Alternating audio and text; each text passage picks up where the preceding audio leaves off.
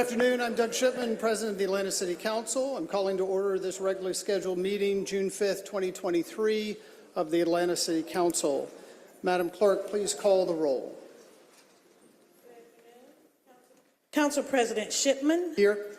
Council members Michael Julian Bond, Matt Westmoreland, Keisha Shawn Waits, Jason Winston, Amir Faroki, Byron Amos, Jason Dozier, Liliana Bakhtiari, Alex Wan, Howard Shook, Mary Norwood, Dustin Hillis, Andrea Boone, Marcy Collier Overstreet, Antonio Lewis. Quorum present. Thank you. Next, we'll move to the adoption of the agenda. It was previously sent out. I would also just note for the record, Councilmember Westmoreland, Councilmember Dozier here. Are there any changes to the agenda? Without any, I would entertain a motion to adopt the agenda. Motion to adopt by Councilmember Wan. Is there a second? Seconded by Councilmember Winston. Any discussion on the motion to adopt the agenda? We can do this via unanimous consent without any objection. Any objection to the motion to adopt the agenda? Madam Clerk, please sound the count on unanimous consent. Unanimous consent of members present is 12 yeas, 0 nays. 12 yeas, 0 nays. The motion to adopt the agenda carries. Next on the agenda is the invocation. We don't have an invocation today. Are there any remembrances before we take a brief moment of silence? Councilmember Lewis. I would like to make sure we pray for my family and pray for the family of Breasia Powell, who we lost at Mays High School 1 week ago. The funeral was Saturday, and we appreciate the support, and we want to keep going. Sunday, we had a dinner, and Nicole was crying all dinner. So it's going to be a long period when you try to console a family, console a mother who lost a daughter who was a superstar. So I want to let folks know that the young lady at Mays that was shot, police were, when you talk about the ambulance making their young family, want to pray for them again. Thank you. Thank you. Any others? Councilmember Amos. Just want to send our condolences to community activist and public education activist Mary Palmer. For all those who've been following APS for years, know that she has been a stalwart supporter of public education. She lost her fight with an illness, and just want to send prayers and condolences to her as well. Thank you. Any others? For these and for those unnamed, would you please join me in a brief moment of silence?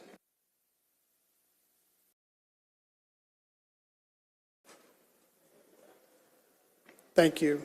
Would you please join me in the Pledge of Allegiance? I pledge allegiance to the flag of the United States of America and to the republic for which it stands, one nation, under God, indivisible, with liberty and justice for all. Next on the agenda are proclamations, commendations, and other special awards. We don't have any proclamations on the agenda today, so we'll next move to statements by elected officials. I do know that we have one elected official with us to speak today, State Representative Roman. As an elected official, you will have up to 10 minutes in which to speak.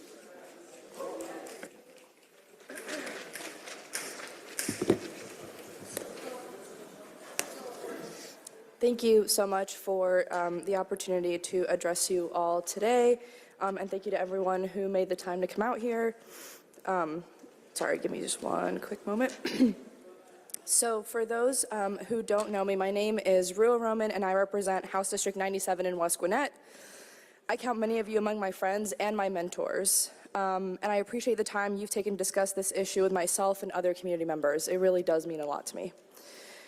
I'm actually nobody's constituent here. I don't live in Atlanta or DeKalb, but as a servant of our larger metro community, I feel it's necessary to draw attention to how this issue impacts our community, state, and our very democracy. The Bitter Southerner published a profile about Tortuguita at the beginning of the year, actually end of last year. The piece itself was heartbreaking because one day a member of our community was active and vibrant, sharing their love of community and working to make the spaces we share better. The next day they were gone. I struggled to reconcile what I read in that piece with the way the events that led to their death were characterized. And just like this project, their death leaves more questions than answers. Before my election, I was a business consultant. I believe in data, I believe in facts and patterns, and I believe that the stories we tell should be rooted in truth as we can know it. The foundations of our democracy require that veracity. I say that to say this. There's a set of facts and data that lead me to say that democracy in Georgia is in danger. This session, I saw an alarming pattern of government overreach. Here are the facts. The Attorney General pursued legislation that expanded his power. We saw a suite of legislation that sought to undermine local control. We saw legislation reinstating mandatory minimums, which we know from decades of data do more harm than good. We saw our right to organize, enshrined in the First Amendment, attacked. Some of those bills are now law, and the ones we defeated are already expected to come up next year. The consequences of these efforts are nothing less than the erosion to our own personal autonomy and agency. Throughout the legislative session, when given the opportunity to reduce tension, our leaders unfortunately chose to inflame them. From the raid that killed Tortuguita to the messaging that criminalizes the expression of our First Amendment right to organize, every conflict that led to escalation eventually centered on this project. And at every opportunity, the community has been ignored, and trust in our leaders and trust in democracy itself has been eroded. And I don't say this lightly, by the way. I'm not, posturing here. It really was crystallized for me when last weekend there was a vigil for Tortuguita, and a constituent in my district who does a lot of work in Atlanta asked if I would attend because they were afraid they'd be harassed by law enforcement. They didn't feel comfortable without the presence of an elected official. A community should be able to assemble without fear of being attacked by the people who are sworn to protect them. Grief should not require an escort. The data and the facts of this situation lead a rational observer to conclude that our public safety officers are acting in their own interest, pursuing the goals of their institution rather than the safety of the public. The escalation of police misconduct enabled by inaction must end. We've been told that the community was informed of plans for this project and that there has been a lot of transparency. However, the site of our vigil for Tortuguita was a church that is right next to the new development. Yet somehow they had no idea they'd be conducting services next to a shooting range. They didn't know. They were actually very shocked to find that out. And about the shooting range, on the other side, there's a juvenile detention facility. Has there been any thought given to what the constant sound of gunfire, essentially war, might do to the children in that facility who are already facing immense challenges? Because of the mis and disinformation surrounding this project, we have more questions than answers, more speculation than fact. We've been told that the options are to develop this property as a training center or allow it to remain in disrepair. Are there really no other options? And what guarantee do we have that the promised mitigations, the alleged community benefits like replacing a blighted site with hiking trails, will come to fruition? Once the training facility is built, will the budget for the improvements that make this palatable disappear? This will only serve to erode trust in our institutions and in democracy itself. This project has come to mean more than the funds appropriated or the construction process. It has become a test to determine whether or not we can hold those who abuse their power accountable, for those who seek to undermine our ability to organize, who would diminish our agency in order to bolster their own, for people like the Attorney General, for all of them. Allowing this development signals that they will not face consequences. The raid on the Atlanta Solidarity Fund was an attack on our values. It was an attack on our community. I know it was an attack because our two U.S. senators decried it as such. The people who are undermining our communities and our political capacity want you to move this project forward so that they know you won't hold them accountable for the attack on the Solidarity Fund or the campaign they continue to wage against our communities. The sad reality is this is now bigger than just a local issue. If you approve this project, you take a side.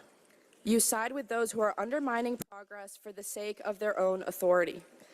The means by which we protect the powerless, the institutions that help our neighbors navigate the increasingly punitive, expensive, and excessively convoluted legal system are at risk. Today, it's the bail fund. Tomorrow, it'll be abortion funds. All of this makes it increasingly difficult to protect the marginalized and vulnerable. As our messy, fraught democracy gives way to authoritarianism, you'll be siding with the strong few against the just many. And that's why this issue requires my attention and the attention of the state. We're risking local control. We're risking democracy itself, and without action, without consequences, the bad actors in our community will continue to pursue this campaign that weakens all of us and all of our communities. So I'm here to ask you and implore you, please table this project, recommit it. Let's find some answers to these just questions as it relates to everything from budget to funding to the consequences of building this facility in the place that we've chosen to build it. For your community and mine, your family and mine. Today you'll hear from hundreds opposed to this project. Not everyone will be polished. It's not their job to be. But I hope you'll hear the concern and anguish this has caused and take this as an opportunity to restore faith in our governing bodies. It's why I personally ran for office, because I firmly believe that we can restore trust in our institutions, but we can only do that if we listen to the people who got us here. I thank you for your time. I thank you for your deliberation. Thank you. Thank you, Representative.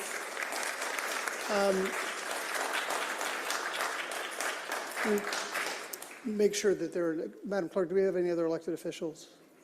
No. Okay, so we will move to the general public. We have over 350 folks signed up, so we have a lot of folks today. Like last time, I'm going to ask that we just keep the cheering down so we can keep everything moving quickly so that everybody at the end of the list has as much chance at the beginning. I'm going to call 10 in at a time. We're going to let the front row be where those 10 are seated so it makes it easier to get to the podium. I apologize in advance for mispronouncing anybody's name, and I'm doing my best to look through all of the lists around time that's been allocated to others. It'll be 2 minutes unless you have time allocated from others. First, we'll have Reverend James Woodall, followed by Killian Boatley, Jamie Bork, London Grimes, Darshan Margaram, Maudrey Giles, Alan Lee, Gary Spencer, James Davenport, and Jacqueline Eccles. Those will be our first 10 speakers. There are still people waiting to sign up too if they can be added. We would appreciate it. Someone make a motion to allow. The sign up, just as clarification, the sign up sheets per code, the sign up ends when public comment begins. So first is Reverend James Woodall.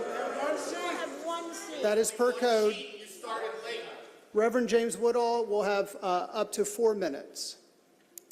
Mr. President, I think I should have had an additional 4 minutes, which would total 6. I'm looking through. Someone make a motion to suspend the rules so that people can still sign up.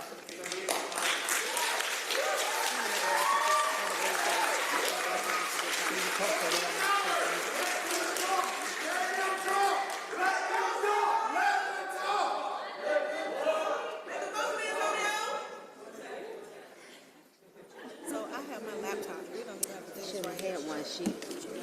5 sheets. Reverend- Here are those missing sheets. I just got the new sheet. Reverend Woodall, you have up to 6 minutes. Make a motion. Handicapped elevator, the elevators were stuck. We're not allowed to come up. So we could not get up here to sign up. Up to 6 minutes.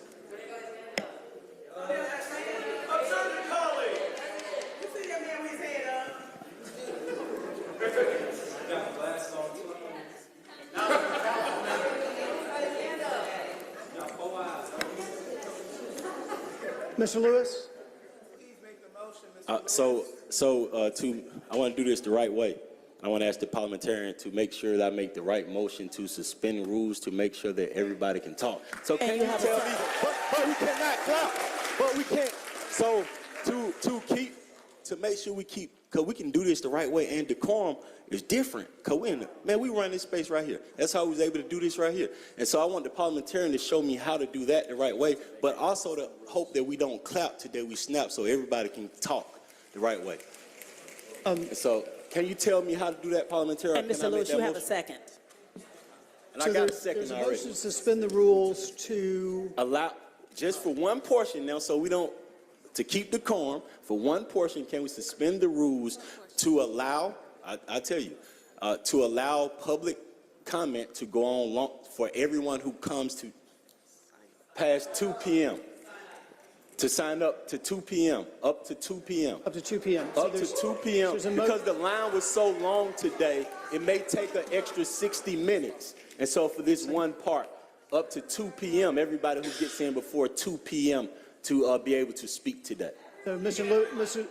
Lewis is making a motion to extend the sign up until 2 p.m. Councilmember Waits, are you a second on that motion? I'm a second, and also I think given the seriousness of the vote and the fact that we're talking about a $67 million conversation, I think it's in order. So I would like to ask the law department, because the public comments is in code, and so I want to ask the ability of council through a motion to change code. Good afternoon, Amber A. Robinson, City of Atlanta Department of Law. There are two issues at hand. No, ordinance cannot be waived by a motion of the council. An ordinance can only be waived by another ordinance. An ordinance requires 2 reads of council and thus cannot be accomplished on the floor during one meeting. Also, there would be constitutional issues with taking this action. So, Mr. Lewis. And so I want to bring the parliamentarian in, because I want to listen to the parliamentarian to let us know first. Parliamentarian is, I'm happy to let him speak, but he's let me know that he agrees with the interpretation of law. Okay, and that's the furthest we can go from on this. So I would have to rule your motion out of order because it is not an ordinance. Councilmember Boone? Yes, Mr. President, to the law department and to this body, we received emails at apparently 11 o'clock stating that there was only one sign-in sheet, which means that the law department, I would like to ask Ms. Amber Robinson to confer with the city attorney to make sure that we were ready to receive this body. We are hearing that there was only one sign-in sheet. That is not acceptable.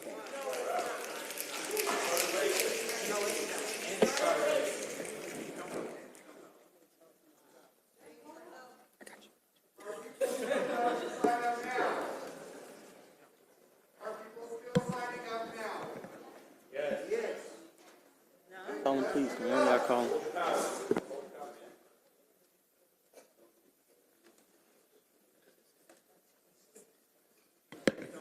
And President, I think my goal is the same as everybody else's goal here, just to make sure everybody here can speak, but want to do it the right way.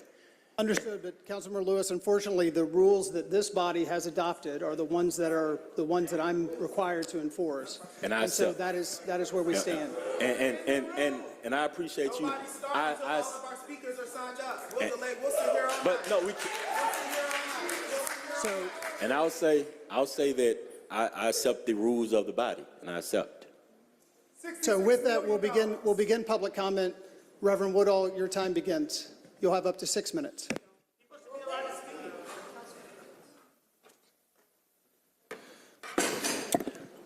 To the members of this body, my name is Reverend James Woodall, and I work at the Southern Center for Human Rights. And I want to be very clear that the precedent that this proposal and the process that we have experienced has set our expectations very, very low, quite frankly.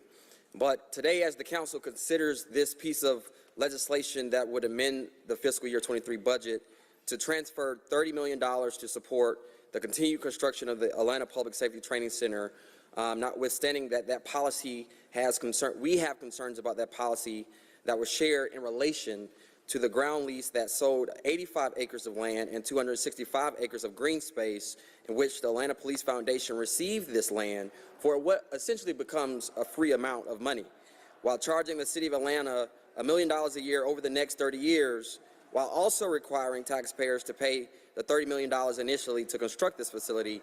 What meets us in this moment is immoral and undemocratic.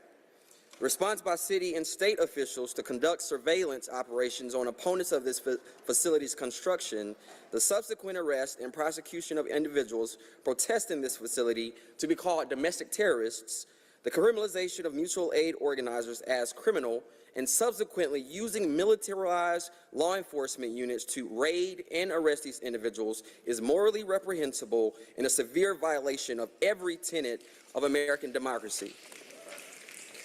As we walked into the People's City Hall, we were greeted with bomb dogs, SWAT units, officers donning AR-15s, and a heightened security protocol that presents, even if not intentionally, a chilling effect that seeks to chill speech, discourage people from voicing opposition, and ultimately holding our elected officials accountable in this very moment. That reality demonstrates why thousands upon people oppose this project. Because it is true that many of those who oppose this facility have a severe dislike for police. And that is their right as Americans. That is their God-given right.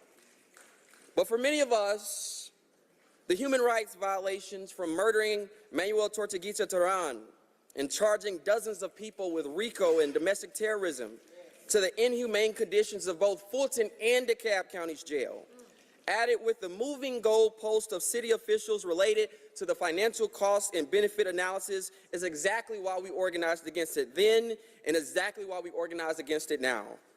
A vote today for this paper is a public endorsement of war, of human rights abuse, of militarized streets in our city, and a destruction of the constitutional protections of speech, due process, representation, and ultimately dissent. Today's voice will demonstrate to we the people if Atlanta is truly a city of civil and human rights, which I believe this body passed resolutions declaring so. But this vote would demonstrate whether we hold true to that claim or if we are an international city of fascism and authoritarianism. And so I implore each of you today to choose wisely. And in that choice, I ask that God may have mercy on your souls. And to be clear, this proposal was not the organizing cry of the city's uprisings in 2020. What our calls to demand and our demands were justice and accountability. And in this piece of legislation, neither are included. And so I implore you again to recommit this paper back to the committee. Do a proper vetting of where our tax dollars are going so that we can truly get to public safety, because this, unfortunately, is not it. And with that, Mr. Chairman, I yield the floor. Thank you. Next up is Killian Botley, or Botley. You'll have 2 minutes.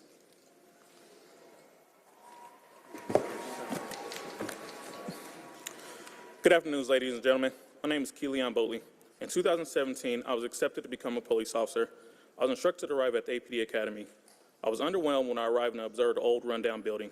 I had expected a department of this scale to be up to date with their training facility. I still gave it to the benefit of doubts in hopes that this wasn't the case, but unfortunately, I was wrong. My career began as a recruit, and I learned that this facility, where we were receiving training, was elementary school. And at one point, recruits were trained on one side, while children were learning on the other side. I then learned that the public school realized the facility was not in good conditions to teach children and left the property. During my time as a recruit, I learned that APD had cadre staff there that was extremely knowledgeable in every niche of policing. They had over 100 years of policing combined between the staff, which allowed them to lean on one another to help produce some of Atlanta's finest. I did notice that they had their hands tied when it came to being able to train us. There is no shortage of experience being shared with us, but a major aspect of this profession is being hands-on, which means we did a lot of training scenarios. This profession cannot just be taught in the classroom. You need to go through scenarios. I, however, did notice a lot of our scenarios were makeshifts. meaning that we had to play make-believe with our environment. Our training room was a small room. We had to pretend that when we went in that room, it was a house, apartment, or even a store. We needed to imagine that this is our environment during these scenarios because the staff had to work with what they had. During our traffic stop training, we had to use the field in the park because we had 0 private streets to practice a traffic stop, which is one of the most dangerous things an officer will ever do in his or her career. When it came to learning how to operate a patrol car, we had to ask to use South Fulton PD EVOC track. To practice skid pad, we had to drive down to Forsyth, Georgia. Both these courses are state mandated, and because we don't have our own facility to operate these programs, we are now at the whim of other department scheduling. As state of policing evolves, it is crucial that not only is Atlanta up to date with the training, but leading the way of 21st century policing. Thank you all for your time today. Thank you. Next is Jamie Bork-Launer. Thank you. You'll have up to 2 minutes.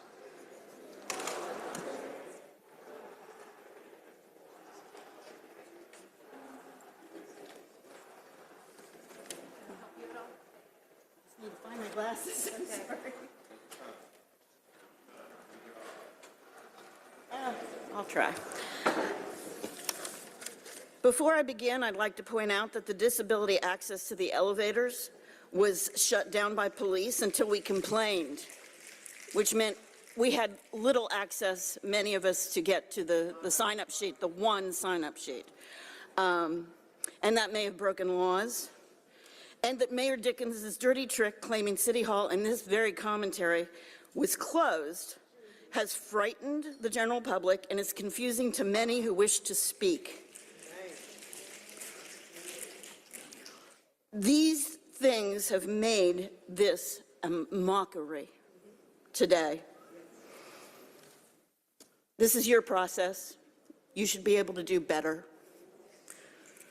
Okay, now, my name is Jamie Lochner, and I live in DeKalb County, and I'm asking you to save your careers here. Vote to put this back in committee. You can do that. Use whatever excuse you want. We don't care. We don't care. Make us out to be the villains, but just vote to put it back in committee. It's not ready to come out. It's not ready for you guys to make this major vote. But if you have to, vote no. The public facility is not for safety. And while I'm sympathetic to the firemen who have been tied to this dubiously funded facility, despite $1 million being cut from the fire and rescue portion of the facility's budget, it's clear that fire and rescue are not the real priority of what we call Cop City.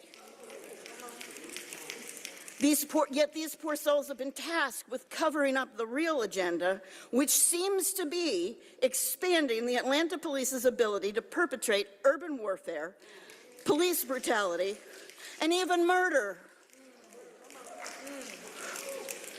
Time has expired. Stop Cop City. Thank you. Next will be London Grimes. You'll have up to 2 minutes. Good afternoon. My name is Lyndon Grimes, and I am here with my 4 siblings, Liana, Danny, Delilah, and Delaney.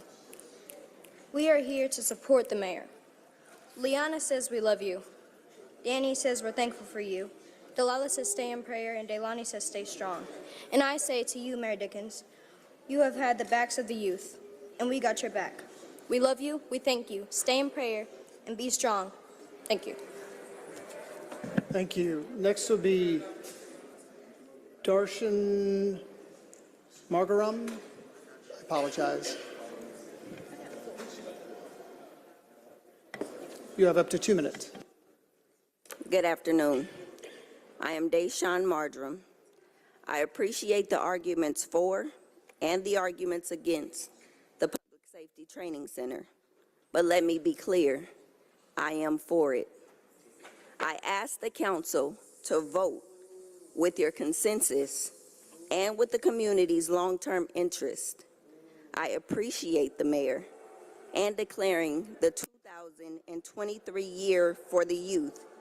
He, our mayor, has come under ruthless and privileged attacks, but I am not here to defend him.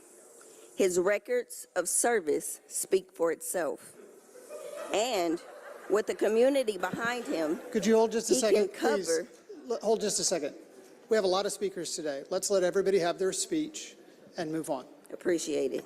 He can cover the ground he walks on. I am here to thank the mayor for giving a voice to those without access to power or money, and giving love and care to those who can't vote, even for our youth.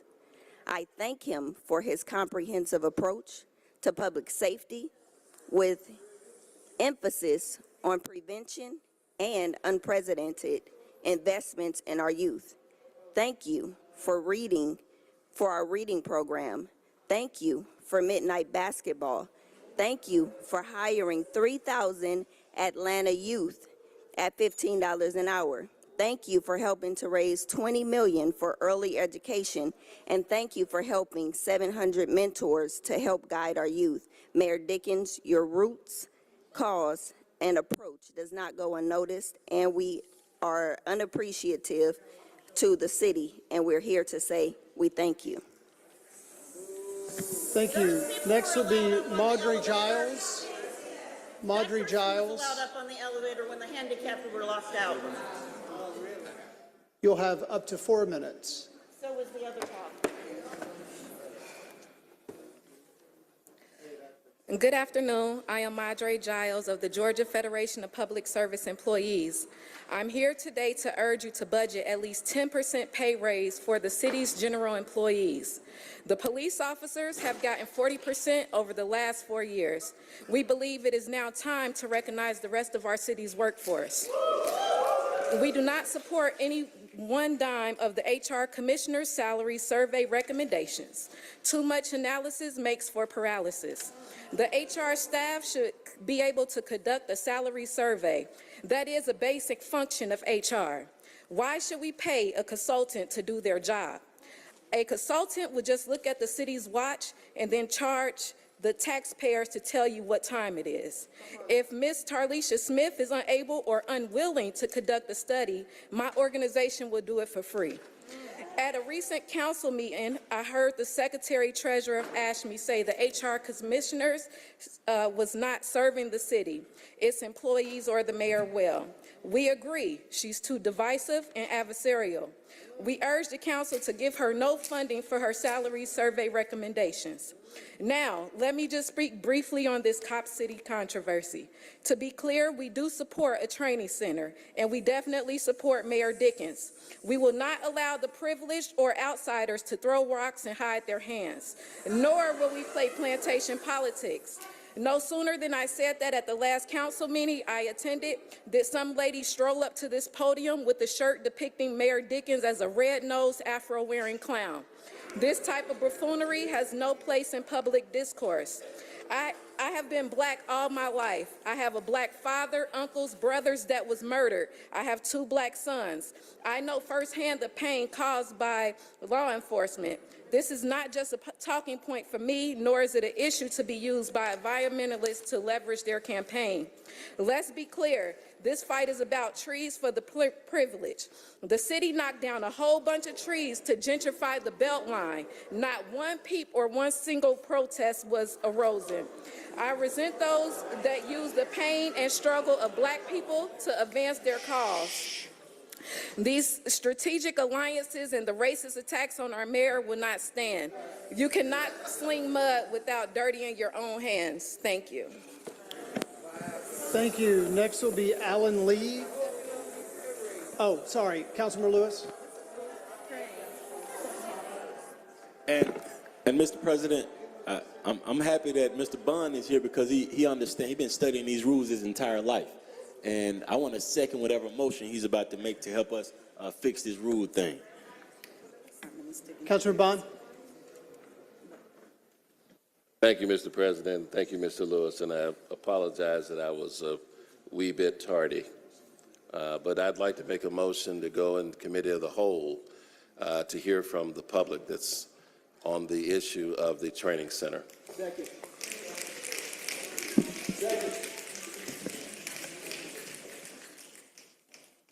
There's a motion to move into committee of the whole by Councilmember Bond, seconded by Councilmember Lewis. Is there any discussion on the motion to move into committee of the whole? Councilmember Juan. So how does that work? So we go into committee of the whole, it's like a committee meeting, and we go into unlimited time per speaker. Is that the intent? I mean, I just want to understand before we go in that direction. Councilmember Bond. Thank you. Thank you for the question, Councilmember Juan. Going into committee of the whole, I would be open to a friendly amendment for a certain period of time for those who have not yet signed up to speak. I sent a text to the group earlier today suggesting that we, at a minimum, allow those who are in line when who are in line to sign up be allowed to speak in much the same way as people who are in line to vote when the polls close at 7 o'clock are also allowed to participate and use their franchise. So I would be open to a friendly amendment for that or some similar suggestion. But I've just walked through the atrium. I'm glad that I was delayed because I see the citizenry here that is here to petition their government, and they, regardless of whatever side of the issue that you find yourself on, I believe it is our greater obligation to hear from the public, even if we might not necessarily agree with what the public has to say. And I'm sorry, what? I've gotten a suggestion to allow the sign-up to continue until 2:30 so that people can sign on. Or we're going to committee of the whole, so they have to be able to, they'd have to be able to sign up, up until 2:30 while we're in committee of the whole. Because what time is it now exactly? 1:42. 1:42, so that's almost an exact hour. Almost.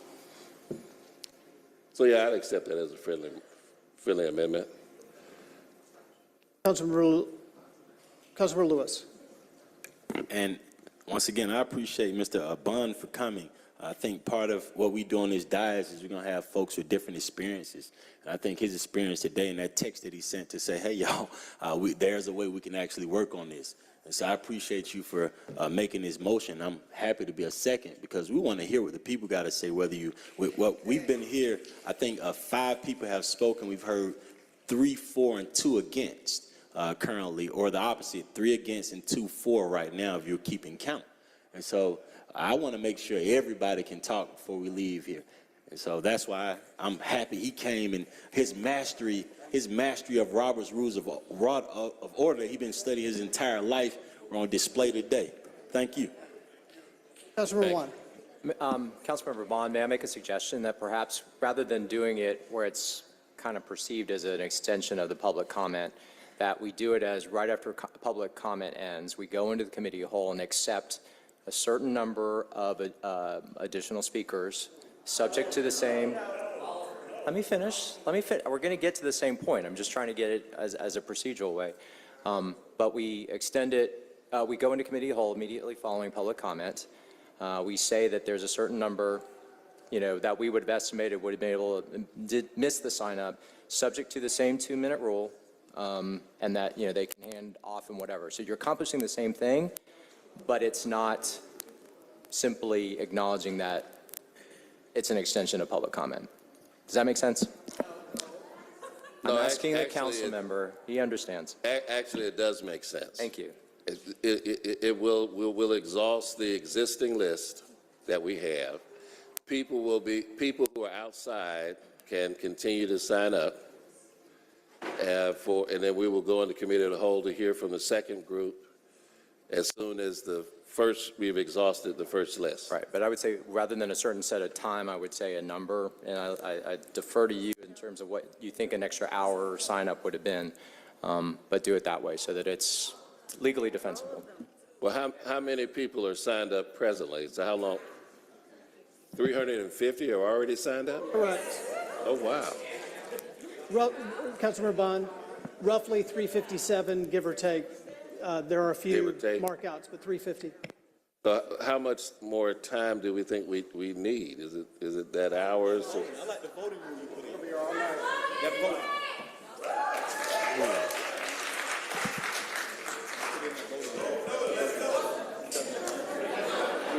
Well, okay.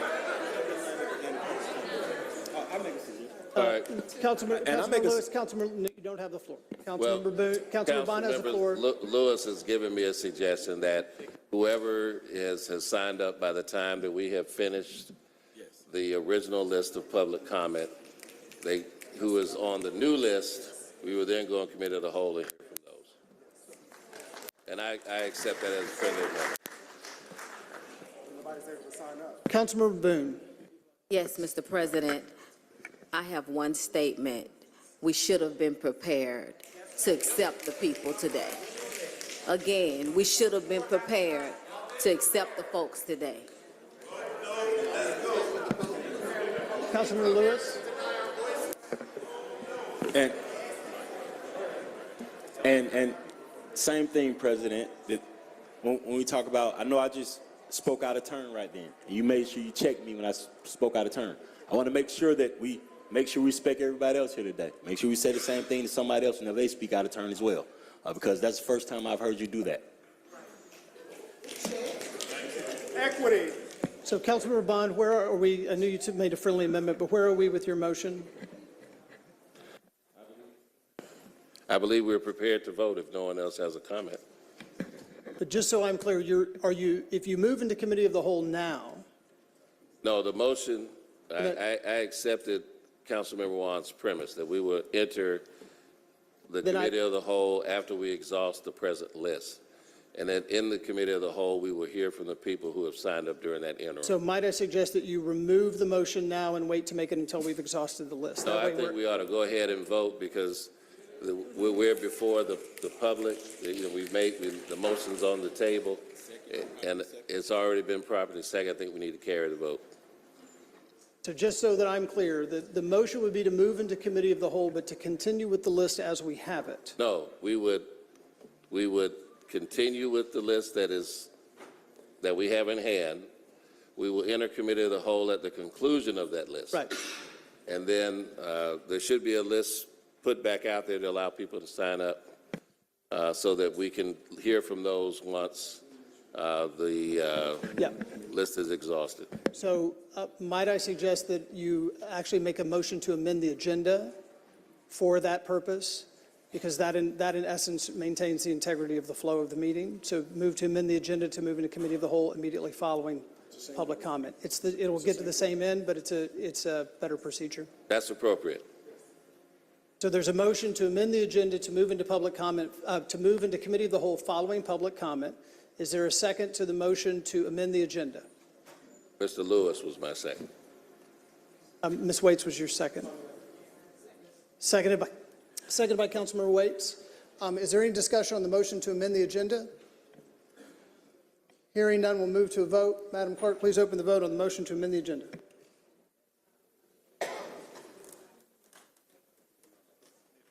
The vote is open. Will all members please vote?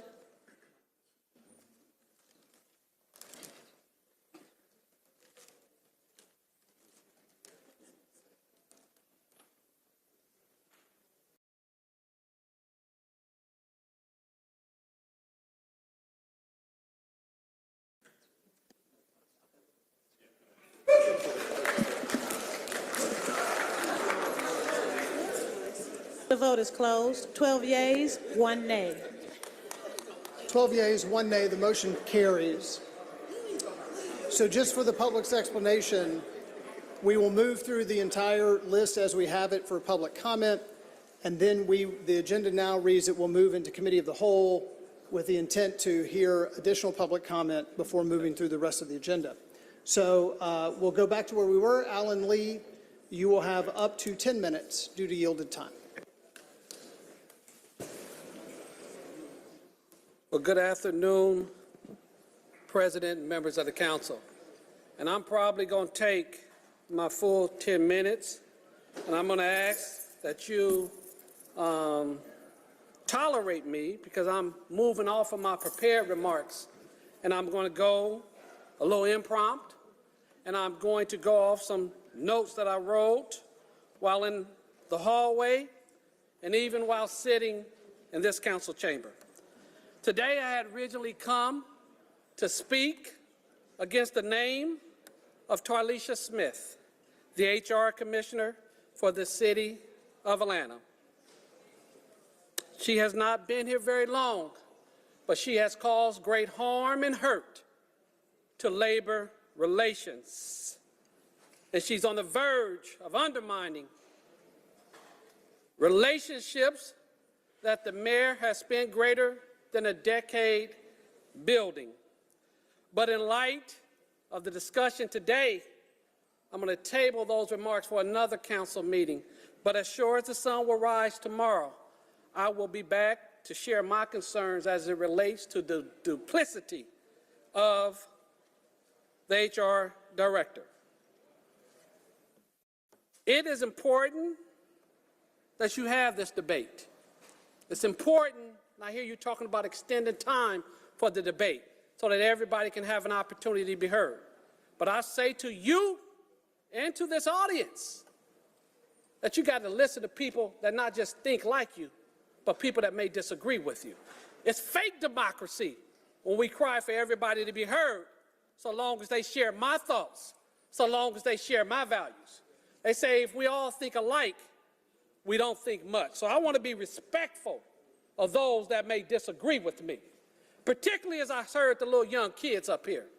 Some of the negative and mean-spirited remarks for so-called adults.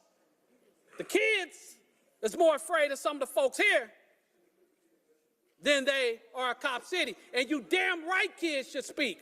We should encourage our kids to be engaged in democracy. This is Civics 101. We should not use nobody as a prop. We should not use nobody as a prop. We shouldn't call things multiracial unless they're multiracial. We should not say this is about public safety if it's about trees. And I rock and roll with the environment. I really do. That's a great cause. But let's not use the hurt and the harm and the pain of people to advance our cause. I want it to be multiracial. I want it to be black, white, and brown. I want it to be abolitionists, environmentalists, gay, straight, and everything in between. But just because we say it don't mean it's so. So let me say this, and I want to include the immigrants. I want to include everybody. But inclusion is real inclusion. Because I'm with you when you say, Viva Tortuguita. And I mean that with sincerity. I'm with you when you say we got real questions about a man being shot 57 times. I'm with you when you say he was shot in the hands which indicate his hands was up. I'm with you when you say we need outside investigation because the police can't investigate themselves. I'm with you when you say Governor Kemp is full of shit with his talking points. But let me be clear.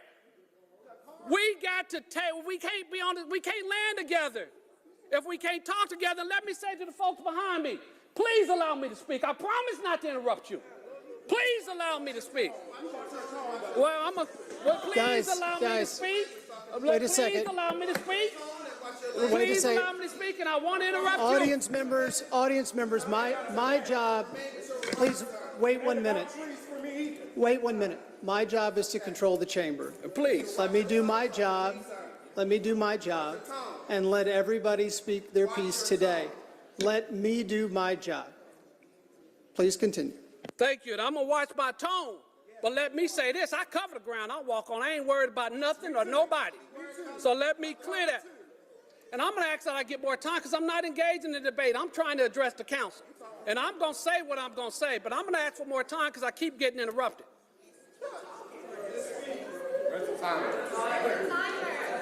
So let me Would everybody, excuse me, hold on just a second. Guys, we have, stop just a second. Stop just a second. Can I speak now, please? There's only one person who's going to run the chamber today, and that's me. We're going to move through this. We got 357 people. My first priority is that number 357 gets to speak, just like number 1 or number 10, no matter what they say. I would hope that you would have the same respect. You all have come down here, respect each other's time as much as you respect yourself. I would implore every speaker, no cursing. We have children in the chamber. We have children watching online. Now let's work together and move through so that everyone can say their piece without commentary. Please proceed. Well, thank you. And I do amend my remarks to call it bull manure. But let me say that in the spirit, because I've spent a lifetime engaging in civil disobedience. I spent a lifetime engaging in protest.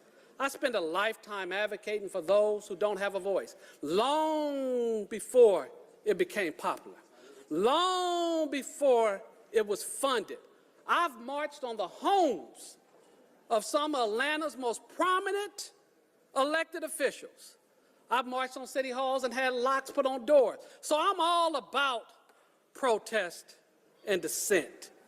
I'm reminded that Martin Luther King protested and engaged in dissent.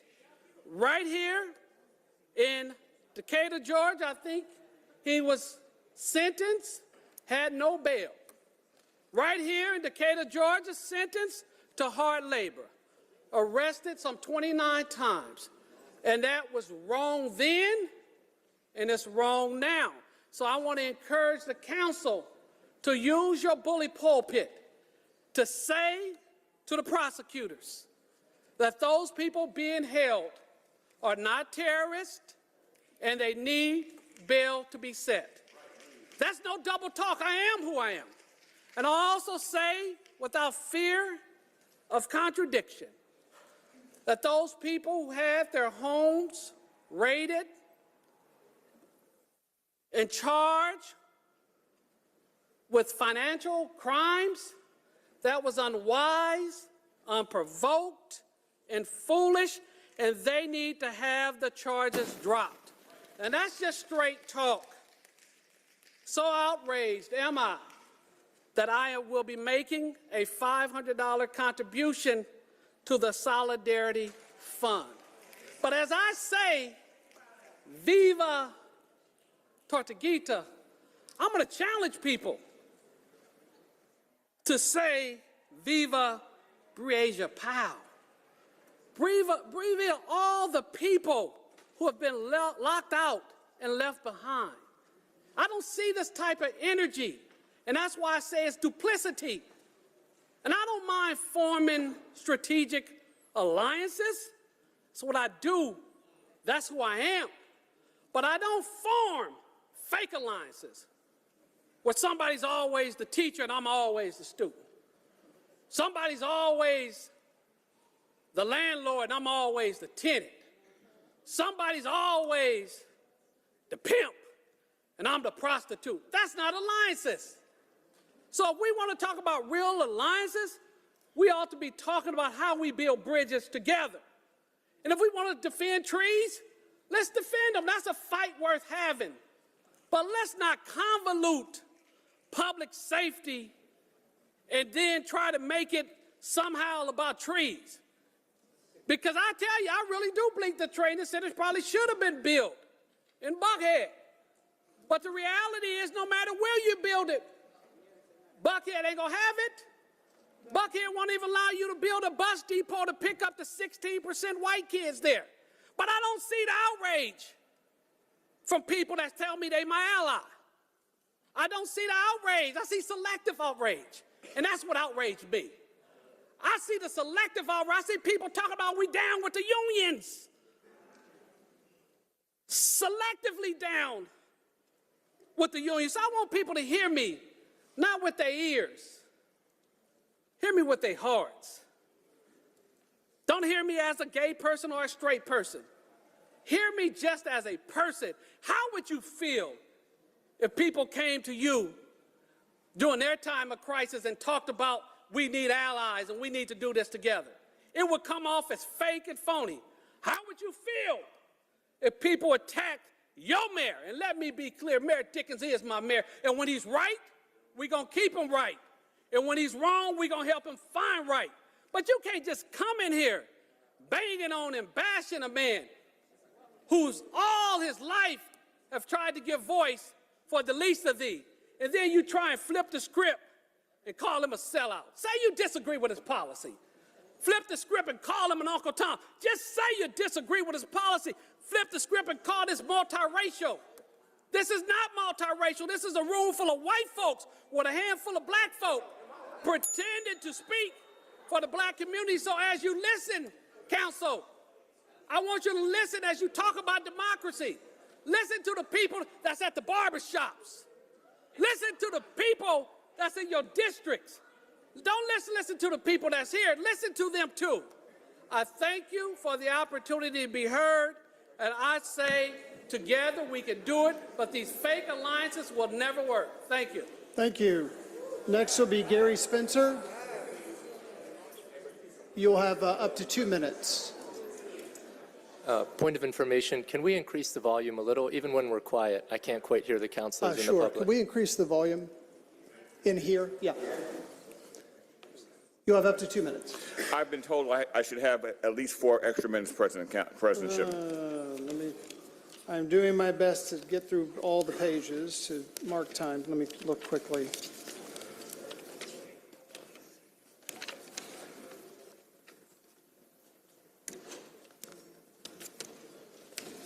There's one.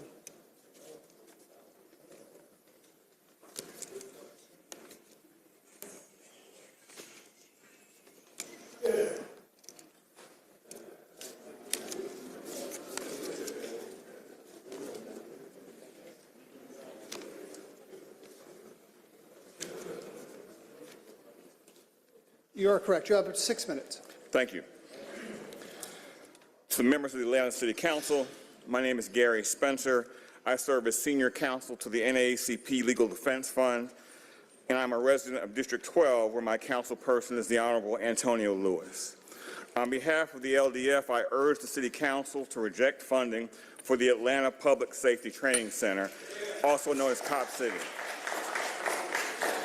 To be certain, what you are voting on today is a military facility.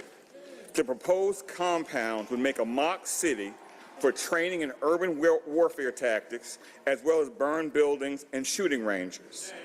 The policing promoted by this facility will not make Atlanta safer. In fact, it will put our communities, particularly our black and brown communities, in significant danger. Research shows that as police forces in the United States become more militarized, they become more violent. This is not only because of greater access to high-powered weapons and war zone training, but it is also because militarization instills a culture that permits and even encourages a greater use of force. It leads officers to develop an us versus them mentality that can lead them to view community members as the enemy. As this culture grows, police increasingly use the military tactics to deal with low-level offenses. SWAT teams become relied upon to execute routine search warrants. A 2018 report by the National Academy of Sciences found that militarized police deployments have little to no effect on crime or officer safety. They do, however, have severe and deadly consequences for our citizens, especially black people.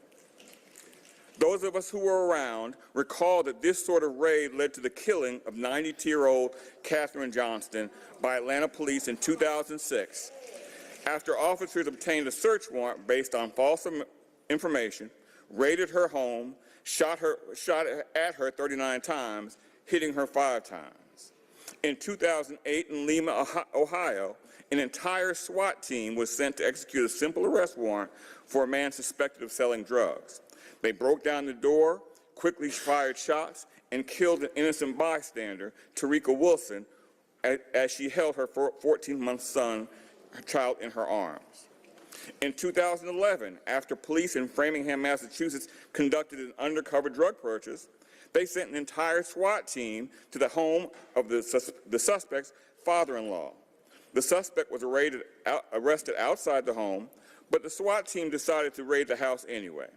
They battered the door, deployed flash grenades, and fatally shot Yuri Stamps, a 68-year-old man who was sitting in his living room watching a basketball game.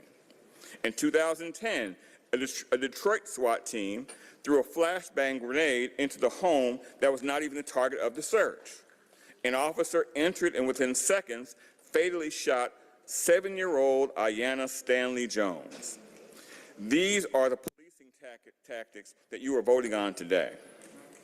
It may come as no surprise to you that all the victims I mentioned are black. Militarized police are disproportionately deployed in black communities. People of color are subjected to military-style drug raids at an overwhelmingly disproportionate rate. SWAT teams are also more likely to be sent to execute a search warrant if the target is black. In 2014, the American Civil Liberties Union analyzed 16 jurisdictions, and in every one they found that black people were more likely to be impacted by a SWAT raid than white people, often by a large margin. So today's vote is not simply about constructing a facility. It is about perpetuating militarized policing that will endanger the lives of our residents, our visitors, and put the black people and the brown people in Atlanta at a heightened risk of police violence. It is telling that such a facility is proposed on this particular site, where the Muskogee people were forcibly driven from their homes, where black people were enslaved and forced to labor on a plantation, and where a prison labor camp operated for most of the 20th century. This location has a solemn history of state-sponsored violence against black and Native people, and that legacy must be remembered and ended. Building this facility will not commemorate that history, but will perpetuate it. LDF urges the council to vote no on funding this militarized police training facility, and instead make investments that are necessary to create true public safety.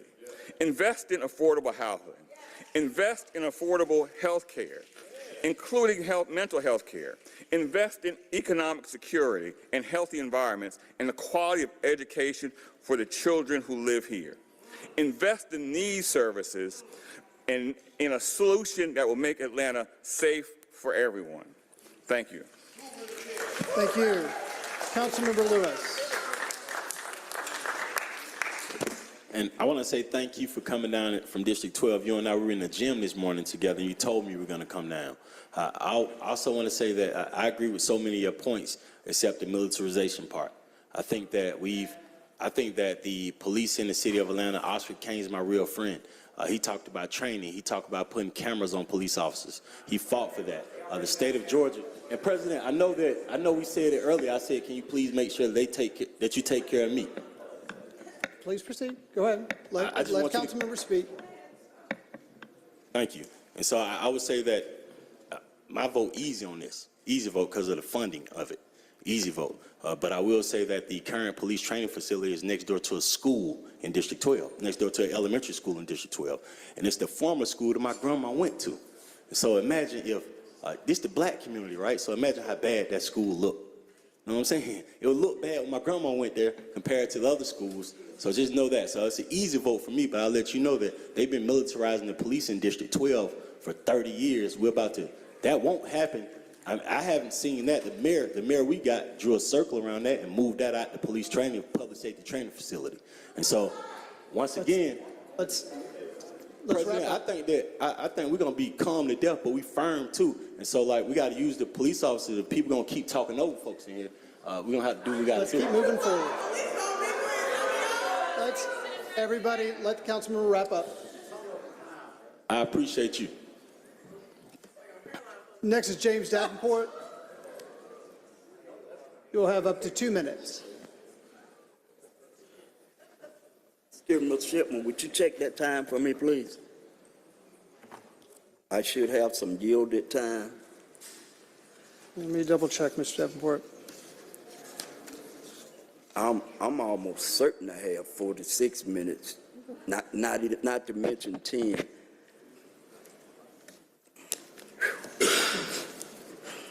I'm still working through the back sheets, so just give me one moment.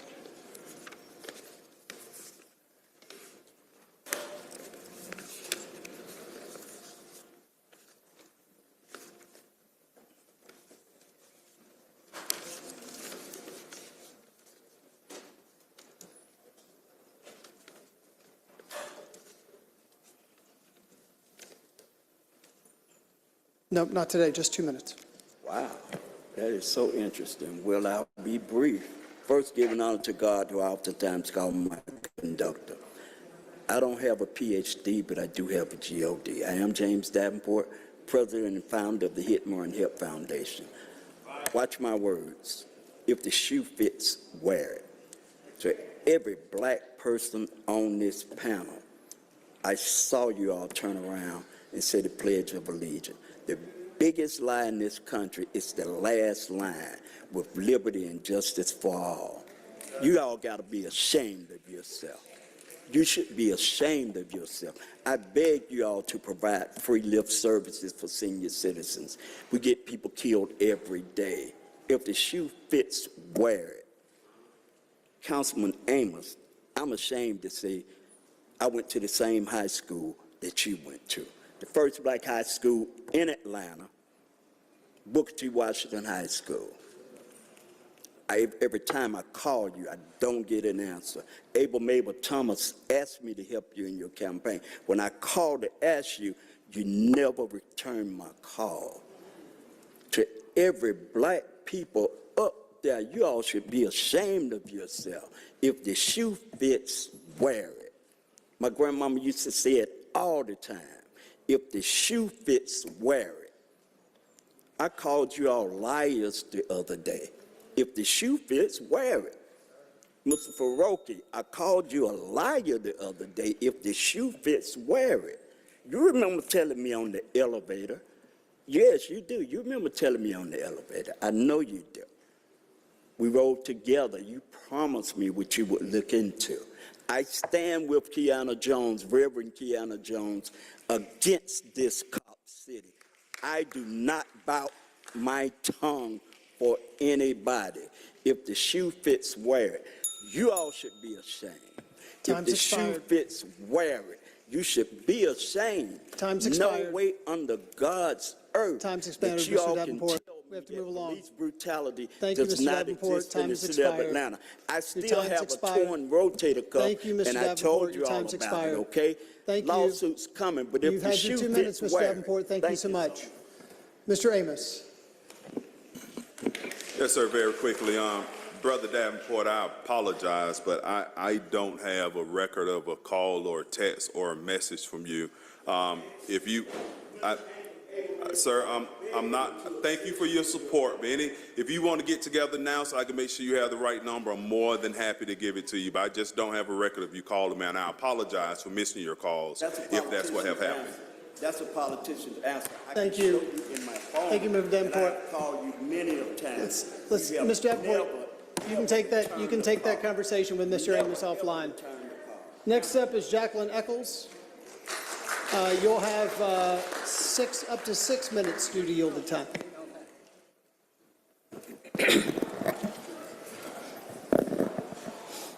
Council members, my name is Jacqueline Eccles, and I'm board president of South River Watershed Alliance, a position that I've held for 12 years, but for longer than 25 years. The organization has worked to improve the community and the environment along the South River and its tributaries in the city of Atlanta, particularly the city of Atlanta and DeKalb County, particularly South DeKalb County.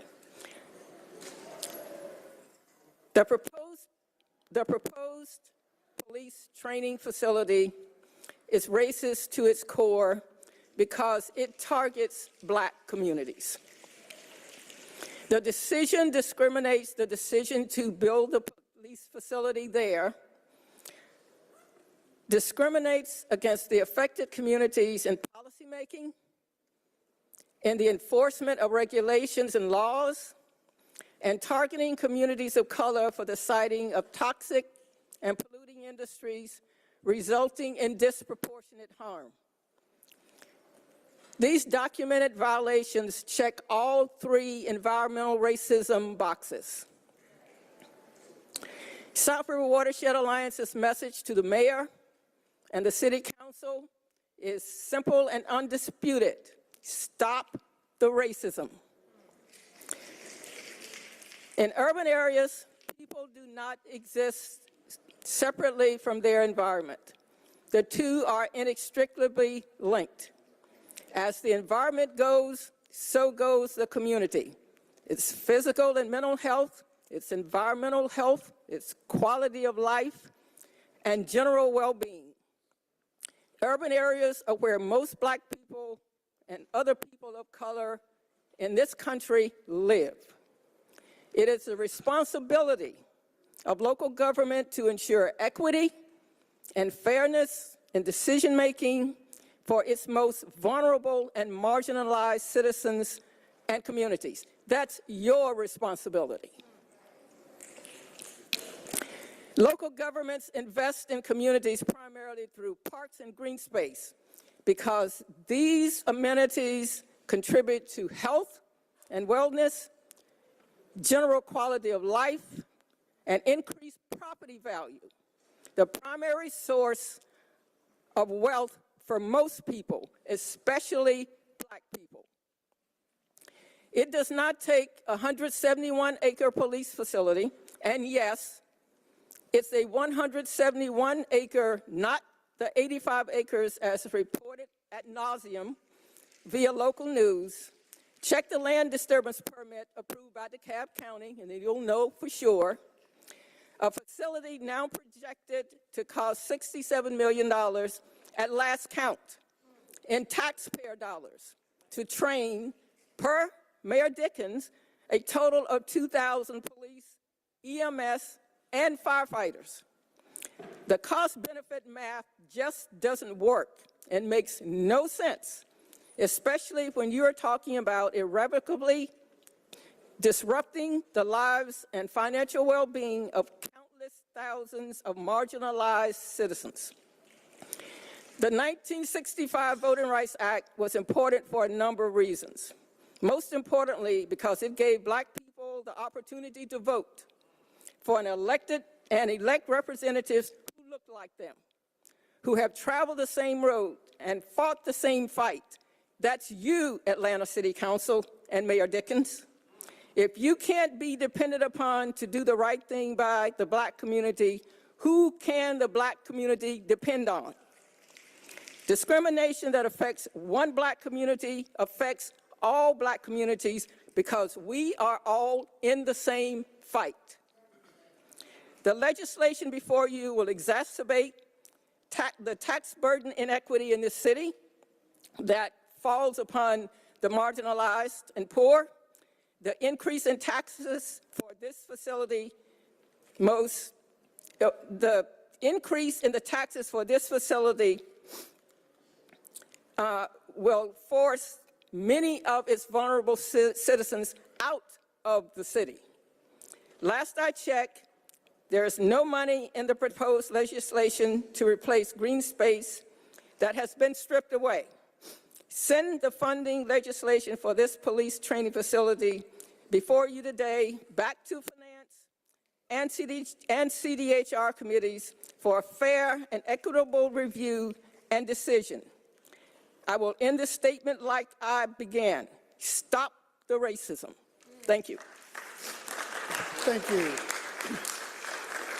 Next group, John Salveson, Devin Franklin, Joya Thornton, Shannon Gagero, Raquel Thomas, Chase Oliver, Zola Eichler. Thank you. John Salveson, you have up to 2 minutes. Thank you. My name's John Salveson. I'm the Republican candidate for the 4th Congressional District for 2024. I'm 110% against Cop City for the following reasons. Number one, It's militarization of the police department. And I talked to the top lobbyist, and he said, nah, it's what all the protesters and hippies all say. And I say, well, how come you're requesting funding for a helipad for a Black Hawk helicopter? The money, which is now at $71 million, I think could go to better things for the officers. From what I understand, their laptops are abysmal. The keys fall off of them. They have to borrow each other's laptops. They have to switch around on cars. They're not allowed to bring their cars home. And their pension fund is ridiculous, 1% for anybody who cares, 1%. You guys deserve better. And this money that's being wasted for Cop City could go towards these things that we really need for the police department. I'm totally against it. I will say that if I get elected in the 4th, we got plenty of land out there. We'll find a way to give away some land or whatever and cooperate with you to have training facilities, not to get AK-47s against, our own citizens, but maybe to train them for situations like mental illness, where somebody's mentally ill instead of shoot first and ask questions later. I thank you all for what you do for our community. I really do. Some of you have been in this for a long time, and I recognize a lot of you.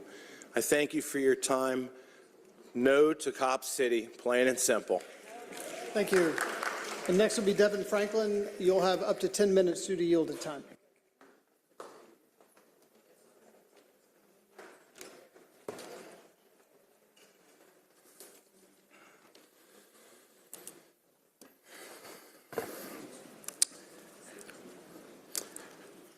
By definition, a red herring is a piece of information that is intended or actually misleading or distracting. Today, I posit to you that actions by state actors, too, can be red herrings. That being said, if only for a moment, I'm going to take the bait. As I'd be remiss if I did not talk to you all about the shameful and performative raid on Atlanta Solidarity Fund. That's not what I wanted to talk to y'all about today, but I got to. Marlon Couch, Adele McLean, Savannah Patterson. We live in a world where the Atlanta Police Foundation openly advertises on its website that you all are only giving $30 million to a project that we now know you're giving $67 to. And they tell people that in their efforts to raise what's supposed to be their $60 million, I find it really inconsistent that the Solidarity Fund is the one being charged with charitable fraud. And not the Atlanta Police Foundation. It's laughable, honestly, that the actions pursued by this body to construct this facility, the tone of everything around that is what has created a place where people engaged in constitutionally protected acts of First Amendment rights, agencies that look to make sure those persons have representation and that they're able to make bond are targeted. You all may not have signed the warrant. You all may not have given a direction. But those of you who have proposed and supported this project are complicit in the harms that have been effectuated, not just upon Sol Fund, but upon all these organizers.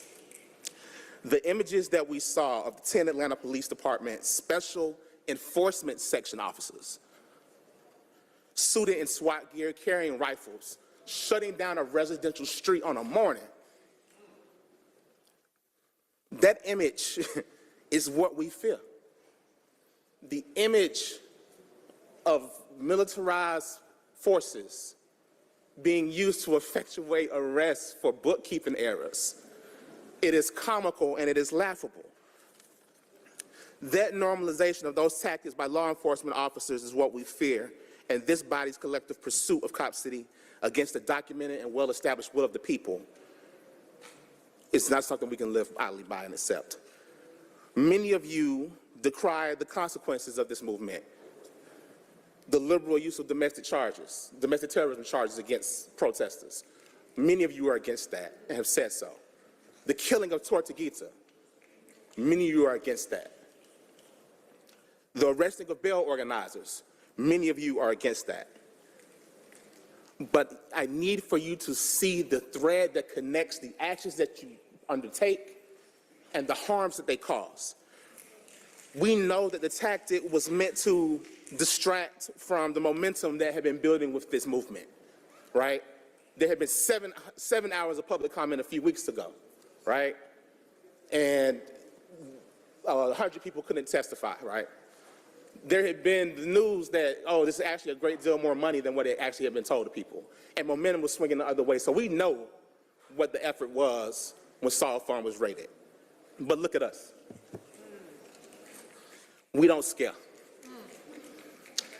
Struggle is ordained by God, and we are engaged in a beautiful struggle. So now that I said that part and acknowledged that, I'm going to get to what I actually came here to say. Not like this. You all are going to do what you're going to do, but I ask you not to do it like this.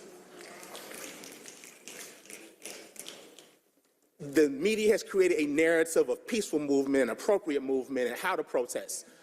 And largely, people have done that and have tried to do that. But I can't help but wonder if you want peaceful movement, not because you actually believe in the proponents of it, the philosophy of it, I wonder if you only care for peaceful movement because it is easier to ignore. If you are going to ask for the citizenry to participate in government in a certain way, you need to do so yourselves. Don't just let us be heard. Hear us. Engage with us. It's been said by so many people that the mayor likes to draw circles. I see it. I can see the circles that he draws and how small they are, right? I posit to you all that as opposed to actual circles, he's drawing lines. And I show you that because look at who's here today in large numbers. Look who is not here today in large numbers. There are people who don't have to come to public comment to be heard because they can go to the mayor's office and be responsive. When I say not to do it like this, don't ignore the people or the processes or your own hesitations. I know that a number of you have an issue with the way that the process went down, how you all were told that this was going to happen and then asked for your votes. I know so many of you don't like the things that come with it. We talked about the domestic terrorism charges and things already. I'm asking you to do your job and engage in good governance. We can argue over policy. I have issues with police, but that's because I had a gun put in my head when I was 14 years old by an Atlanta police officer. Thus, that's my issue, right? There's a difference in us disagreeing about policy and you all going forward with bad legislation. And this ain't the first time I had to come and talk to y'all about bad legislation. I know that some of you all have great regret behind the ACDC lease. And I will remind you, that was a lease that was designed to get men off the floor at Fulton County Jail. And we were told that they would move men at a pace of 100 a month.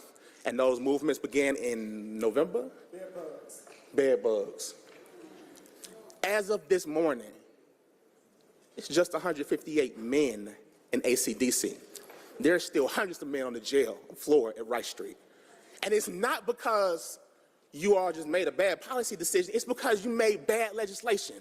Myself and others at Southern Center conducted like an hour-long conversation with you all from this very podium and told you the portions of that legislation that would not work. And I'll be damned. I'll be damned if we weren't right. And I don't come here to brag about that or boast about that, but I'm here to tell you, if I've told you that before, I'm telling you it again. There is something flawed in the sauce. The eggs are rotten and you're still trying to make an omelet.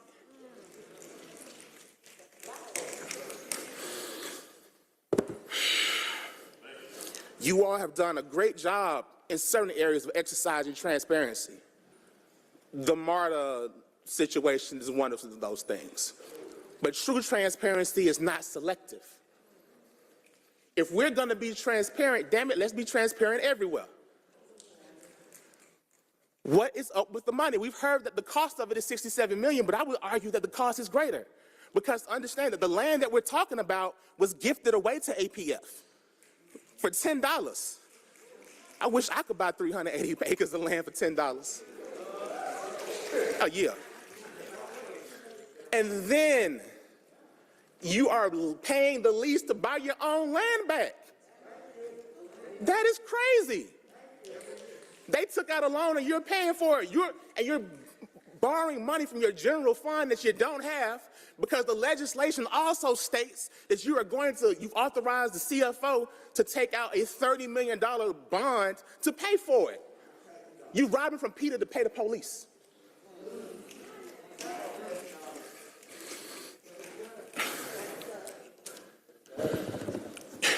There is so much good that money could do, but only if you actually do something with it. I ask you again to consider actually investing and funding the Office of Violence Prevention. You want to prevent violence, but we ain't doing it. You have a staff of 1, okay? And I don't often come to this podium to criticize comments by other people, even though I disagree with them. And I forget my brother's name who spoke earlier and was all over the place. I wish he was here, because I'd hate to talk about folks when they're not in my face. But if you don't understand the topic, don't speak on it. Environmental racism is a literal thing, and it's not hard to read about. I want you all to understand that your souls are for sale. I don't know how many pieces of silver it costs for Andre to do his business in the way that he does. But I ask that you say that the compensation required for your soul is the voice of the people. Time's expired. Pay for it. Thank you. Next will be Joya Thornton. You'll have up to 2 minutes. Good afternoon, Council. Good afternoon. Good afternoon. I want to make sure everybody is up. Before I start, I'm Joya Thornton, National Policy Strategist at the Southern Center for Human Rights. I want to make a procedural note that they are not allowing folks to sign up outside. So we definitely need to make that note and stop Cop City. Thank you. Next will be Shannon Gagero. You'll have up to 2 minutes. I should have 6.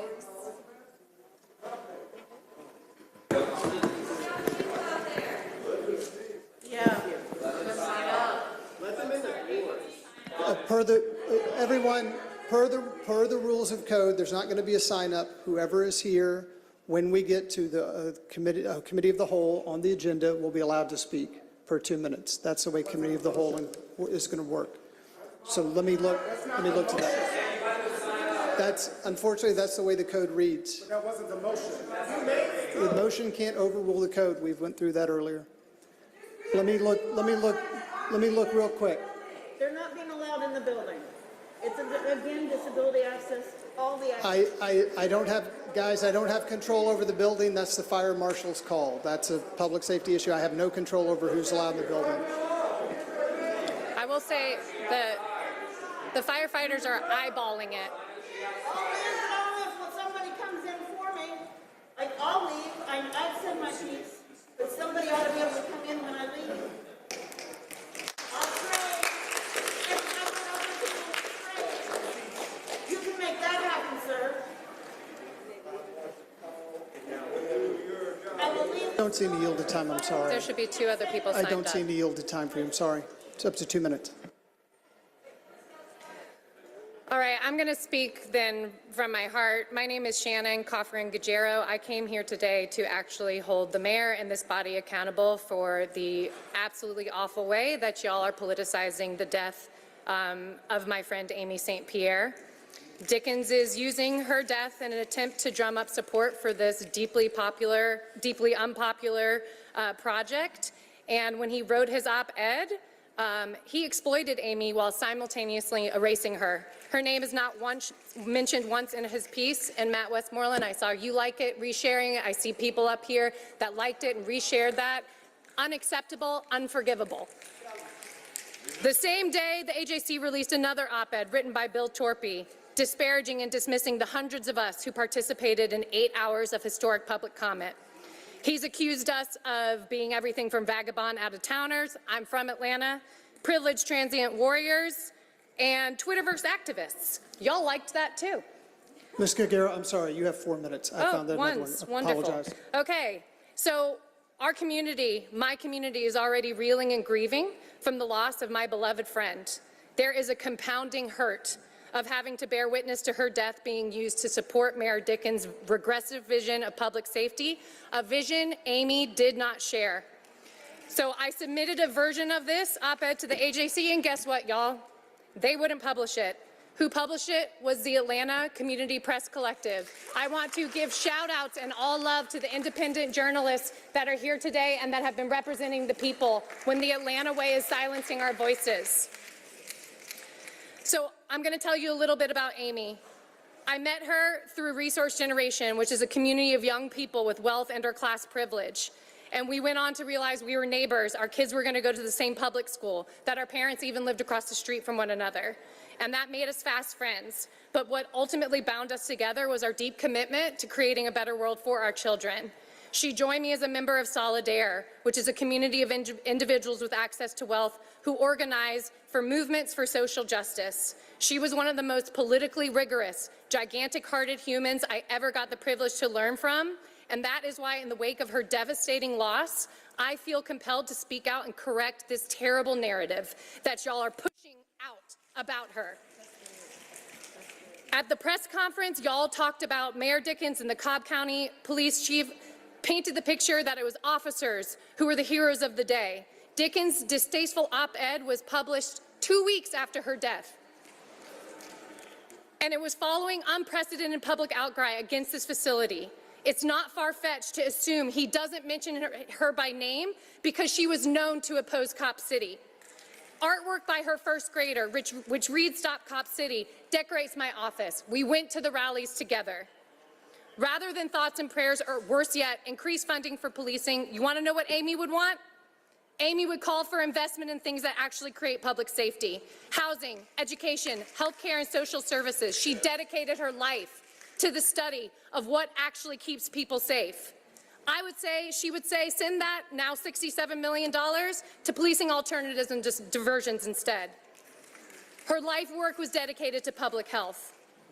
And sadly, it was easier for Dion Patterson, the man who tragically took her life, to get a gun than proper, adequate mental health care.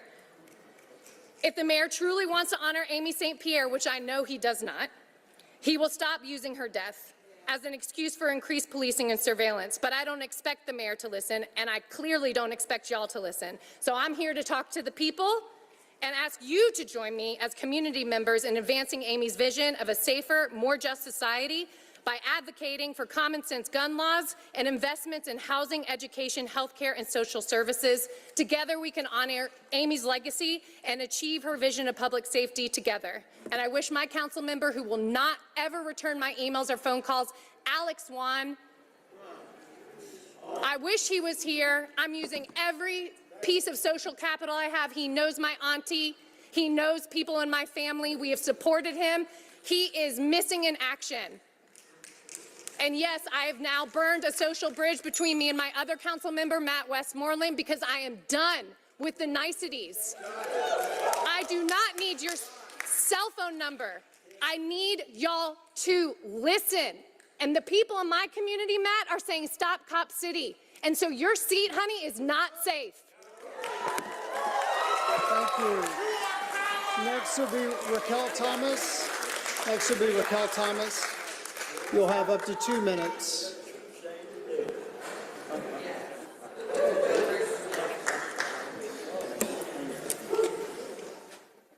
So, hi everyone. Great to see you. Great to see your eyes now that you're not looking on your phones while we're all trying to petition you. My representative or council person is Marcy Overstreet, so it's nice to see you in the flesh. So, I'm here representing myself, but also in solidarity of the Muskogee Creek people, y también para las personas que hablan español que pueden no ser capaces de hablar hoy, and also for the people that speak Spanish who might not have the capacity to speak for themselves today. In 1847, Atlanta was officially incorporated as a city. In 1868, Atlanta replaced Milledgeville as the capital of Georgia. Milledgeville also has kind of yucky history of prison labor and incarceration, but now since 1867, Atlanta is the capital of the city. 106 years after that, in 1974, we elected our first African-American mayor, Maynard Jackson. But 179 years since Atlanta's incorporation, we are still fighting for our basic human and constitutional rights. We must stop ecocide. If y'all tear down the forest in order to build this facility, it's going to destroy our watershed. We need water to drink and to live. It's most of what composes our body. I thought that I had 4 minutes because someone wanted to share time with me, but I'm just here to call out what Bell Hooks describes as imperialist, white supremacist heteropatriarchy, and hopefully y'all can join together and help the people rather than your own self-interest. Thank you, and ashe. Thank you. Next will be Chase Oliver. You'll have up to 8 minutes due to yielded time.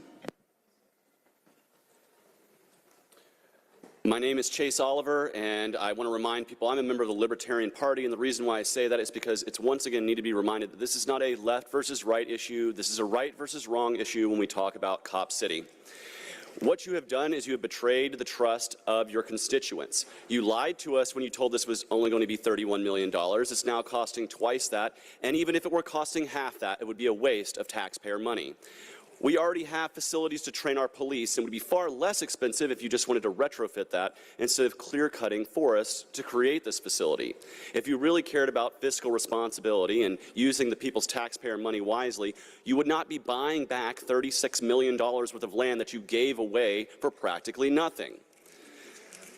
So I'm here to talk about not just the injustice that Cop City brings, but what militarization of police brings to us.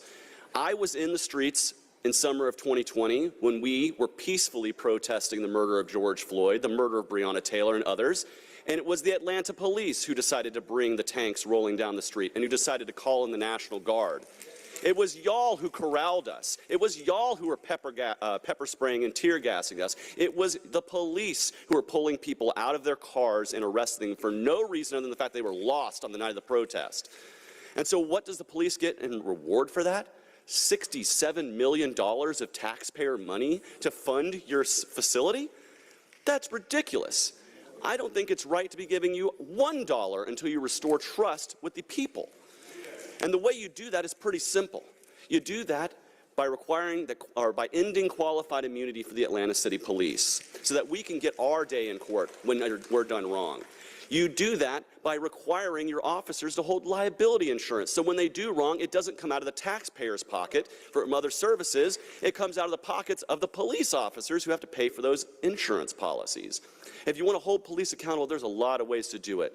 But clear-cutting forests so that you can build this facility is a spit in the face of the people who have been out here speaking against it for months and months on end. Take a poll, read the room, listen to the people, and you will see that they don't want this. I also want to speak out against the slander that we are all out-of-towners. I've lived in and around Atlanta my entire life, and I love this city. I love the things that it represents because I love the people of this city, not its government. That's absolutely true. But when you say that we're out-of-towners, that's a lie. Because the truth is the people who are out-of-towners are the corporate donors who are backing the Atlanta Police Foundation. They don't live on Peachtree Street, they live on Wall Street. They don't care about the people, they care about the almighty dollar. And they don't have our best interests at heart. And right now, if you vote for this facility, you don't have our best interests at heart. You're bought and paid for. You might as well be getting your 20 pieces of silver. Because right now, you are committing a Judas act against the people of Atlanta. I'm sorry there wasn't an invocation here today. It's Monday, but I'm about to take you to church. Because the Prince of Peace, the Lord Almighty Jesus Christ, taught me to love my fellow man, to not put them down, to not put my boot upon their neck. I support the Prince of Peace. I support a gospel of love. And I support that all people are free. They have inherent freedom and liberty. And every time you put another law, another regulation, another police force on the street, you're putting the boot on our necks. And the people are getting tired of it. This is a warning to those who are sitting in the ivory towers and those who sit here in elected office. You are making peaceful revolution impossible. And I don't support violence. I'm a pacifist. I oppose the initiation of force. We're not initiating force. Y'all are initiating force against us. Government is initiating force against individual people. And yes, there are systemic wrongs that need to be righted with our policing.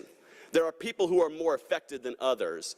Those of you who have means, those of you who sit up here in the ivory tower, those of you who take the corporate money, y'all don't have to worry about the militarization of police.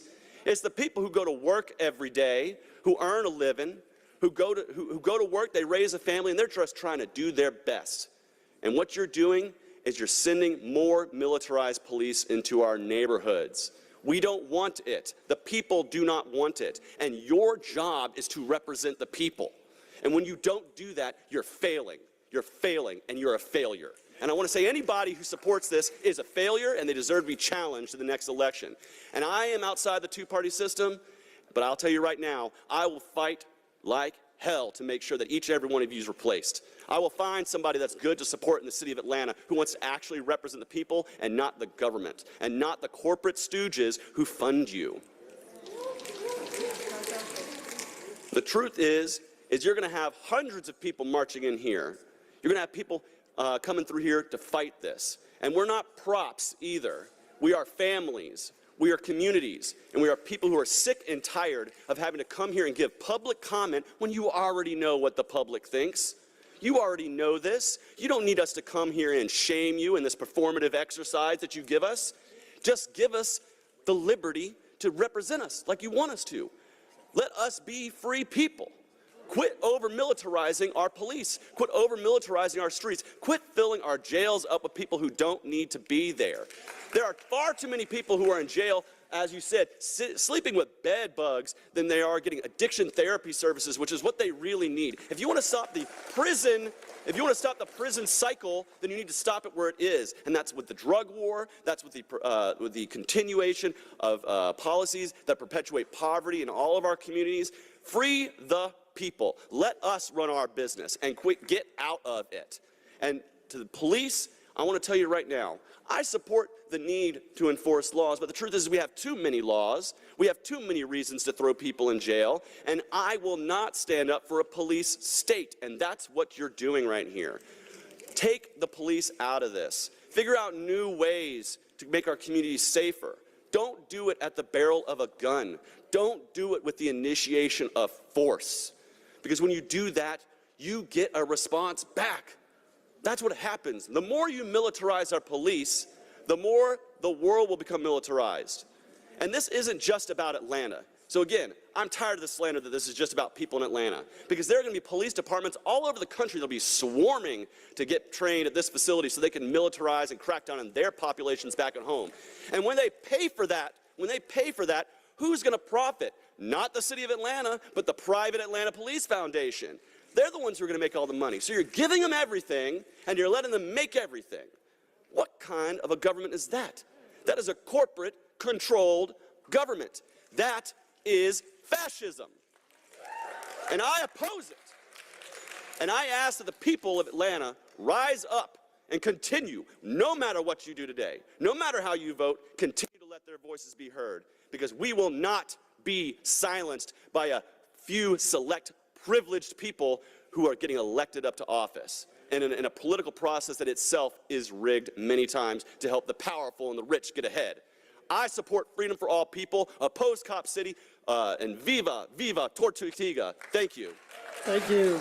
Next would be Zola Eichler.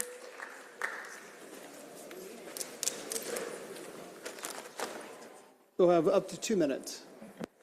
I should have some yielded time as well. Can you double check? There's been a couple.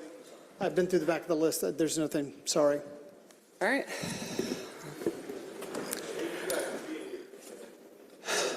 Am I good to start? I'm here today to remind y'all that you are human.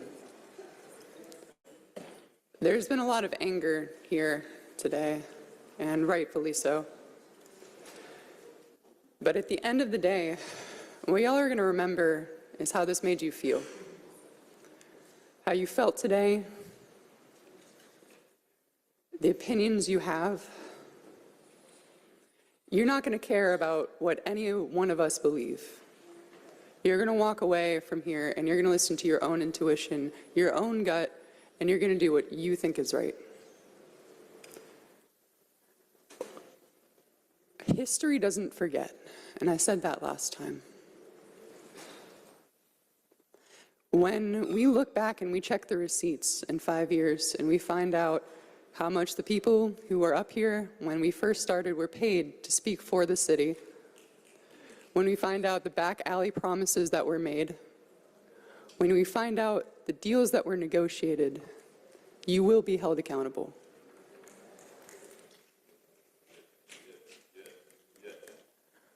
I want you to remember today, more than anything, you are a voice of the people. How good did it feel when you opened up the forum again? Senator, you know what it's right, what it feels like to do the right thing after today. And I ask that you think about that and you share it with anyone else who's listening. Because there are some of you who really are. And we're starting to see that. Thank you for your time. Thank you. So let me call the next group of speakers. Wednesday Abiku, Margie McLeod, Shaban Cornell, Kiana Jones, Matthew Johnson, Reverend Darcy Janet, Micah Herskind, Violet Von Hanna, Sasha Von Hanna, and Rukia Rogers. Next up will be Wednesday Abiku. You'll have up to 8 minutes due to yielded time. Okay. Hello, everyone. How are you all doing? I feel like it's very important to have emotions.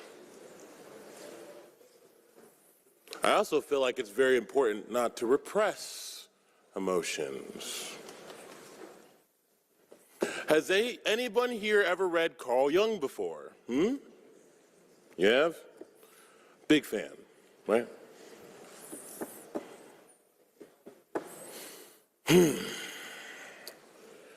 Do you guys know what a shadow is?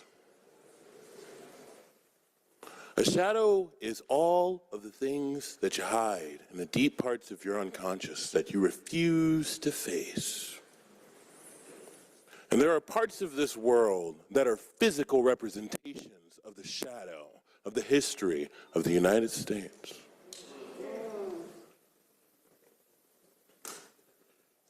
We are a part of this planet. We are living things, correct? Are we all living things, correct? And I'm speaking to everyone, including the people in the council. I speak with the humility of understanding that I am a human being with flaws. However, I am a human. I am a living thing, like a dog, or a cat, or a child, or a parent, or a tree, bacteria. There are things about this world that we humans do not understand fully. And so because of that, we are afraid. How can you be someone who is free if you are afraid? I asked you that question. Fear is the one thing that destroys the fundamental tenet of the United States. Life, liberty, and the pursuit of happiness. I am trying to live. I'm not trying to die for anything. And that's something that you learn when you interact with the world. in its cruelest, harshest, not because of intentions, but because you want to understand something. I am a young person. I have not long for this world, and I don't know how long I have left. I don't know how long anyone here has left. But I believe that we can make it longer if we are mindful of each other, of the existence that surrounds us, that has existed long before we have been here. Do we prepond ourselves, do we put ourselves on a pedestal to assume the arrogant position that we are the most important existence that exists here? Or do we have the humility to look at each other as if this is another existence? Oh my God, cultivate life. We have to ask ourselves the question, do we desire to cultivate life, or do we desire to constrain it and kill it?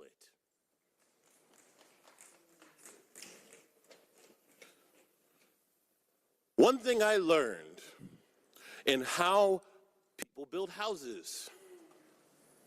Do you know what black mold is?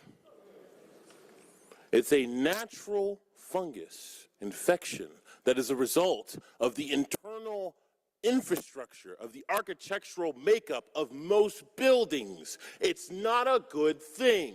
It is a result of the deconstruction of natural processes and putting them in a way where it's strictly convenient for humans and nothing else. But guess what black mold does? For the people who are poor, who cannot afford to have people come in and fix it, it doesn't die, but it'll kill you. I don't want to die. I want to live a long life. I'm an artist. I'm a writer. I don't want to harm anyone. I want to make friends. I want to know what it's like to be a person in the real world. And how can a youth do that in a world that is headlong into oblivion, destroying itself? Fear populates everything. We are incentivized to be afraid. We are not incentivized to trust. Nature is about trust. Nature is about trust. Real relationships are about trust. They are not about hiding your feelings away and then hoping that one day all of the bad things will go away. But even in the Bible, no matter what happens, the apocalypse comes, even in the Bible. And nobody wants it to happen. That's why people work so hard on themselves, on their soul and on their spirit, regardless of how much money they have. Jesus was a homeless person. The meek are individuals who do not hold headlong to objects over life, because they see that there is something sacred about what has existed longer than you. There's something sacred about that. That's just as important. There's something sacred about my grandmother, for example.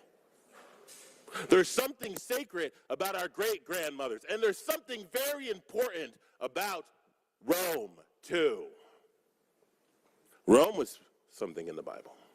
There's one thing we've learned about Rome, is that the violence does not fix anything. It never did. The only thing that helped was empathy, patience, understanding, listening, conversations, and consistency. Consistency. It's like a drum beat. Consistency. I wish you all a healthy life.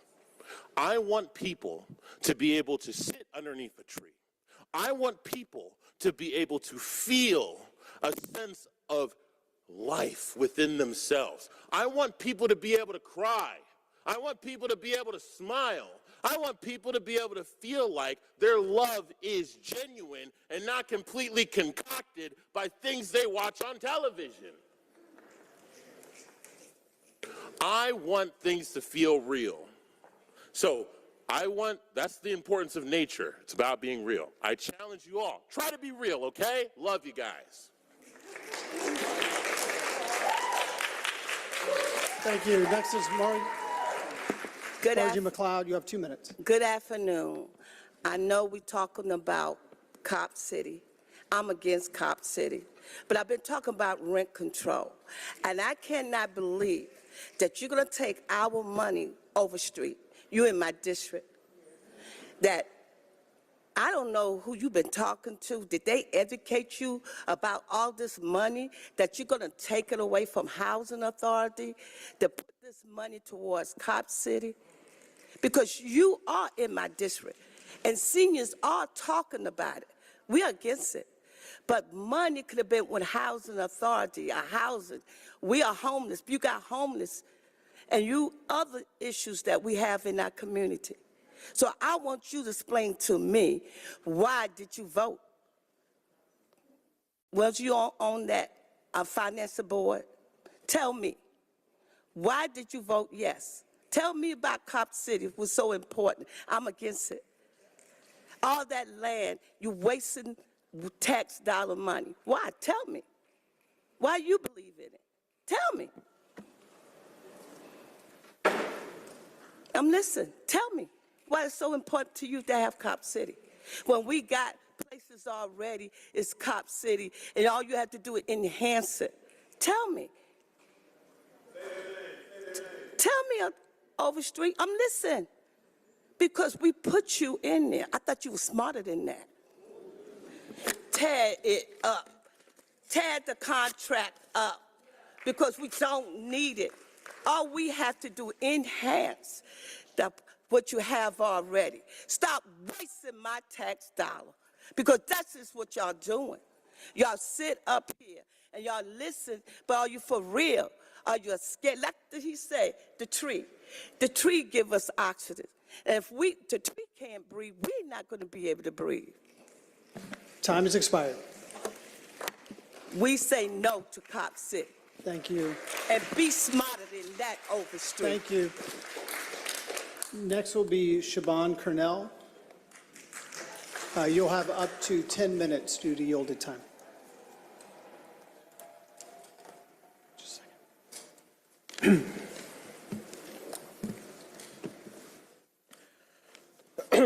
Siobhan Colonel, Choho Chief Kadowen. Hello, Bikini Dolwa, Chogosako Legat. Hello, Gogi, Amalegadon, Ombozit, Chimalegadet, Nogosogedos. Moment, Hayomet, Homajalegadit, Yan Abogadit, Ahagat the Chagis, Ano Gitska, Iaskidat, Athak Waichkat, Idamo Chagidat, Dat Adhogadit, Istijad Elgit, Inhad Jetskat, Apogadit, Aha Githit, Chayofan, and Fulidan Modern. Ahakasamit, Philip Bagis, Istijad Estimasko Gulgi, Istijad Elgi, Fulagan, Athakweja, Fulidois. I want to just thank you for this moment, and I thought it was very important that you heard something in the first language of this land that you now stand on.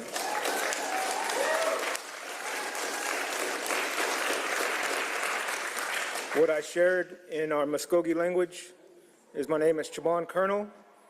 I come from our Muskogee people. I'm a traditional practitioner and a member of our ceremonial community. I hold a traditional chieftainship with our people. I have worked very diligently over the past 2 years, working specifically on educating the public of the dangers of the building of a Cop City. I have worked diligently to try to educate and remind the peoples of these territories now of who the original inhabitants of these lands were and are. And so today, as I stand here before you, I take it very serious because this is my first time introducing myself to each one of you. And I take it very seriously, even as I look at you, trying to see you eye to eye. And I pray and hope that you're trying the same way to see me eye to eye. And so on behalf of myself, one of the things that I shared in my language was who I am and what clan I'm a part of. I come from the Wind people, which is the Hudotgogi, whose clan was born in these territories right now that we stand in, whose territories are still, my ancestors still exist here.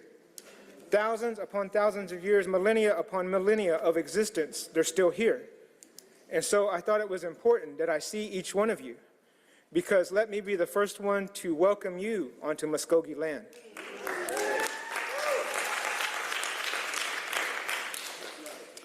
Today, there's many things that have brought me here. The first is as a spiritual practitioner. Some of the things that we do, some of the things that we worship, and the ways that we talk in our language, we refer to things that grow in these forests that surround you. We refer to these things that inhabit these territories here and have done so for centuries. Anytime, we have to realize, anytime that we destroy one life of a natural forest, a tree, a plant, any type of biodiversity, you are having a profound impact on your well-being. But even more so, and this is what's very sad for me to speak to you about, you're even having a more profound impact on your generations yet to come. Your children and your grandchildren are going to bear the brunt of the decisions that you are now making. Or should I say, as I've listened to my relatives here, the decisions that you are neglecting to make. That the time has come. I just came off a call just a couple of weeks ago with some of our leaders from not just in Georgia, not just in the U.S., but across the world, talking about the need to protect biodiversity, is that today, 97% of our natural world has been destroyed and impacted by human disruption. I want to say that again because, you know, it might go in one ear and out the other. I don't know. I don't know you yet. Maybe one day we'll talk some more about this. That means 3% of the entire world is in its natural state right now at this moment. And if I could just speak bluntly for a second, I think everyone here breathes air, drinks water, and has to have food. And as I say at places across the world, let's see how long that we last without those things. This Earth Mother that we walk upon has been gracious to us and has always provided those things. Even a few years ago, my office with the United Methodist Church, I was able to go and commemorate the waters that come here and feed millions upon millions of people a day, and gave a prayer and an offering on behalf of the Muskogee people. It was under the previous administration, but I won't get into those details just yet. But I still was given that opportunity where the entire city of Atlanta recognized that moment, because at the end of the day, we all do share like goals. We want a safe community. We want a place that we can go and enjoy ourselves and live life to the fullest. We don't want harm. And relatives, I do have a relationship through my connections. I am a part of the Methodist structure. I have been a part of the United Nations Permanent Forum on Indigenous Issues. I have been with conversations of human rights all across the world. I have walked with refugee camps in other parts and other nations of indigenous peoples. I've seen situations just like what we're going through here in other countries. I've seen things going on where people have been killed, just like what we're trying to say should never happen here, all over the world, and I don't want that to increase. Every time in these countries I shared with them, no matter what, how you slice it, the increasing of more militarized mechanism never establishes a peaceful society, no matter what. It never accomplishes what your hopes, what your arguments are. In fact, it does quite the opposite. In fact, our community, we are already living through the living proof of that at this moment. Today, I think it's obvious, I don't support Cop City. Today, I think it's obvious, I do want a future for all of our children. I have never, ever considered myself a non-resident of these territories. The day that you can remove all of my ancestors and our remains and everything that are funerary objects from the earth around us, then maybe, now I won't even think about it then. This is my home. And I've told my children I want to come back home one day. I came here many weeks ago talking, teaching, and in fact, over my 10 years of doing this active work of educating, I've been in our school systems here in Atlanta. I've been in our preschools talking and sharing a little bit about Native American people. I've been and given everything that I could possibly give to say there's a better way for us to live together in all of our diversity. Now my hope, this is my first time with you. Will you listen to that? Vote no. Stop, tear up the contract like our relative said. Drop the charges against persons who are doing what is something that is right. You are creating a world where only those people can survive. You can only do that if you can afford to do so. You're not protecting the vulnerable. 2 years ago, when I began another journey here in the city of Atlanta, I was asked to come and do a cultural exchange. We went to the Wilani Forest. We went and shared with each other. I said, I'll come. I'll bring members of the Halabi Kanedi Ceremonial Ground, which now resides in Oklahoma because of dispossession. We all came here. Over 30 people of the Muskogee Nation came here. We visited our sacred mound sites at the Okmulgee Mounds. We went everywhere we could. We had our children here. I think we had about 12 little ones that traveled with us to sites that they had never seen before. And that day, we had over 500 people come to the Wilani Forest Park to be with us and to fellowship, to break bread together, to hear language and songs that haven't been heard in that forest for hundreds upon hundreds of years. We did it together. A few months ago, when we were trying to get the world to see the dangers of what Cop City brings to this earth, I told my 9-year-old son, I said, I got to go back. I got to go share just a little bit. And he said, Daddy, I don't want them to tear down the forest. And I said, son, I'm going to do everything in my power to make sure they don't. The good thing is that as much as you think, we're not in control of things. The earth will still be here when Cop City falls. The earth will still be here when your term expires. And she'll recover. But unfortunately, it's the human species. It's the human species that will suffer. And that's why I'm here today. Because I don't think any of us want anybody to die, anybody to have polluted water, anyone to have microplastics in their body, anyone to go down this path that we're forced to live. We want a better way.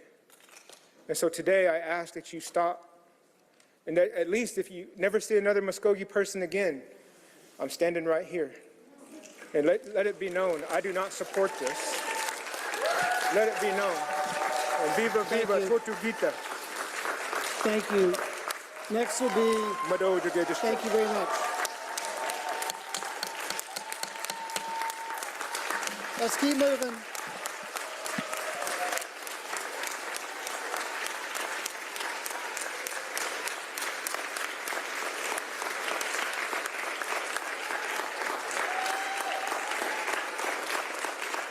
Next will be Kiana Jones. Due to yield of time, you'll have up to 8 minutes.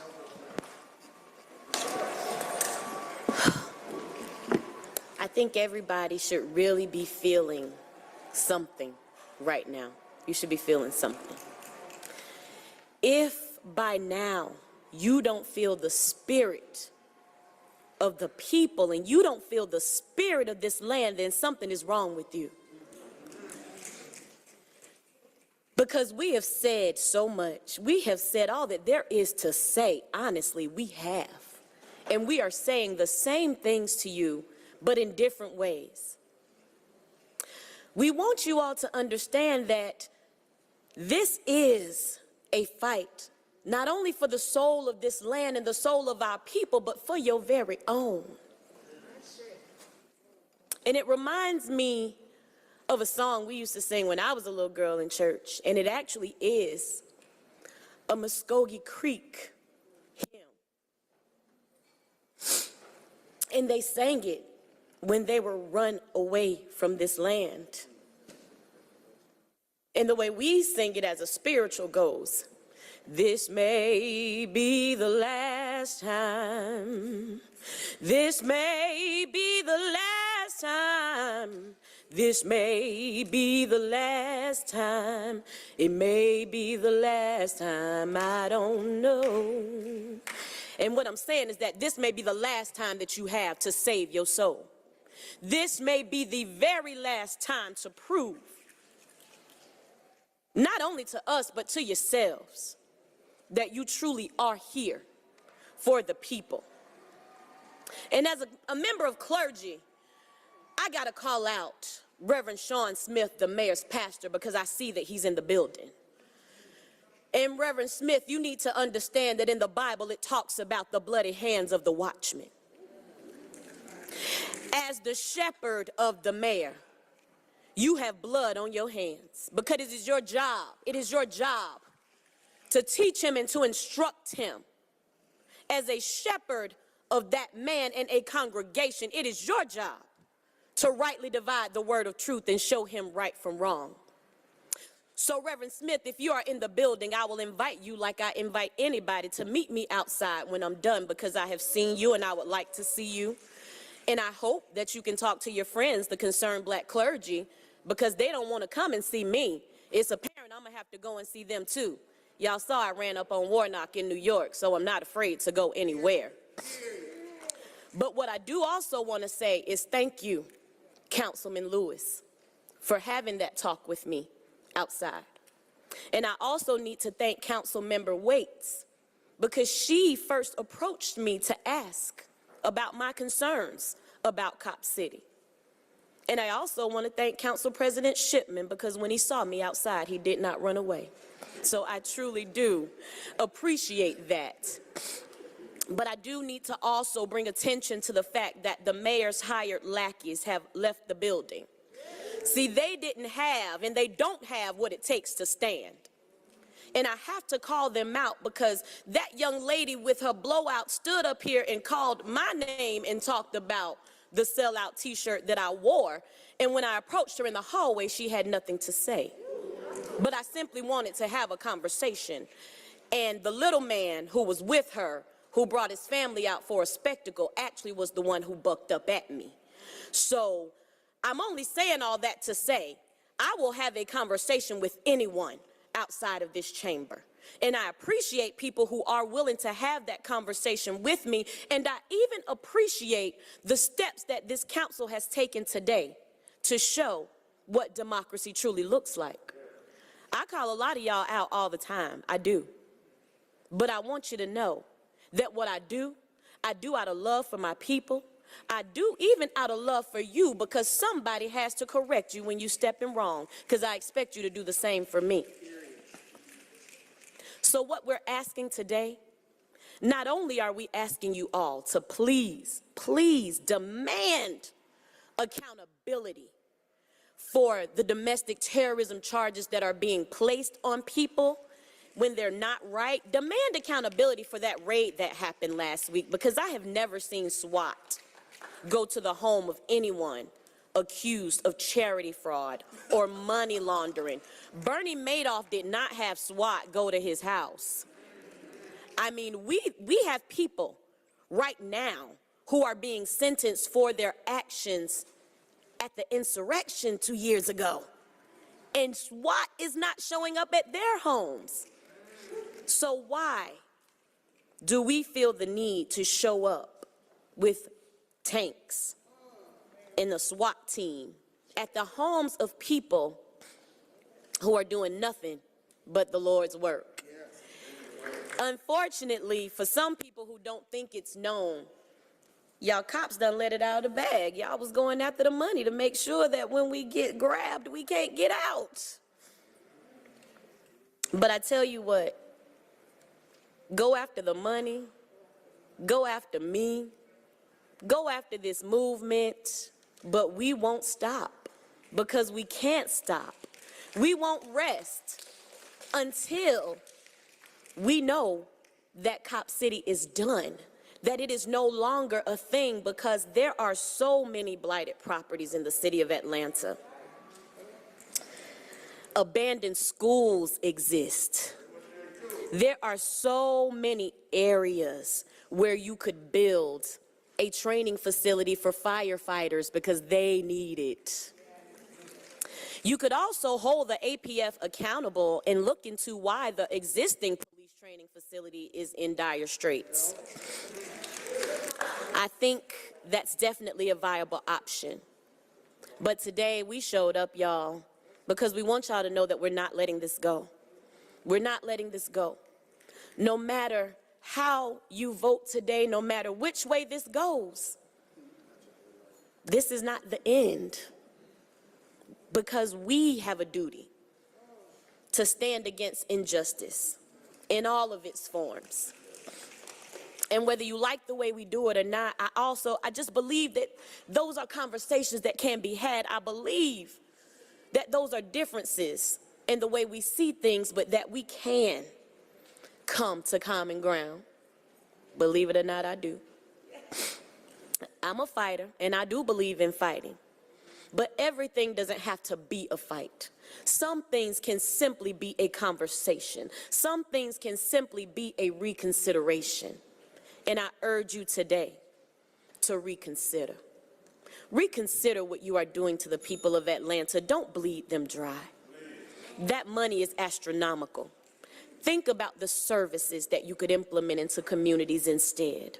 Think about the beauty of what Weelaunee could be instead. I urge you today to reconsider. Thank you. Next will be Matthew Johnson. Due to yielded time, you'll have up to 6 minutes.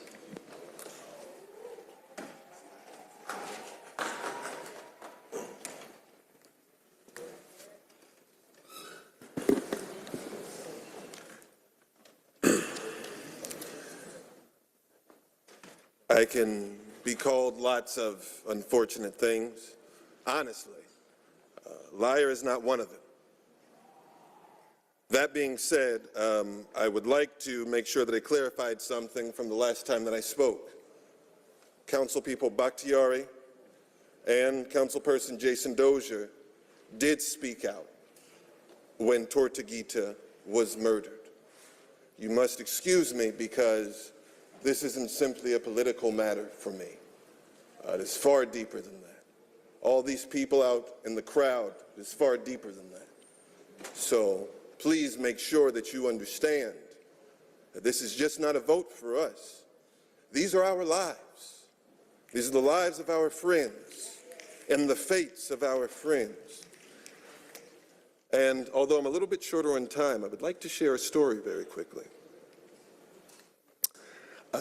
At the risk of receiving domestic terrorism charges, in July, I happened to be in Weelaunee People's Park, and I led a meditation there. The meditation was much better attended than I thought. There were several people there. Some, of course, didn't want to be bothered with it, but were very kind and supportive, and we had a community meal later on that evening by people that didn't attend. There was somebody who came to the protest for the very first time, or to the park that night for the very first time, and I led them in. And at the end of that evening, someone texted me and said, "You inspire me to be the best person that I can be." And that has always stuck with me. That person that I led into the forest that night was charged with domestic terrorism, okay? Along with several other people that attended that meditation.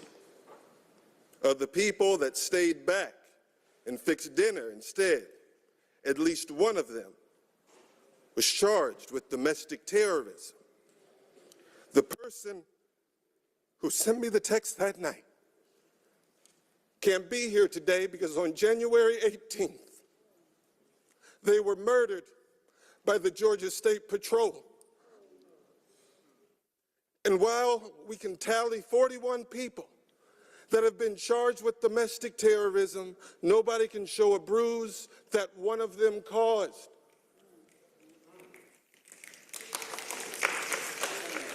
But we've spread the ashes of our friend and they're never coming back. So you must understand that no matter how many bail funds you penalize, no matter how many people you throw in jail, this won't stop. And it will cost you.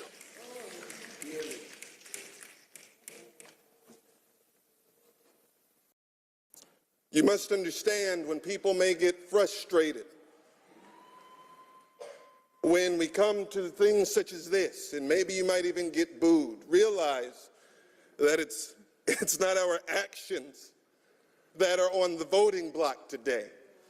It's not our methods of getting you to listen that are on the voting block today, but it is a police training facility that has been wildly unpopular from the beginning, that is going to cost you more than twice as much as was initially said in the first two phases. We haven't even gotten to the point where they actually make good on the promises about parks, okay? So this has been riddled with lies from the beginning. Let's look at the APF and what it does. The Yet Promise Youth Centers. If any other nonprofit were to tell you that they were raising money for a youth center and their only experience in taking care of youth was imprisoning them, you would look at them like they were crazy.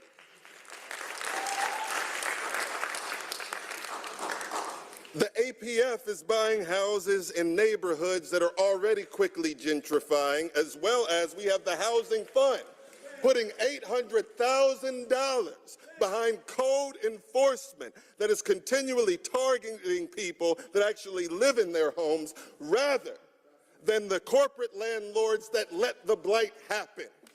We all know that. They never get penalized. Atlanta became the most surveilled city in the country in 2017, and the crime still rose. So what are they really doing with those cameras? And who is protected by them?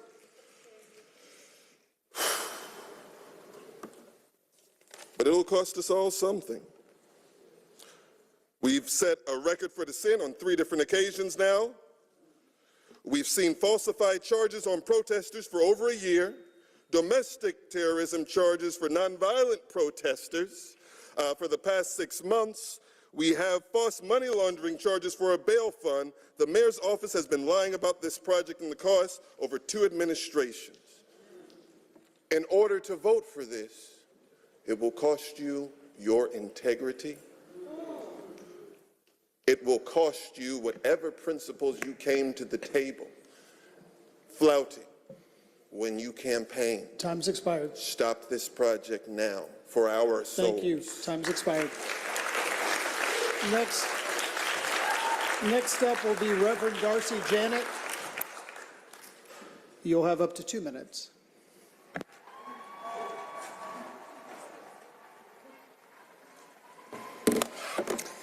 I was supposed to have more yielded time. Did you look?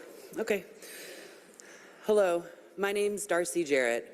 I'm a pastor of Park Avenue Baptist Church congregation. That's in your district, Mr. Winston, District 1. I'm also a concerned citizen. I'm a member of the Interfaith Coalition to Stop Cop City. We are building this movement. We have been building since the DART campaign, Defund Atlanta PD, Refund Communities. I stand here not to debate you about the merits of this project. You have heard that.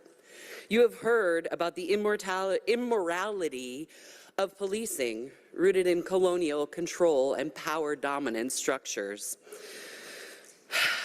The violence perpetuated by police, their bias toward protecting property over people. You have heard this argument.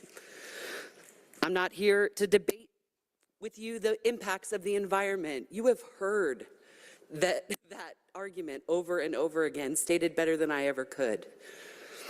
I'm not here to debate you on the merits of this program. I've heard even that you all are deciding to judge the merits of each of these comments made based on your perfectionist standards, which is, by the way, a marker of white supremacist culture to debate the opinions of a person. But I am here to tell you that my 8-year-old told me the other morning, when he grows up, he wants to be a good-hearted soul. That's what he wants to be when he grows up. And I believe that's what all of us want to be when we are little. And you have the chance right now to live that out. I'm not going to throw morality around because I think that's been misused by religious figures like myself. But you can be a good-hearted soul. Thank you. Next up will be Micah Herskin. Due to yielded time, you have up to 6 minutes. Hello. So it's hard to know, what exactly to say when you get up here because in some ways everything has been said over the past 2 years. Do you use the moral suasion argument, the environmental argument, police brutality, the repression that we've already seen, and the fact that 42 people have been charged with domestic terrorism, the fact that someone's been murdered by police to make this project go forward, the fact that the residents of DeKalb County don't actually have any direct say in this because they're not represented by this council. Do you talk about the fact that there's been so little transparency from the Police Foundation that there is absolutely no trust that the public has with this council? Do you talk about the fact that just today we've had another record turnout? I don't think there's ever been this sort of turnout at City Hall for a matter. I do believe that those arguments have swayed some of you, and I know that some of you have worked even over the weekend to, try to change this, and I'm grateful for that, and it is seen and acknowledged. And I also know that it hasn't moved some of you. And so what I want to talk about is a couple major developments from the last couple weeks. The first is, as I'm sure you've all seen, major reporting, first by the Atlanta Community Press Collective, then by the AJC, that the price tag for the public for this facility is not in fact $30 million, but actually up to $67 million. This is a headline from the AJC. Training center costs calls years of promises into question. Kind of a tongue twister. They say that, the city has promised for a long time that it would be $30 million, and they say, quote, that promise was repeated month after month, year after year, by one mayor and then the next. Today, the Atlanta Police Foundation still asks for donations to the project on a site that says the city will only contribute $30 million to the cause. And they say, quote, but that's not true, and it hasn't been true for years, end quote. And I know that bothers you, because it must. When you have the AJC writing about how the mayor and the Atlanta Police Foundation has been lying to residents for years about the cost of a facility, that is a major red flag. The AJC doesn't do that kind of critical reporting, especially not when it comes to Cop City. Andre Dickens and the Atlanta Police Foundation are making villains of this council. They're setting you all up as the fall guys for this. They want you to approve their funding that they slipped in $37 million for.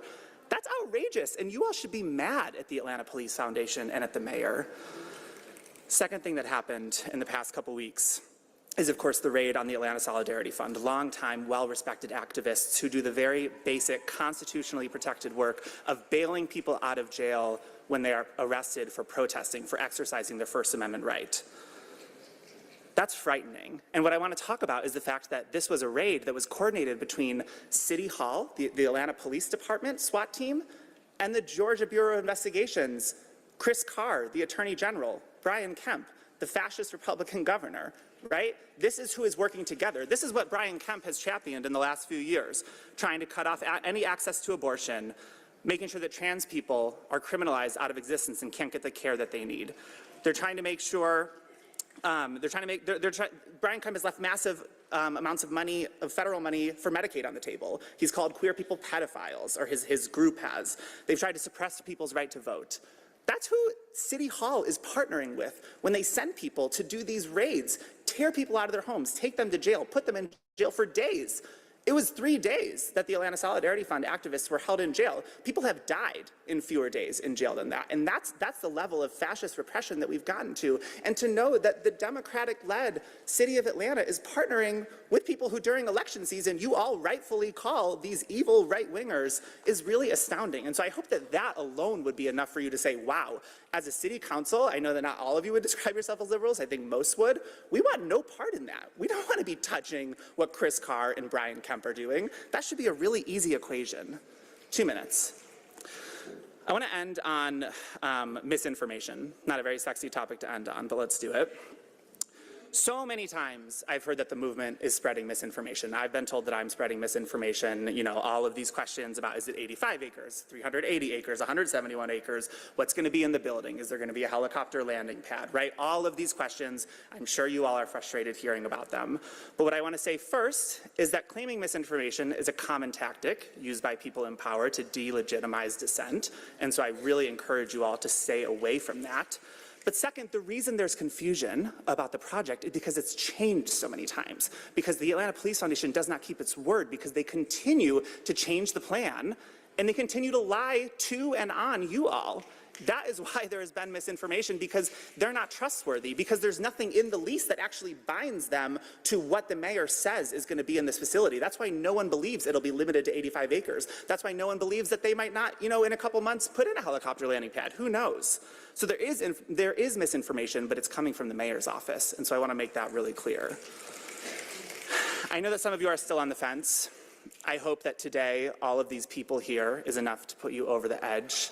I hope that you can be brave. I hope that you can close your eyes and imagine.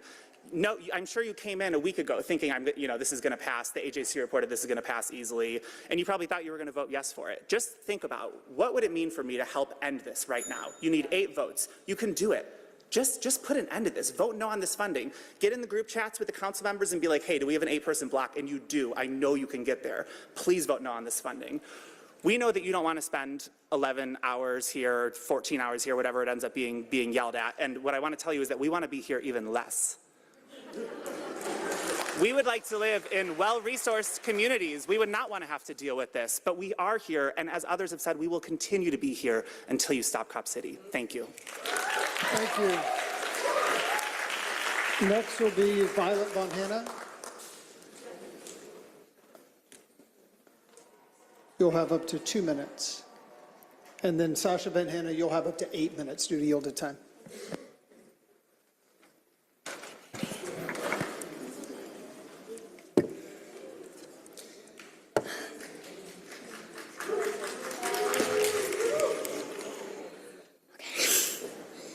Hi, I am a forest defender, and all that the Lorax left here in this mess was a small pile of rocks with the word unless. Whatever that meant, well, I just couldn't guess. That was long ago, but each day since that day, I've sat here and worried away. And through the years while my buildings have fallen apart, I've worried about it with all of my heart. But now, says the Onceler, now that you're here, the word of the Lorax seems perfectly clear. Unless someone like you cares a whole awful lot, nothing is going to get better. It's not. So, here offers a child I've brought for you. 18 loblolly pine saplings, one for each of you. You're in charge of a big decision. More trees are what everyone needs. Plant these trees in Bilani. Treat them with care. Give them clean water and feed them fresh air. Regrow the forest. Protect it from corporate interests and axes that hack. Then the Lorax and all of our friends may come back. Please save Ilani for the year of the youth. Please stop Cop City. Thank you.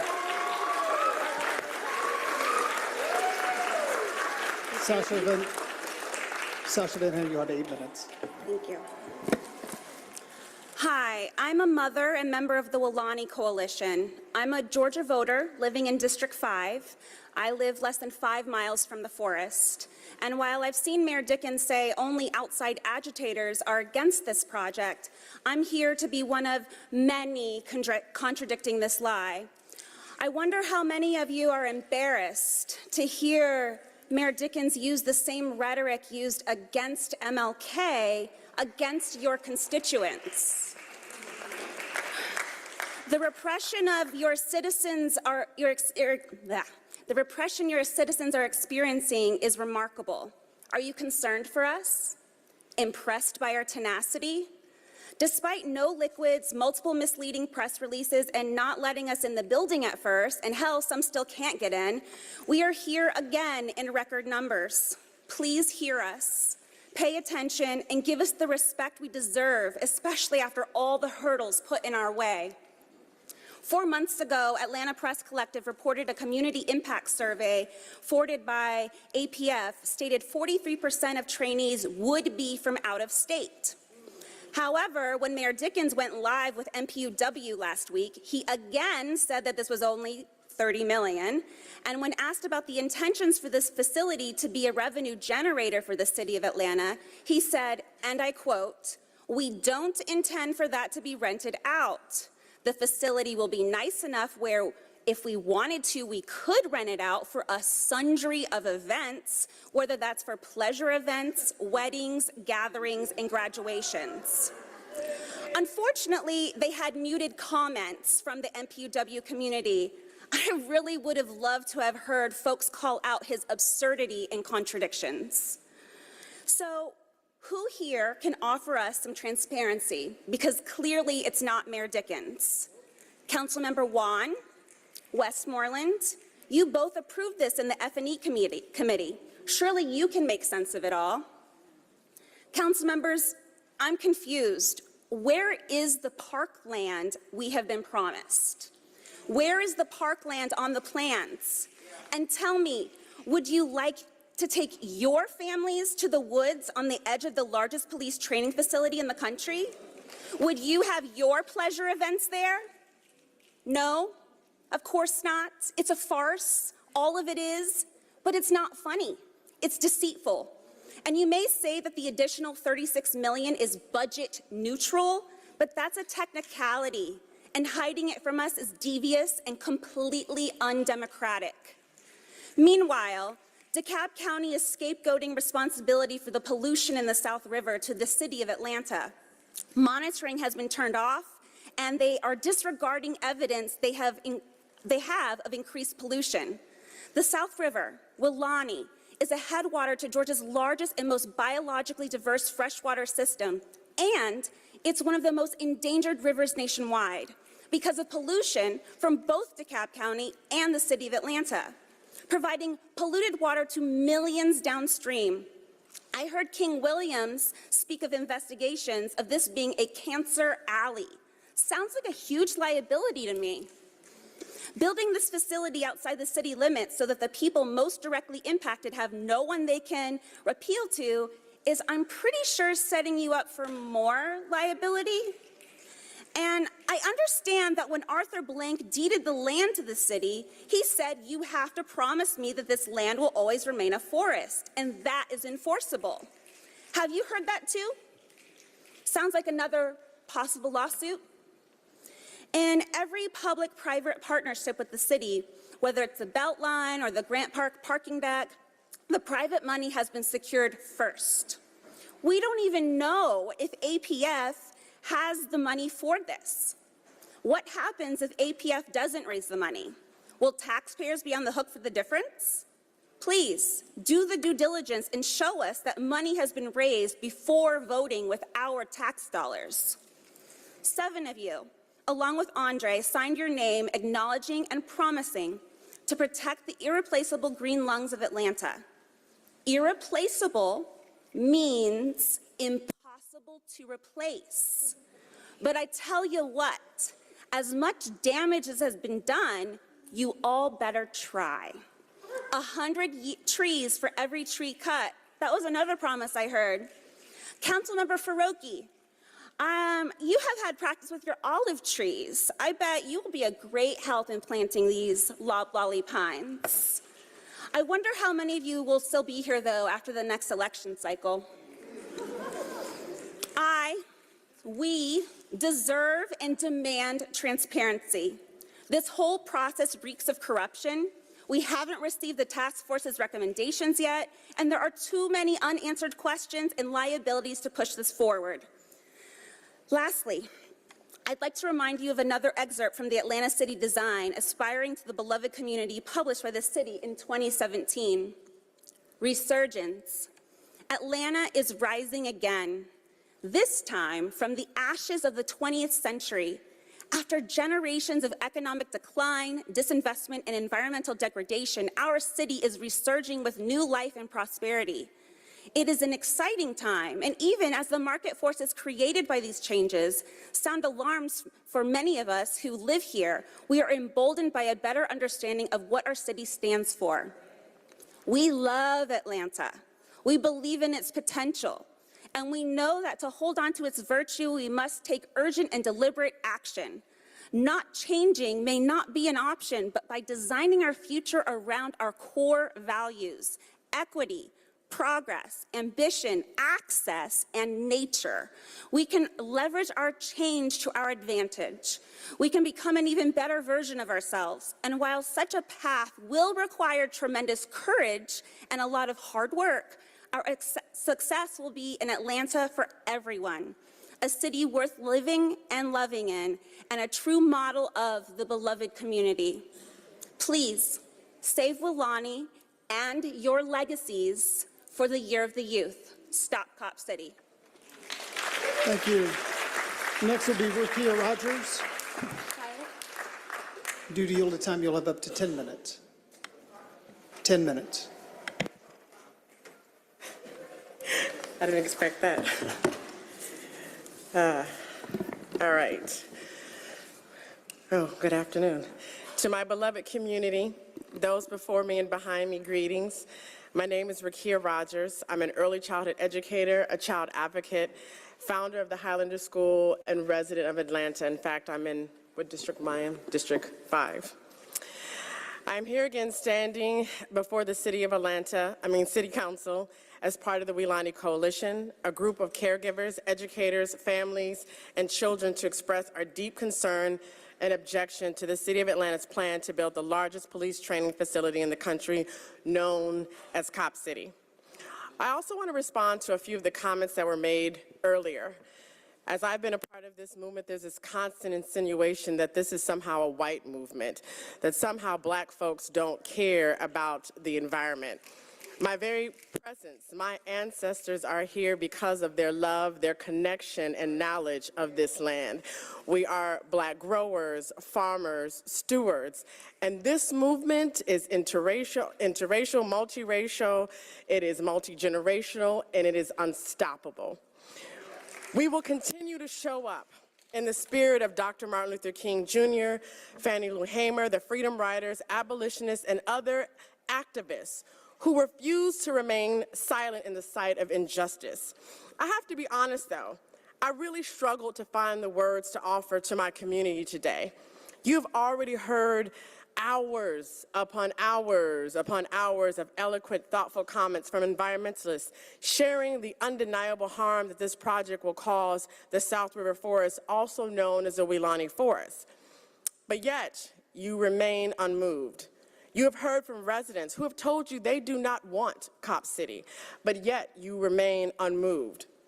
You have heard from counselors, psychologists, educators like myself who have shared the harm of over-policing and the need for community wellness, and yet you remain unmoved. You've heard from lawyers about the legality issues, and yet you remain unmoved. And so I have to be honest. I find one of the most heartbreaking and intolerable parts of this project being pushed forward is that it is drenched in lies, without transparency and a democratic process. In fact, this is a farce. Dr. King reminds us that injustice anywhere is a threat to justice everywhere. The project to build Cop City is not only morally corrupt, it is the epitome of injustice. This project is being done without the consent and against the will of the people of Atlanta. There are too many questions that have been left unanswered. So you're asking us, we are being asked to trust public funds in the hands of the Atlanta Police Foundation. But I must ask, who is the Atlanta Police Foundation? Atlanta has had many private and public partnerships. Every single one of them, these private entities have had to report back to City Council, except for the Atlanta Police Foundation.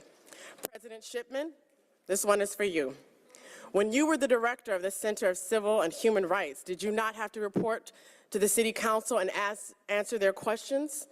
Why has the Atlanta Police Foundation not have to stand before the people? I'm confused, truly, like my friend Sasha. Is the Atlanta Police Foundation a nonprofit entity? Or are they a for-profit real estate company purchasing homes on the West Side, perpetuating gentrification and displacing Black residents? I've listened. So, again, apparently only outside agitators are members of the Atlanta Police Foundation who live outside the city and are intent on exerting their will against the power of the people. I've listened to Mayor Dickens closely, and y'all have got to help me make sense of this project. Again, I'm confused. How much will this project actually require of public funds? Is it 30 million? Is it 33 million? Is it 60 million? Is it 67 million? It's different answers every time. How much has it already cost? Where is the parkland? Where is the advisory board that the mayor bragged about? And what exactly is their recommendations? I have at least 101 more questions and no answers. We have rallied, we have marched, we have called, we have written letters, we have engaged in civil disobedience just as our ancestors did. We are trying to engage in the democratic process. Many of us have come to City Hall multiple times and spent hours taking off of work, enduring hardship to maybe get a bare minimum of 2 hours. And somehow I thought my voice mattered. And I go to work every single day telling the children that their voices matter too. And yet there is undeniable suppression of this movement and an attempt to repress the voices of the people. We have listened to the mayor collectively dehumanize us, referring to us as outside agitators and creating a hostile environment. Last week I watched, as so did the world, as a SWAT team entered a residential neighborhood to arrest friends, ensuring that protesters, folks that are exercising their right to freedom of speech, the right to assembly, had access to bail. For those of you who don't know those arrested, let me tell you, they're the ones who show up and shelter those who don't have homes. They're the ones who show up and provide food for those who don't have food. Those are the ones who have showed up at every single children's rally to play the drums. Mayor Dickens has gone too far. His approved raid against the Atlanta Solidarity Fund is a violation, and it is a danger to all of our rights. Frankly, I have to be honest, I'm exhausted. We are exhausted, but we are unconquered. This movement is unwavering in our resolve.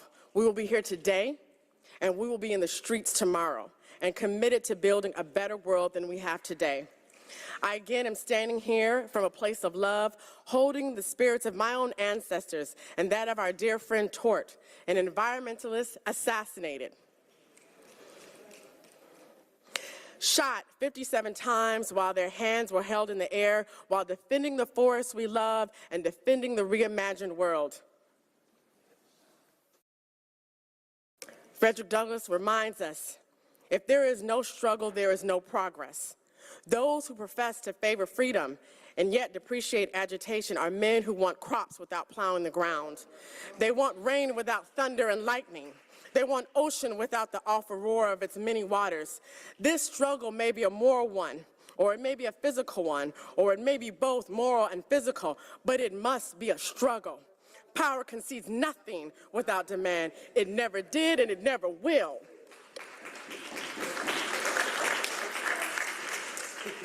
The City Council has been entrusted with power bestowed upon it by the people.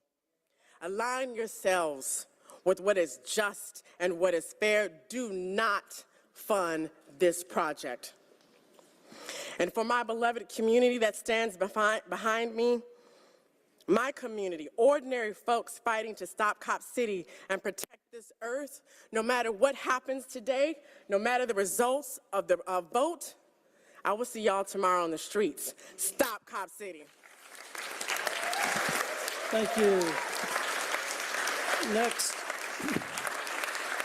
Next group of speakers will have Daxton Pettis, Oren Punkovka, Koo, Jax Crowder, Amy Taylor, Devin Barrington Ward, Kyle Lamont, and Abrima Mbowe. Council President, would you also start naming the numbers as well? Sure. Those are numbers 39 through 47. Thank you. Thank you so much. Next up will be Daxton Pettis.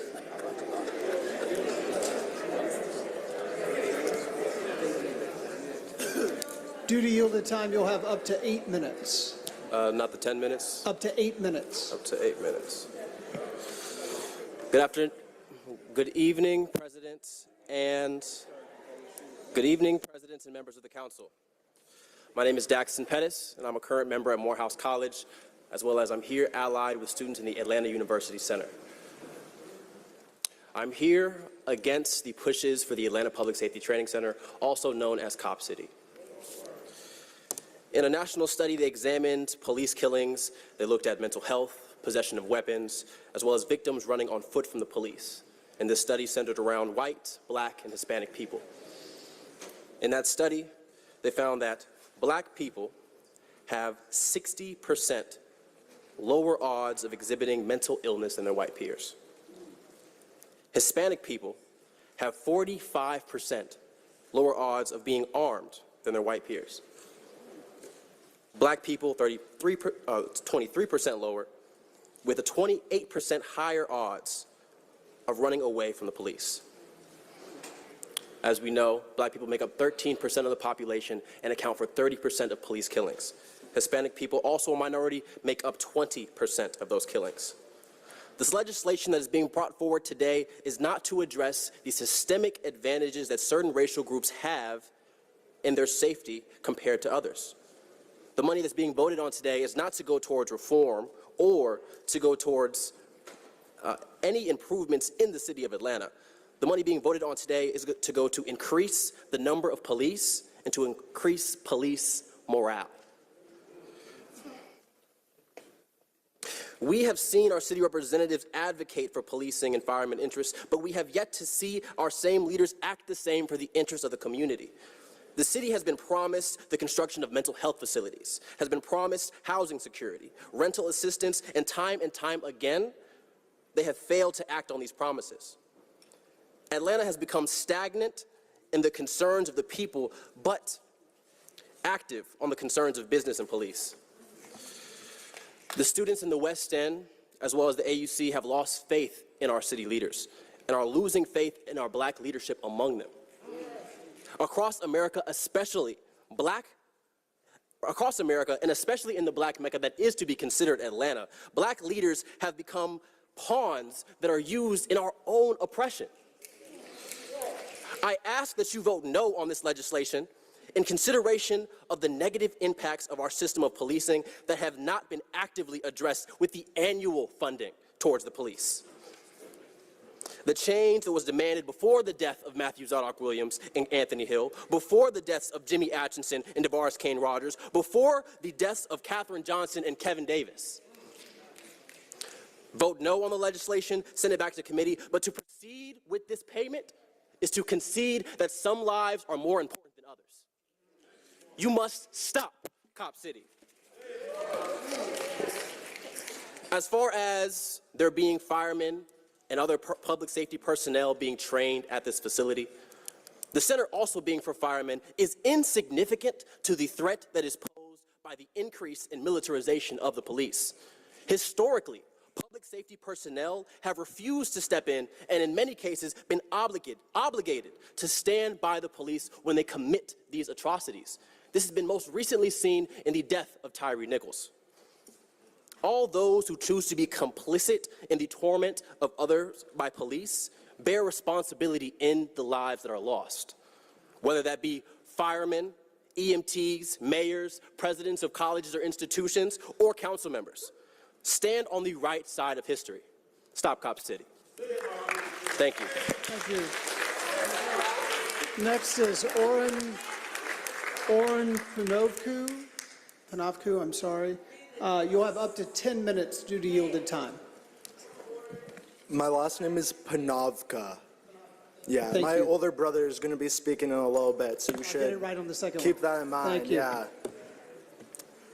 First of all, Cop City will never be built. That being said, I first want to thank the council members who've been so generous with their time over the past few weeks to meet with the student organizers who've been working on this issue, and the council members who are looking to try and extend public comment today. That is noted.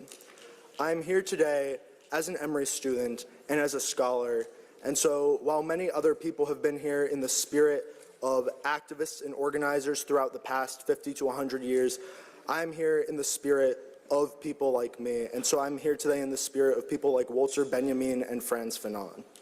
And I bring that up specifically because I want to read some quotes by them.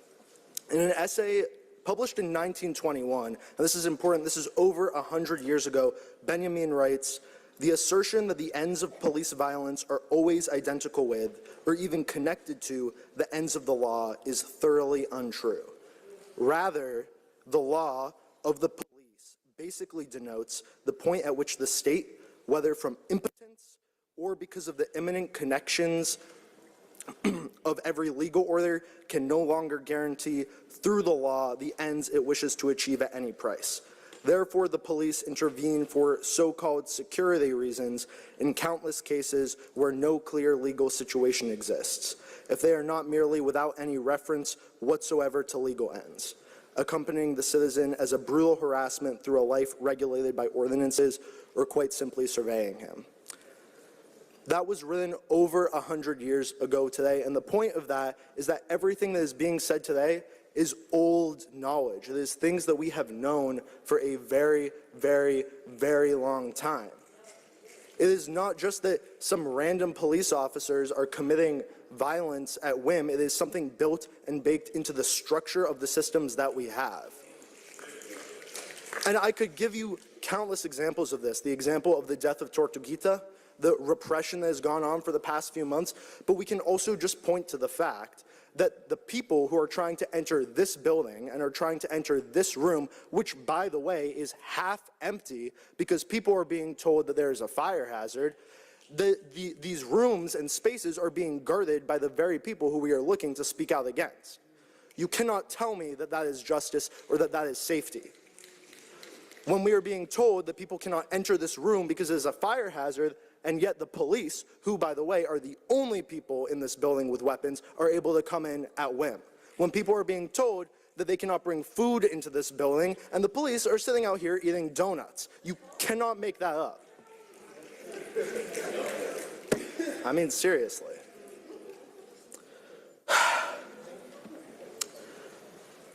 We have known about the issues around Cop City for a very, very, very long time before they were even built. The same person who I just read a quote from, Walter Benjamin, was killed by Nazis. So do not make a mistake when you see the police killing protesters in this movement and thinking it is a one-off occasion. History is not repeating itself. History has not ended. Frantz Fanon tells us that decolonization is always a violent event. It cannot be accomplished by a gentleman's agreement, right? We cannot just speak specifically because everybody here knows, in the words of Frantz Fanon, that jargon is not a replacement for reality, right? There are no words that we can use to cover up the circumstances or the situation that is going on. What we have right now is an incredible lack of transparency, right? We have a council member who is incredibly close friends with the lobbyist for the APF. And yet we don't even fully know what the role of the APF is. We are being asked to be nonviolent. We are being asked to speak calmly. We are being asked to speak reasonably. But Fanon reminds us the supremacy of white values is stated with such violence that as a countermeasure, the colonized rightly make a mockery of them whenever they are mentioned. And make no mistake, as we've heard from people earlier, this is a colonized world that we are living in. Those values which seem to enable the soul prove worthless because they have nothing in common with the real-life struggle in which the people are engaged. How can we possibly ask people to speak reasonably when the people who live in the area that this facility is being built cannot even sleep at night because there are gunshots going on all the time? Fanon tells us that the dividing line in the colony, the border, is represented by the barracks and police stations. And so we can make no mistake either that this facility is being built in working-class black neighborhoods in an area where the people who live there do not even have the ability to vote this body out of its seats if they make the wrong decision.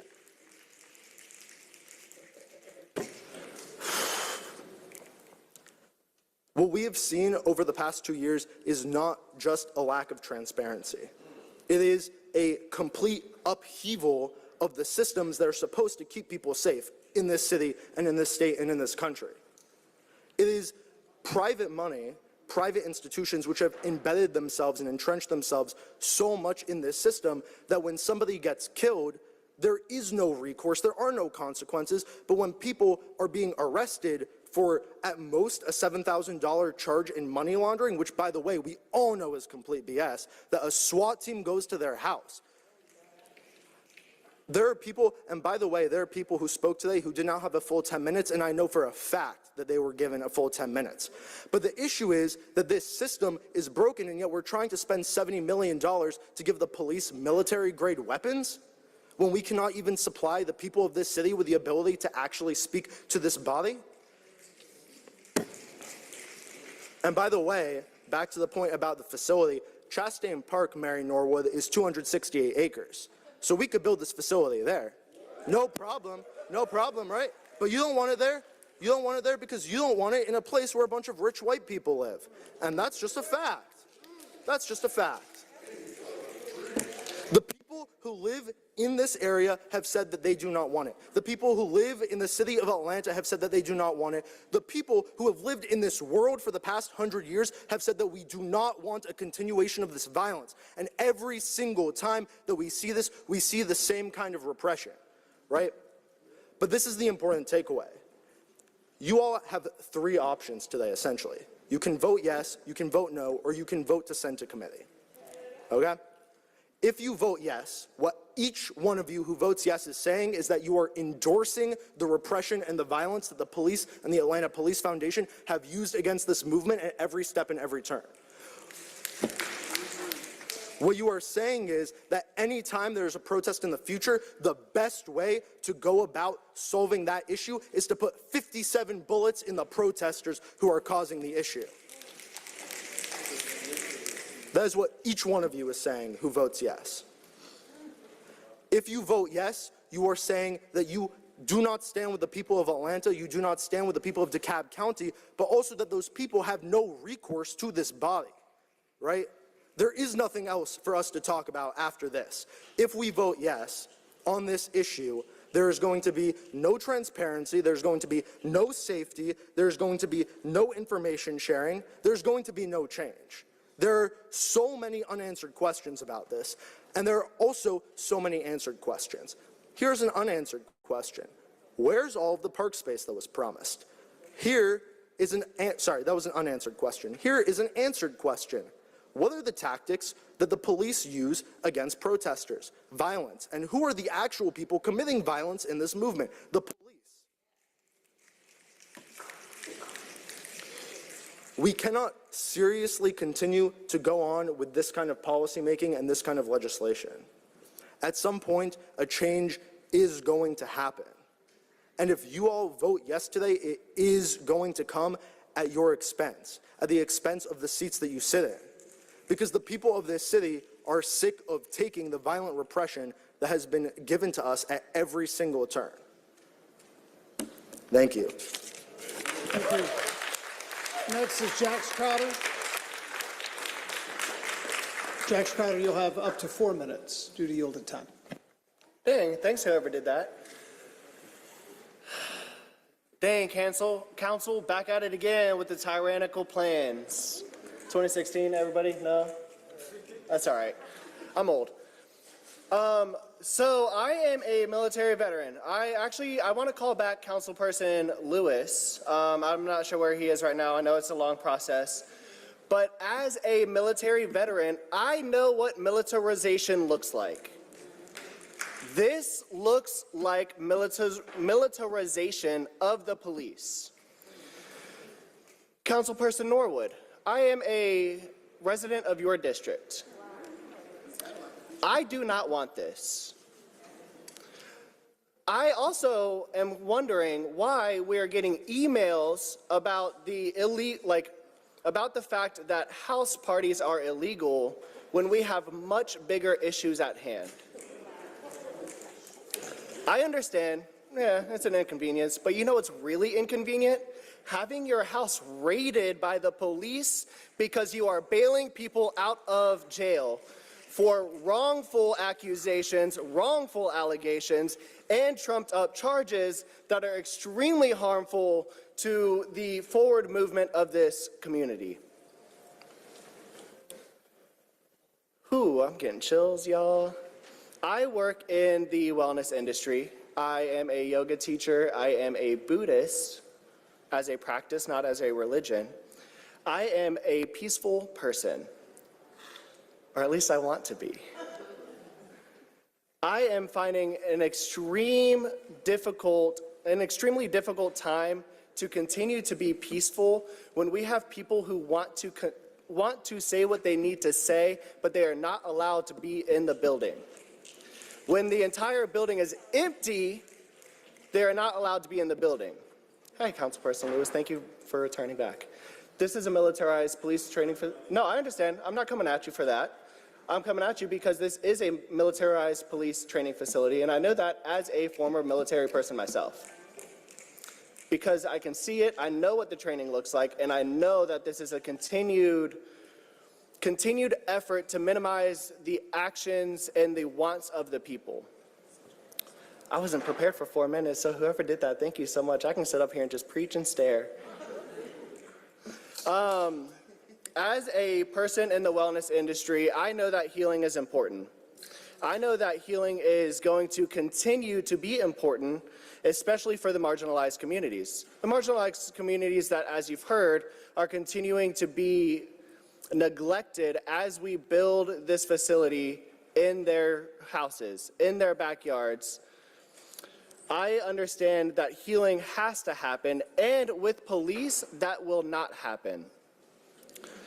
Studies have shown, and you can do the homework for yourself, that over-policing does not help people.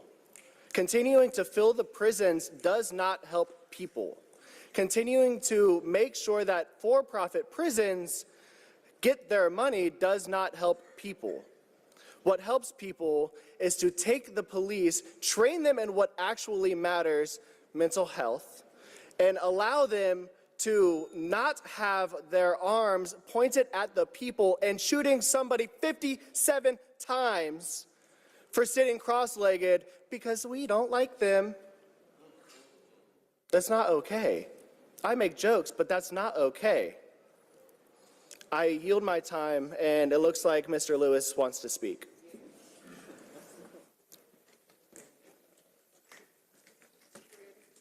I yield my time. Thank you. Mr. Lewis. The part about the militarizing the police is there won't be any tanks there. So the stuff that's out there, ain't no tanks, that militarized stuff out there. Tactics are militarization. And as we say, I just want to make sure I spoke to that. I want to make sure I spoke directly to that, because I know a lot of Everyone, we're just delaying other people speaking. Please let the council member respond. He was called out by name.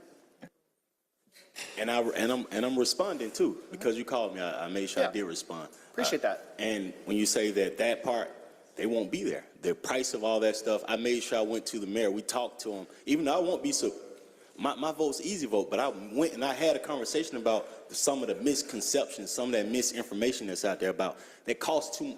Ain't none of that stuff going in there because of the price. Anyway, so I want to make sure I said that. Thank you, President. Tactics are militarization. Thank you. Time has expired. Thank you. Next will be Amy Taylor. You'll have up to 4 minutes due to yielded time.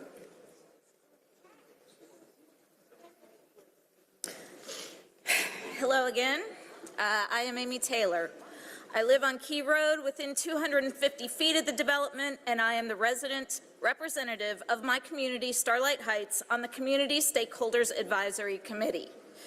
I want to make it clear my comments today are my own, and I am only here as a representative of my community, not any organization or committee, including the CSAC.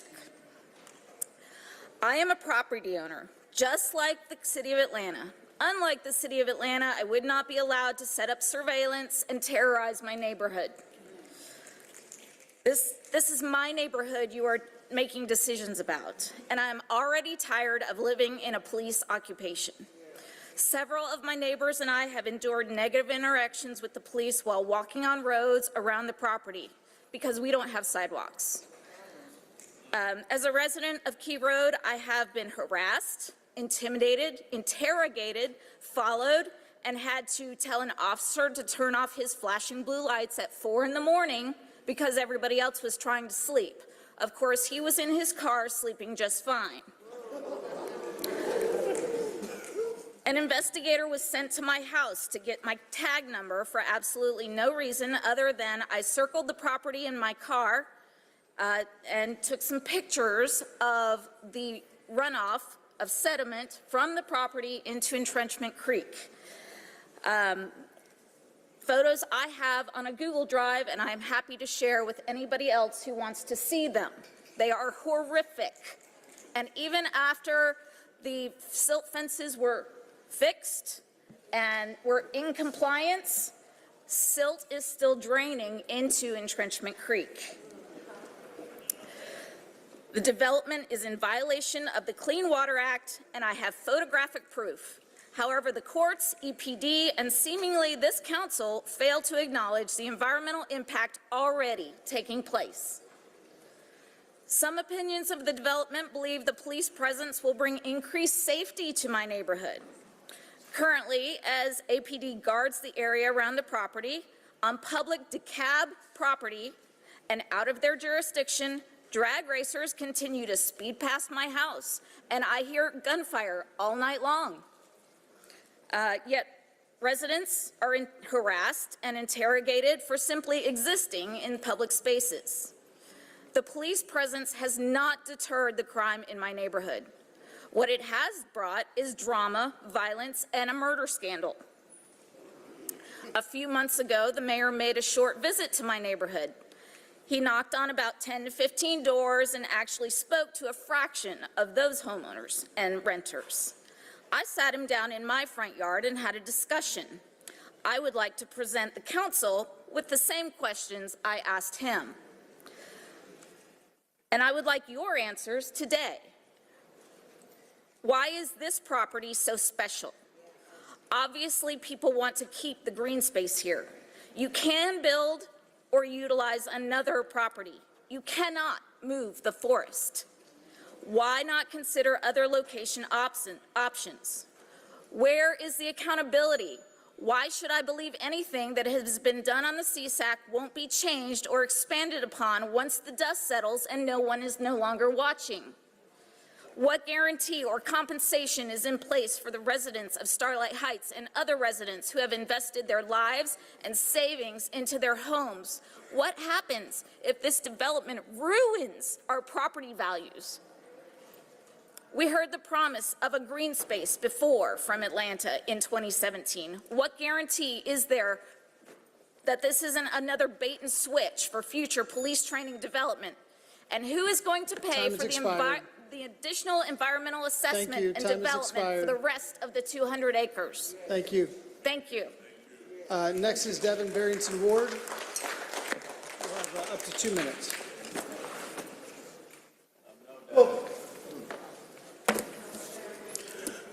Again, ain't no crime wave in Atlanta. Can't be. Half of the damn force is down here. But I appreciate that our presence has kept officers off the street because maybe another black person won't get killed today by the police. There are many white people who are trying to solve the problem, but you never see them going under the label of liberal. That white person that calls themselves a liberal is the most dangerous thing in the entire Western Hemisphere. He's the most deceitful. He's like a fox. And a fox is always more dangerous in the forest than the wolf. You see, with the wolf, you know the wolf is coming. You know what the wolf is up to. But you see, with the fox, he has his mouth shaped in such a way that you think it's a smile and you mistake him as a friend. Dustin Hillis and Matt Westmoreland are those white liberals that Malcolm X talked about. They're the white moderates that Dr. King talked about from the jail in Memphis, in Birmingham, excuse me. You know, I ran against, and Matt, I'll deal with you another day. Dustin, though, I ran against you in 2021, after you voted against the reimagining of the Atlanta Police Department under the legislation that Councilmember Antonio Brown introduced. That bill lost by 1 vote. You got on my list on that day. You also got on my list because I continue to have residents come up to me and talk about how you've weaponized code enforcement to take their homes away, and you've given it to the Atlanta Police Foundation. And I want to be very clear. We know what you and your wife have been up to, and I'm sure there's a RICO racketeering case that's right here at City Council and misuse of office. Sir, be clear. I have no intentions to run against you ever again. I have better things to do with my time. But I will make sure, because you introduced this legislation, I will make sure you will not have that seat. Yes, sir. For the rest of the folks here on council, I understand y'all need the police because y'all got lawbreakers and criminals all up on this council. Y'all need therapy because you continue. Y'all need therapy because you continue to project your dysfunction onto the rest of us. And y'all need Jesus. Time is expired. Not white Jesus. Thank you need black Jesus. Time is expired. The abolitionist, the one that would come up in here like it's the temple and would tear tables up and would flog y'all. Time for is the expired. misuse of power against the people that he even trusted you all to serve. You all should be ashamed. Time is expired. And the fact that y'all are allowing yourselves to be taken for a ride by this mayor is insanity. Mr. Barrington Moore, time is expired. Insanity. I'll yield now. Time is expired. Thank you. Next is, let's keep moving. We got a lot of folks. Next is Kyle Lamont. You'll have up to 2 minutes. We know, Dustin. We know how you tried to gentrify the city with your office. Mr. Ward, you've had your time. You've had your time. Mr. Ward, you've had your time. Mr. Ward, thank you. I brought my passport today because I drove 5 minutes to get here. I'm a community leader and advocate, so I'm here to go against the narrative that is all outsiders here to protest against Cop City. Atlanta, the city in the forest. Atlanta, home of the civil rights movement. Atlanta, home of social change. Atlanta, home of the largest black LGBTQI community in the world. Atlanta, home of the most black businesses per capita anywhere. Today, we will send a message that anywhere black and brown people find a safe haven, they must be policed. Not only must they be policed, but they will have it done with the largest facility in America. Today, you will write the playbook for the world to follow for the continued destruction of black bodies, of precious black lives. Today, you will send a message that it must be done at any cost, whether you destroy a forest or whether you completely ignore the voices of your community. Do I really need to spend time lecturing the elected on environmental injustices that already exist in our communities? Do I really need to spend time lecturing elected officials on the multitude of ways that this will continue to exasperate environmental issues? The people in this room by far are young, and we will be your constituents for generations to come, and our memories will not be short. Matt Westmoreland, you consider yourself a member of the LGBTQI community. Stop taking pictures with us and start voting with us.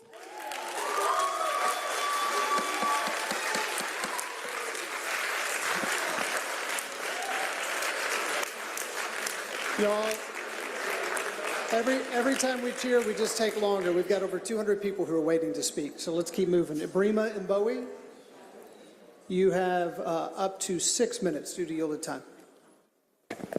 Thank you for allowing me to speak. I do have to remind you once again that my name is pronounced Ibrahim Mbo. Thank you. Yeah, should be familiar. You know, it's the name of your patron saint, Saint Abraham, first, father of all three religions, Ibrahim Mbo.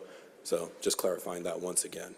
Now, I'd like to start by saying I'm glad to feel enamored and loved by all the people here who finally have a chance to speak up against this injustice which you people continuously push on us.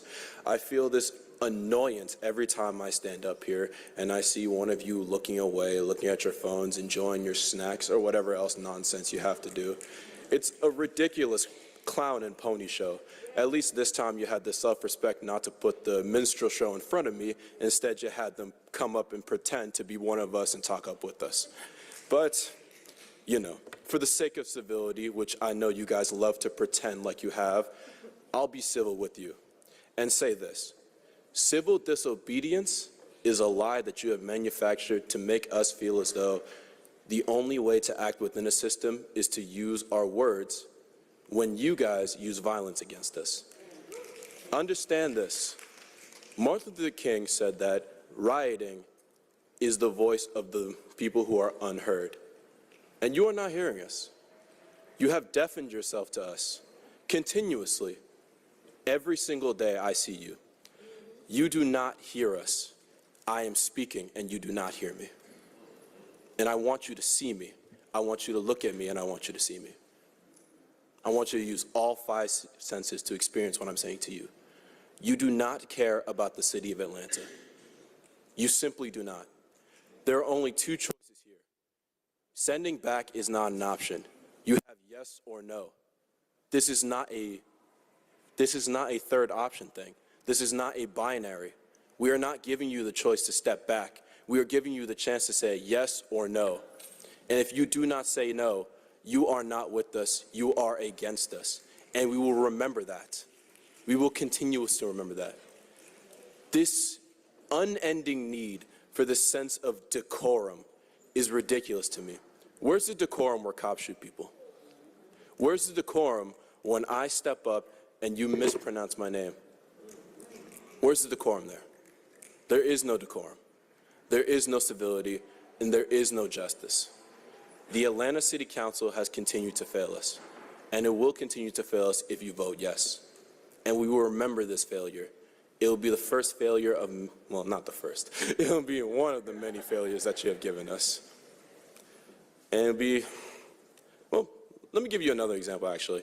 When I came in here, right, I was told that we're not allowed to bring liquids, and I find that very interesting because what particular danger do liquids have to you guys in particular? What, you worry about an acid attack? Oh, my fault. Yeah. I think the bigger danger that the liquids actually hold is the nourishment that it supplies us, the water that it gives us, and the energy that it'll provide to us when we step up to you and use our voices against you. Even now, I can't use my voice to its full capacity because I've been dehydrated for nearly 4 hours. And I imagine many other people have been like that too. We have been dehydrated, not only physically, but mentally too. We've been dehydrated by this council, we've been dehydrated by the police department, and we have been continuously dehydrated by the injustice that we experience every single day. The police department is not justice. These laws are not justice. There used to be a time in this country where the laws of slavery were justice. Would you consider that justice? I wouldn't. You have to take a deep look into the systems that we exist into. There is no binary. Cops are not the good guys. They aren't. I know you guys like to play cops and robbers when you were younger. I know many of you have. I know many have gone to college, probably got law professions and understood the history of this nation. So I do not need to explain to you the history of materialism. I do not need to explain to you the history of racism. And I do not need to explain to you the history of justice. I won't explain it to you. I simply won't. It's not my job. But I will tell you how you can act on justice today. Vote no. It's not difficult. You have it right in front of you. You have yes or no. And if you continue to not say no, just know you do not stand with justice. You do not stand with us. You have failed us over and over and over again, and I'm begging and pleading on my knees. One time, make the right decision. Stand with the people of Atlanta and stand with us, please. Thank you. Next group, this is 49 through 56. Cleos Trabakis, Alan Peterson, Tim Jewett, Susie Duran, Marianne Ahmad, Alexander Panavka, and Barry Lee. I'm trying to get better. Mr. Chair. Mr. Chair. Councilman Bakhtiari. I am very sorry for the fact that y'all are not able to bring liquids in today, but I do want to say we contacted Watershed and there was a pallet brought. So if you are thirsty, there's water at the bottom of the stairs and we just brought water out into this area right here if you are thirsty. So I apologize again. So thank you. That's all of us. Cleos Trabakis.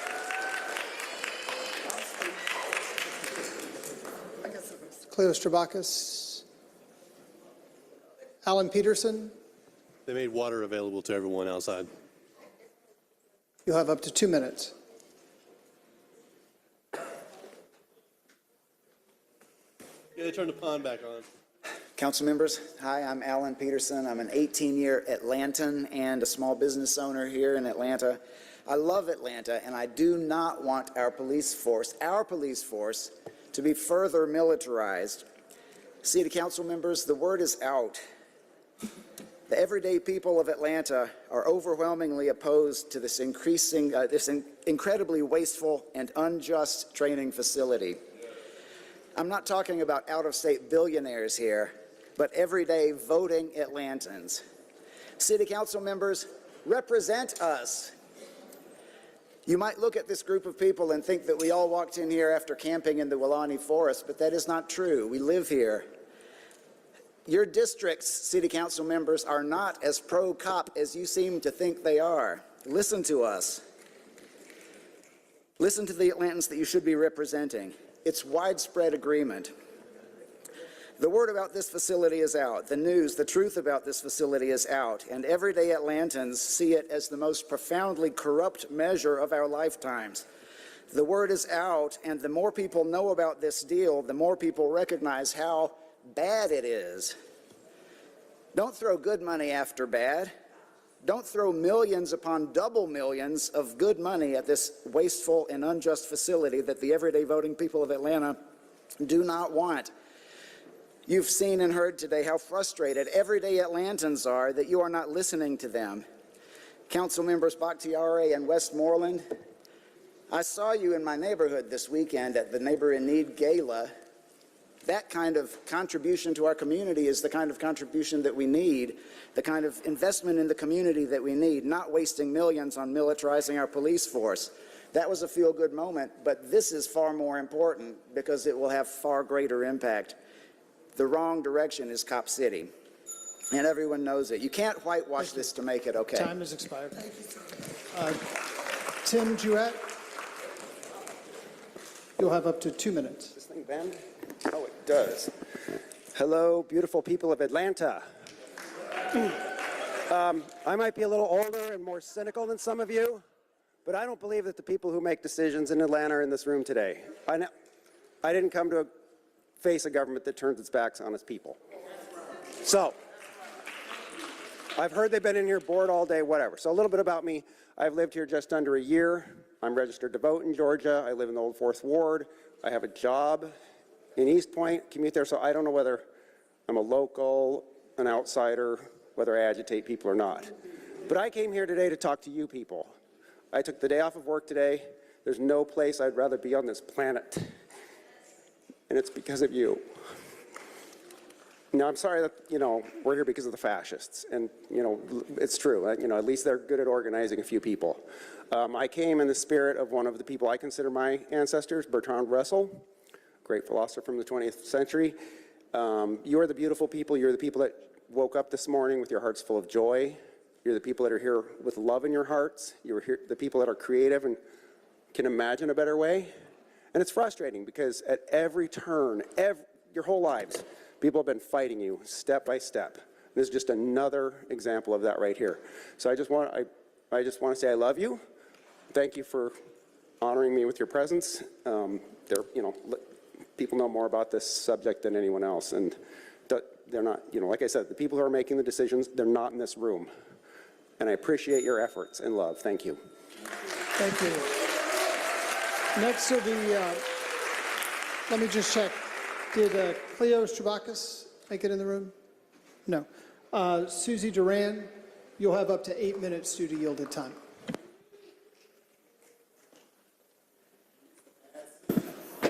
Thank you. I'm not sure. I think it's supposed to be 10 minutes for other folks seated. I don't think so. I found up to 8. Okay. I'll look through while you're looking. Thank you. I am tired. I am so tired. Emotionally tired. Physically tired because I'm also disabled. I am so tired. My name is Susie Duran. I'm an Atlanta resident and very recent Georgia State graduate with an economics degree, so I know a little something. I'm also an organizer. I also happen to be the chair of the Atlanta chapter of the National Lawyers Guild. I have been a member and trained legal observer with the National Lawyers Guild for the past almost 7 years in this city of Atlanta. And this is since I've moved to Atlanta from Marietta 7 years ago. If the Atlanta Police Foundation has threatened you or your family in exchange to support Cop City, please blink twice. Because I cannot think of any other logical explanation. For those unfamiliar with the National Lawyers Guild, we are the nation's oldest and most progressive bar association in the country. We were also the first to be racially integrated. We were founded in 1937, organizing unions, and we've since stood on the right side of history with a rich and noble history of being at the forefront of movements for social change. And being on the right side of history, it has always sided with the people and with movements. I know there's nothing you can do about it. The National Lawyers Guild is a progressive bar association, not just limited to lawyers, but law students, jail workers, legal workers. And if any of y'all want to help me legal observe, we can welcome you too. We are a 100% grassroots and member-based and member-funded only organization. We don't take money from anything or anybody else. With chapters all over the country, including the City of Atlanta, UGA Law Chapter, Emory Law Chapter, and Georgia State Law Chapters. The NLG has organized labor unions, supported the New Deal policies when the American Bar Association was against it, and we even prosecuted Nazis at Nuremberg. The NLG has represented Vietnam War drafters, FBI targeted members of the Black Panther Party, the American Indian Movement, and the Puerto Rican Independence Movement, and helped expose illegal FBI and CIA surveillance, infiltration, and disruption tactics. We are no stranger to state-sponsored political repression. That is our history, that is our origin. Specifically, though, our mass defense and legal observer programs, we are proud to protect protesters on the streets and in the courtrooms, aiding countless movements in their work towards justice. And the idea of a legal observer, the idea of community members watching the police in their neighborhoods, originated from the Black Power movement. It was when the Black Panther Party in 1966 decided to patrol the Oakland Police Department. Since then, something kind of like Cop Watch came about, and that exists to this day. There's Atlanta Cop Watch in the city too. And being a bar association with the National Lawyers Guild did was they took components of that Cop Watch program that originated from the Black Panther Party and the Black Power movement, and we did like a little, legal spin-off kind of thing. As a legal observer, we are trained to observe, document police activity in the streets. The National Lawyers Guild, legal observers, all in lawyers, have also developed innovative legal strategies that have completely transformed human rights in courtrooms, not just in this country, but all over the world. Today, legal observing is a distinct practice from Cop Watch, and legal observing acts as a direct form of protest or legal support, connecting activists to a much bigger support infrastructure made up of arrest hotlines, jail support teams, community bail funds, legal defense funds, attorney referral networks, and more. I joined the National Lawyers Guild as a legal worker in 2016 when I moved to Atlanta from Marietta. That's the same year the Atlanta Solidarity Fund was started to provide to protesters support for those who were arrested and repressed by local police, namely the Atlanta Police Department. But before the Atlanta Solidarity Fund in 2016, those organizers, the ones y'all swatted and arrested and One of them couldn't get their medications and is disabled and was left there for 3 days. They had already been running jail support and hotlines for folks even before ASF was formal or official, even named that way. By running the jail support hotline, Atlanta residents can feel assured that they have resources when they write the number on their arms. In fact, there was a moment during the civil rights movement in the 1960s in the South when writing down the phone number of a local National Lawyers Guild chapter or lawyer on an arm or wrist came to be a routine precaution before any demonstration. It was like wearing comfortable shoes or bringing a lemon to ward off the worst effects of tear gas. And it was a time when taking to the street was becoming the new normal, and encounters with law enforcement was an increasingly common occurrence. And any experienced protester knew that it was wise to have rapid access to legal first aid that they could trust. And it's a shame that 70 years later, we still do that. Legal observing is a constitutionally protected right and is also firmly enshrined as an international human right. And even prior to the full construction, Cop City has already proven to be a source of violence, oppression, militarized approaches to civilians, unconstitutional activity, and economic and environmental disaster. And earlier this year, to advance the Cop City, y'all arrested one of my legal observers. And that's not the first time Atlanta police has done that. It's not the first time legal observers have been detained, targeted, harassed, arrested, violated physically for observing police activity, violence, and state repression of social justice movements here in our very own city. The Atlanta Police Department has targeted Atlanta National Lawyers Guild legal observers before. Arresting a legal observer at a Fight for 15 rally in Atlanta? Atlanta Police Department threw a tear gas canister at my feet when I had my legal observer hat on, when I was filming police activity in the summer of 2020. That was the first time I had ever had tear gas exposure. I was blind the entire night because I didn't think I was gonna get tear gas and I wore contacts. All I could do was hold my phone like this and hope I was filming something. And then a couple days later, Atlanta police said, arrest those two. And those two were two other legal observers.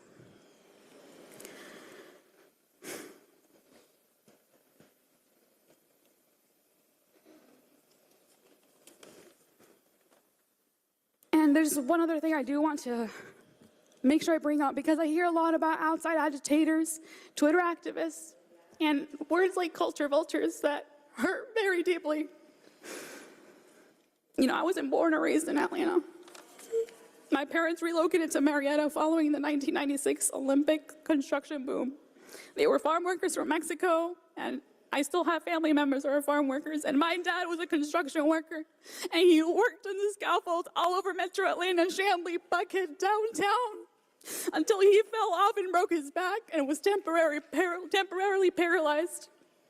I may not have been born and raised in this city, but I'm not an outside agitator. We're immigrants. We're not Twitter activists. I don't have to have been born and raised here. But I wasn't born and raised here, but my DNA is an infrastructure of this city by way of my father's blood and sweat. Time's expired. Y'all have to know that the police, every time I legal observe, Thank snark comments, mockery, it is all Time's becoming unprofessional Thank you. and not necessary. Next is Miriam Ahmad. You'll have up to 2 minutes.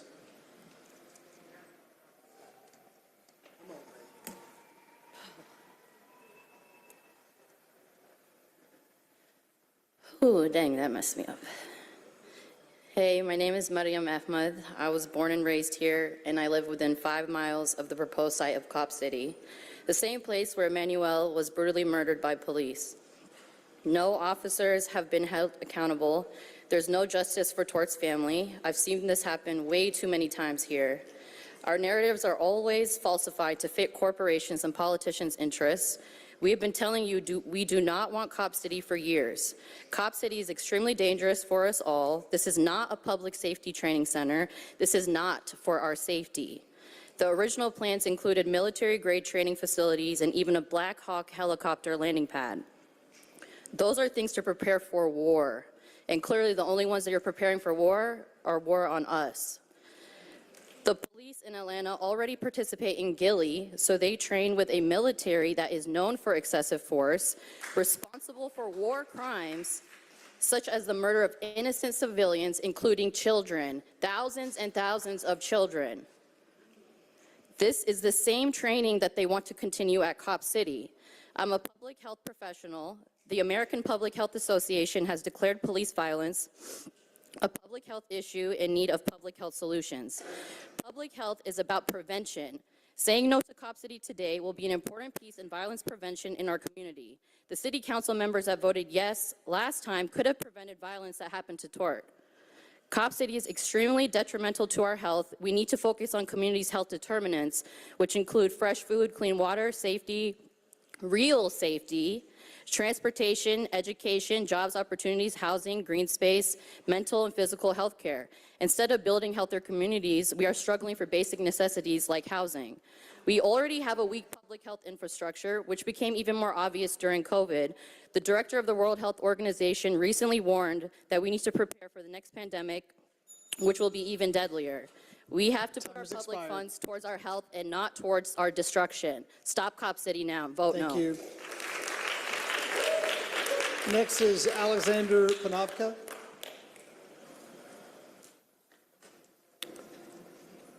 You'll have up to 2 minutes. Good afternoon. My name is Alex. I'm 22 years old and I've lived in Atlanta my whole life. So I'd like to discuss this document, which is the Atlanta City Design. This is a document that was adopted into the city charter in 2017, and I believe that 6 of the current city council members, as well as Mayor Andre Dickens, worked with this document. So I'd like to talk about how Cop City betrays and contradicts the vision for a better Atlanta that was established with the design here. So I'd first like to talk about the design for nature. The city said, "We'll protect the enduring and irreplaceable green lungs of Atlanta." The green lungs are 4 heavily forested areas that provide key environmental, social, and economic benefits to the city. One of these areas is the South River Forest, the site of Cop City. And while the planning department has labeled the forest as the last chance for a massive urban park, Cop City would remove many acres of forested land and effectively kill that plan. The design also promises to connect the park to a massive citywide trail network. It acknowledges that the ability to escape into nature is essential for our physical and mental health. The construction of this facility will end any aspirations for that park. It would take away people's ability to enjoy what remains of the natural forest. Communities that fear police violence will not be able to relax in a park that is so close to a police shooting range. Funding Cop City will also undermine the Atlanta City Design's ambitions to improve equity and equality. South Atlanta's low-income communities will lose the environmental and social benefits of the park while being burdened with other environmentally harmful sites. And while Atlanta likes to pride itself on core values including equity, progress, ambition, access to nature, this facility contradicts each of those core values. And I'd like to end by saying that the proposal for a militarized police training center is not progressive or ambitious. It's been tried many times, and a better future would involve investing in housing, transportation, healthcare, and green space. Next up is Barry Lee. You'll have up to 10 minutes due to yielded time.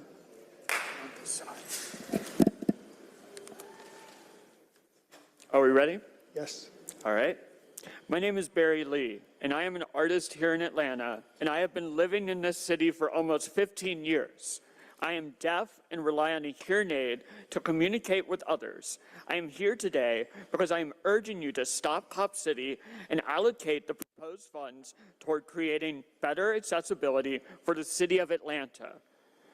I have gone through a few instances with police officers in routine traffic stops where as soon as I asked to repeat something because I'm deaf, the officer would get really irate with me, where I would have to be the one to de-escalate those situations and say, "I'm deaf, I can't hear you."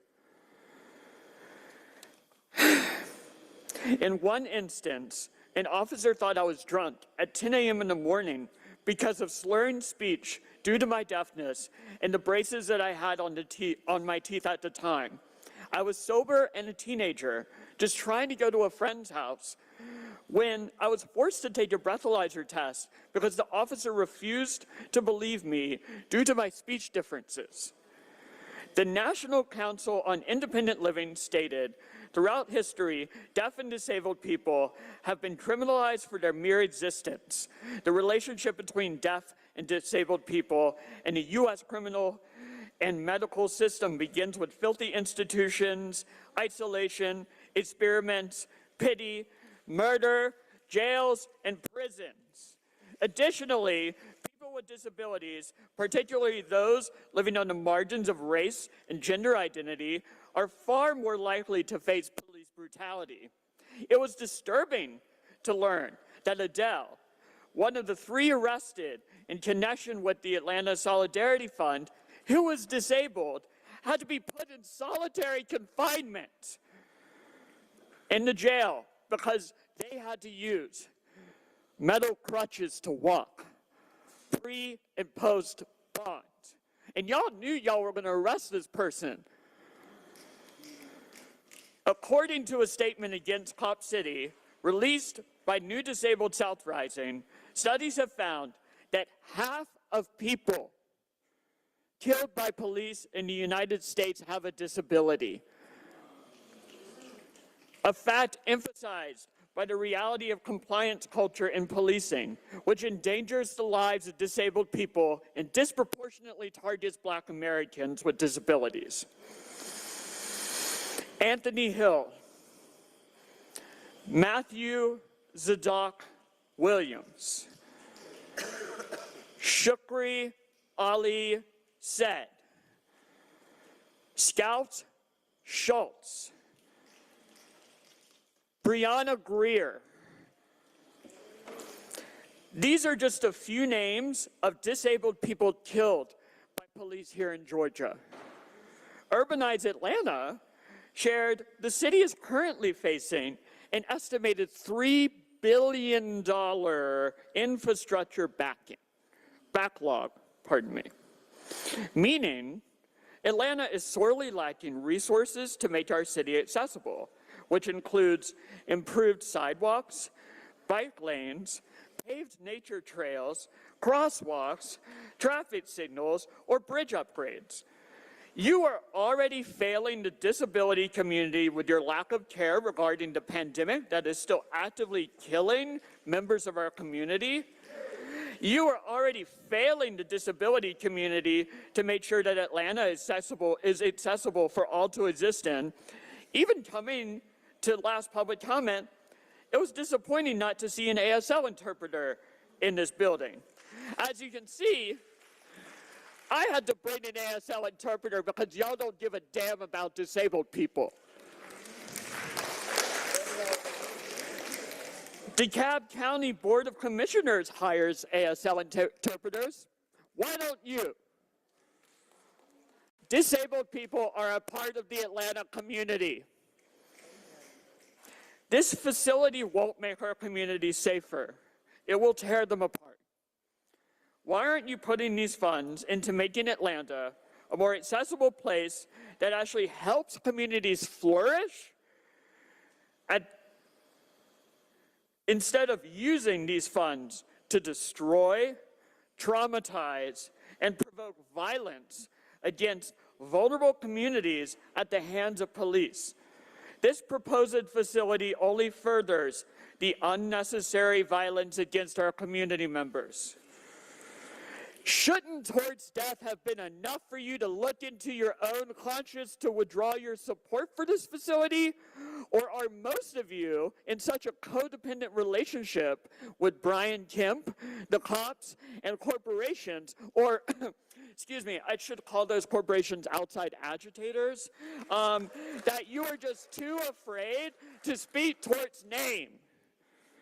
If you vote for these funds to be used toward this facility, don't go crying about Brian when he tries to pass bills harming vulnerable communities that would have cops who would be trained in this facility enacting violence on these vulnerable communities. Your vote would play a complicit hand in future repression, the repression you all claim to be against the repression that is actively happening right now here in Georgia. We are offering solutions and alternatives. You just aren't listening. You work for us, not the cops or corporations. We don't want our tax dollars to fund more violence in the hands of the state. And it was atrocious this morning when I arrived here at 8:30 in the morning to do my public duty, and they told us we couldn't be here until 11:15. That is deeply inaccessible. And it's also inaccessible that we can't have liquids in here. My voice is perched. There are people who need water. We're humans. Y'all are drinking water up here? Stop Cop City. Thank you. Thank you. Next group. The next group of folks to speak, Erica Mead, Noah Grigney. Oh, Councilmember Bond. Sorry.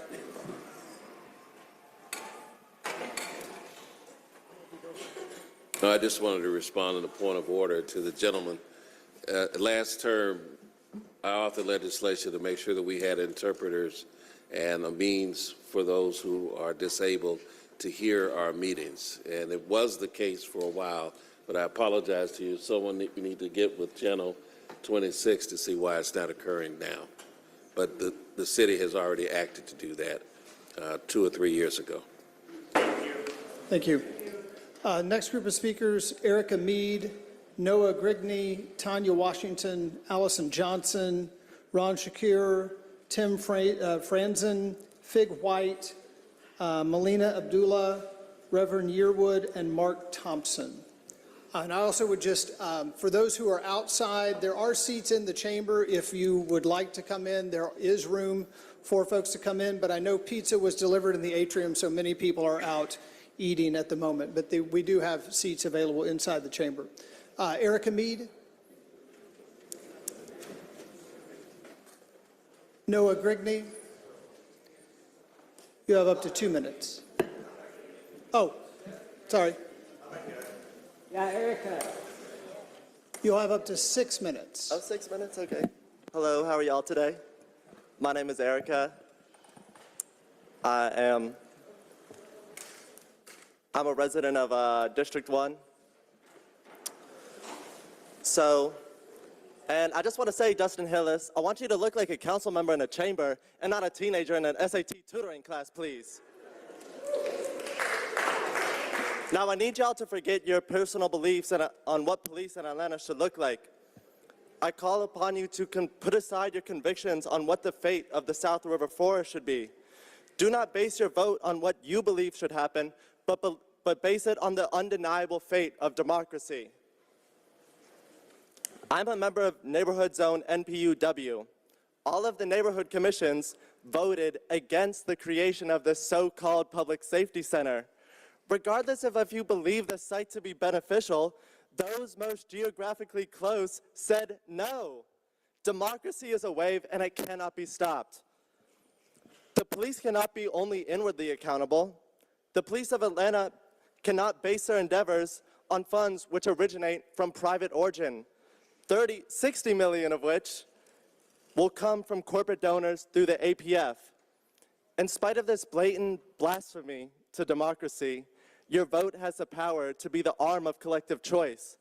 Step out of line with the millionaires of the few of this great city and walk in step with the many of this land who are the workers, the mothers, and the everyday folks.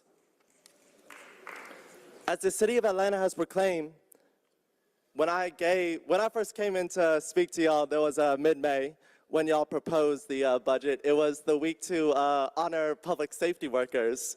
It's now a little bit later, but what better use to put these funds towards than to actually honor our public safety workers and not just give them a pledge that you will. The money cannot be transferred today, but the money that y'all might put to Cop City could clean the royally littered streets of 5 Points and turn our MARTA stations into transit centers of world-class quality. The urine-soaked elevators serve as proof that that is not the case. Have y'all ever seen so many people show up for public comment? We are here to raise our voice. We are here to let democracy ring at a deafening decibel. We know that you can hear us. Stand with democracy. We command you and the City Council, vote against this $67 million. Thank you. Thank you. Next is Noah Grigney. You'll have up to 2 minutes. They paved paradise, put up a city for cops, with a shooting range and a fake bar on a fake block. Don't it always seem to go that you don't know what you got till it's gone? They paved paradise, put up a city for cops. They took all the trees, locked them in a tree jail. Gave them DT charges, 50 years, no bail. Don't it always seem to go that you don't know what you got till it's gone? They paved paradise, left their people to rot. Hey, City Council, cancel that fascist lease. You can still choose to listen, just leave us our beautiful trees. Please, don't it always seem to go that you don't know what you got till it's gone? Save paradise, we don't need no city for cops. Jan 18th, we heard 57 shots. And our dear friend was murdered by those cops. Don't it always seem to go that you don't know what you got till it's gone? Save paradise, someone please make it stop. Don't it always seem to go that you don't know what you got till Time's it's expired. gone? Thank you.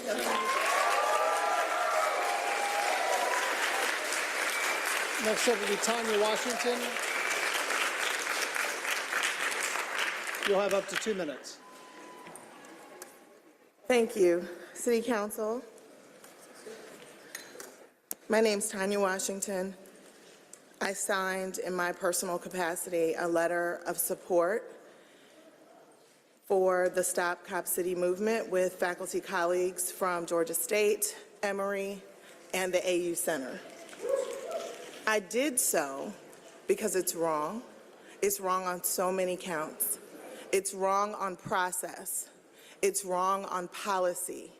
It's wrong on the fiscal investment. It's wrong on community engagement. It's wrong on the politics.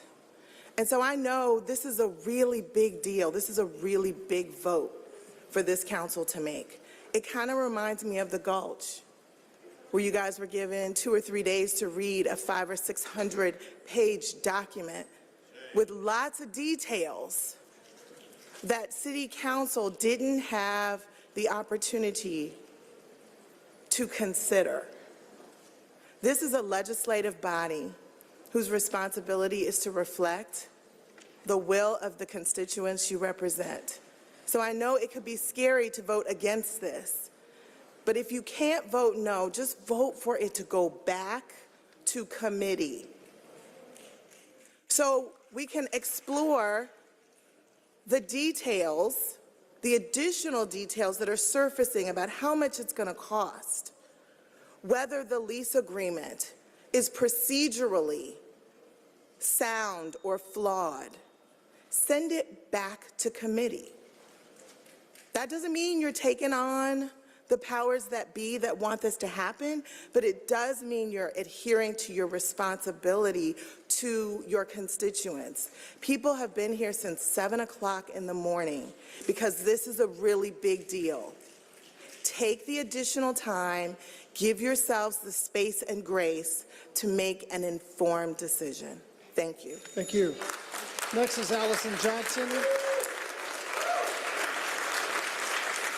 You'll have up to 2 minutes. Yeah. Hello.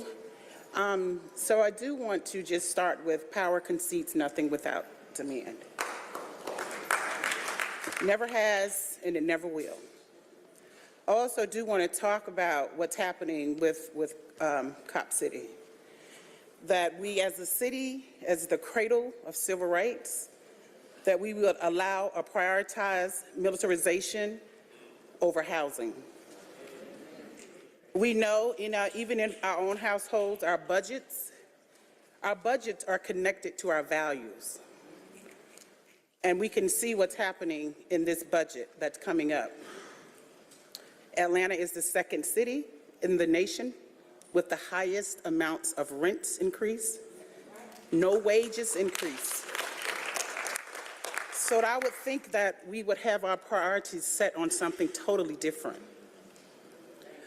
I also want to acknowledge to the fact and thank some of you for working to create something that's supposed to be of service to the residents in the city of Atlanta around the Housing Help Center.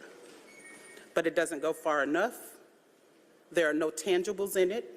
We haven't seen the budget. So I would ask that those monies and dollars that have been allocated, $600,000 to the Help Housing Center, that it comes to us so that we can also see it and review it. And I also ask that the budget, particularly with the Housing Trust Fund, that's a major priority over what's happening today. That we have more money coming in that trust fund, because if we don't, we'll all be living in Cop City. But I do want to also say, now is the time to do the right thing. We don't have another time. We can't regrow land. Thank you. Next will be Ron Shakur. Ron Shakur. Next speaker is Ron Shakur. You have up to 2 minutes. Ron Shakur, Southwest Atlanta. Atlanta's that special place. Atlanta's the place where people have come because they saw leaders that led the way. Atlanta is that special place where Morehouse, Morris Brown, Clark College, Spelman College came up, and they came up on not so equal land. But I am so glad that I came here a couple weeks ago, or saw it on TV, where Emory, I believe Georgia Tech might have, but the citizens across this city have stood up and said no to Cop City.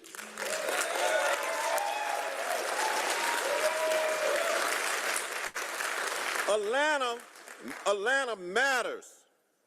Where would we be without an SCLC? What would Martin Luther King be on this vote? Where would Emma Darnell and the black leaders be on this vote? Where is the Julian Bond? Where would he be on this vote? Where would he stand? Where would Mr. Boone stand on this vote?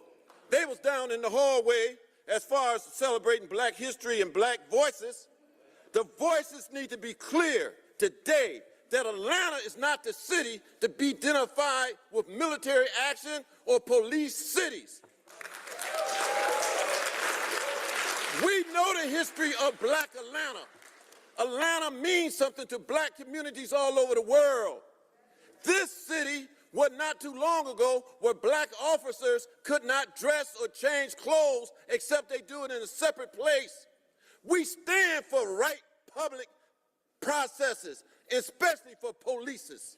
Our community need polices. Every community needs polices, but we do not need the resources to this amount. We need what Martin Luther King said, let us invest the right way into what our city needs, and that does not need materialism, military action, or more police. We need resources that go to the cause of making the humanity better.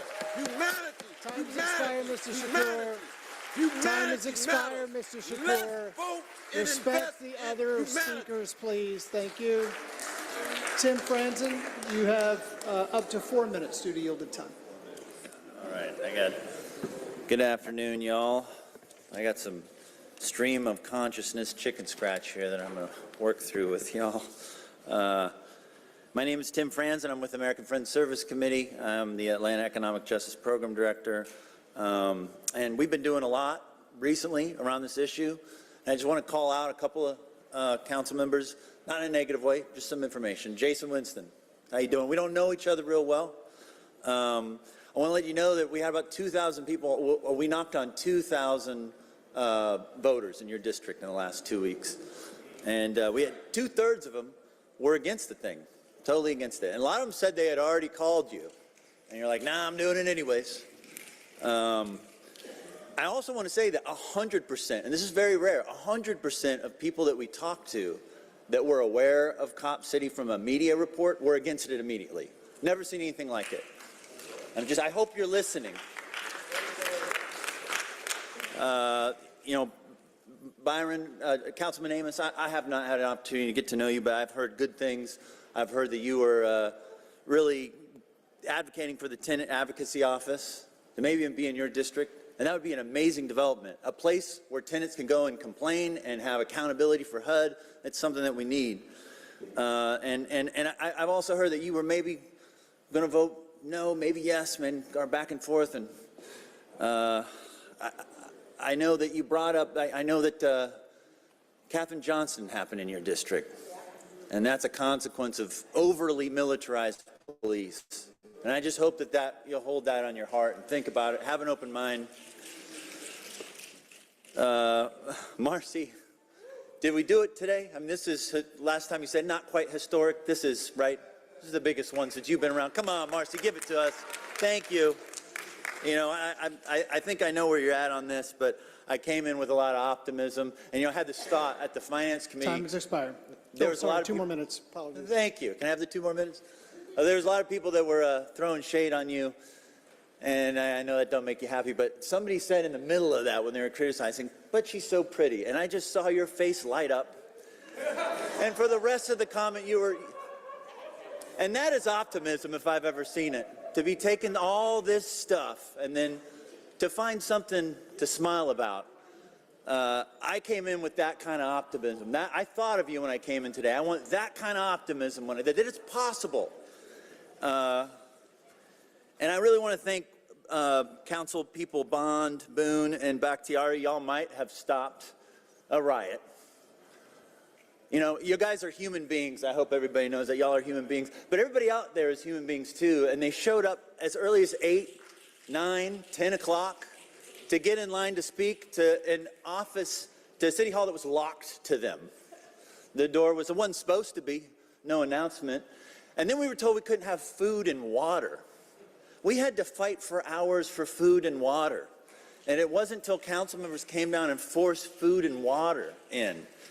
It almost like you want something crazy to happen, right? I mean, Mary, we want to make sure people are fed, right? We don't want to have a riot.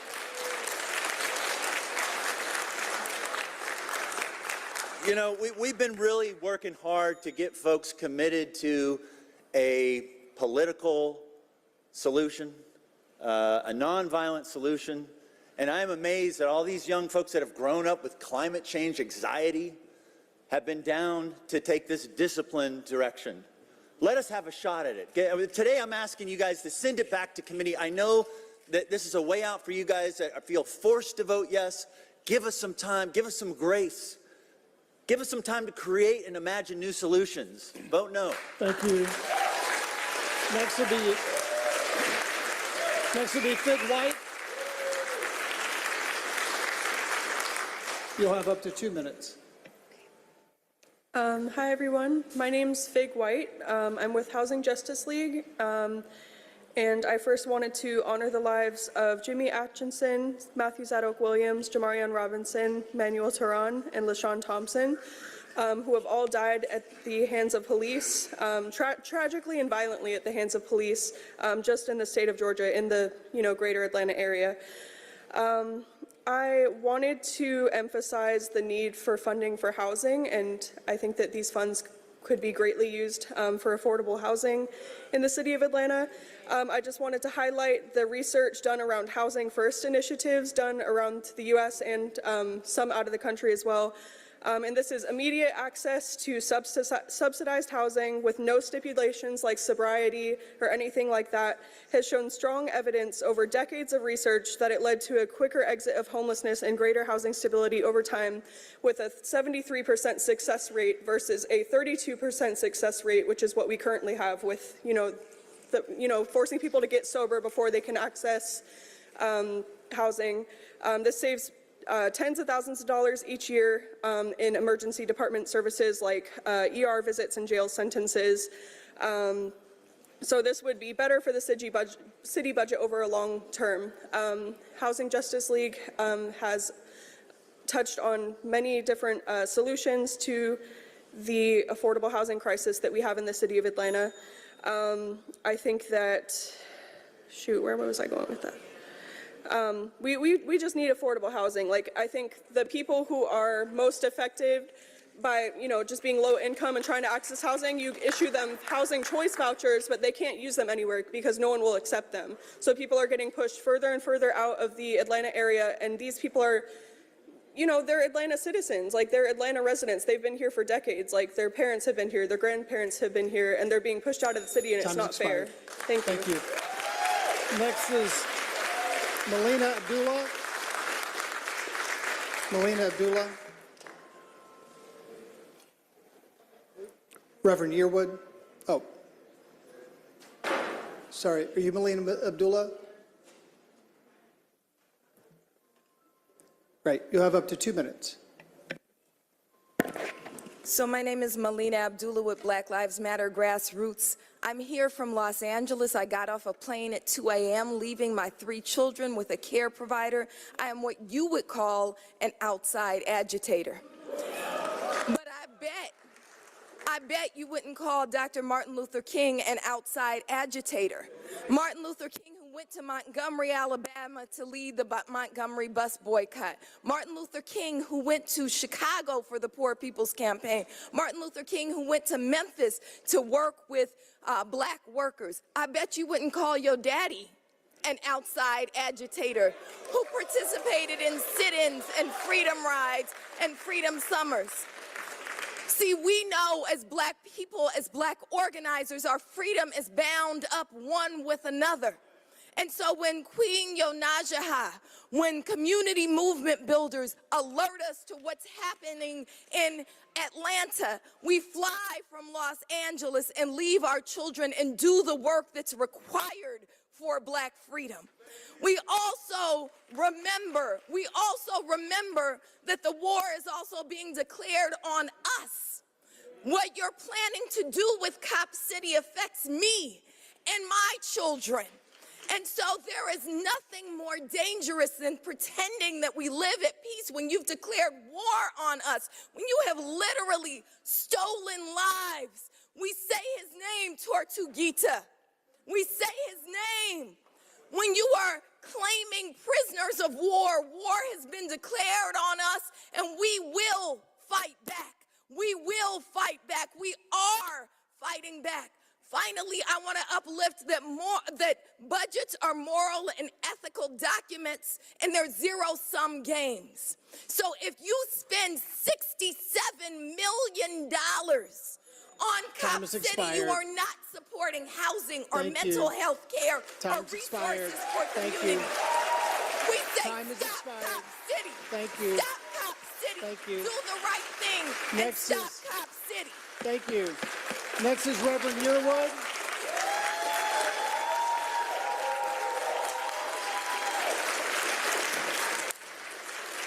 Next is Reverend Yearwood. Due to yielded time, you have up to 4 minutes.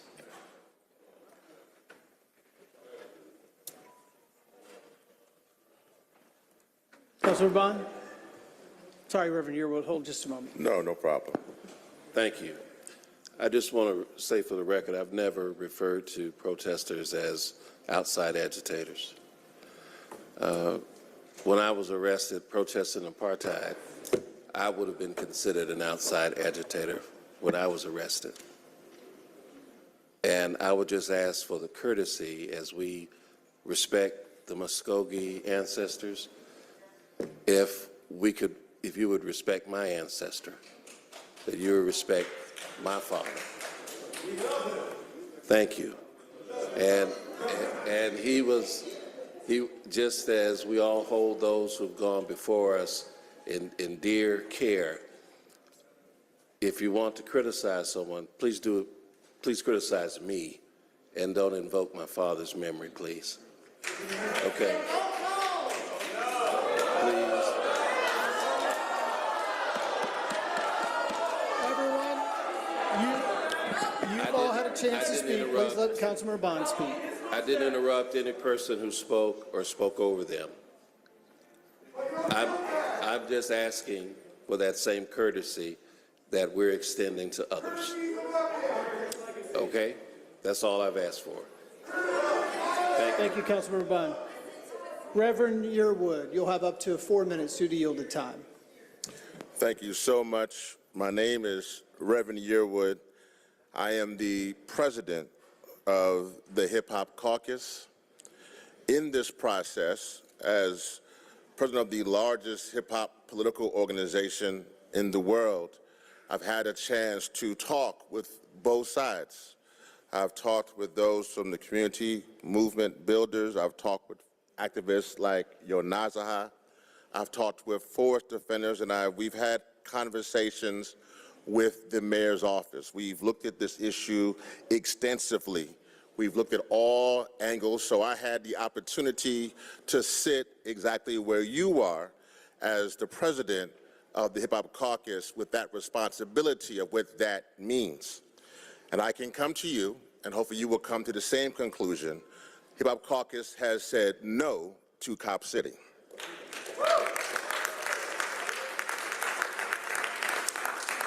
I am also an environmentalist. Was very blessed to be named by this country, the United States of America, in 2015 as a climate hero. And in that process, being called a climate hero, I also wanted to be here because part of my role was to be in Egypt at the climate conference last year, and I will be in Dubai at the climate conference this year, was in Scotland the year before. But you are making my job much harder, because it would be very hard for me to tell the world to be clear on climate justice when we are here in Atlantis and we don't put forth racial justice. It'll be very hard for me to go to the world to explain to them that we understand the climate crisis that we are in, that we understand what we are dealing with, but here we would rather build a facility that is about militarized police instead of building a facility to deal with renewable energy and clean energy and deal with that. It is very hard for that. And with all due respect, I knew your father quite well. And I know this because in 2013, outside the White House, me and him as two black activists made a decision to get arrested outside the White House when President Obama was president.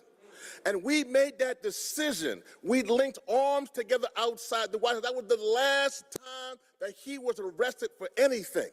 And when he was arrested for climate justice. And I went to jail with him, and I sat next to him in that jail cell. And I can tell you this, I can't say what he would do, obviously, but I can tell you that he would understand that this is our lunch counter moment for the 21st century.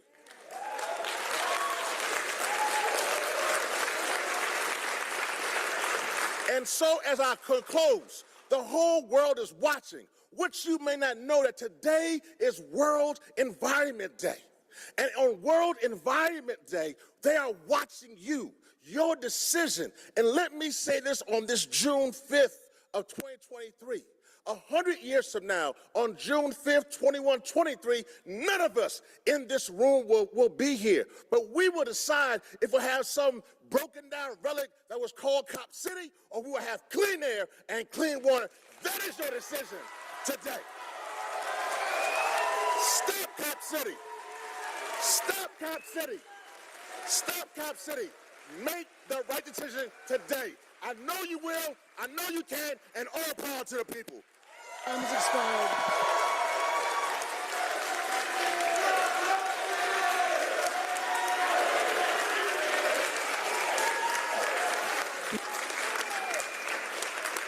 Next up will be Mark Thompson. Just a note before you start, Mr. Thompson. I've been told that some of the elevators are broken. We are working on those. They've not been shut down. They're actually not working. So I don't know why. I've just been informed of that. So we're trying to get those fixed. You have up to 2 minutes. You have up to 2 minutes. My name is Reverend Mark Thompson, and I was the founding chair of the Washington, D.C. branch NAACP Metropolitan Police and Criminal Justice Review Task Force. Our task force authored legislation establishing the Office of Police Complaints. We were enlisted by Chief Charles Ramsey at the time to address racist police text messages, and we consulted on establishing new use of force guidelines. We also established a diversity awareness and sensitivity training program at the D.C. Police Academy. In that program, I taught a class entitled The Historical Relationship Between African Americans and Law Enforcement. So while I may be an outsider, I'm one with extensive experience in these matters in another major African American city. The text for my course was Black on Black Violence, the Psychodynamics of Black Self-Annihilation in Service of White Domination by the renowned clinician, the late Dr. Amos Wilson. He wrote, Black criminality is not accidental, coincidental, or aberrant. He argued that over-policing Black communities leads to the criminalization of those communities, justifying oppression, denial of civil and human rights, and racial discrimination. The alleged criminality of the Black community is used to rationalize severe police repression and the facilitation of white American economic control of the African American community and the creation of social service and criminal justice industries. Dr. Wilson also wrote, police personnel should be taught to perceive and acquit themselves not as occupiers of the African American community, not as its rulers or as enforcers of quasi-colonial laws, but as its servants and employees. The police and criminal justice establishments must respect the intelligence of the African American community and its capacity to know how to best solve its own problems. This community has intelligently spoken, and the city leaders should listen. The police treatment of Tortuguita and the Atlanta Solidarity Fund and other activists confirms that the Atlanta police should not be rewarded with their own amusement park. The only police centers that are needed are centers for police de-escalation and demilitarization. And as Atlanta's most famous son, Dr. King himself said, we can never be satisfied as long as we are the victims of the unspeakable horrors of police brutality. Atlanta City Council, stop Cop City. Thank you.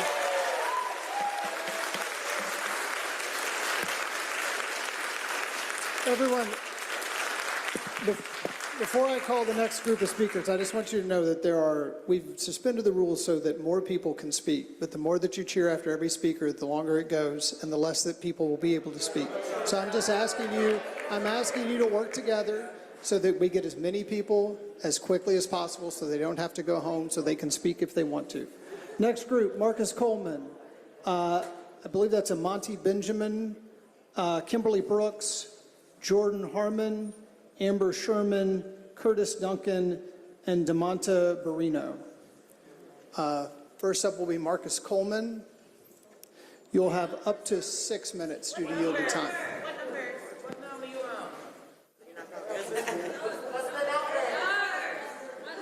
So sorry, we're at 74 through 84.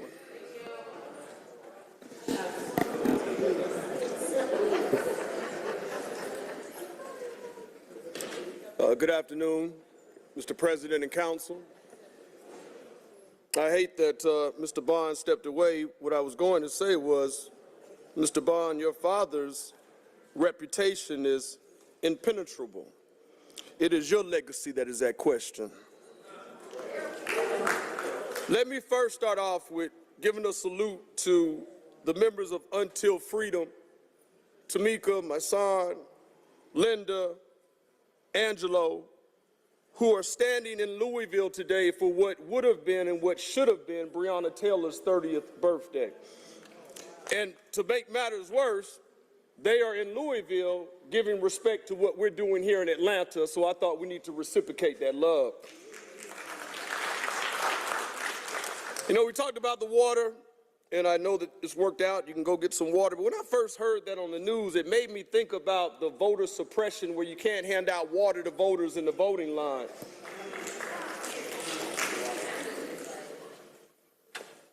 A lot of people have spoken, and I'm going to shift my gears. Brother, I promise you, Brother Lewis, Antonio Lewis, Councilman Lewis, I promise you, I had you on my spirit before I came here this morning. I saw you on the news and you were standing with a family that many of us have supported, and you were saying, where are you all at? And I know we got some comrades in common. I hear you on WAOK. I got to say this to you, brother. In 1966 is when the first SWAT unit was created in LAPD. Do you know the definition of a SWAT member? It is a paramilitary officer.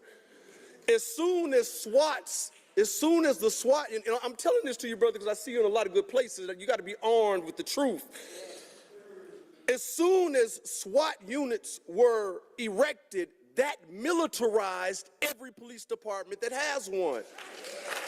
A SWAT member is not only a paramilitary officer, but that paramilitary officer is armed with weaponry and strategy from the military, making it a militarized police department.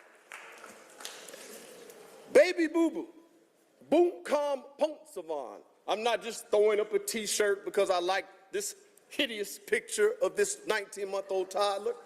I happen to lead the charge of this state's largest, most high-profile demilitarization of police case, where Habersham County blew up a toddler by throwing in a flashbang grenade, which at Cop City, I'm sure there's going to be plenty of that bombs going off, plenty of that action. And furthermore, flashbang grenades weren't created for our streets. They were created for war zones abroad. So please, brother, please don't make that mistake again. A militarized training compound is exactly what this is. It's funny that $36 million was an oversight. I think, what was it being called, a message blunder?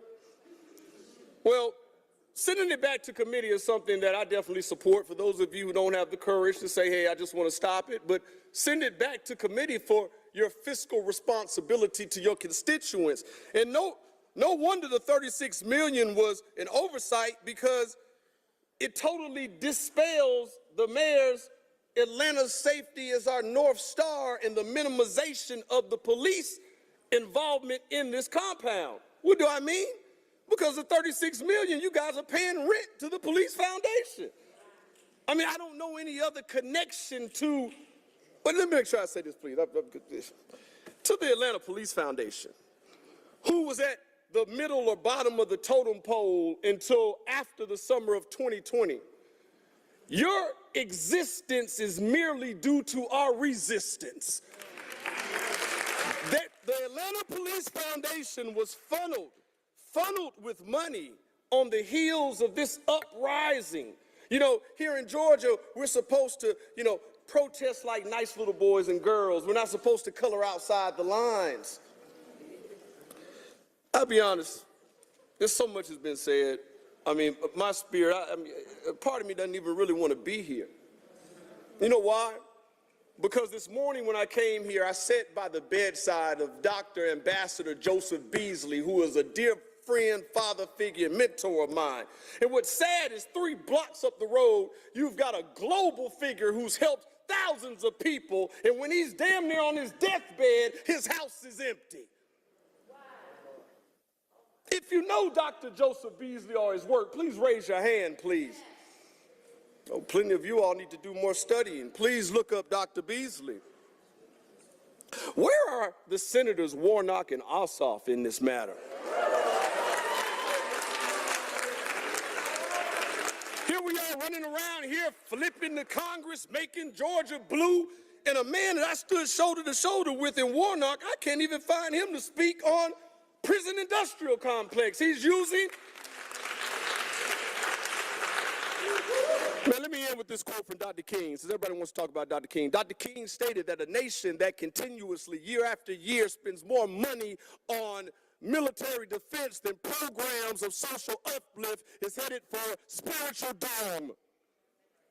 We feel, in closing, like Cop City is a manifestation of that doom, nothing but an academy for assassins. So in the name of Joe Beasley and his pitch and his tone, I will close. Thank you.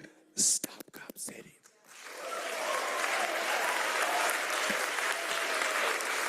Mr. Lewis.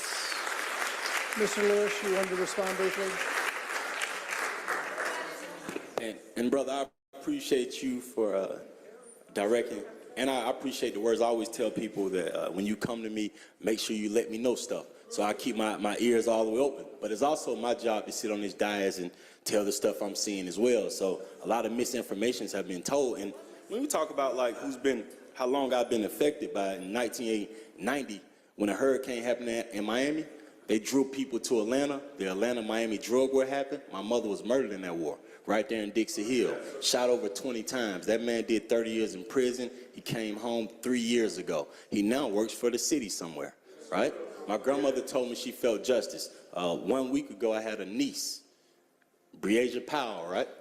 1 week ago, that's my niece. My dad had married her grandmama, so that's my niece. Her mom, my sister, right?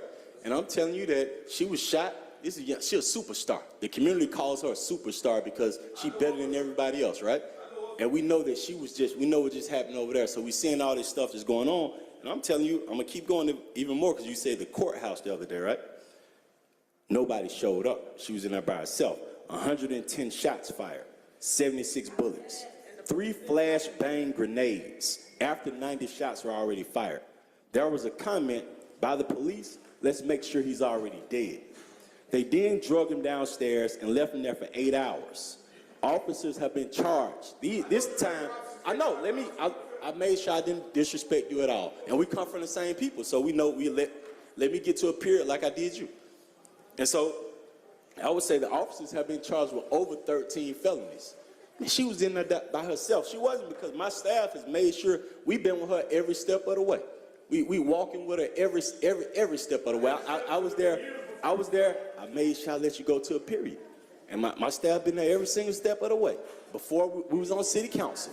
And so I will say that I was there, and I went into the courtroom with her. I came there before court started, and I was getting there as many times as I could, no matter how busy I was. This was a mother there by herself, black woman, and we got the police. We got them down there. We got them in court, y'all. We typically don't get police officers to go to court charged.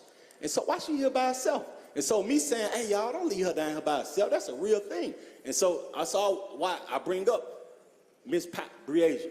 I bring that up for real. Nobody said her name except one person in here, man. That's a real thing to me, because now we had to find a way to city. We found a way to make sure she was okay. Found a way to make sure her mom okay now. They talking about they got to find a new place to live because it's very dangerous where they at. And so over 100 shots were fired out there at Mays High School. Not nobody talking about it. So I will let you know I'm fully engaged with all this stuff, but I'm listening to everybody too. I appreciate you full out for that, and I can't wait. I know DC gonna lock us in so we can talk after this. Thank you, Mr. Lewis. Next is Monty Benjamin. You'll have up to 4 minutes due to yielded time. Hello to everyone here, as well as the members that are here to support Stopping Cop City. I'm standing before you all as an example in the end results of the culture as well as the studious outrage of justice when it applies to law enforcement. Again, to me, being a mother of a son who lost his life at the hands of law enforcement, my tone with this is the pettiness of distinguishing militarized as opposed to public safety and all the above. My thing is with this whole issue of Cop City, I am not negative cop. I come from a family that's enforced with law enforcement. My brother-in-law worked for the Secret Service, One actually worked for the military police, and one also in law enforcement in my local town. I am a resident here of the Metro Atlanta area. What I will say is my thoughts on Cop City is all of this money is being put into a structure, into a building, into an entity, whereas it should be put into, whereas we have the issues of community issues, homelessness. Prior to losing my son, I was a part of a lot of those organizations that was reaching out to the families that live in the communities where it has presently been gentrified, where you had elderly people put out on the street, not knowing where they're going to go, not knowing where they're going to live. So my thoughts is this, not only that, also knowing a lot of individuals who were killed by law enforcement due to mental issues. And to me, it's losing sight on public safety, whereas they are becoming more of the villains than actually the solution to the cause.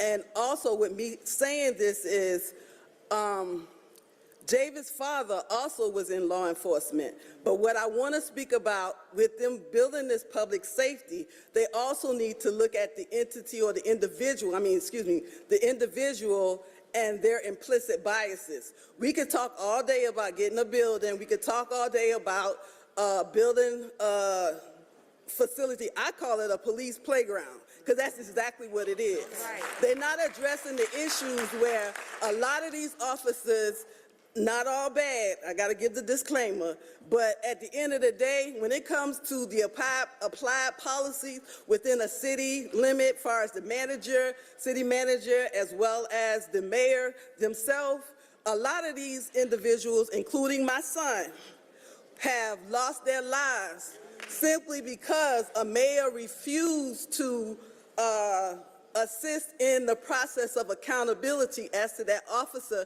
being held accountable. When my son, when he was actually killed, he had his hands raised. He was actually in an accident. Officer arrived on the scene. When he arrived on the scene, he told my son to stay in the car. It took me 2 years to find out that through media, they said my son assaulted the officer. He never touched the officer.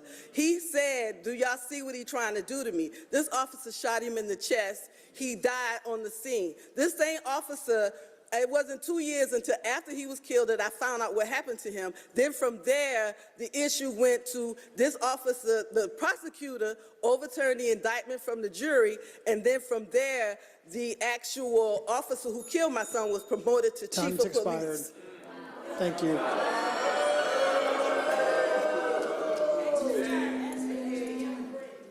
Can I ask for extra time? Thank you. I'm sorry, time's expired. Next is Kimberly Brooks. Kimberly Brooks. You'll have, Councilmember Bond. Sorry? Okay. Okay. Ms. Brooks, you'll have up to 4 minutes due to yielded time. Mr. President, would you mind Kimberly Brooks? No, what had happened was she was coming up with me so I can sign the paper, but she signed her name, and I was supposed to have been speaking. And Ms. Brooks, you're trying to yield time to Ms. Ward? she's not giving her time. Oh, I see. All right, Yeah. got it. Okay. Kimberly Brooks, you'll have 2 minutes. She get 2 minutes. 2 minutes, and you'll get 2 minutes. Okay. So Kimberly Brooks, you'll have up to 2 minutes. Thank you. I won't repeat what everyone here has already said. I will just state the obvious. If Cop City is built, you will kill black people. I come to you today as a black woman and mother in the city of Atlanta. A lot of times we're not responsible for our actions because you don't know what happens. The city of Atlanta appears to be directly instrumental in the decimation of the black community of Cop City. Cop City is, by the black community, Cop City is not supported by best practice or sound data. It is not supported, and the district attorney appears to fairly execute law. The sheriff is bullying employees, and the police department is not promoting a positive culture. Katherine Johnson and the federal government stated in her death The Justice Department is committed to vigorously prosecuting law enforcement officers who willfully disregard the Constitution and abuse the authority to violate the rights of others. Per your laws, under oath, you swore that you will further swear that you will uphold and support the Constitution of the United States, or further swear that you will uphold and support the ethics of Code of the City of Atlanta. To date, the City of Atlanta has failed to protect the black people in this community. If they continue to do so, we may need federal intervention because you cannot and you have not did your jobs. If I'm not mistaken, this council has responsibly taken away equity in the black community by demolition of property. For one property was $750,000 you spent on one property. When CARES money was given, you failed to give that money to the black community. In all areas of social and economic development and criminal justice, this council, along with the mayor, has failed to do its duty and perform its duties as council. So everyone that votes yes to this will be an enemy of the black community. You cannot say that you are advocates for the black community. Thank you. Vanessa Ward, you'll have up to 2 minutes. Okay. Hello, how y'all doing? This is my first time.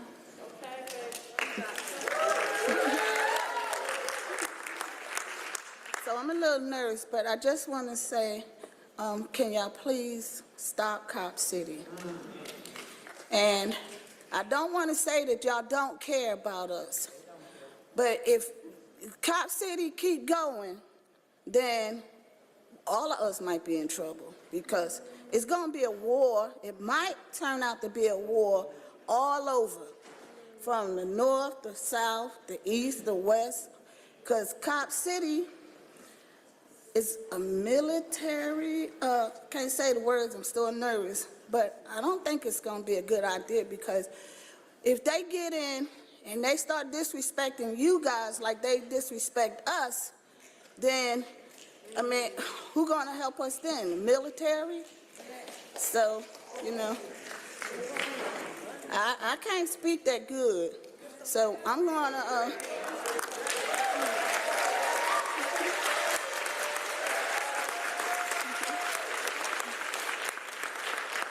But I just want to ask you to stop Cop City, and that's it. Thank you.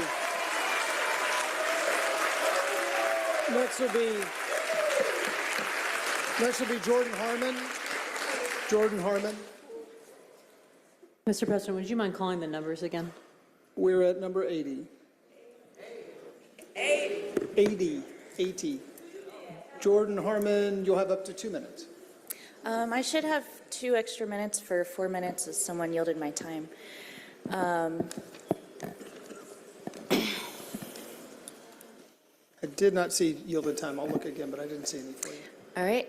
Hisje Jordan Chochifkaros Edolgados. Momanchaha Malegirados. My name is Jordan. I am of the Deer Clan. I come from Chiaha Tribal Town, which is a traditional town of my Muskogee people. Just a few miles away from Atlanta, actually. I just wanted to come here. There's nothing I'm going to say against Cop City that has not already been said 1,000 times, and you'll hear it 1,000 times again.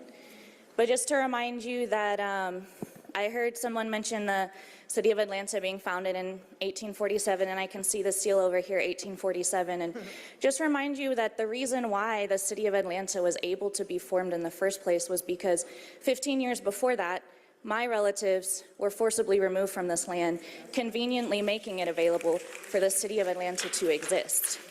I was not born and raised in Atlanta. I was born and raised in the Muskogee Reservation in Oklahoma. Yet I came here because the black residents here asked for our support. They wanted us to come home to defend the land with them. That's why we came here.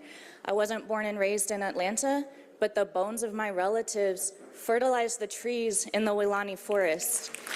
Do I not have a right to come back and mourn with them? Do I not have a right to come celebrate them? You have heard some of our people already speak about our homecoming and conducting ceremony here. Do we not have a right to come back and still do that? Also, Councilman Lewis, I'd like to just address you really quick because I've heard you speak a lot and you want to be the voice of reason in favor of this facility. And I just wanted you... Oh, excuse me, I apologize. I wanted to thank you. Councilman Lewis, for your easy no vote. And I wanted to thank you for being the voice of reason in this room and trying to facilitate Time has this. expired. And I'd also want to remind you that our presence here cannot be underestimated. The Time has power of our expired. homecoming here is very powerful, and that this won't be the Thank you. last time that you see us here. Thank you. Thank you. Next up, Amber Sherman. Amber Sherman, followed by Curtis Duncan and DeMonte Barrino. You'll have up to 4 minutes due to yielded time. Oh, I'm gonna talk shit. Okay. 4 minutes, great. You're the youth, right? That's what the mayor and the city administration have said. That's what this body has championed. If it was really the year of the youth, wouldn't environmental racism be of grave concern as it will affect the youth? If it was really the year of the youth, wouldn't folks have some care and concern for the school children who currently have to hear gunshots at all times of day and night? Because a part of mass incarceration and police militarization is psychological warfare that starts from birth in their communities.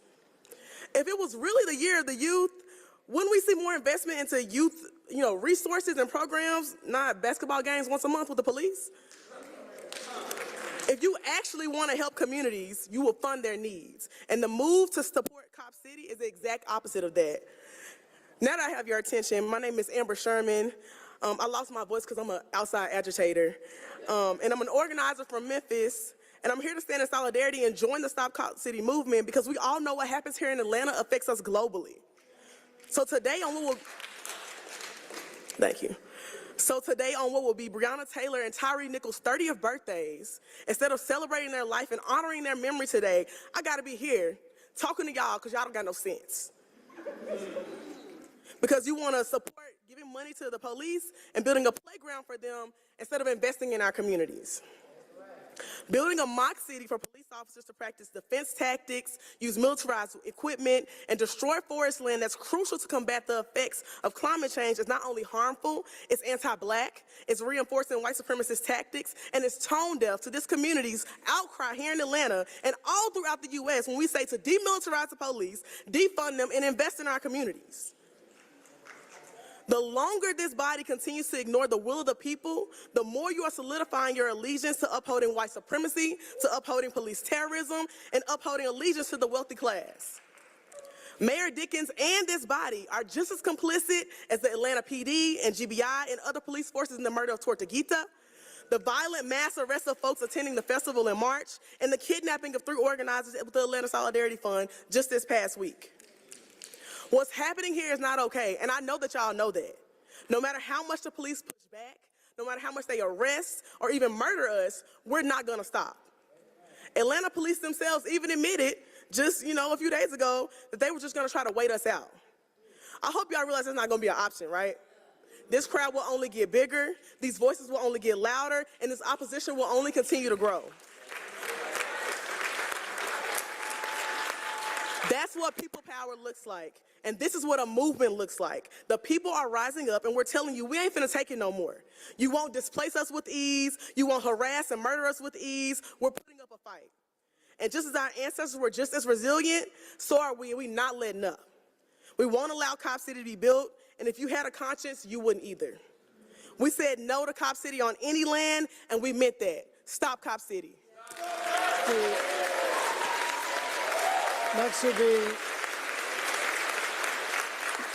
Next up will be Curtis Duncan. Due to yielded time, you'll have up to 10 minutes.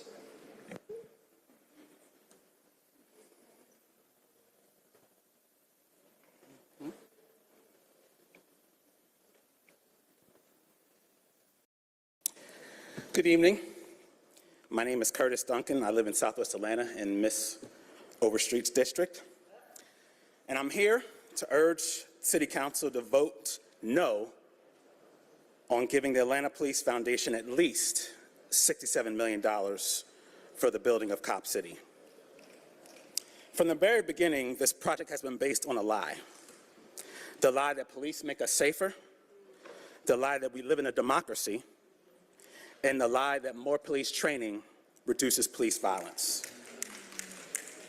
Nothing could be further from the truth. Police in this country exist for one reason and one reason at all, and that is to maintain the existing inequalities that have existed in the society from the very beginning.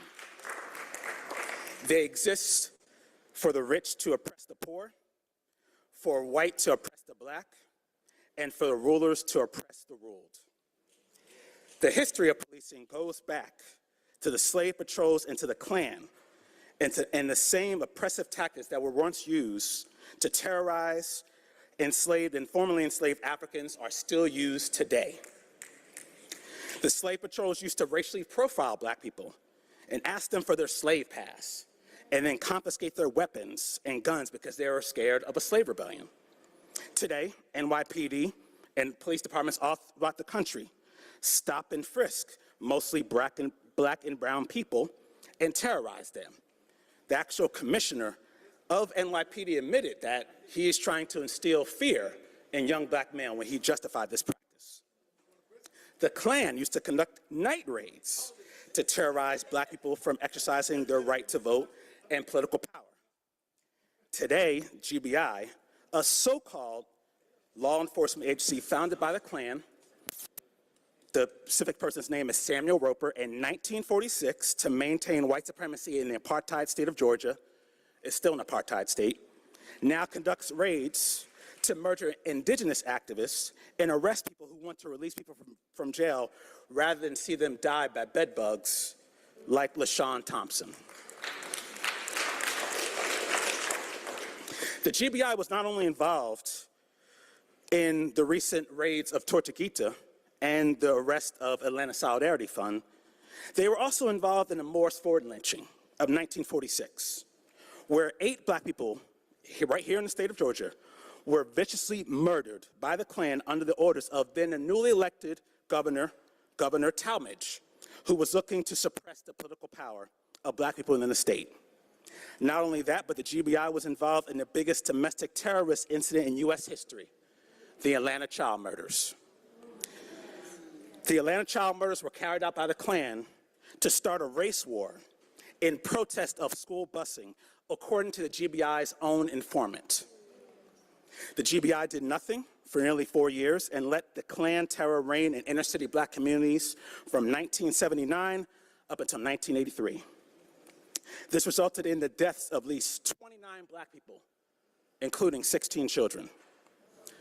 Their deaths are still unsolved to this day. The GBI and the FBI later pinned all these deaths on Wayne Williams, a black man, with virtually no evidence in order to prevent a so-called race riot, i.e. black rebellion. This project is also based on the idea that America is a democracy. But I'm here to tell you, ladies and gentlemen, that if America was a democracy, then none of us would be here on Muskegee Creek land.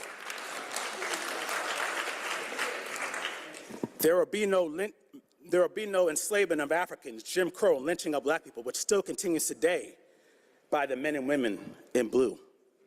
If we lived in a democracy, there would be no political prisoners who still languish in jail to this day. There would not be any political assassinations of Dr. Martin Luther King, Fred Hampton Jr., and recently, Tortuguita.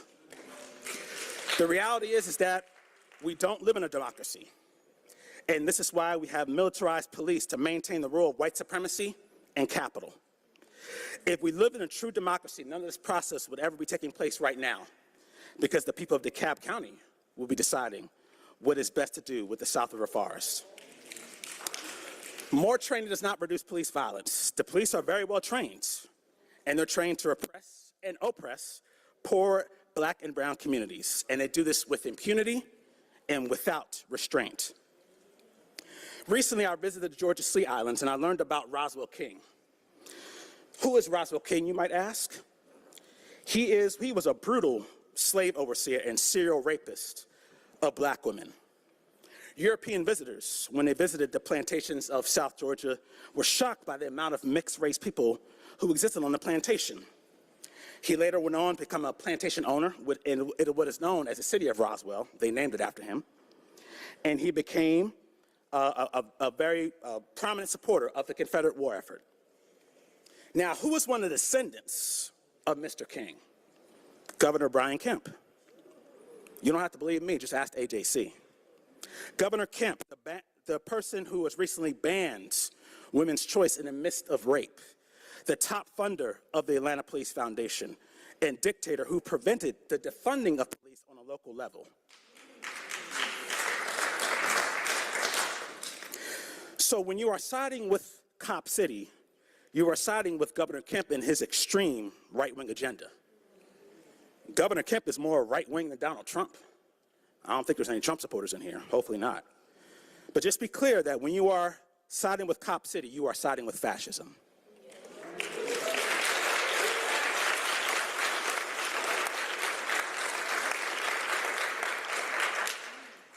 Finally, this project is based upon genocide and fraud. The genocide being the brutal murder of indigenous forest defender Tortuguita by the definitions of the United Nations, whose killing is reminiscent of the wholesale genocide of native peoples to so-called build this country, just like Atlanta City Council wants to build this cop playground. And the fraud being the fact that Atlanta officials have lied for nearly 2 years about the cost.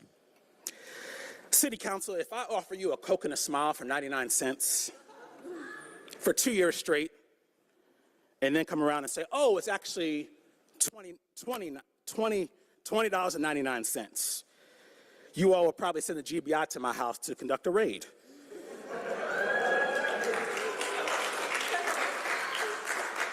Because you'll realize that I've committed fraud.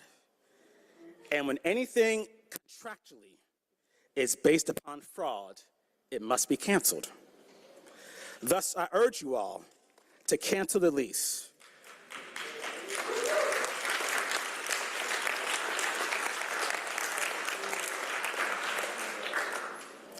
Free all political prisoners. Viva, viva Tortuguita, and power to the people. Thank you. Thank you. Next is DeMonta Barrino. You'll have up to 2 minutes. Good afternoon, City Council. Good afternoon to the people. I don't really want to retread too much on what people have said so far. I did write something down, but I'm going to go off the cuff for this one. So first of all, I do want to talk about something that a few of the speakers earlier had alluded to, the speakers who may or may not have been paid to speak in favor of the project. So the number one thing I want to point out is I want you guys to look at this room, and I want you guys to see all of the melanin in this room. And I want you guys to go outside and see all of the melanin that's outside. And I'm tired of the rhetoric around this project and the rhetoric around the protesters being outside agitators, being white people. This protest is multiracial. This protest is everyone. Everyone's in this protest. And we're tired of people coming in and trying to divide us, because you cannot divide us. And we will not be divided. We will keep standing. We will keep fighting, because we run this city, not UPS, not Inspire Brands, not Chick-fil-A, not Delta. You need our votes to keep your seats. So I just want to point out that the people are here, the people have spoken, and the people will not stand down. And to corporations and the APF, we will not stand down, we will not stand by, and we are tired of the cap. We're tired of the lies, and we're going to keep standing up. Stop Cop City. Thank you. Let me read, we're on numbers 85 through 96. I'll read the next group: Eric Dickey, Clifton Kelly, Tiffany Joyner, Jermaine Stubbs, Yasmin Forbes, Bezel Jupiter, Jacob Dallas, Rebel Awake, Tony Michelle Williams, and Nina Martinez. You can feel free to sit in the front if you like. Eric Dickey, you will have up to 2 minutes. Just before you start, one moment. I'm actually going to ask Pro Tem Westmoreland to step in the chair so I can step out for just a few moments. You have up to 2 minutes. All right, bro.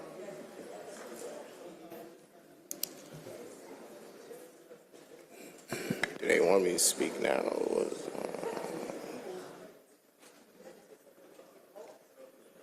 It's full, really.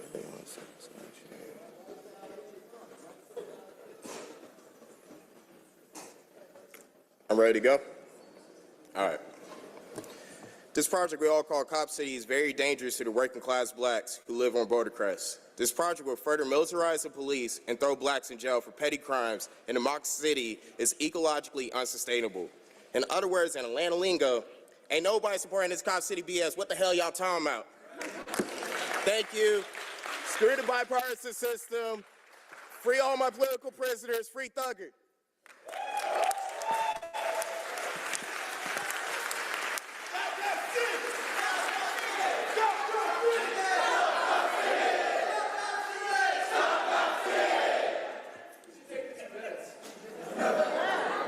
Mr. Kelly? Yes, sir. All right, you have 4 minutes.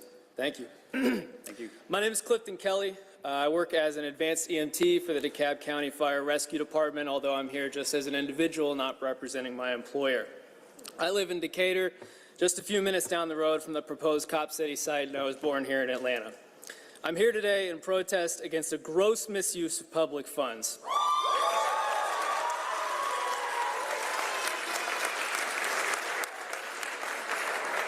I want to make it very clear to every single one of you on City Council that those of us first responders who are not police stand to gain absolutely nothing from the proposed Cop City site.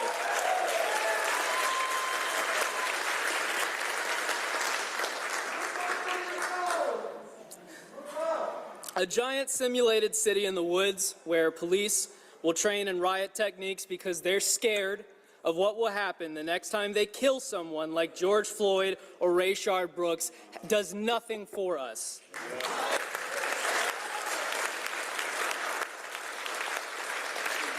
And they should be scared because there should be consequences for immoral, inhumane behavior.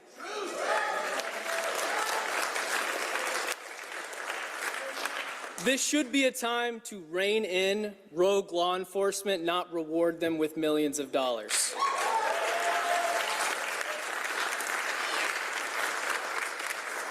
We've all read the autopsy results from the DeKalb County Medical Examiner.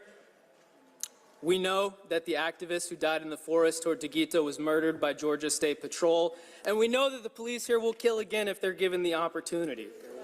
If I killed one of my patients, I would rightfully be put in prison. But if a police officer kills one of my patients, there would be calls from a lot of you for more training and $1 million budget increase.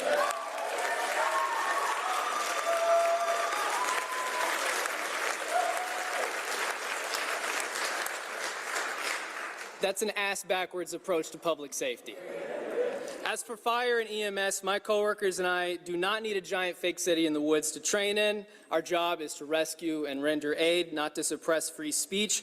We already practice.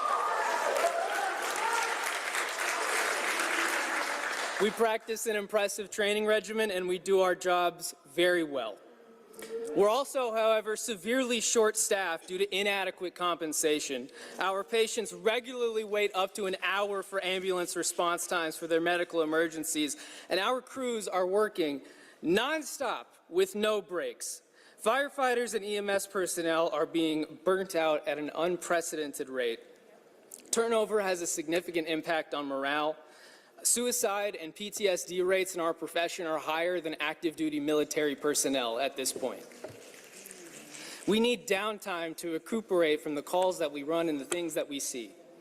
That requires staffing, which requires that you pay us what we've already earned with our literal blood, sweat, and tears.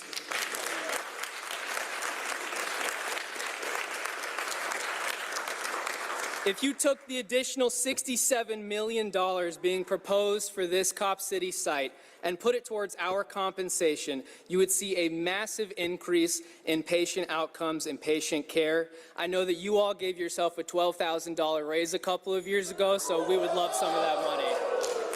Thank you.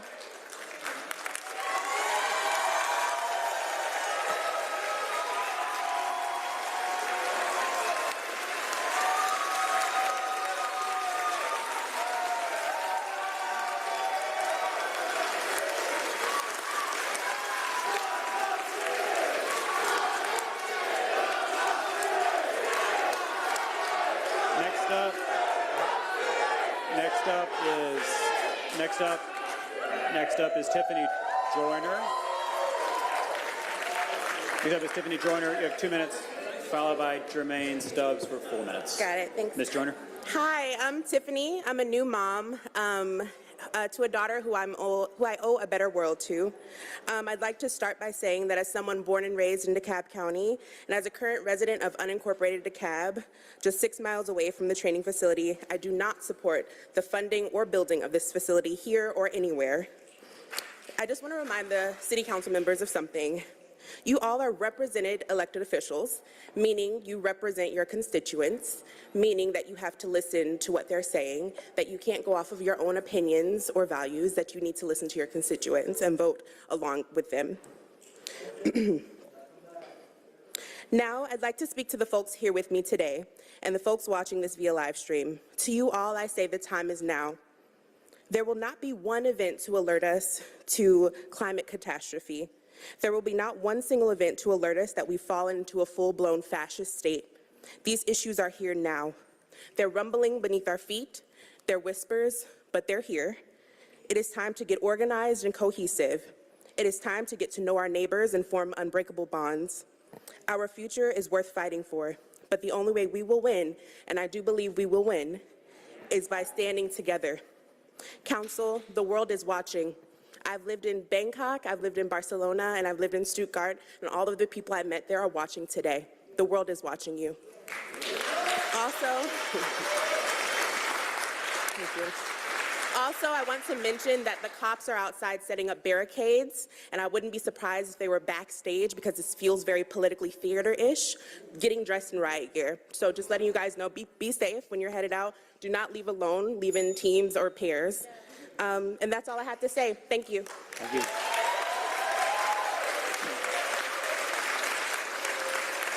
Next up is Jermaine Stubbs for 4 minutes, followed by Yasmin Forbes. My name is Jermaine, and I'm an organizer with the PSL, born and raised in Atlanta, Georgia, on the west side, Cascade Road, Booker T. Washington High School, graduate class 2011. I'm also an educator and organizer, and we, on behalf of myself and the PSL, we say no to Cop City. We say no to police terror. We say no to militarization of the police, and we also say no to capitalism. We are socialists, and we are not afraid to explicitly say it, because we know that capitalism is anti-blackness, capitalism is anti-women, capitalism is anti-working class, and we will dismantle this system once and for all. The Atlanta government has divested so much money, which banner says fund people's needs, not the police and not Cop City. Why? Atlanta only has one level 1 trauma hospital in the metro Atlanta area, but you want $60 million to Cop City. Atlanta schools are very segregated. You have all this money going towards a militarized police training facility. The funds should be going towards education. That's where it should be going to. The funds should be going to where women can have safe reproductive rights, where they can go and receive the proper care they need, free child care, free college. Children should not have to worry about when not being able to eat. The working class people should not be worried about when their next meal is. You got the corporate developers coming in, buying up all the property, hoarding up all the land, but yet you don't want to incriminate them. They are the real criminals, not the working class. Not fighting injustice is not terrorism. Right. And we must make it clear today. Fighting injustice is not terrorism. We demand that you defund the police and fund people's needs, because that right there is for the working people. We should not have to worry about when they eat. It should be going towards public transportation, because these loans, these predatory loans and all these ridiculous interest rates are harming the working class people. Not $71 million or $30 million towards the militarized police training facility that will further embolden other cities that are majority black cities to build these kind of facilities and inflict terror that are mainly majority black people. And you know what? we have to build solidarity, and solidarity is how we will win. Because if you haven't seen what 2020 did, you just know what's coming is even more than what that was if you don't say no. And we are not joking by that. We are carrying the legacy of our civil rights leaders, our revolutionaries, to the Black Panther Party, to the SCLC, the Kwame Ture, Thomas Sankara, Angela Davis, all the women's rights movement, Claudia Jones, and we will not stop till Cop City is not being built. Fund people needs, not Cop City. Fund people needs, not Cop City. Fund people needs, not Cop City. Fund people needs, not Cop City. Thank you.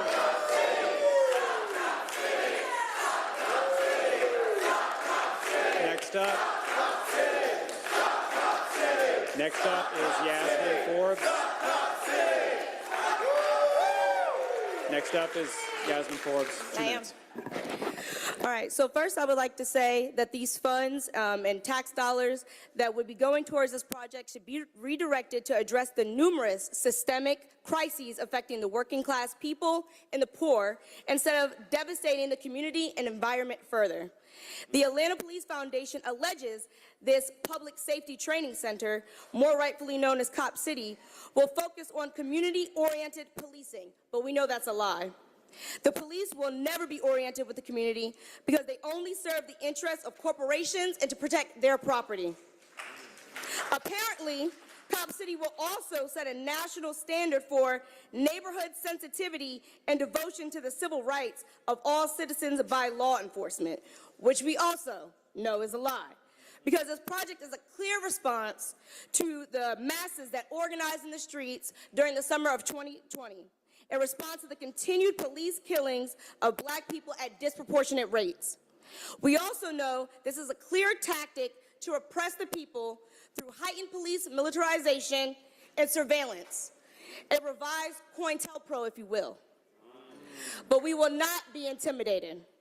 You can sit up there and deny it, but we all know that y'all know that Cop City will only serve as a playground for the police to strengthen methods that they will use to terrorize the people. In addition, they will be equipped with tactics to create a war zone against the masses when we mobilize in the streets to fight up against oppression and injustice. And so to wrap up, if you vote for Cop City, the only national standard that Atlanta will be setting is the blueprint for how to wage war against its people.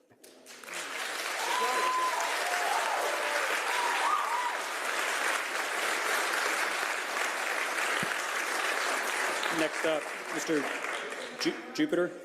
Yes, Basil Jupiter. I'm a resident of 30316 Southeast Atlanta.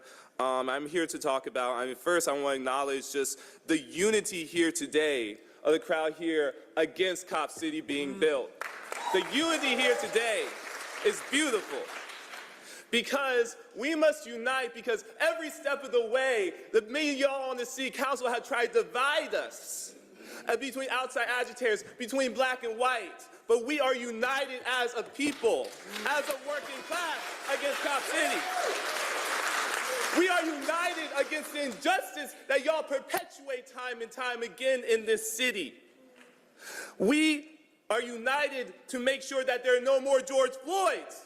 We're united to make sure that there are no more LaShawn Thompsons, no more Rayshard Brooks, no more political assassinations like that happened to Tortuguita.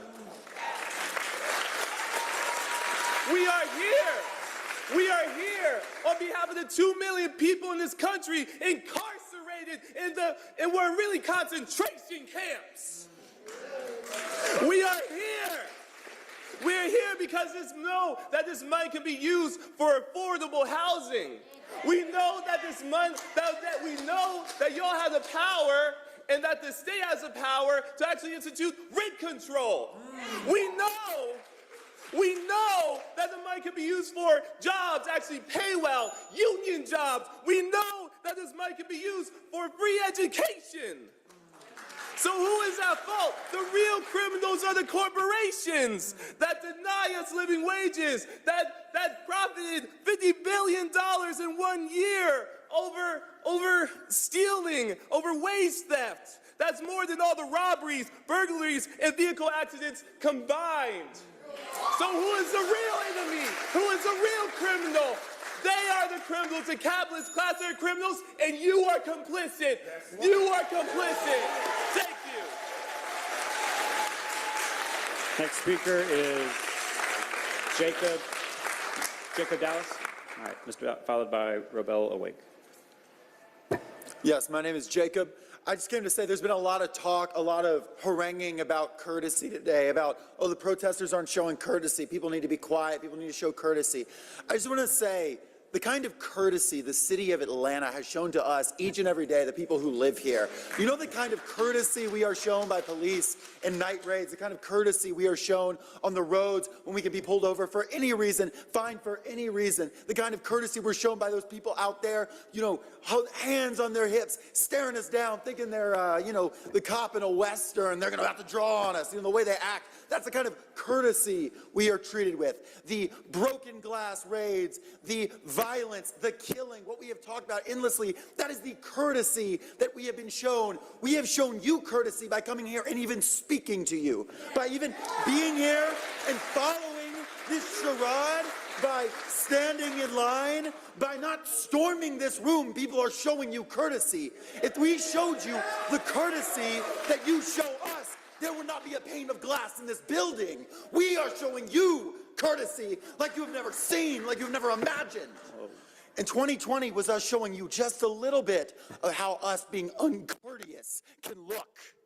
So I want you to keep that in mind. When you call for courtesy, when you beg us to be kind to you, that is what we are doing. When we are here and we are participating in this process, we are legitimizing you because we are giving you a chance here.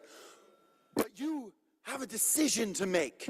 You have a real decision to make that will impact generations potentially, ecologically, environmentally, socially, criminal justice-wise. You have to think, you have to make this call. Listen, stop calling for courtesy, stop patting yourself on the back because you're such a good person, and think for a second. What kind of courtesy have we shown you, and what will it look like the day we become uncourteous?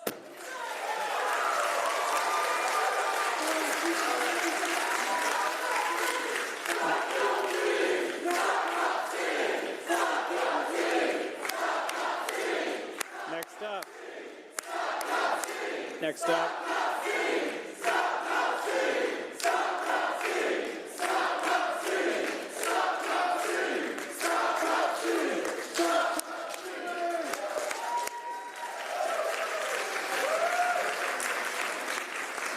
Robel, followed by Tony Michelle Williams and Nina Martinez. Okay. My name is Robel Awaka, and I just want to say before I begin, thank you to those young people and all the young people that have showed up. You guys are really giving me hope in a very hopeless time. I live in Southwest Atlanta in District 10 with my wife and daughter. Both my wife and I grew up here. Our families call Atlanta home, and we are deeply rooted and invested in this city and its future. I've never spoken at council before, but I've been so disturbed by how the city has ignored the voices of its constituents, lied about how much money is going to this facility, violently suppressed its own residents for protesting and organizing to stop the destruction of Woolani Forest, just so that the police can build a new training center that we don't need, that we don't want. I knew I had to be here today. I have a little girl. She's about to turn 2. She's the greatest thing that's ever happened to me. I never knew I could love someone so much. On our way to daycare in the morning, we sing songs as I try to avoid the potholes that have been there for years. I drive by neighbors waiting at bus stops with no benches, no shelters from the rain. We see unhoused neighbors and community members sleeping under makeshift shelters. And we see cop cars cruising our neighborhood all day, every day. I've been harassed on more than one occasion by the cops in my neighborhood. They make me feel the opposite of safe. Spending $60 million taxpayer dollars on a new police police training facility is the most heartbreaking, reckless, and quite frankly, anti-black thing this city has ever proposed in my lifetime. I cannot believe I'm standing here pleading for you to not spend the tax dollars of a black city to tear down a forest in a black neighborhood, to increase the policing and caging of more and more black people, all this in a city with black leadership. I'm tired of it. Just think of what $60 million can do to care, educate, house, and nurture the people of the city, the children of the city. Say no to Cop City. Thank you. Next up, Tony Michelle Williams. You have something on your back. Tony Michelle Williams, followed by Nina Martinez. They said I was reserved, baby. Good afternoon. My name is Tony Michelle Williams. I'm the Executive Director of the Solutions Not Punishment Collaborative, aka SNAP, covered by the SNAP for Freedom. I am also a Grady baby, born and raised in the city. I'm an East Side girl by the way of Decatur and Lithonia, and I'm now a West Side girl, and I live in Mosley Park. I want to share with you all a few things. As it is true that many large institutions and individual employees are absorbed. And I'm sorry, y'all, I actually came here just to do this. Y'all, we don't want this shit. We've been saying it to y'all for a long time. There have been many people waiting and waiting and pleading and screaming and yelling and crying and telling you that we don't want this shit.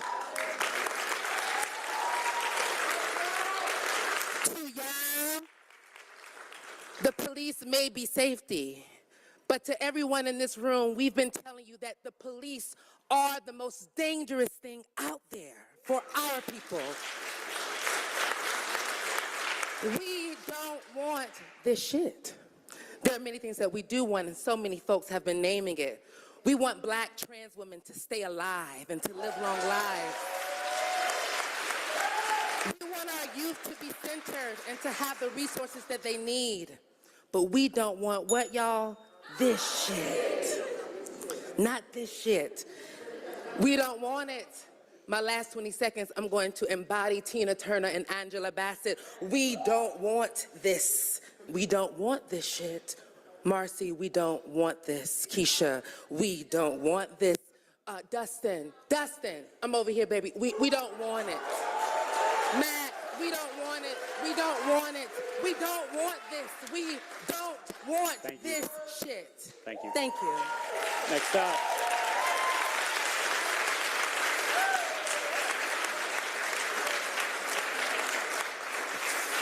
Final speaker in this segment is Nina Martinez. Is Nina Martinez here? All right, we will hold on that. The next, so we're now moving to speakers 97 through 108. Akusa, 97 to 108. So Akusa Aduini Poku for 4 minutes. Thank you. Jennifer Bennett, Desh King, Gabriel Sanchez, Brandon Michon, Eloisa Gambino, Matt Bass for 4 minutes, Sean Mosley, Akil Gregory for 8 minutes, Jack Joyner for 4 minutes, Mark Spencer for 10 minutes. Mr. Pro Tem, will you also read off those numbers? I will. 97. Just one more time, I'm sorry. No, you're good. 97 through 108. 4 minutes. Teamwork. Okay, please bear with me. My dress is louder than my voice. I might say some things that you've heard before, but I'm a musician and repetition is how you learn.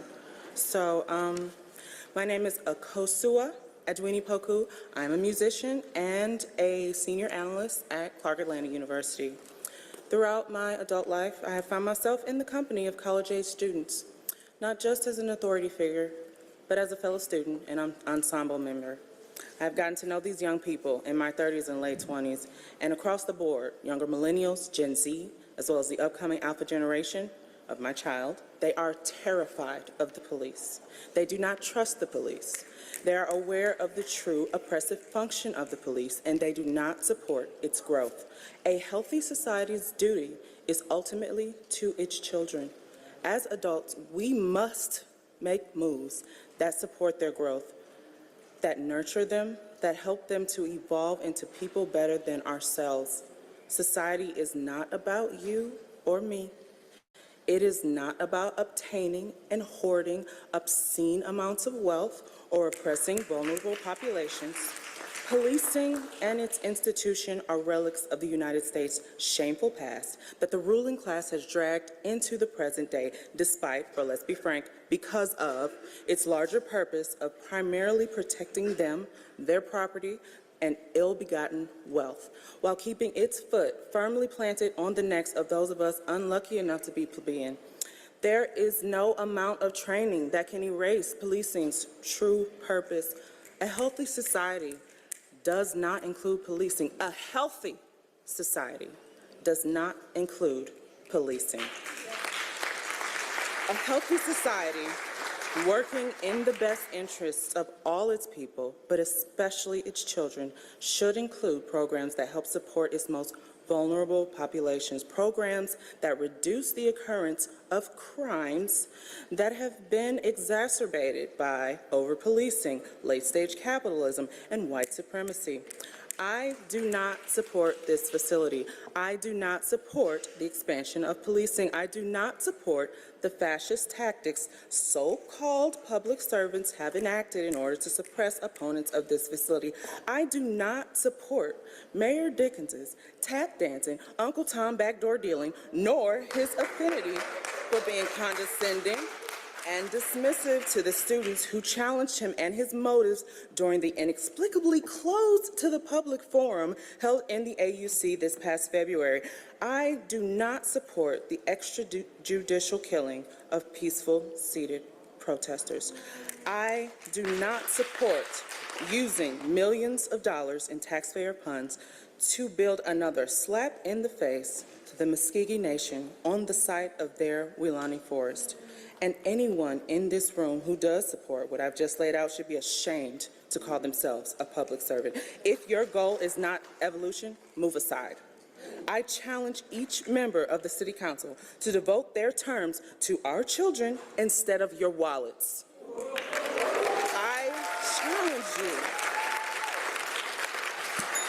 I challenge you to act in the best interest of your constituents and the land of the Muskogee Nation, that Muskogee Nation, I'm so sorry, y'all, the Muskogee Nation that we so shamefully still have control over. Land back, by the way. I challenge you, ma'am, I look up at my face in the words of Tim Robinson, I challenge you to be a human being. Do it. Next up is Desh King, followed by Gabriel Sanchez and Brandon Michon. Hi. Good evening. My name is Jennifer. I live in the Westview neighborhood in Southwest Atlanta. My council person is Andrea Boone, daughter of civil rights icon, and she voted in favor of Cop City.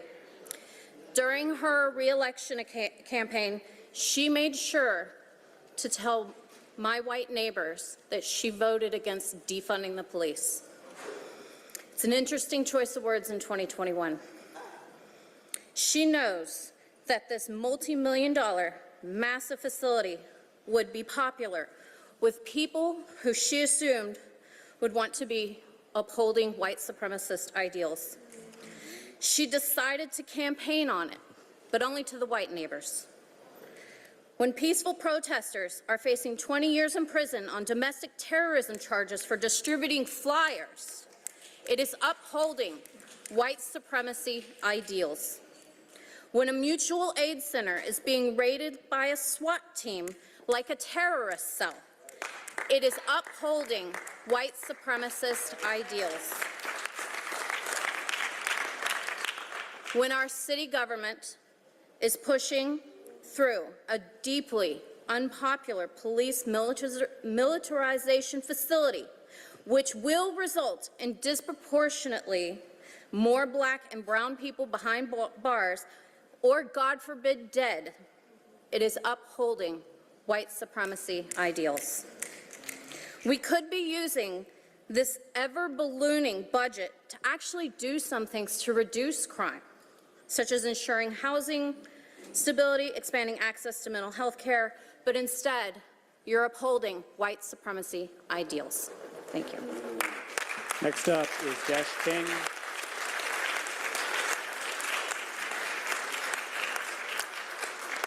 Dash King, followed by Gabriel Sanchez.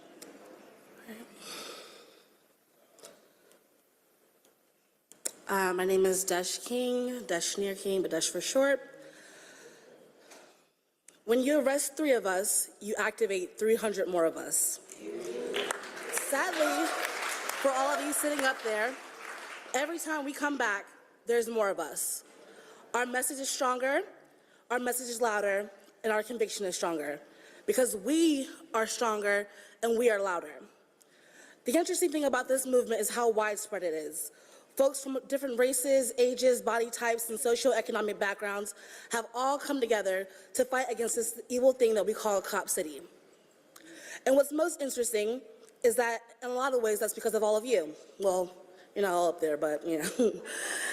I've heard people come up here with their voices cracking, anxious, confused, and hurt, asking why you are not listening to us. But the truth is, y'all have heard us every single time. But I promise you, we can be louder. And the irony about outside agitators is that they do exist. Because on one hand, you have folks that have been driven out of Atlanta because it is so unaffordable. And on the other hand, you have folks that have never been here but can recognize that a militarized cop training facility will only fuel arrests and policing and will continue to disproportionately impact Black and brown and queer and trans folks, and thousands of unhoused folks that Atlanta has repeatedly tried to disappear. I've seen people all over the world against this project because Atlanta is bigger than the people you see here today. This movement is bigger than the people that you see here today, and I hope that terrifies you. Every time you make us come back and give countless reasons why we don't want this, you will activate more of us. The people will not be silenced. We are ready to fight. Are you?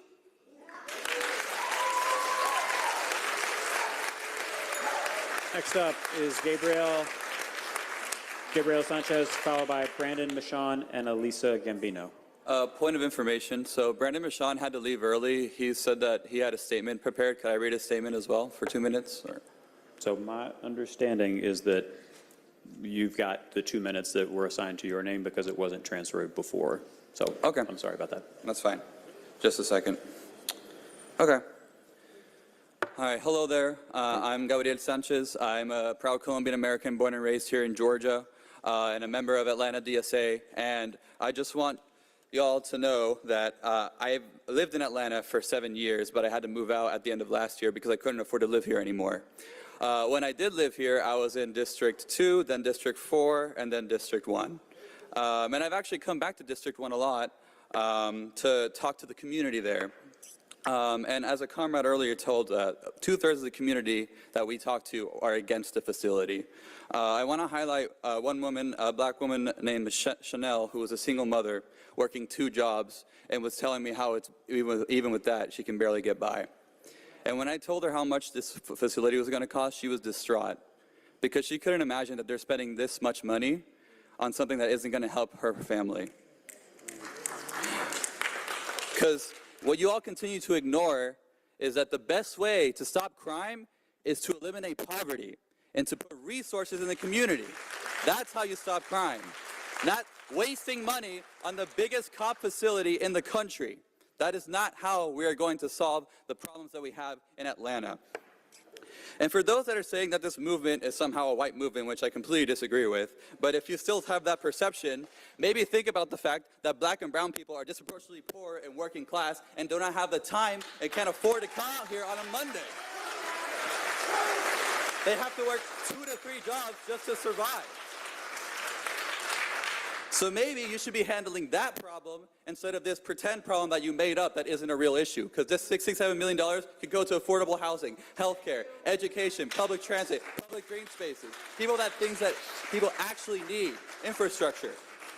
The community does not want this. I thought we were in a democracy, but it seems some of the council members here who are supporting this didn't get the memo. So correct me if I'm wrong, but it seems like you're representing the wealthy elite and the That's your corporations time, sir. instead of the people. Thank you. So, Thank you. Next up, Eloisa Gambino, followed by Matt Bass, who will have 4 minutes, and Sean Mosley.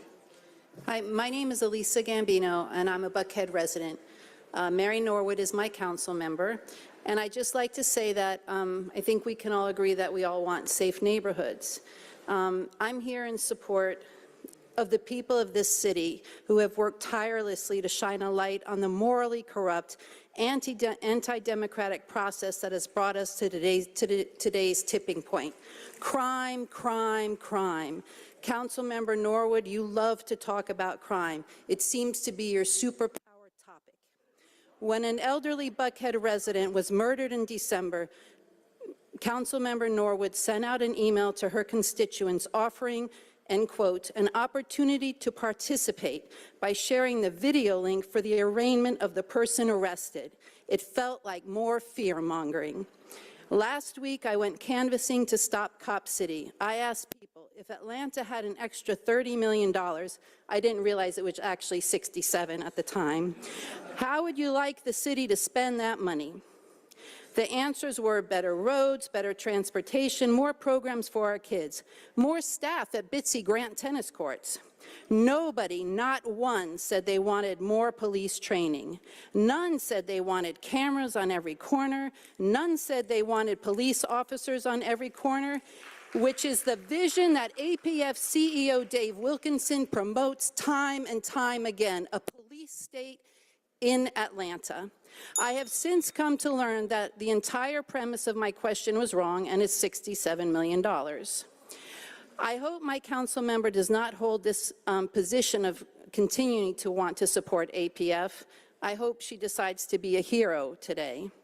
And I'd also like to close by saying that Council Member Shipman came to my house many years ago to look at the civil rights photographs that my father-in-law took, and that civil rights exist not only in a museum, they should exist for every single one of us. And this.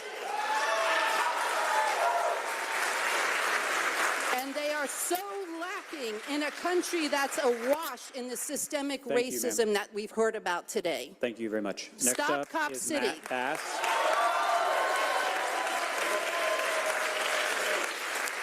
Next up is Matt Bass, who will have 4 minutes, followed by Sean Mosley, Akil Gregory, who will have 8 minutes. All right. Thank you, Matt. You're welcome. Good evening. My name's Matt Bass. I'm a lawyer here in town. I own and operate my firm over in Eastlake. I'm also a yoga instructor. I teach in Candler Park. And I'm also a Baptist minister, and I've been one for more than 20 years. I'm also a proud member of the queer community. And I know several of you personally, based on that relationship, being part of that same community. And I've just got to tell you that police militarization is very much a queer issue. There are two examples. 1969, the thing that we commonly call the First Pride, indeed involved throwing rocks at police officers and burning shit. I think it's really important. While I cannot condone destruction of property or any sort of violent act towards any other human, I think it's vitally important that you look past any hang-ups that any of you have about what some people did wrong and make sure you don't miss the message. And that is that we're deeply concerned about the abuse of people like Tortuguita, right? We've got a dead queer person on our hands now. And y'all should really feel that in your soul. And I know some of you do. I think all of you probably do. But I need you to think twice about what that means for you as a queer person. And please stand up for our queer community. A second thing I want to point out today is this morning I was listening to National Public Radio, WABE, and I heard comments from Mr. Shipman and Councilperson Bakhtiari. And I really appreciated, I don't actually appreciate this, but I really appreciated them speaking the truth. I appreciate that part. And that was that they said there's a lack of transparency on the part of the APF. You guys, we really need to get a hold of this APF. You guys work for us, not for a police foundation, not for the corporate interests that fund the APF.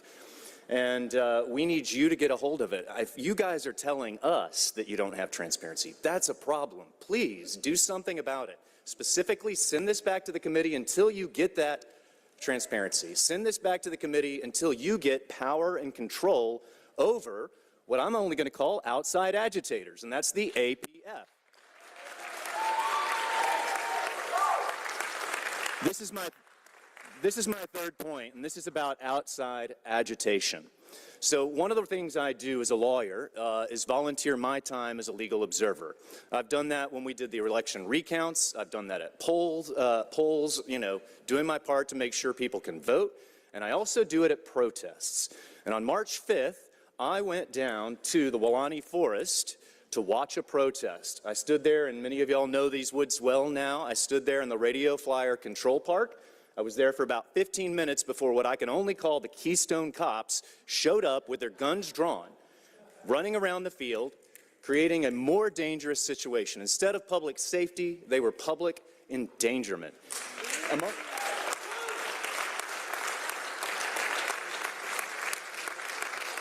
Among other things I watched them do was pull their guns out and poke them into a moon bouncy house. I watched them slash tents. Please let me, I appreciate it, please let me finish. I watched them slash tents. I watched them destroy protest signs. These were not acts of enforcement of laws. These were just destruction of property and violation of people's First Amendment rights. I've got to point out that I got so scared that night that I will not be going back to these protests, even to watch them. That's a chilling effect that has been imposed on people's First Amendment rights. So I ask you, please send this back to committee, gain control of the APF, and stop Cop City. Thank you. Thank you. Next up is Sean Mosley.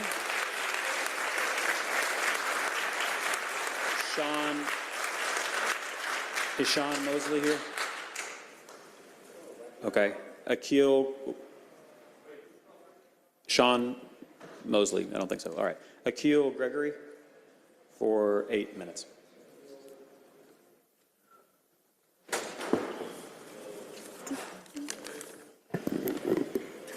How long do I have? 8 minutes. 8 minutes? All right, perfect. I'm not going to use all of it, but first of all, I'd like to thank everybody who ceded their time to me, and I'll try to make good of it. I actually did know that Sean wasn't going to be here because we had stayed in line for several hours. I think I met him around 12 noon. I got here like 9:30, and he stayed until he had to leave because he had to pick up his kids. And that's a lot of people's stories. Even those who were able to make it could only stay for a certain amount of time because we have other things going on.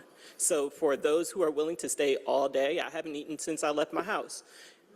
To be here for this issue, that's how much it means to each and every one of us. And so to just get into it, I am Akil Gregory. I have been a resident of DeKalb County for the last 5 years. When I was staying in Atlanta, I was staying in East Atlanta. I was staying in Eastlake. So after leaving, I still was in the close proximity to the facility. So when I found out about Cop City coming about, it was more than alarming. So what I can do is offer context to where this facility fits in the grander scheme of our nation's history, not going so far back, but I'm just going to start 3 years back. So 2020, we had the largest protests in human history, and this was centered around stopping police brutality. So what links people from New York to Atlanta to LA to people in Kenya, in Nigeria, in London, and in the UK?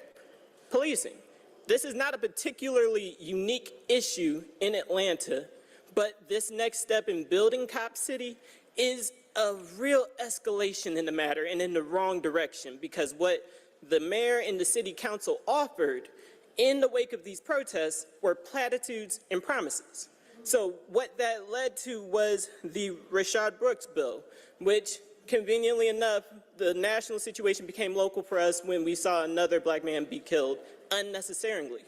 So this was supposed to be a reimagining policing in the city of Atlanta. The only thing we're imagining right now is where that policy went. We're left here with a facility that is already behind schedule, over budget, and against the wishes of most of us. And it's also convenient to me how I've been here since I've been listening to hearings since it started at 1. And so where did all the people for the facility go? They disappeared after 15 minutes. Haven't heard one person since the first 15 minutes. But that's beside the point. So platitudes and promises, and then we get this. And so what do we have for it? We got a $30 million price tag. That's what the city council is voting on today. We have heard the figure $67 million thrown around. From my understanding, that's due to a leaseback policy where $1.2 million would be allocated for the next 30 years. So that's more alarming than if y'all were doing $67 million up front, because not only can that increase, but also y'all are charging the next generation for this project.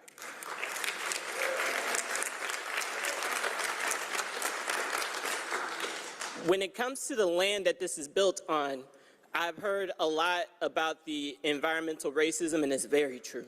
But the element that alarms me the most is the previous use of the property. It was a prison farm. And so if you have this prison farm property and you have most of the land likely not remediated, then the clear cutting of the forest is already putting the CAB residents in danger in the present. And so I know people are throwing out a whole bunch of solutions to the matter. I don't have a whole lot of answers, but the first thing that needs to be done is restoring that forest.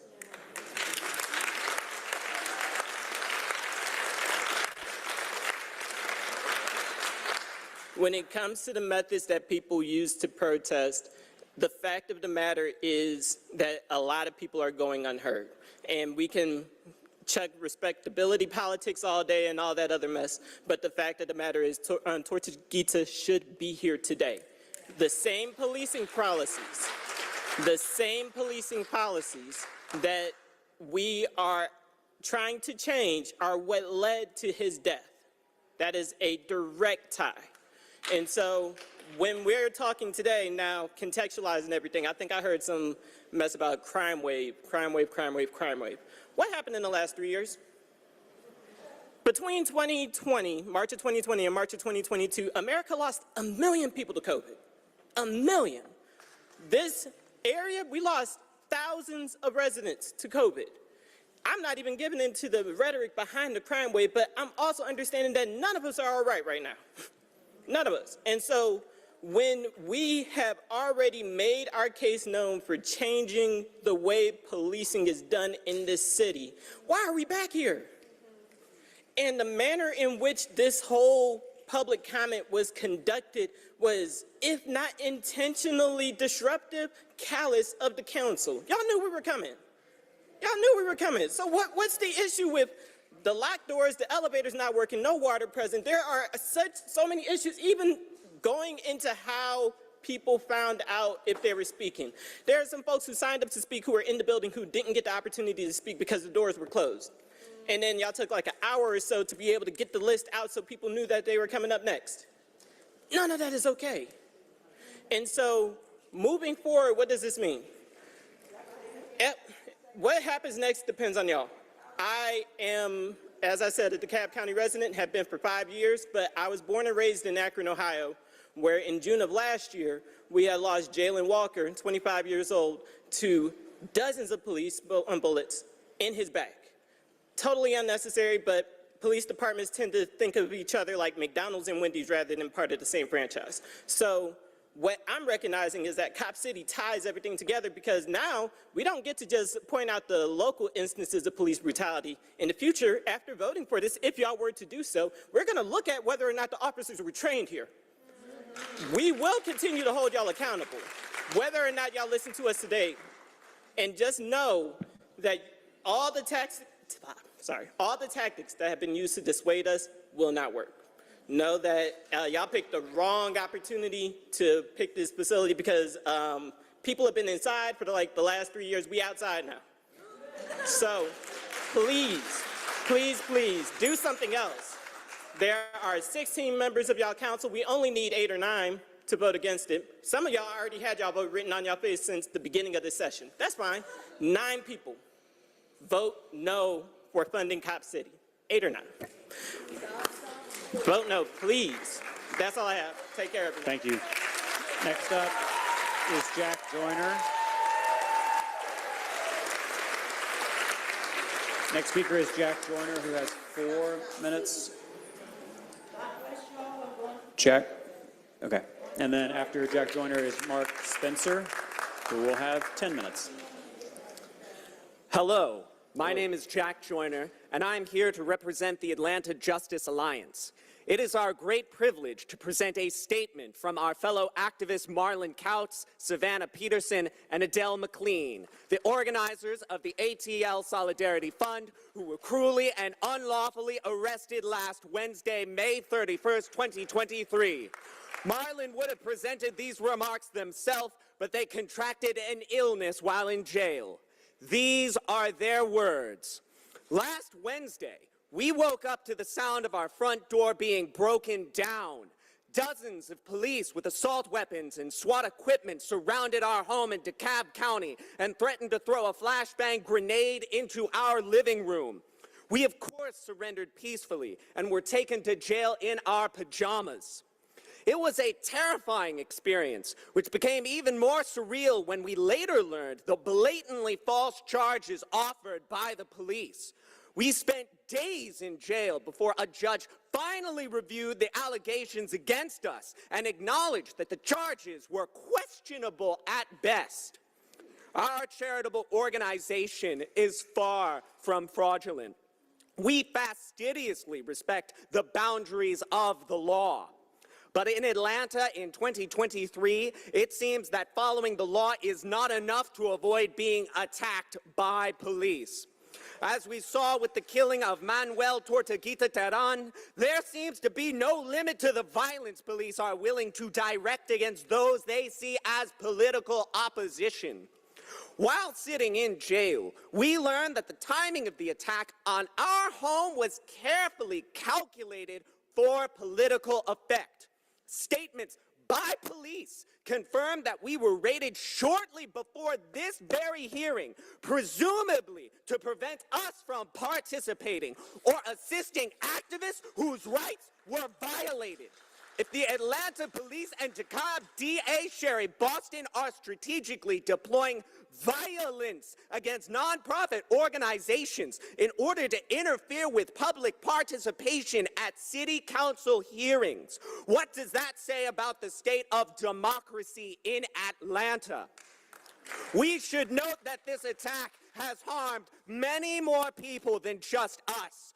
Our nonprofit organization, Network for Strong Communities, does more than just provide legal aid for protesters. It also facilitates the distribution of thousands of pounds of fresh produce every week to communities in need in Atlanta. Because of these trumped-up charges, our partners are now understandably scared to provide us food to distribute for fear of becoming Sherry Boston's next target. This campaign of intimidation is jeopardizing access to critical resources for some of the most vulnerable people in our city. Even though we are out of jail, we are still living in fear. This episode has shown us firsthand that no matter how civil our organizing, no matter how law-abiding our activities, we are not safe in this city. This issue has become bigger than us and bigger even than Cop City. It is about whether anyone is safe in Atlanta when they dare to oppose the agenda of the Atlanta Police Department. If you want to uphold this city's reputation as the birthplace of the civil rights movement, abuses of power to suppress protests cannot be tolerated. If City Council does not take a stand, the attacks and abuse by police and prosecutors will continue and escalate. How many more innocent people will be brutalized, jailed, even killed, all in the name of suppressing opposition to Cobb City? There's still time to fix this, to show that Atlanta really is a city which embraces protest, which values grassroots organizing. Thank you, Mr. Do Joyner. not let Atlanta become a police state. Thank you, Mr. Joyner.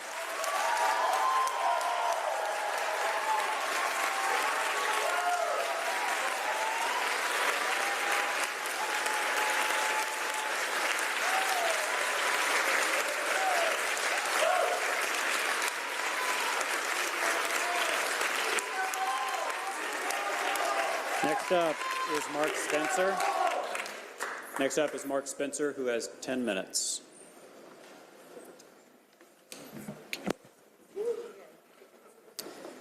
Hello.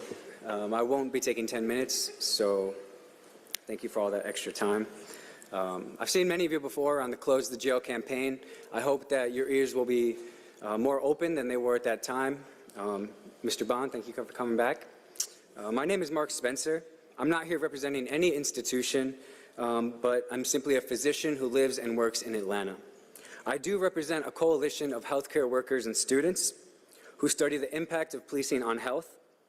We're deeply concerned about the city's possible investment in Cop City. Before we dive in, first, I'd like to address the firefighters. We recognize the benefits you bring to communities, and we support your work. We know that police are not necessary for it. We urge you to unlink yourself from the Atlanta Police Foundation and the Atlanta Police Department. Stop supporting a wildly unpopular and harmful project, and we will support you in obtaining a fire-specific training center not in the middle of a forest. When we talk about what enables healthy individuals and communities, the most important component are politically determined. It's not medicines, it's not surgeries or lab tests, but the investments made in rooms like this that make up over 80% of health outcomes. We strongly oppose Cop City in the South River Forest, or anywhere for that matter, simply because the costs are too high. The environmental, the health, the financial, the safety, and the opportunity costs. In a city defined by profound racialized inequality, investments are needed urgently elsewhere. Here is what we know based on decades of public health evidence. Policing is rarely preventative. It is largely unrelated to crime rates. Any marginal safety benefit is far outweighed by the opportunity costs and direct consequences. This includes over 1,000 people murdered annually and over 75,000 visits to the emergency room from police violence every year. This also includes the damaging effects on health from the jails that the police fill. Just like a new jail or more jail space will not undo the harms of incarceration, a new Cop City will not change the harms of policing. It does not matter if the morale is high, if pay is high, how training is done or where training is done, if you give them a car or not, because policing is still policing. What we know is policing is the discretionary enforcement of some laws in some places against mostly poor people through state-sanctioned violence. Policing relies on criminalization, which we know negatively impacts the physical and mental health of individuals, their families, their children, and their communities. Criminalization is not about care, but a way of sorting who matters and who doesn't. Additionally, experiencing arrest lowers democratic participation. At a time Atlanta faces a democratic crisis with less than 20% of eligible voters filling the city council in front of us, it is clear that too many people do not see electoral politics as a way to materially improve their lives. In part, this is because they do not feel that you are listening. We cannot have healthy communities without healthy democracy.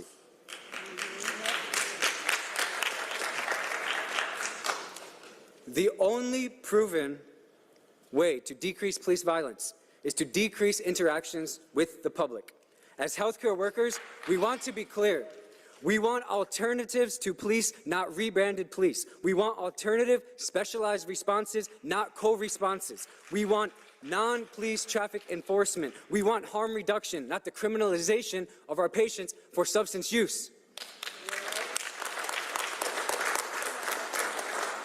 The resources committed to caring for the most neglected, exploited, and vulnerable people in Atlanta are well below the scale needed. For example, it is great that the city is committing $55,000 to the transgender community. However, Atlanta is committing $18 million to its correctional budget that should not exist. This is over 300 times the investment. These $18 million belong to the John Lewis Center for Freedom and Equity, a promise broken by this council.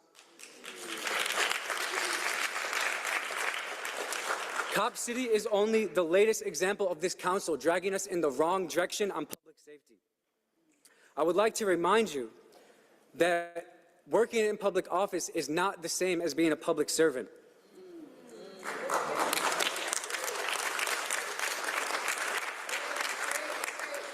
It's well documented that policing contributes to intergenerational cycles of poverty, trauma, and violence. As you have already heard today at least once, the American Public Health Association has identified policing as a public health crisis, specifically because it exacerbates instead of addresses the root causes of violence, preventable disease, and death. Cop City is an investment in the status quo as it leaves these structural drivers of harm untouched. It leaves communities under-resourced. It leaves life expectancy for many of our patients in poor and working class neighborhoods far too short, neighborhoods like those near the South River Forest. Cop City is an investment in a police state, which some of you may prefer, creating a false sense of security for some instead of health and safety for all, where police operate outside of any accountability and others have their civil rights trampled on. It is clear that in supporting Cop City, some of you would rather be managers of inequality instead of doing what's necessary to eliminate it. You seem content to manufacture scarcity, then criminalize those who act out of desperation.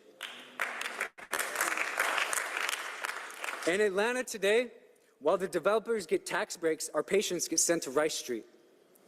Health justice is about providing each individual and community with the resources to live healthy and thrive. Cop City is incompatible with this version of Atlanta. At a minimum, send this bill back to committee. Even better, invest in people, not police.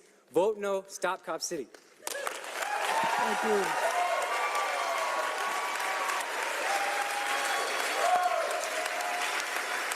Thank you.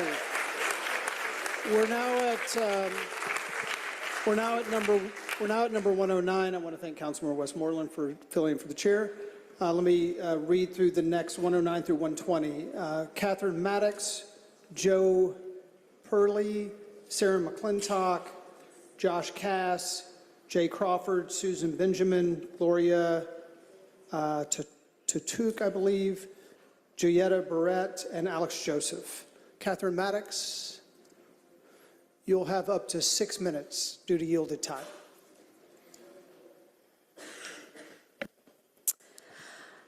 Hello, comrades and potential future comrades. Anybody?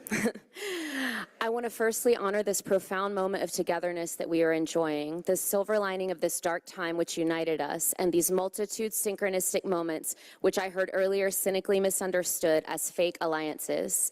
Thank you to the new friends who so generously donated me their time, as well as to Miss McLeod, who you all know as the champion for rent control, and who is also mother to my friend Ebony, with whom I have such amazing memories from back in my fun days. I had briefly posted on Instagram last night that I would like extra time, and Miss McLeod surprised me when I saw her this morning when she let me know that her friend had already given me her time. I endeavored to make it worthwhile. After the isolation from COVID especially, this is so warm and so meaningful. This is what community looks like. I never usually get the time for salutations, which is a shame, because aside from our NPUs, whose wishes you ignored regarding Cop City in particular, this is the governing body with whom those of us who lived here are supposed to have a close relationship. Aside from Lily, my council person, I can't say I have any kind of relationship with any of you.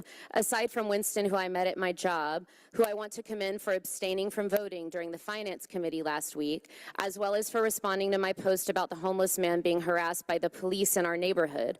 I hope the grocery store had information about him, and I hope he is okay and no longer in jail for stealing that box of Captain Crunch treats. It's a shame he had to go there at all, simply for being hungry.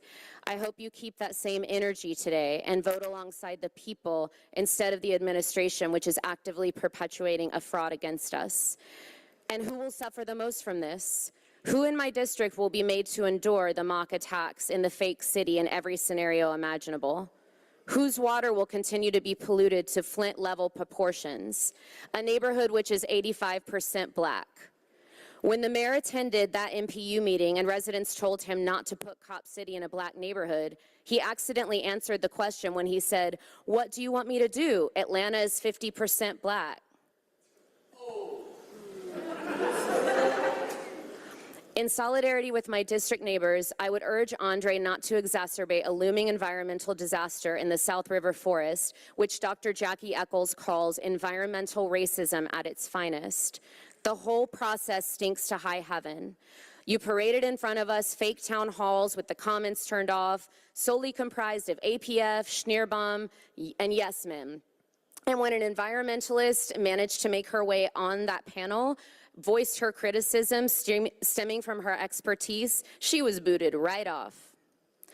Others quit working to advocate for the project after Tortuguita was murdered, but still the mayor was not through quelling dissent.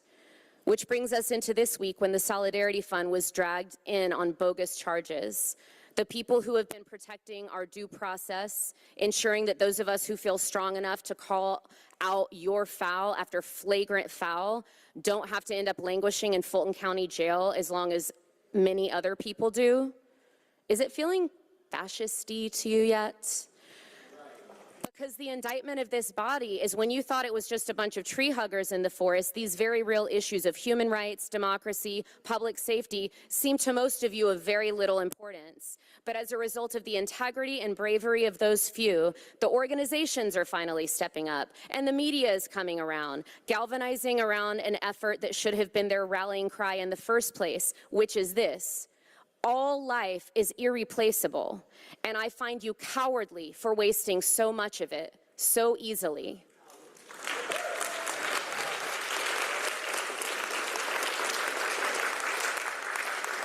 You left Lily out on a limb because we, her constituents, weren't going to give her the option of silence, instead of collectivizing around the values the majority of you were voted for in the first place.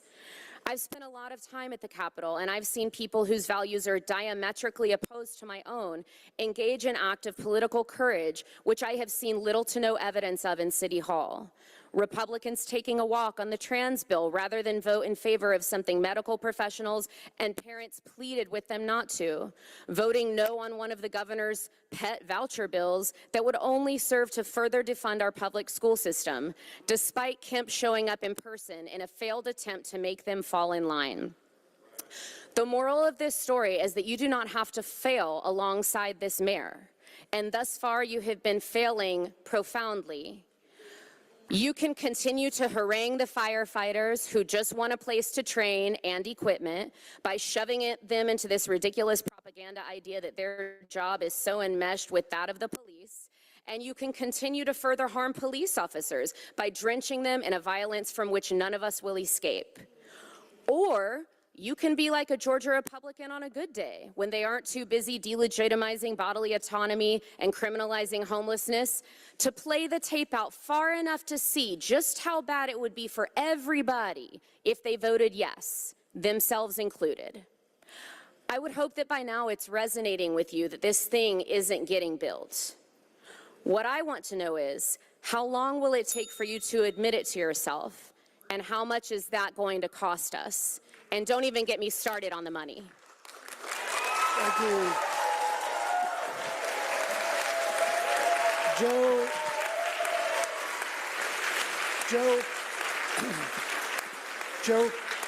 Joe Pearley or Piercy? I'm sorry, I can't read your. Peary, thank you. Joe Peary, you have 4 minutes due to yielded time. Staff will grab it right there for you.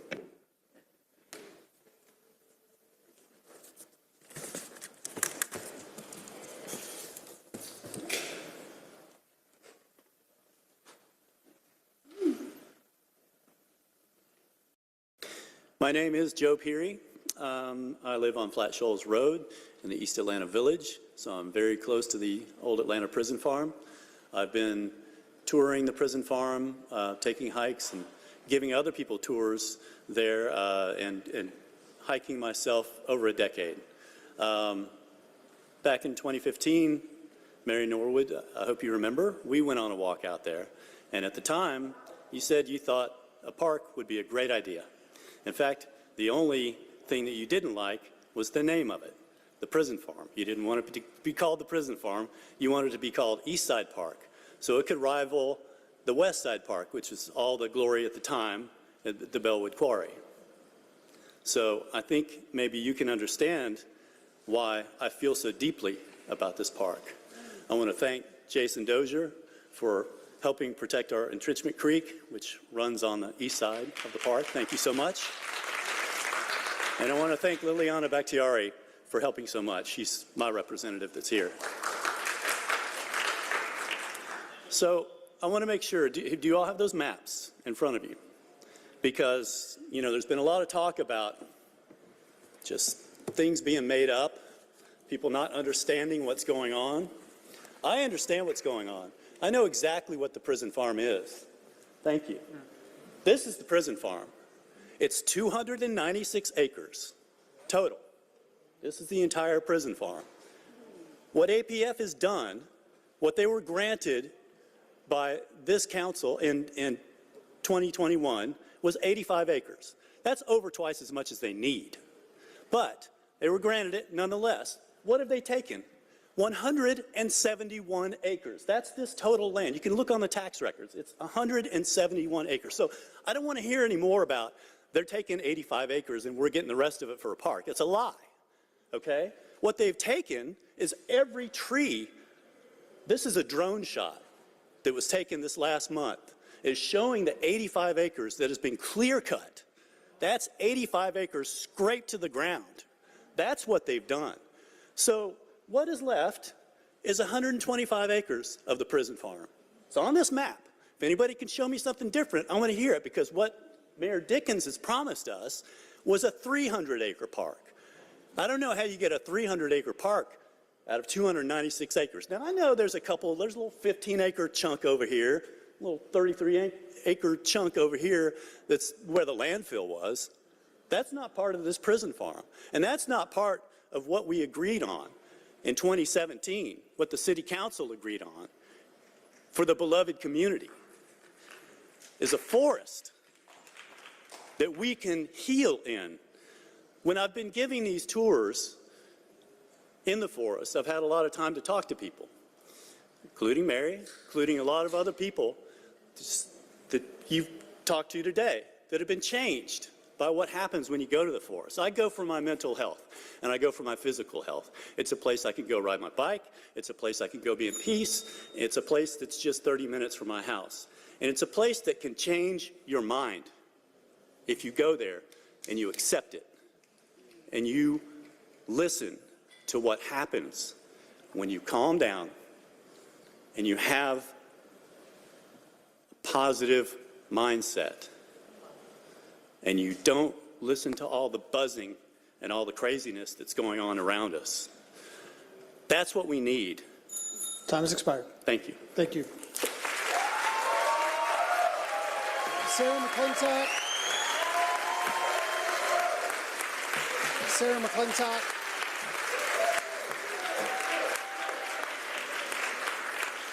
Sarah McClintock, due to yielded time, you'll have up to 4 minutes. It should be 6 minutes. I was yielded time by person at 113 and 312. Number 312, Joy Wasson, yielded me.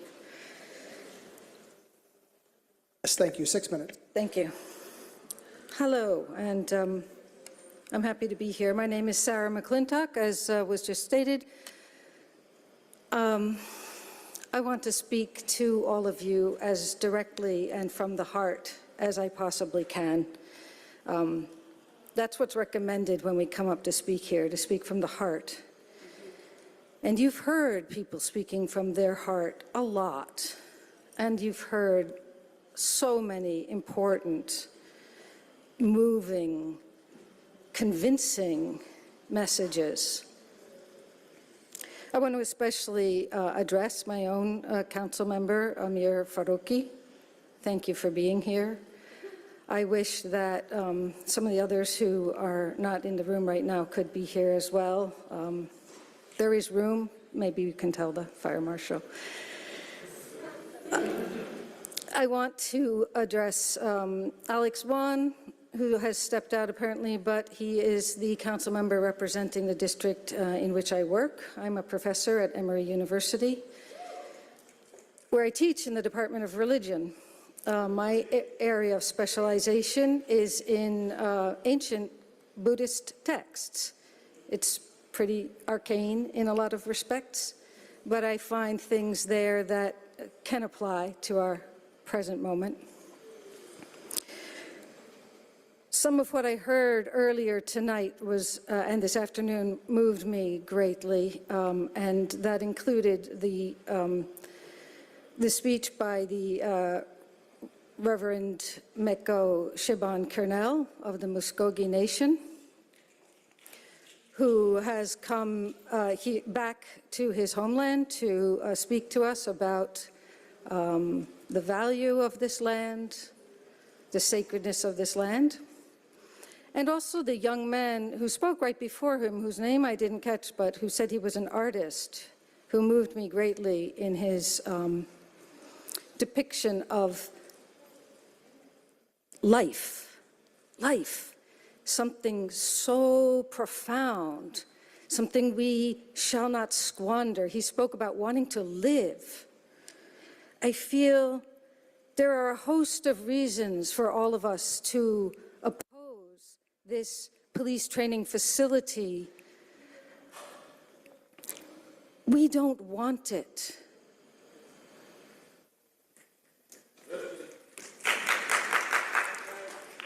We don't want it because it doesn't contribute to life.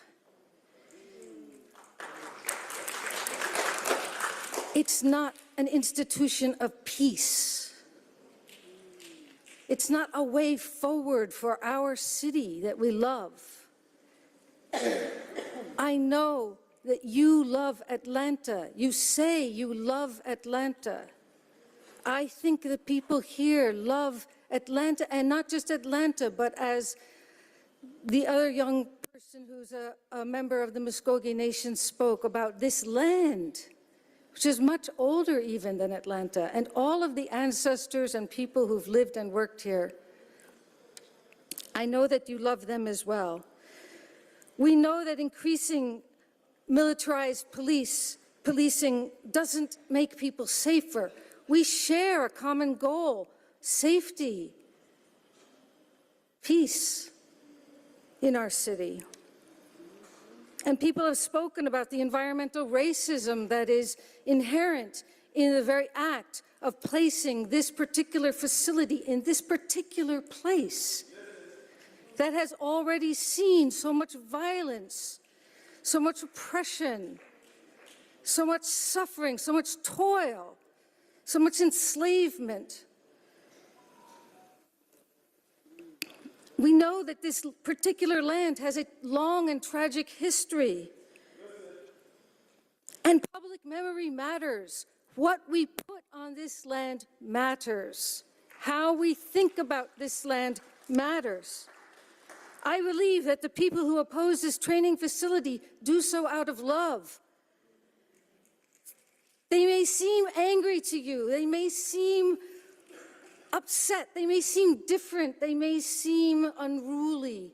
But they are coming to you out of love. And I think we need to join. All people have basic human needs. We all have needs for safety. And it's not that that's in dispute, but how? How do we achieve safety?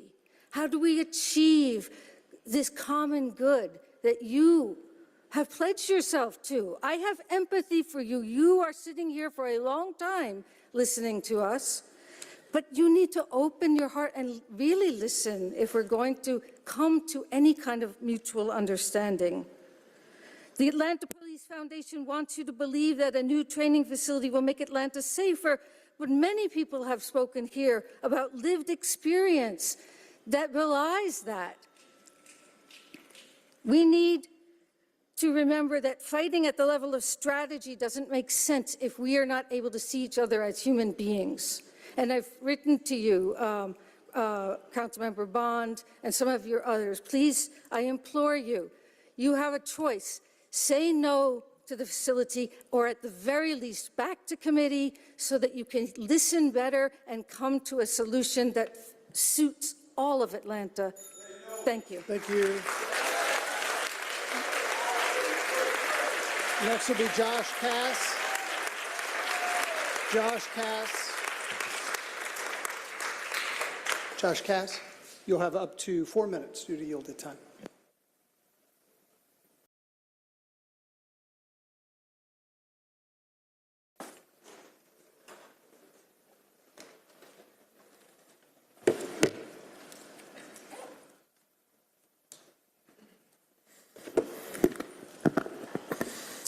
This is yet again directed to posts 1 through 3, District 9, Council President and the Mayor.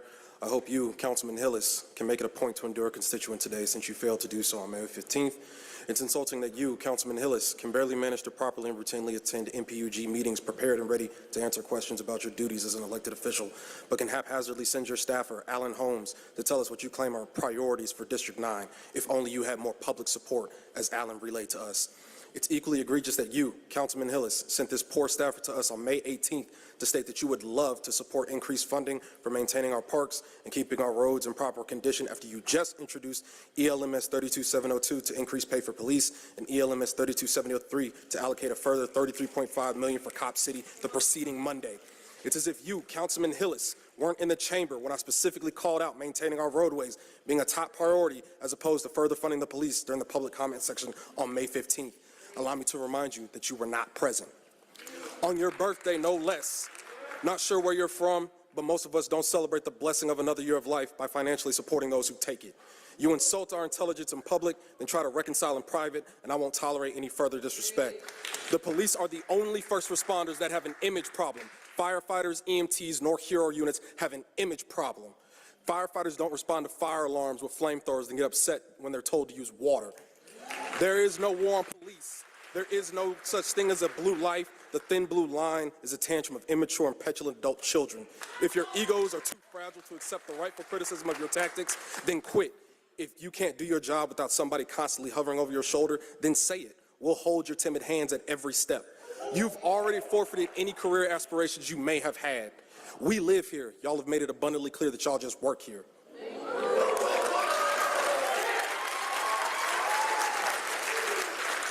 If accountability makes you uncomfortable, go somewhere else. Atlanta has no place for you. The police have shown time and time again that the training they've been given isn't interested in de-escalation, conflict resolution, or preservation of life.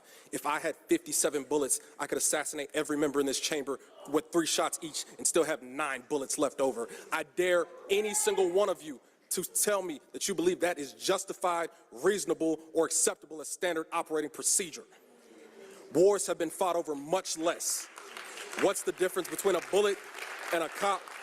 If a bullet kills someone, you'll know it's been fired. If you have a problem, call the police, then you'll have 2 problems: money or violence. You seem to only respond to these 2 categories, using one to beget the other. Can't even get the correct dates on your signed off warrants, but expect us to believe that you have the competency and due diligence for a $100 million project that we have told you repeatedly that we do not need and we do not want. The May 31st deployment of militarized police unit on a residential street to raid a bail fund on suspicion of white-collar financial crimes is tyrannical. Tyrannical entities must be demolished by any means necessary. You have the option to resign willingly, be cast out politically, or be removed violently. The choice you make today on this bill will be inextricably linked to the method that will be chosen. You will vote no. You will vote no. You will vote no. All of you will vote no today, and you will replant every tree you uprooted 100 times over. Those who make peaceful revolution impossible make violent revolution inevitable. If you build it, we will burn it.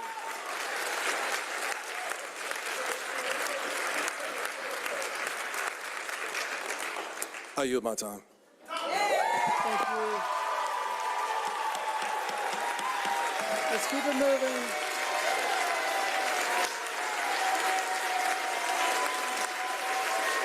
Next up is Jay Crawford. Next up is Jay Crawford. Jay Crawford. Let's keep it moving. Jay Crawford. Jay Crawford. Sorry? 2 minutes. We're number 116.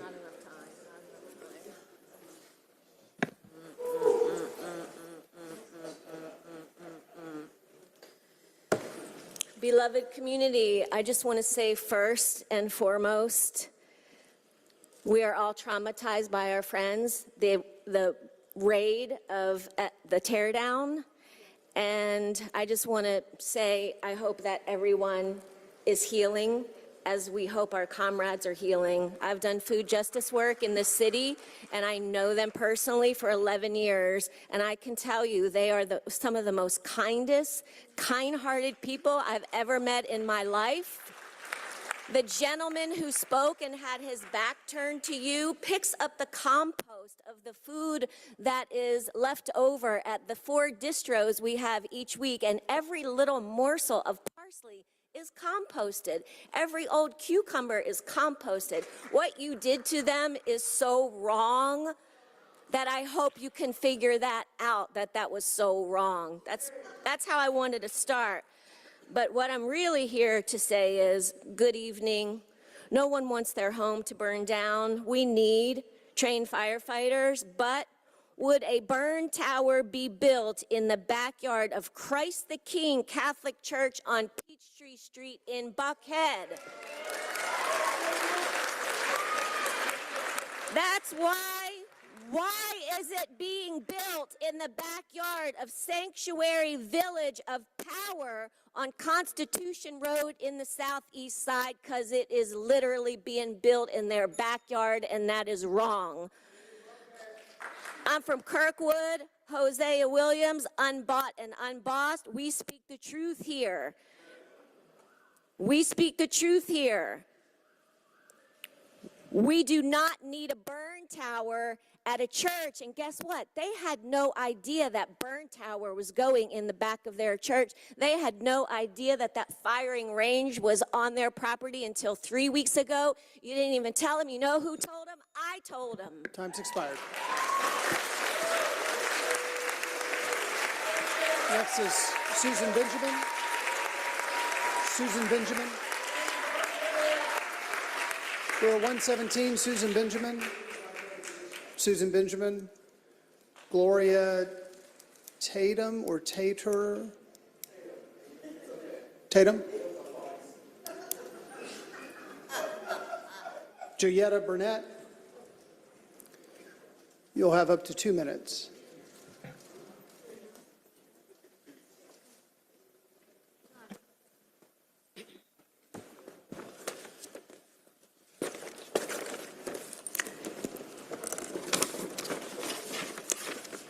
We need to ask Mayor Dickens now to cancel the lease on Cop City because it needs to end. Because the earth needs health, the climate needs health, and we need clean air, clean water, clean soil, and we need a healthy earth to survive. And most of all, to me, the violence that police are doing to the citizens of the state is injustice. Mr. Jamari Robertson, shot 76 times. I'm weeping and crying. We have to go back to court June 21st and 22nd for this young man that was an innocent person that was violated by many different police in one day. A grenade was thrown at him. Look at that. Look, just the grenade destroying a human life. It's injustice, and it's wrong. And he should not have had to been violated by 76 bullets in his body. This is tragic. I'm sad and I'll cry because of this young man and all the others that have been slaughtered by the police. When we're saying that we need a police, why do we need them? To slaughter, to throw grenades at people that's innocent, that's not doing anything to them? And how can you all justify building a cop city when this is what they're going to continue to do? This is wrong on this planet Earth, and we need Earth justice. Thank you.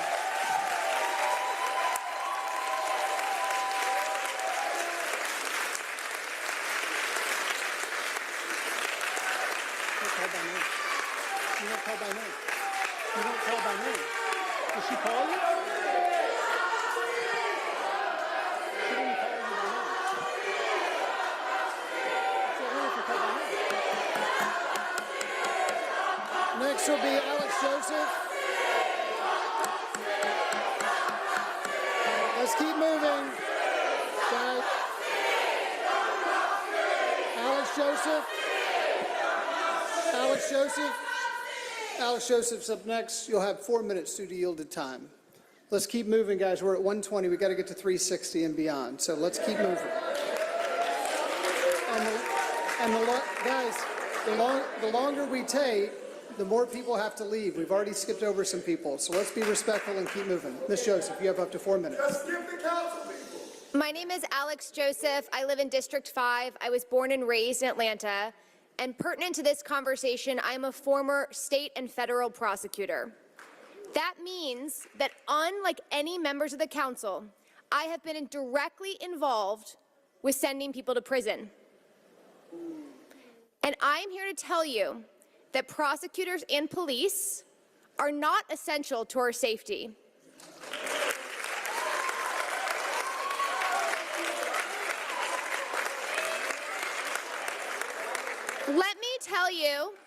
Let me tell you one reason that has not been discussed why Cop City is a bad idea.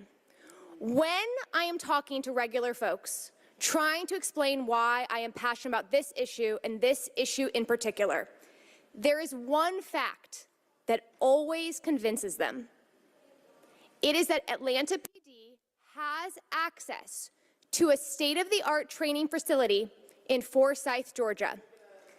It already exists. It doesn't need to be built. Frankly, it doesn't need to be expanded. But here is the reason why we should all fight for one statewide training facility. If every police force is allowed to have their own facility, it becomes an arms race. Who can do it bigger and badder? Also, when it comes to reforms, when the day comes that I hope, for example, we outlaw pit maneuvers, it is much easier to make the call to one facility, that facility in Forsyth, Georgia, and say, hey, pit maneuvers, they're now illegal, than it is to go to the over 200 plus policing agencies in the state of Georgia. We need one agency, one training facility. I was asked to speak about accreditation. Atlanta Police Department will not lose its accreditation if it does not have its own specific training facilities. After leaving the prosecutor's office, after leaving the U.S. Attorney's office, I went into private practice. I'm now a partner at a law firm, and we represent cities and counties when they get sued. Most cities in the state of Georgia do not have their own police force. All police officers, in order to be accredited in the state of Georgia, have to be post-certified. Guess who runs the facility in Forsyth, Georgia? Post. Unlike the Atlanta Police Foundation, and unlike the city of Atlanta, Post has experience training officers. Why would Atlanta continue to operate facilities when the facilities that the city has run for years are in horrible disrepair? Why would we trust the Atlanta Police Foundation to run facilities when they have no experience doing so? Finally, I will say that the city of Atlanta is one of 144 policing agencies in the state that is accredited through the state. When that process happens, that means that every 3 years, the city of Atlanta throws open its doors to the Atlanta Police Department to be visited and to be reaccredited by the state. They do not look at the training centers. They look at how it stores evidence, how they store records. Those things Atlanta police can do well, and those things require a classroom. They do not require acres of an outdoor police training facility, and they certainly do not require this. I now yield my time to my husband. This is his first time speaking at City Hall, because that's how persuasive I am.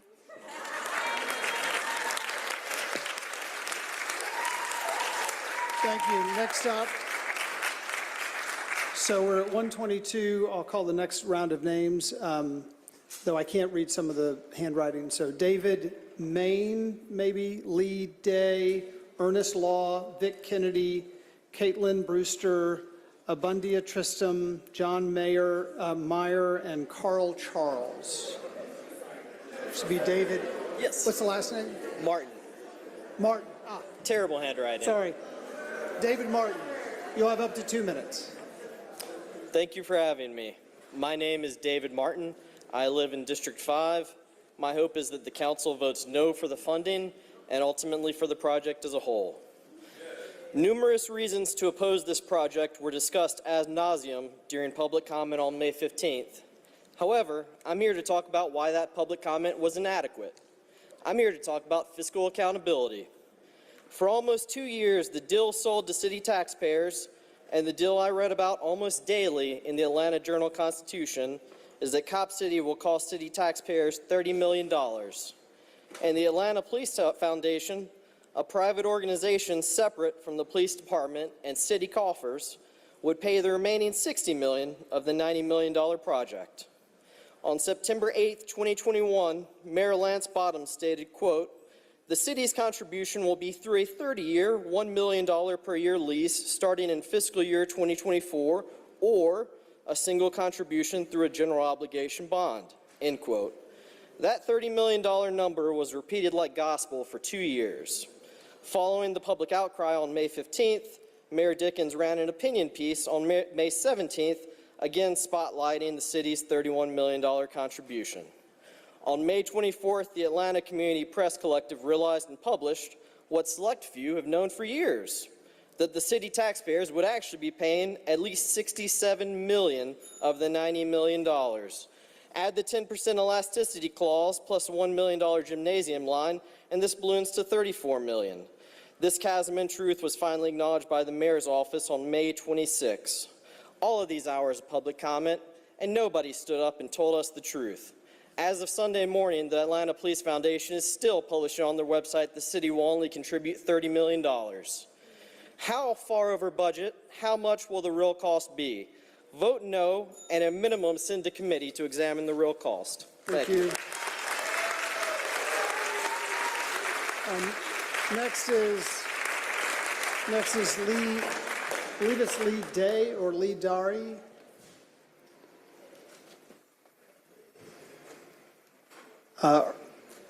Yes, thank you. What's your last name, Lee? Dang, like the Dang, expletive. thank you. Yeah, I got rat handwriting. 2 minutes. I'm coming here recently. I only moved out here very recently. I came here from Florida. A big reason why I moved here from Florida is because of the policies of Ron DeSantis and the way he's treating people down there. Moving here, I have a lot of community down there, and I've traveled as much as I can. I go to Ohio a lot, especially, and a lot of people talk about outside agitators and stuff like that. I don't consider them outside. As someone who's technically outside, from the beginning of this, I still had my eyes on it because I understood chances are it's not just Georgia that's going to be training there. Chances are the stuff I was seeing in the streets for 2020 for the BLM protests, I'm going to see even more difficult, even more bloody than before, after this happens, because they're going to get better at it. I am under the impression that this community really doesn't fucking want it. And please, I only got 2 minutes. Please, I'm begging you. And I really, really, really hope that as someone who just moved here, that I can agree with these people and live here. Because they're so warm, they're so kind. And I don't think I'll be able to if I've got a feeling in my gut, this is gonna be like Florida. Because Florida is terrifying. A lot of people are leaving as fast as they can. Thank you. Thank you. Next is Ernest Law. You'll have up to 2 minutes.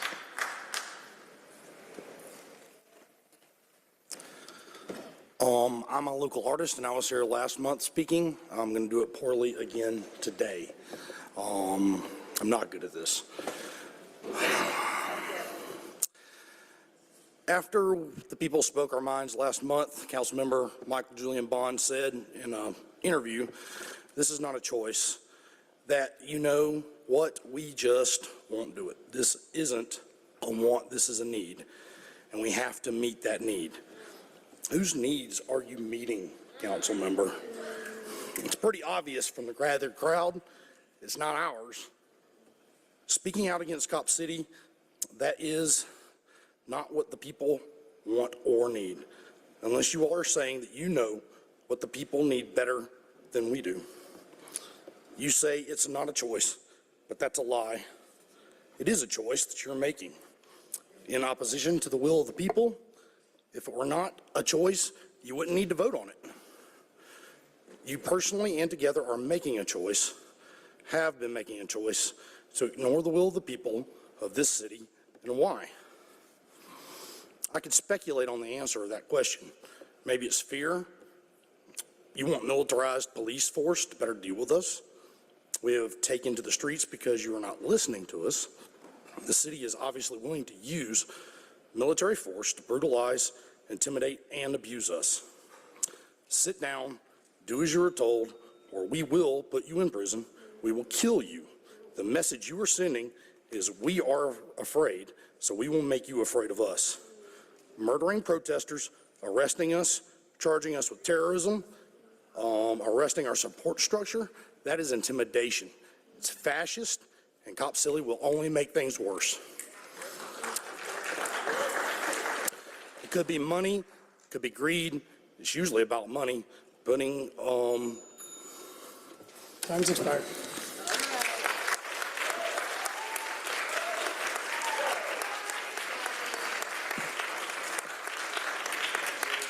Councilmember Bond, I don't believe you were called out by name. Councilmember Bond, were you called out by name? Yes, I was. Oh, okay, sorry, go ahead. And I'll be brief because there'll be time for me to speak when the item comes up. But to clarify my statements, when I say it's not a choice, city council members are not just elected representatives of the individual voters or persons who are in the city. We're also the fiduciaries of the city. And as fiduciaries of the city, whether it's the Public Works Department, the Police Department, Law Department, we are responsible for the facilities that those employees use. We are responsible for providing them with equipment, salary, and benefits. So whether it's the deal that's before us today or some other iteration, eventually the City of Atlanta will have to build equipment or acquire equipment, build facilities for our departments. And that is a fact.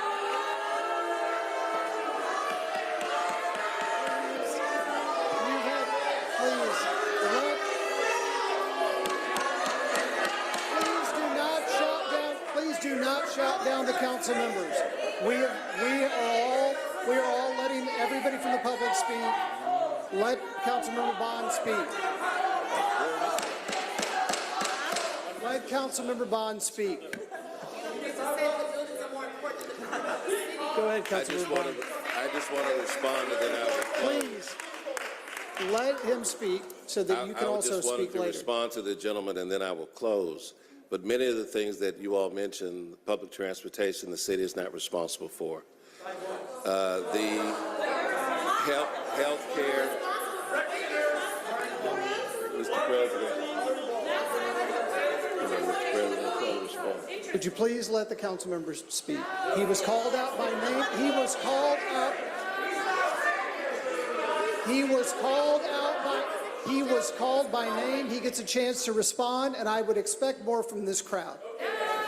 So please allow Councilmember Bond to speak.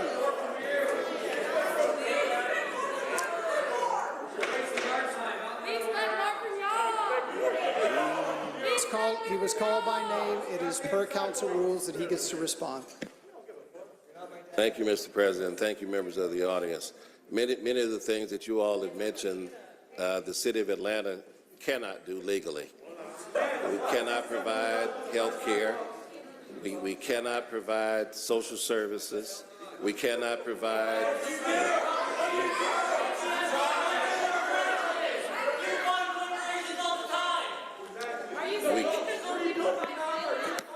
please allow the council member to speak? Ladies and gentlemen, you have all had your chance to speak. Would you please, and you will, if you would allow the process to continue. Councilmember Bond is responding to being called by name. Councilmember Bond. Those items are responsibilities of different governments, mostly Fulton County or the school system or MARTA, that is an independent authority. They're not within the City of Atlanta's charter. Yes, that's true. We do work closely with the county. But if you examine the charter of the county, if you examine the charter of the school system, those are things that legally the City of Atlanta cannot provide, with the exception of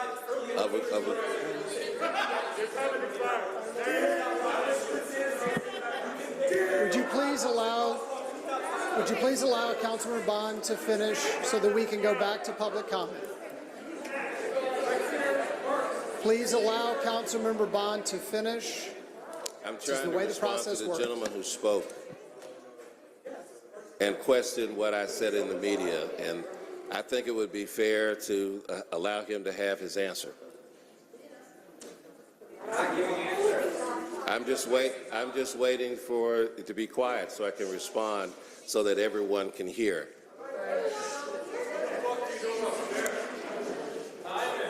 I mean, I can't use my 2 minutes if people are talking when I'm talking. We can all sing at the same time, but we can't all talk at the same time.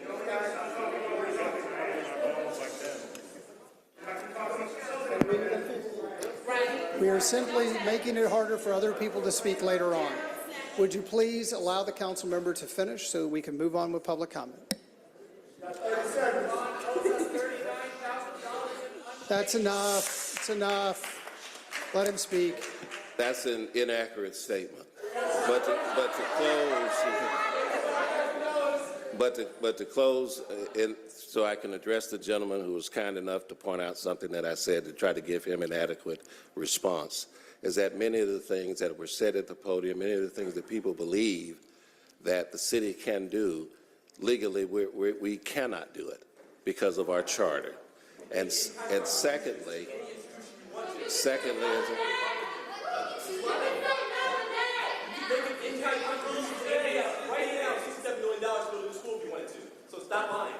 just let him finish his statement, please.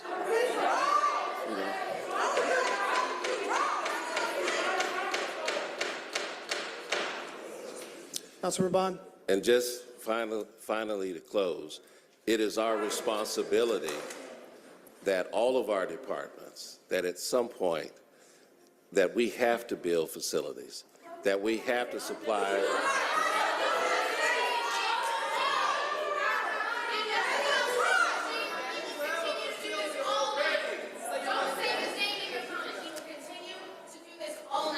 Well, I can sit here all night too. I'm very comfortable sitting here all night. As a matter of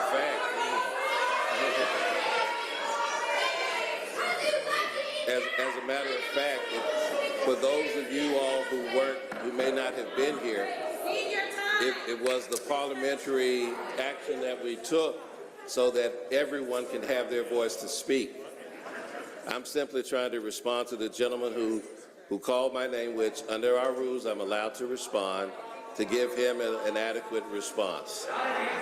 And so we're fiduciaries of the city, and at some point, every department, every employee deserves we have to take care of those facilities. We have to take care of the equipment, their salaries and benefit. So even if you take the police foundation wasn't involved in this at all, at some point, the City of Atlanta would have to build facilities. They would have, yes, you do. Because if you don't provide employees, and there are lawyers in this audience, if you don't provide employees with the equipment, if you don't provide, Would the chamber please allow the council member to finish, please? council member has been given the floor. Allow him to finish, and we will move on to public comment. Councilor Bond. If you don't provide, if we, council members, who are fiduciaries of the city, don't provide the employees with the equipment, the facilities, salaries and benefits that they deserve, we run afoul of federal labor law. And so, yes, you are the city, but we're the fiduciaries that at this time are in place to make those decisions and to make sure that those facilities and benefits and et cetera are in place for the people that we employ that work for all of us. And that's, they work for the taxpayers and voters in the city of Atlanta, and they deserve consideration. And I will withdraw, Mr. President. Mr. Bond. Next up is Vic Kennedy. Vic Kennedy is number 126. Caitlin Brewster. Abundia Tristram, or Tristern.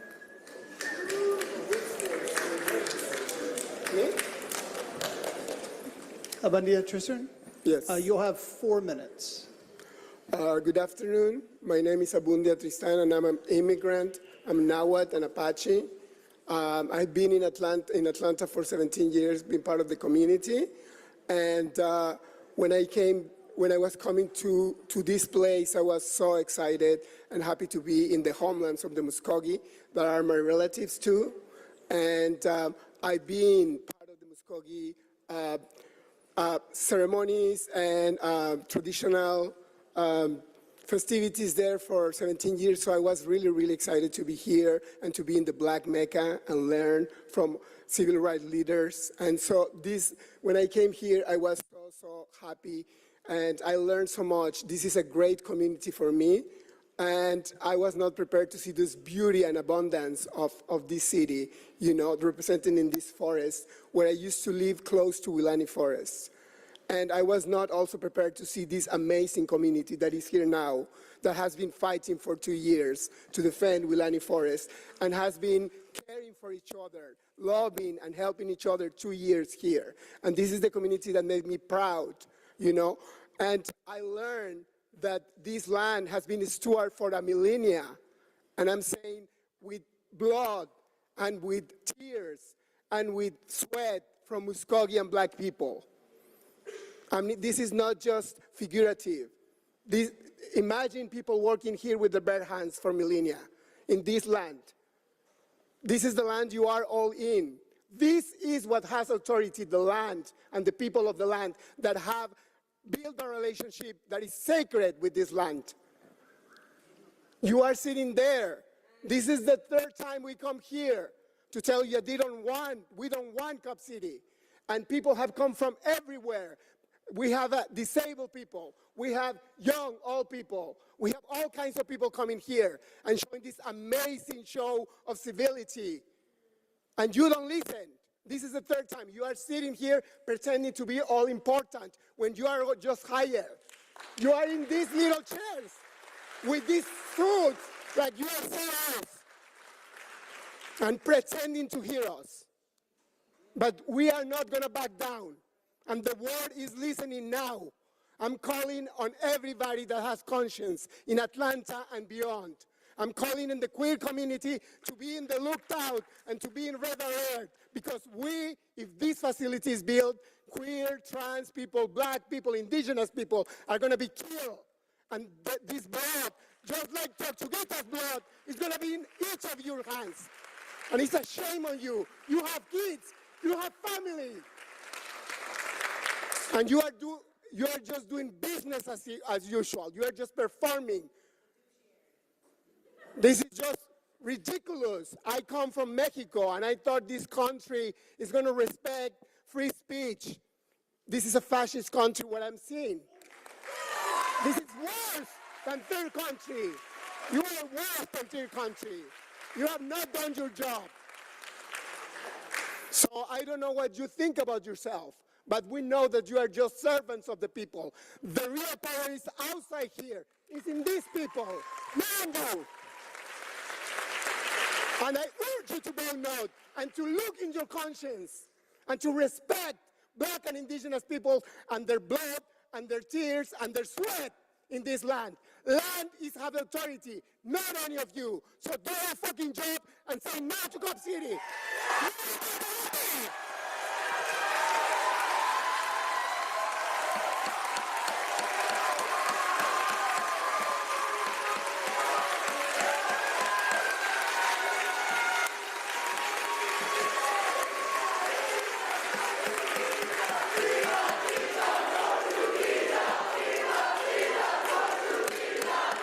John Meyer. Next up is John Meyer. Next up is John Meyer. John Meyer is next. I believe it's Meyer. You have 2 minutes. Thank you. I come here today as a citizen of this great city, having been born here to both my father, a civil rights lawyer, and my mother, who was a member of this very council many years ago. I have come here, Deborah McCarty. I grew up here, I was raised here, I have come back to live here, working here as an environmentalist, and above all, to your sakes, I have paid taxes to the city. I stipulate all this because I wish to show that the narrative to the opposition for this facility comes from outside of this community. The conduct of the last few years, but the last few months by the police, I believe cannot be solved by shiny new buildings and dangerous new toys. From the tragic death of Tortuguita, who was shot 57 times, found with his hands up according to the autopsy report, to the individuals of the Solidarity Fund who were only arrested a few days ago, mere days before this meeting. Charges on which the presiding judge has also agreed would not stand, and at which many civil rights activists find chilling and concerning. I may be a single person among many here, but I believe it'd be better served towards methods that actually reduce crime, from the community development to the crisis intervention, social services, and affordable housing. I ask that the council members please listen to the constituents that have elected you all to represent and vote towards services that offer a helping hand rather than to be stamped down by a baton. I yield the rest of my time.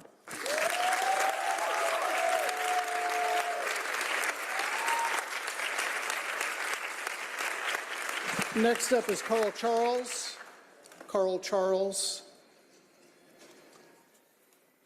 And let me call the next round of folks. Jessica Tin, Olive O'Reilly, Joel Crum, Lila Flores, Andres Yara, Garrett Brand, and Z. Fitzgerald. I can't quite read the first name.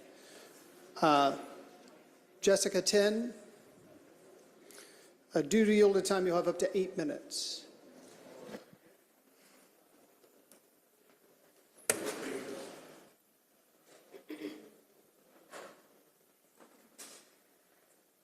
The visual will always lack. So let's examine our police training by listening to them.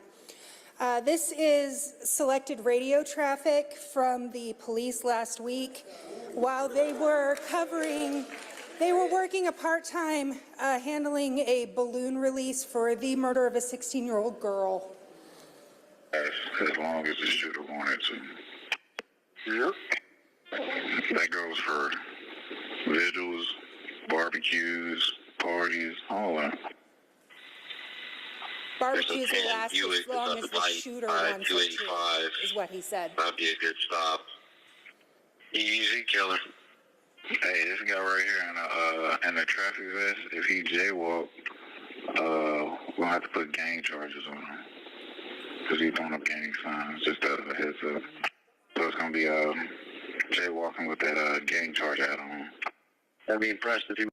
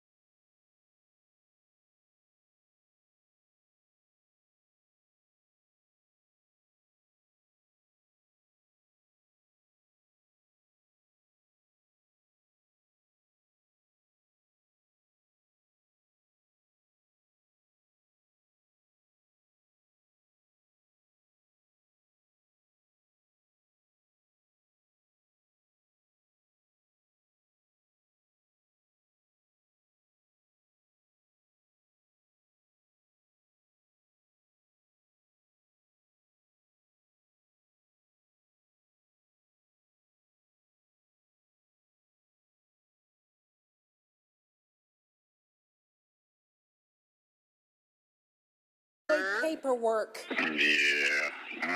Well. So where y'all setting up shop? We're babysitting this balloon release.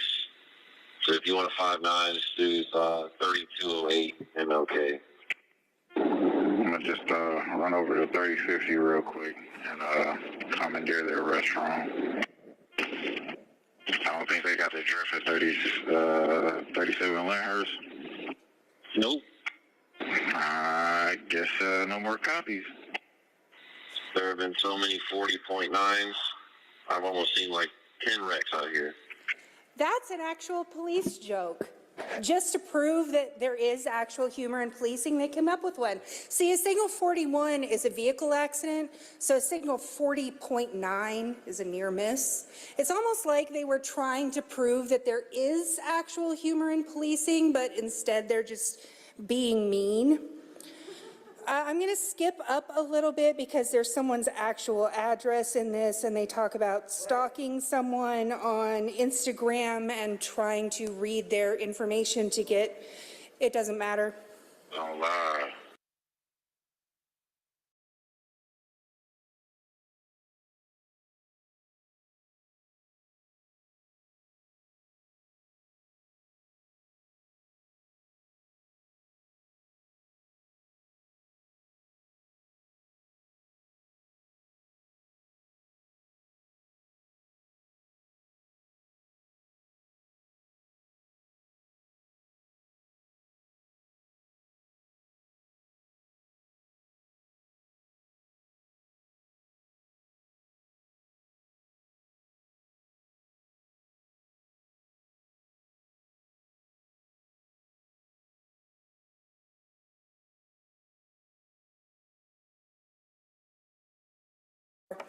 And a gentleman walks up to me, and he speaks no English.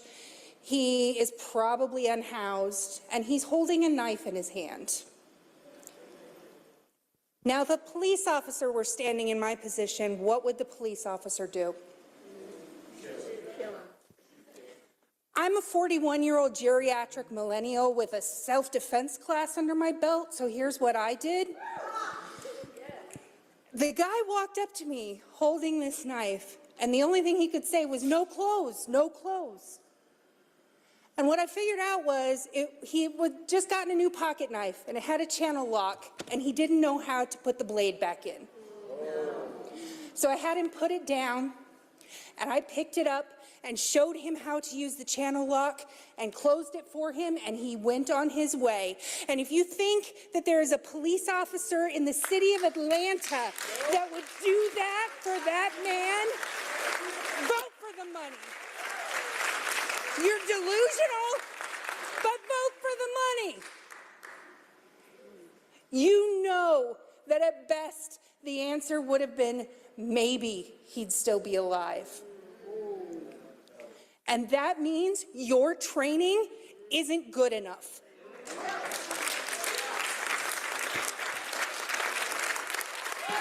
Thank you.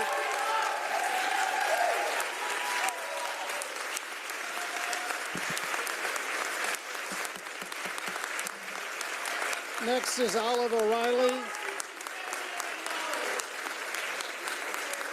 Next is Olive O'Reilly. Olive O'Reilly. You'll have up to 6 minutes due to yielded time.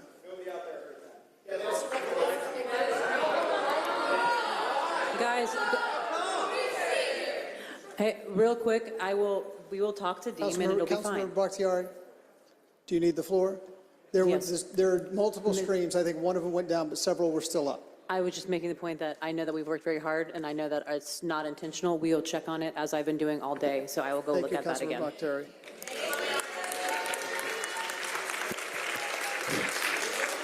Councilmember Lewis. And I want to strictly say that was Breaja's balloon release, the young lady I've been talking about all day. And so that's my niece. And so when we talk about, we don't want folks like that guarding. We don't want them in our area. We don't want those police officers in that area. And so when we talk, we need to find out which police officers there was on that phone, on that call.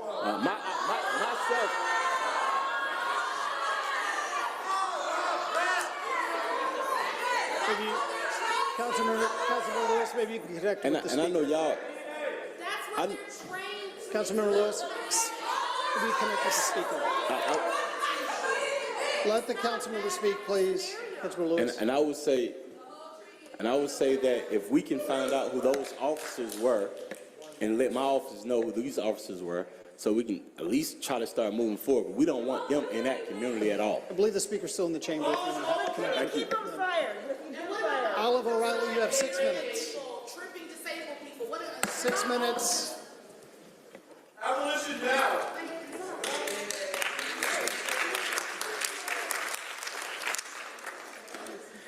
My name is Olive O'Reilly. I was born in Atlanta, Georgia. I've lived here my entire life. I'm a community organizer, a proud trans woman. I'm a member of District 5, but I was born in District 8. I care deeply about my community safely, so I work to create safer social spaces for the queer and trans community here in Atlanta. That's why I'm here to call on City Hall to end the use of solitary confinement in Atlanta's jails. Many years ago, long before the talks of Cop City, I was still a teenager, and I was pulled over for the first time in my entire life. I had a broken headlight, an easy fix. I was on my parents' insurance like many teenagers are when they first start driving. I found out through this traffic stop that my insurance had lapsed without my knowledge and my car was quickly towed. As a result of losing my car, I became dependent on my parents. They told me they had paid off the ticket through the website. I didn't think about it for the longest time. 3 years later, I get pulled over for the second time in my life. I had only been driving for a few years when I get pulled over for making a right on red at 3 a.m. I guess I missed the sign. A simple mistake. Anticipating a simple ticket, I held my girlfriend's hand and waited as the DeKalb County police officer informed me I was under arrest for a bench warrant related to my insurance ticket from years prior. I was confused. I remember my parents pairing it off. I went with the officer. I had no idea what to expect. I had only ever had 2 interactions with police officers, and the second time I was already in handcuffs. This was my first year into HRT, hormone replacement therapy. I was working at a gay bar, discovering who I was here in Atlanta, and still had my work uniform on when I was getting pulled over. Booty shorts and a gay bar t-shirt for Joe's on Juniper Street. When I arrived in DeKalb County Jail, I was immediately placed in isolation. I was told that this was for my protection, and over the next 8 hours, I waited while I was handed forms to sign to receive special protections for being a visible member of the LGBTQ community. What I would soon find out is by signing these papers, I would spend the next week of my life in a nightmarish hell I could not imagine. Solitary confinement, deprived of the proper facilities to sleep and use the restroom, dehumanized and degraded. I was left completely alone for days on end, using my socks as a pillow as I shivered on the cold metal bench in a cell no larger than a storage closet. I was given no prison jumpsuit, no blanket. I was told that I had to be transferred to Cherokee County Jail because that is where my original insurance ticket was years ago. Because of this, I was afforded no opportunity to post bond during my transfer. I was left to freeze in 30-degree indoor temperatures. I will never forget the depravity of such extreme isolation and the horrors of DeKalb County Jail. I remember the names of other people who came before me carved into the concrete with bloody fingernails, with nothing else to do but scream, "I was here too," to anyone who could hear it. You sent the Solidarity Fund organizers to the same jail, likely the same cells. I rationed out a carton of milk over 9 hours just because the act of tasting it provided my brain the necessary stimulus to stay sane. I was deprived of sleep for 3 days before eventually realizing a Cherokee County officer was moving my body, connecting chains to my ankles and again to my handcuffs. If I reached forward, I would trip myself. If I ran, my hands would be restrained. I begged the officer for mercy. I couldn't hold back my tears, searching for any sign of humanity in his eyes. He told me he sees this all the time, sometimes over much less, and loads me into his patrol vehicle, and he begins to prepare me, telling me verbatim, "They're going to humiliate me. It's all just part of the process." I get brought inside Cherokee County Jail, sleepless, wired awake on adrenaline and fear. I'm told I was randomly selected for a drug search, and I think, how? I've been in isolation under surveillance for over 3 days already when a cop escorts me into a dark room with no cameras. Alone with the officer, he tells me to bend over and proceeds to sexually assault me, still in my booty shorts and work t-shirt. My world shattered in this moment. I've been picking up the pieces ever since. This entire system is sick and cannot be reformed. When dehumanizing people is just part of the process, you have fundamentally created an environment where this evil thrives.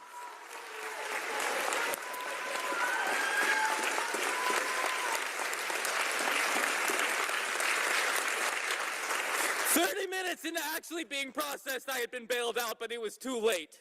It was my 4th day surviving the trauma of a hostage from a Law & Order episode. But there was no one to save me from the police. I was told this is just the process. To this day, blue lights still trigger my chronic PTSD. The United Nations has ruled that the use of solitary confinement is considered torture. I am always greeted by new news stories of jail guards, police, and even the Bureau of Prisons facing rampant sexual assault allegations. I want to believe you all are just merely sheltered from the reality of what you put people through. I have survived these experiences to dedicate my life towards fighting fascism, as my grandfather did when he fought in the U.S. Navy and was deployed at D-Day. Back when we put bullets in Nazis' heads, not reward them with pay raises and personal playgrounds.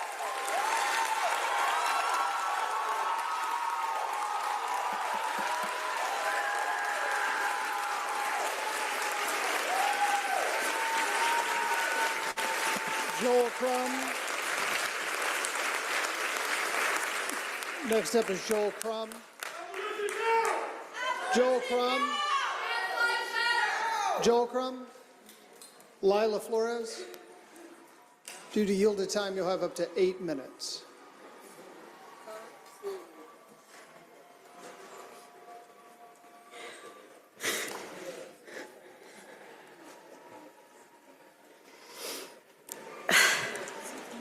I wasn't expecting such a powerful speaker to be before me, so all right, thank you. Good evening. My name is Layla Flores, and I'm a forest defender. I have been organizing for the past 2 years to stop Cop City, as many of us here have been as well. I'm a resident of Fulton County and have lived in Atlanta for almost 20 years.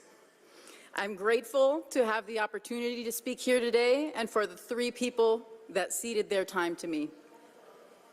It has been exhilarating to share this space and this struggle with so many people. And our group movement grows with every passing day. I also want to acknowledge the many, many people that couldn't be here today.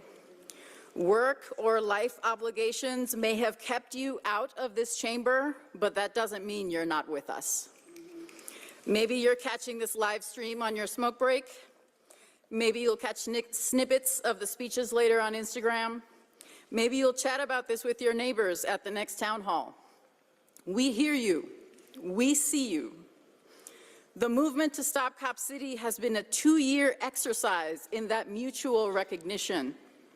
We have found each other at stomp dances, rallies, art shows, music festivals, parking lots, bike rides, marches, swap meets, food distros. The list goes on, really. That is a small fraction. A big reason the list of ways we have met each other is so long is that as it is operating right now, this society does not serve its people. This society does not even see its people. Despite the wealth that exists in this country, the systems and the structures that we need to thrive have been in decline for decades. Through the cracks of our broken institutions, this movement has created spaces for connection, solidarity, and support. It's not that the resources to make our lives materially better don't exist. We see on the news how this or that company is worth $1 trillion, or this or that company has made $1 billion of profit, that this or that person is flying this many hours in a private jet. You hear that, and it feels like you're talking about an alien planet. That's not the planet that working people live on. Here on planet Earth, we have to struggle. We have to work. And with every passing year, it feels harder. If you're listening to this and you feel a sense of panic in the pit of your stomach when you think about the future, you're not alone. We feel it too. We feel that panic because we know we can't count on the promises of politicians or the good graces of CEOs. Instead of housing, healthcare, education, food assistance, infrastructure, or ensuring that people can live with dignity, we have seen more and more money flow into the budgets of police departments, both public and private money. Instead of investing in the fulfillment of our best selves, governments and corporations have invested in our repression. I'm not being hyperbolic when I say that. It is a historical fact that when common people have demanded justice from our governments, the police have consistently been deployed against us. Over the last 100 years, police have been the ruling class's first line of defense against women's suffrage, against unions, against civil rights, against war protests, against queer people, against water defenders, and against forest defenders. When the plans for Cop City were leaked to the public, something snapped in us. How could we possibly be investing more in the police when there are so many other needs that are waiting to be met? The panic in the pit of our stomach about our collective future turned into clarity and resolve. The absurdity and brazen evil of the Cop City project has fueled our struggle, but so has our sense of obligation to each other. When people were hungry, we fed each other. When people were facing repression, we bailed each other out. When the newspaper spread lies about our movement, we made our own newspaper. This struggle has allowed us to see each other in our weaknesses and our strengths. And we have used that new vision to collectively imagine a future where we can thrive together and keep each other safe. I'm inspired every day by the radical imagination that I see in this movement. Despite the clear-cutting that has happened in the Weelaunee Forest, today we made City Hall the new living room.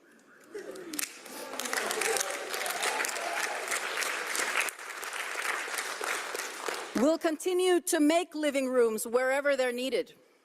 We'll keep trying to confront power and take power for ourselves. We will not stop, and Cop City will never be built.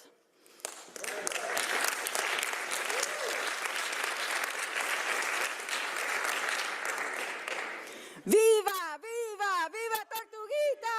Viva, viva Tortuguita! Viva, viva Tortuguita! Viva, viva Tortuguita! Viva, viva Tortuguita! Viva, viva Tortuguita! Viva, viva Tortuguita! Viva, viva Tortuguita! Stop Cop City! Stop Cop City! Stop Cop City! Stop Cop City!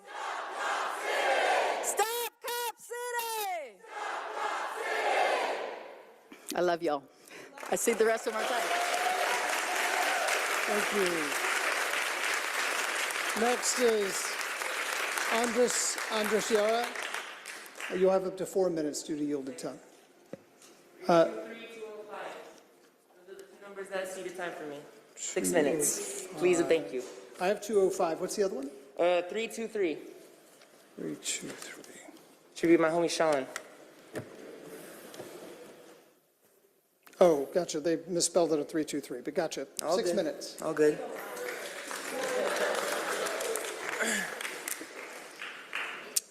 Hello.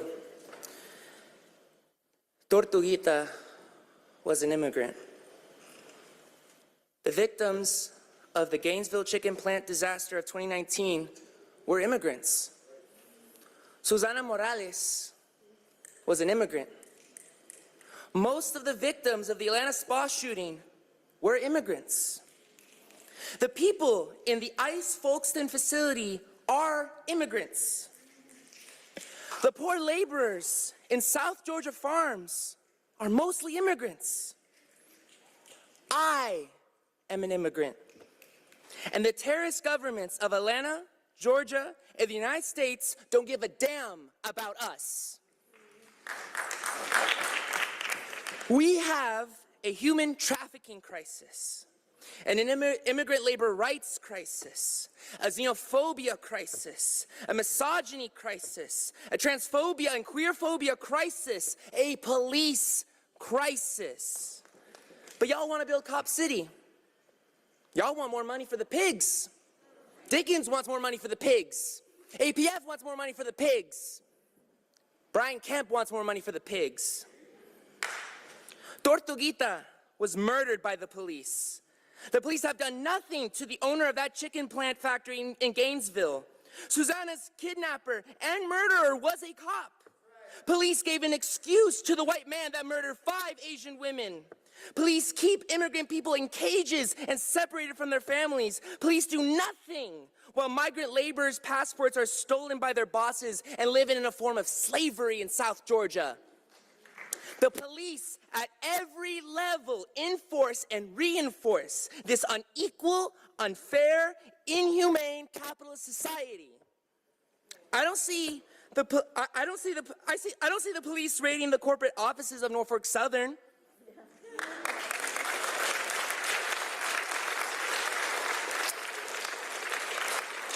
A pathetic excuse of a railroad company that nuked an entire town with toxic and ecologically disastrous forever chemicals. But I do see the police raiding the teardown, home of the Atlanta Solidarity Fund. They made sure to use a whole SWAT team against Marlon, Savannah, and Adele, but I guess APD is afraid to fight the Norfolk Southern Police Department. Google it, by the way, that actually exists. Like, the Norfolk Southern has their own police department. Isn't that kind of fucked? I didn't see a mansion or a glitzy corporate building in the mock city y'all want to build. But I do see a school, a club, apartments.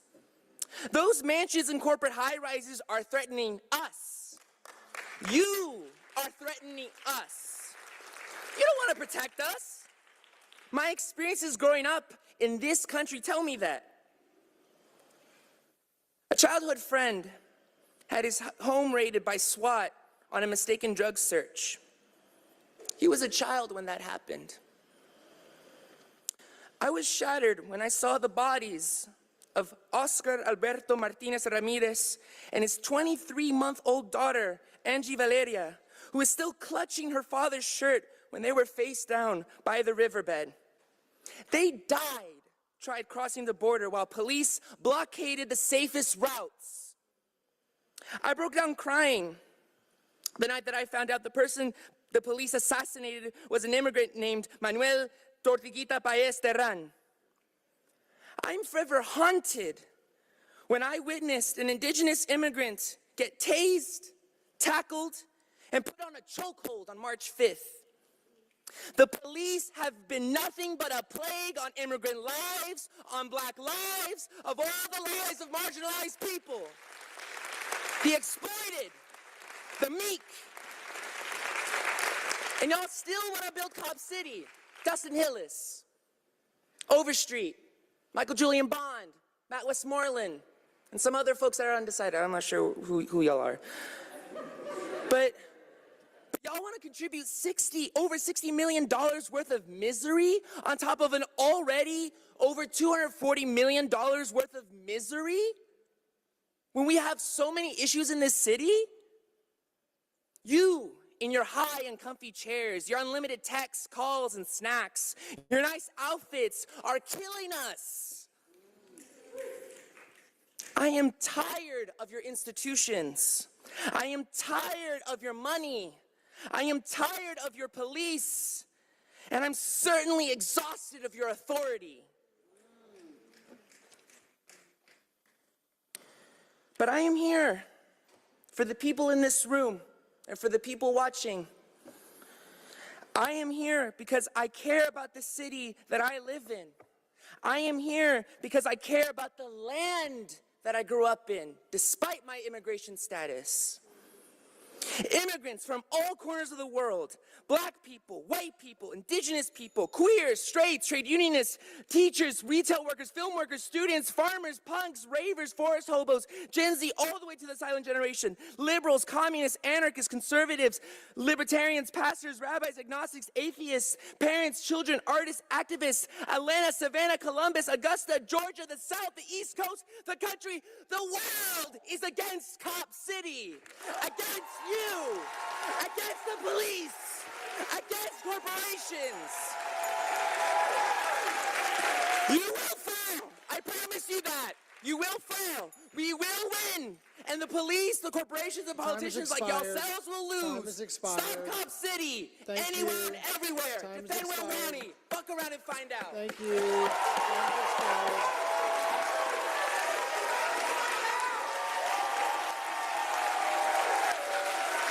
Garrett Brand.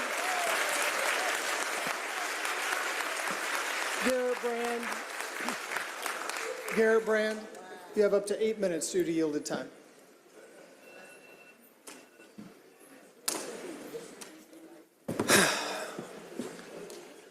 We got the whole gang here. That's exciting. Before I start, I just want to address something that I've heard over and over again from Councilman Bond, which is that the city council simply cannot do anything to help this city, whether it be in education or transport or housing or whatever. I am so sick of this narrative. The city council is the only lawmaking body in this city, yet at the same time, you just keep insisting to us that you are useless. Okay? If you truly cared about helping the people, you would find a way. That's what good lawmakers do. I'm confused about what you want us to do. Who can actually help us? Where do we go? What are we supposed to do if you're useless? With that said, hello again. My name is Garrett Brand. I'm a 19-year-old resident of District 5, just a 10-minute drive from the South River Forest. I attend college at Brown University, where I study sociology and urban studies on a pre-law track. I am here today to urge you all to vote no on the $60+ million in funding for Cop City, or at the very least to send the legislation back to committee for further deliberation. I believe this is in all of our collective, including each of your best interests. Since the last time we did this on May 15th, my fellow student organizers and I have met with several of you individually to discuss this issue, those of you that would meet with us at least. I've had two major takeaways from these meetings. Firstly, you are not abolitionists. You will never be abolitionists. We cannot convince you to be abolitionists, and we will never agree about this until the day you all die. This makes sense. After all, your jobs do directly depend on the existence of police in the prison industrial complex in order to legitimize and protect your power. But that's okay. I've come to terms with that. I know I cannot convince you that we do not need a new training facility, no matter how much scholarly research I cite about policing's ineffectiveness, no matter how much personal testimony I give, no matter how many necks are snapped, how many skulls are cracked, how much blood is spilled. What I want to focus on is my second takeaway. My second takeaway is that, at least according to what many of you have told us directly, is that we actually agree on a number of things. In general, it would seem that we agree about the horrific environmental consequences the construction of Cop City would entail. As you have heard over and over again, this is a textbook case of environmental racism in action. A critical green space in an under-resourced, unrepresented, predominantly black community being destroyed for a facility which would train those who throughout the history of this country have only existed to harass, intimidate, and murder black people. Let us not forget that the origins of our modern police lie in the slave patrols of places like the city and state we all call home today. Let us not forget that the Atlanta Police Department is the very same department which brutally beat and unjustly arrested civil rights demonstrators decades ago. Boy, does that sound familiar. Let us not forget that for this nation and city's entire history, black people have been purposefully and systematically denied access to property and public green space. Look no further than the construction of Atlanta's highways. Make no mistake, Atlanta's legacy is one of stark racial environmental apartheid. That's a legacy each and every one of you joins if you decide it is okay to destroy the only public park serving a community full of black children in favor of shooting ranges and bomb test sites designed to spill those same children's blood. For those of you with black constituencies, I'm sure that's not a legacy you're interested in. Nobody will remember the shooting ranges, but they sure as hell will remember the forest that got razed. Even if environmental racism is of no concern to you, if you represent somewhere full of happy white people like, I don't know, Buckhead, I'm sure we can agree that in this time of climate crisis, because we all believe in climate change, right guys? Cutting down one of our city's 4 lungs is a terrible idea. I know some of you are old, but I want a planet to live on in 30 years. I'm sure we can agree that your children and grandchildren deserve a planet. After all, it is not our generation's fault that we're in this mess. It's yours and your parents and their parents before them. So please help us fix it.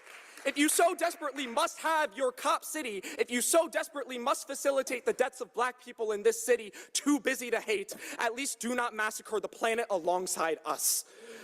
The next point of general agreement I found from meeting with some of you is our mutual disdain for the Atlanta Police Foundation. I have heard it directly from multiple of your mouths that there is no love from any of you for the APF. Good, me neither. Let's make something clear. The use of the word Atlanta in APF's name is a severe misnomer. 40% of their members do not even live within the city.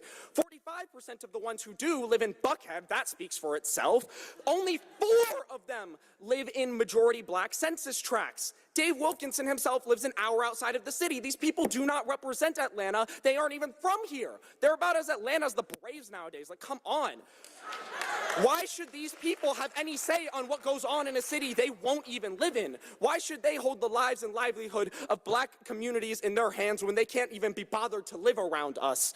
These people are not your constituents. They clearly cannot be trusted to represent Atlanta, and y'all don't even like them. So I'm confused why you bark and roll over at their command. The answer some of you have given me to this question is that it is simply easier to let the APF oversee the construction of the facility, especially given its location outside of your jurisdiction. President Shipman, you explicitly described this as a, quote, deal of convenience. Why do you settle for convenience? We did not elect any of you out of convenience. Voting in the state sure as hell is not convenient. We elected you expecting excellence. You can do better than this. We've shown you it is important to us that you do so. If you absolutely must build a facility, do it without the APF's involvement. The final point of agreement I think we have is in terms of the suppression of activists by the police and state, although I'm not sure why I bothered to differentiate between the two. From what I have heard from those of you I've spoken with, it seems we can agree that the use of domestic terrorism charges on peaceful protesters is horrifically excessive. It seems we can agree that the murder of Tortuguita should not have happened, that the 57 bullets that ripped their body apart should never have been fired. I'm sure we can agree that the SWAT raid of the teardown house and arrest of the 3 Solidarity Fund organizers is questionable at the very best, although I would without a doubt label it as an attempt at fascism. If these things trouble you as deeply as you claim, why do you wish to build a massive playground for the people doing them? What do you think they will be training for? They've shown you quite clearly again and again. You cannot train the police not to repress activists. That's what they exist to do. It's time to stand on your words and help ensure Tortuguita never happens again. I guess I did end up trying to convince you of something abolitionist in the end. I guess you just can't avoid talking about something when you're right. What I want to leave you with is a choice. I want to quote Matt Westmoreland, who told me he always strives to, quote, vote his conscience. This is a choice of conscience. You can choose to do the easy thing. Take the APF's deal of convenience and vote yes. If that's what you decide, you will continue to hear from us on Election Day and otherwise. I promise you that. Or you can choose to do the right thing. Vote no, or at the very least, send this tragedy of a legislation back to committee so we can have some modicum of trust that you care about us and will listen to our concerns. We've done what you want. We followed the proper civil process, no matter how difficult it has been made for us, and Lord knows it has been. Now it's up to you to vote your conscience. Do the right thing. It'll be a whole lot worse for all of us if you don't. Thank you.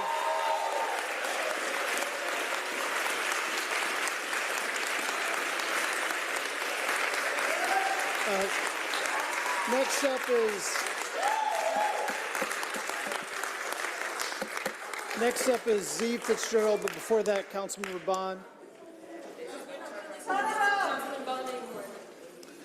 Just want to respond to Mr. Brand. When I attempted to delineate what the city is responsible for and what it's not, it's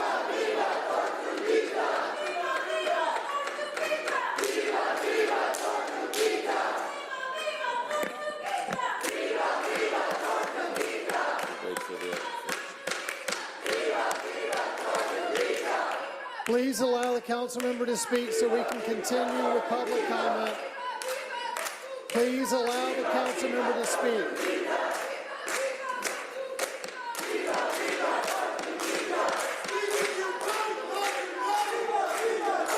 Please allow the council member to speak.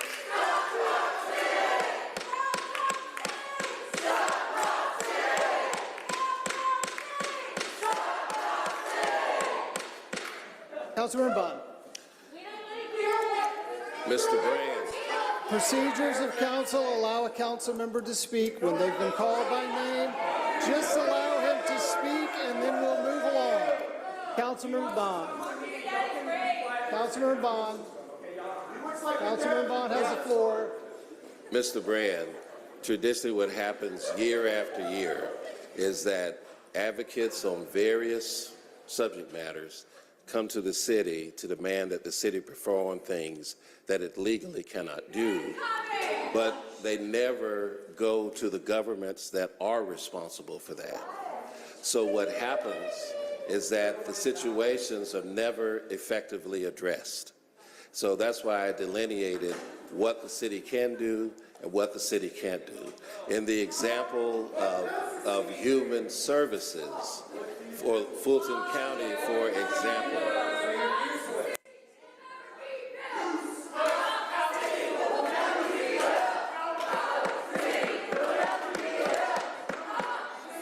allow Councilmember Bond to speak, and then we'll move along. in the example of Fulton County, it is fully municipalized, but it still collects the same amount of money as when it was performing services. So if you'd like to see an increase in mental health services, human services for individuals, the same type of energy and zeal that is being expressed here today and in this movement would be wise to apply to the county so that they can allocate more money to spend on those services. Absolutely. I'm absolutely.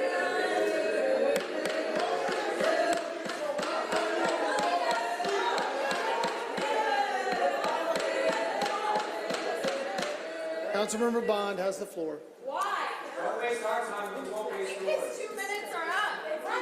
Yeah. Ladies and gentlemen of the audience, we have been trying to move this along efficiently. I have the floor. We have 200 speakers. Why is Michael speaking? Because I have allowed him to speak, to respond, because he was called out by name. He will speak, and then we will move along.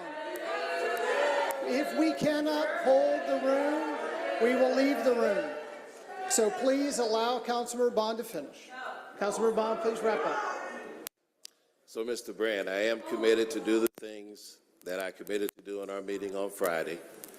We can meet on a weekly basis to develop policies that will address the issues that we talked about. And if we need help addressing the county, MARTA, the school system on these various issues, I'm more than happy to do so. But that's why I made that delineation. Because in my experience over years, activists come down here to demand things from the city that the city doesn't address, but they never go. You're the city! You're unaccountable! Stop repeating. Take ownership! We are the city! We hold you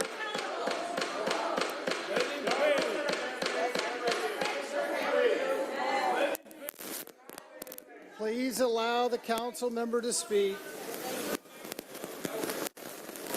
So, Mr. Brand, in short, I'm more than willing to assist in any way that you deem feasible for me to assist you. Thank you.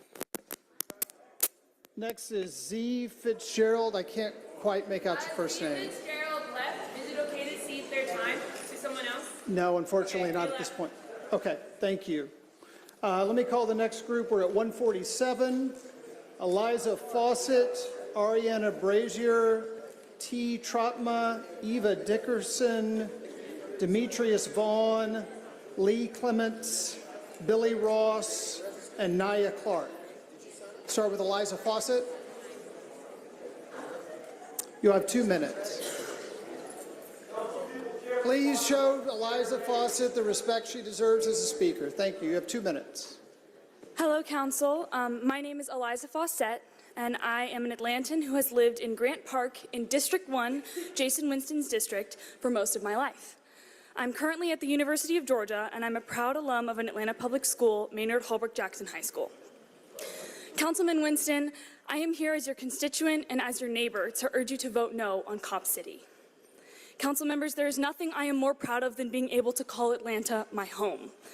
I have homegrown Grant Park values, and my life was shaped by my access to a swath of beautiful, protected, accessible nature. They call us the city in the forest and Wilani one of the four lungs. And if you don't vote no on Cop City, you are tearing out the lungs of our home, a sacred piece of our history, and some of the life force of this great phoenix of a city. Atlanta is the phoenix because it rises from the ashes. But to continue to do so, we need to be able to breathe clean air. Atlanta forests remove 19 million pounds of air pollutants per year. Connect with nature, live freely in our skin without fear of tyrannical, violent, white supremacy, policing, and begin to address the real roots of this problem of violence in our city, which cannot be fixed by more shooting ranges, more training, and more bullets. I was lucky enough to grow up a block and a half from a park full of trees that Councilman Jason Winston swore to protect when he served as co-chair of the Grant Park Conservancy Board of Directors. Mr. Winston, I am not here to accuse you of anything. Rather, I am here to remind you of what you claim to fight for. The Grant Park Conservancy has condemned the building of Cop City, the destruction of the Wilani Forest, and the harm that this proposed construction would cause to the black and brown communities around it. If you care about the environment, your constituents, and about protecting green spaces so that children like your daughter, like my little brother, like the children in your district who get the privilege of having Grant Park and all of its trees protected, then you will vote against this monstrosity of a proposal. Thank you very much. Thank you. Ariana Brazier. Ariana Brazier. You have up to 2 minutes. I am Dr. Ariana Brazier, a resident of the city of Atlanta, District 11. How convenient. My doctoral dissertation was about the ways Atlanta's black families play under housing insecure conditions. My research took place in the Thomasville Heights area, the now closed Thomasville Heights Elementary School, and was originally inspired by my experiences at the also now shuttered Peachtree Pine Shelter. I am here again to reiterate my comments from May 15th. On that day, I reminded each of you how the closure of Peachtree Pine has been succeeded by minimal growth in shelter capacity. This has left unhoused and housing insecure Atlanta residents with no recourse. In 2022, the Atlanta Police Department was allotted a third of the city's $700 million budget. In the same year, Mayor Andre Dickens announced a proposal to invest an additional $6.2 million, which then totaled a mere $25 million toward alleviating homelessness. Comparatively, Cop City is seeking $33.5 million of city funding. Or wait, is it $67 million? That same budget cycle, the city only had 29 affordable rental units for every 100 extremely low-income families. That is 29 affordable rental units for every 100 extremely low-income families. In the same year, there are more than 24,000 applicants on the Atlanta Housing Authority waitlist. If we are truly committed to ending the cycles that propagate homelessness, Cop City can never be built. We must defund the police and invest in quality housing. And each of you, as city officials, must be accountable to the evidence in our lived experiences and the expressed needs of your people. Thank you. Tia Troutman. T. Troutman.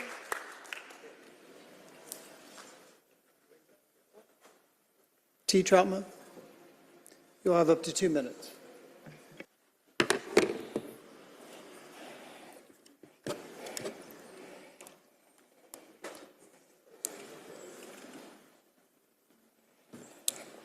I'm a former community organizer. My family is a legacy family in one of the city's oldest churches, and I'm an Atlanta native. I stand here today proud to rep this city as the current Georgia Author of the Year. And I'm also, thank you, I'm also an Atlanta homeowner. My wife and I live walking distance from the Waylani Forest.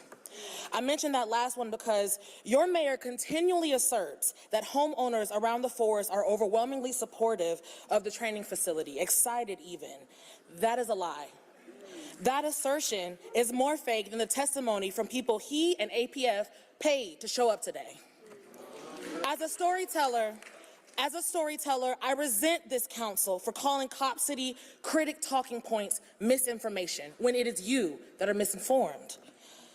I resent what is misinformation is that Pine Street's closures was to make way for a training facility a couple years ago. That was misinformation. What was misinformation was that ACDC was going to be closed and made way for a community resource. That was misinformation. It was a lie. It's not the facility that fiduciaries take care of. It's still not been closed. It's still being misused to brutalize Black and brown people in this city. What's misinformation is that outside agitators are backing this movement. Outside dollars are backing this movement against Cop City. Atlanta residents, Atlanta legacy children, Atlanta organizers, Atlanta community members are against Cop City. Misinformation is a tactic used by fascist governments, not community organizers backing the people and protecting them. Misinformation is what has plagued the entire effort for Cop City to grow and take over the Waylani Forest. It's misinformation that has got us here today. And we fight misinformation using, where was my 30-minute check? Time has expired. Where was my 30-second check? I thought misinformation is that this has been a democratic process. You want us to be peaceful. Expired. You want us to protest quietly and efficiently for the fiduciaries. And yet when we do so, you overrun us by corporate interests. Thank you. Misinformation is what will make this council burn. Thank you. Next is Eva Dickerson. Next is Eva Dickerson. Eva Dickerson. Yep. Oh, 152.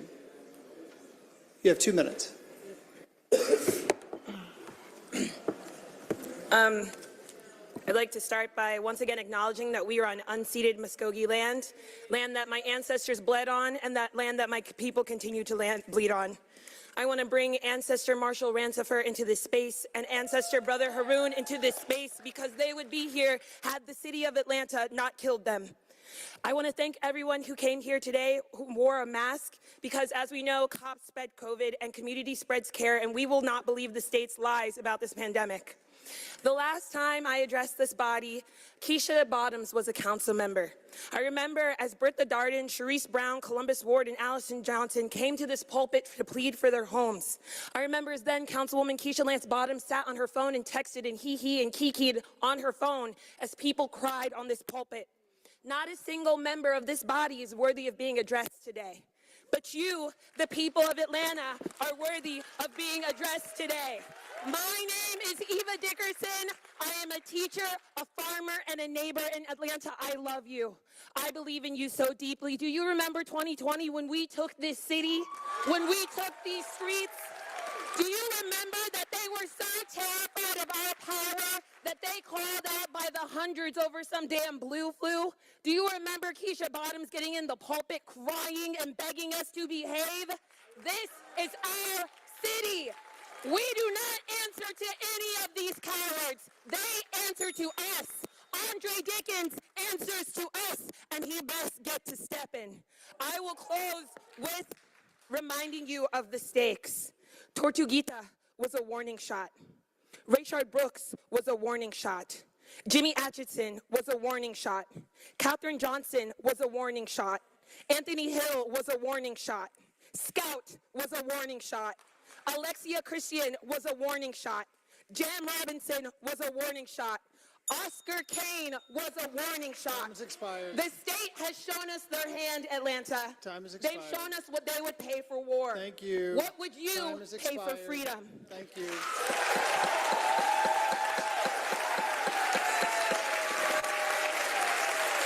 Demetrius Vaughn.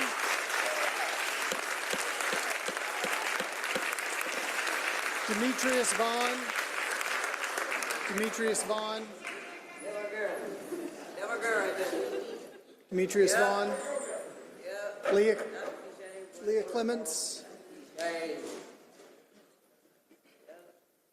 Up to 2 minutes. Hi, my name is Leah Clements, and I have a song. Please join. And y'all can join in too. It's call and response. We've got to stop poisoning all our water. So stop chopping down all our trees. So stop trying to build a cop city that'll terrorize our people who should be free.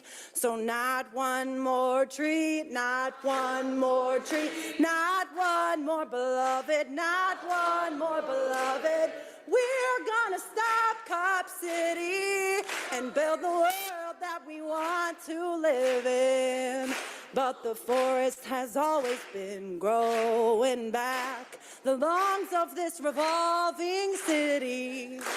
The trees heard Muskogee voices again in the first of many migrations.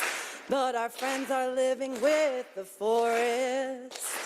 We are taking care of each other. We are fighting for clean water and land and housing and food and education and jobs and healthcare and joy and love and community and joy. And we're dreaming of a world where we all live free. So not one more tree, not one more tree, not one more beloved, not one more beloved. We're gonna stop Cop City and build the world that we want to live in. 'Cause we love our trees, we love our trees, we love our people, we love our people. We're gonna stop Cop City and build the world that we want to live in. One more time, join us. We're gonna stop Cop City. Time has expired. And build the world that we want to live in. Thank you. Time has expired.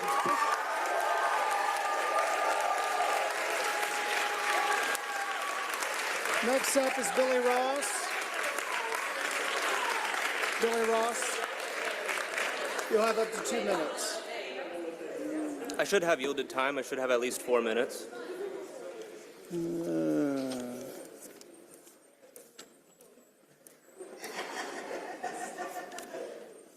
Let me check real quick.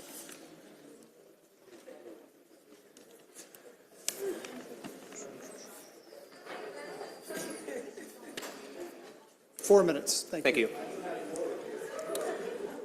I would call you all out by individual names, but I would not like you to waste our time here. So, to the members of the council, I ask you, what are you doing this for? Who are you here for? The organizations that funded your campaign? The police state that upholds your economic, ideological, and/or political position? Or the people of the city? It is clear that you are not here to represent the people because you think that we are the enemy. When we ask for the police to not terrorize us, you call us terrorists, and in turn, terrorize us. It is obvious that you are scared of us. It is obvious that you want bigger, stronger police to silence us. You believe that through militarizing the police, we will disappear. Using your group power to emphasize nationalism, to enforce militarization over the citizens of this city is the full definition of fascism. If you vote for this facility, that makes you a fascist.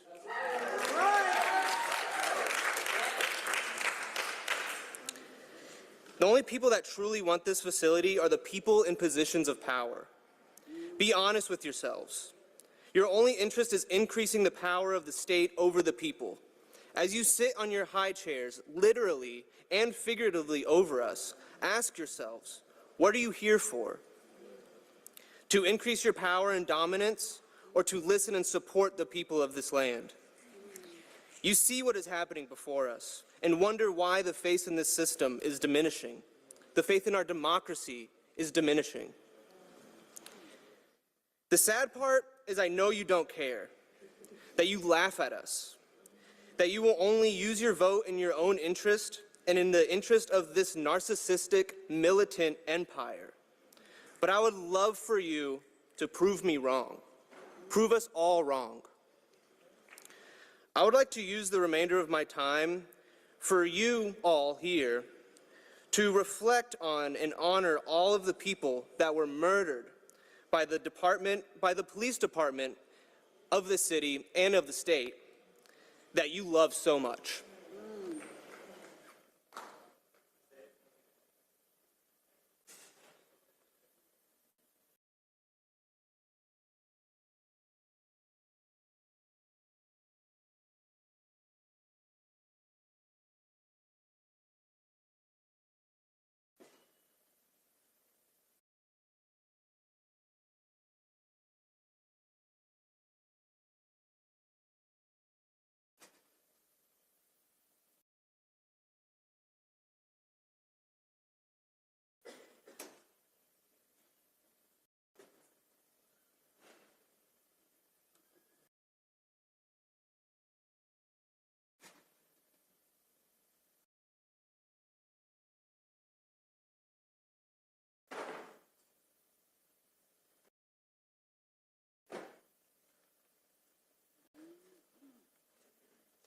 Those lives can't be here to speak for themselves because they were murdered by the police that you are defending and that you are giving our money to.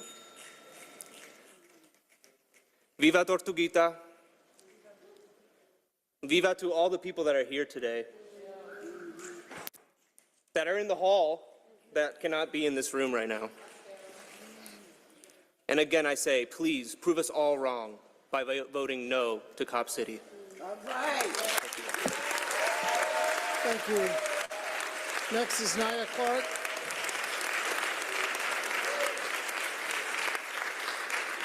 You'll have up to 4 minutes.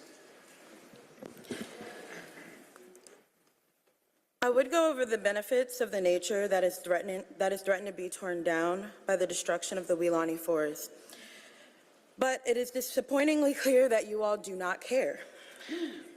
So I'll jump into how many of us are hurt and disappointed.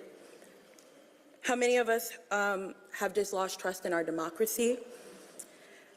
We elected you all to represent us, and it hurts that we are becoming aware of the truth and the corruption of our elected officials. You all's jobs are to represent us. Instead, you are playing in our faces with your arrogance and fragile senses of power, and we simply can't trust you all to do your jobs. So we've showed up in numbers to do it ourselves and represent ourselves.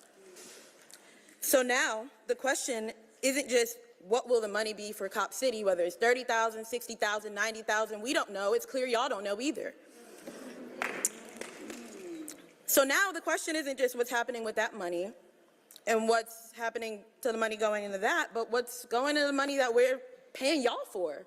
What do y'all have the power to do? Typically, when employees don't do their jobs, they get fired. And our city council is not doing their jobs by not listening to us. So it's clear that there must be a conflict of interest, and it might just be because you guys are getting paid more by companies and shareholders. Listen to us. We do not want Cop City. We do not want Cop City. We do not want Cop City. If police were actually trained by living and engaging in their communities, they wouldn't need a simulation to practice. A fake city isn't going to have real people with real lives and real situations that they have to engage and encounter. The police have made it clear that they are not the people by their community aggression, their violence and intimidation tactics that they engage in to get their way. Also, I'm ashamed by the coonery and the buffoonery of some of our Black and POC elected officials and the police. They are working to uphold white supremacy and a career built from the occupation of slave catchers. You all have disappointed our enslaved ancestors and the legacies of activists that have forged a path for us to be here and build this country today. A few of which are printed in large scale on the posters outside. You can go and look at their faces. These cops are engaging in bully-like intimidation tactics. And this facility will help them learn more bully-like tactics. I've also learned, unfortunately, from this council and Black and brown cops that I see out and about, that all because people share the same features or come from maybe the same backgrounds, that it doesn't mean anything. Physical features don't mean anything. It doesn't mean that we share the same morals, and it is simply the ability for them to participate in the same violence that has hurt them. So really, a lot of us pity them. The police have made it clear that they are not the people. I'll say that again.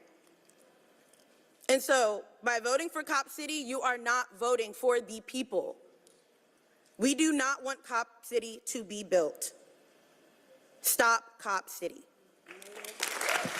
Thank you.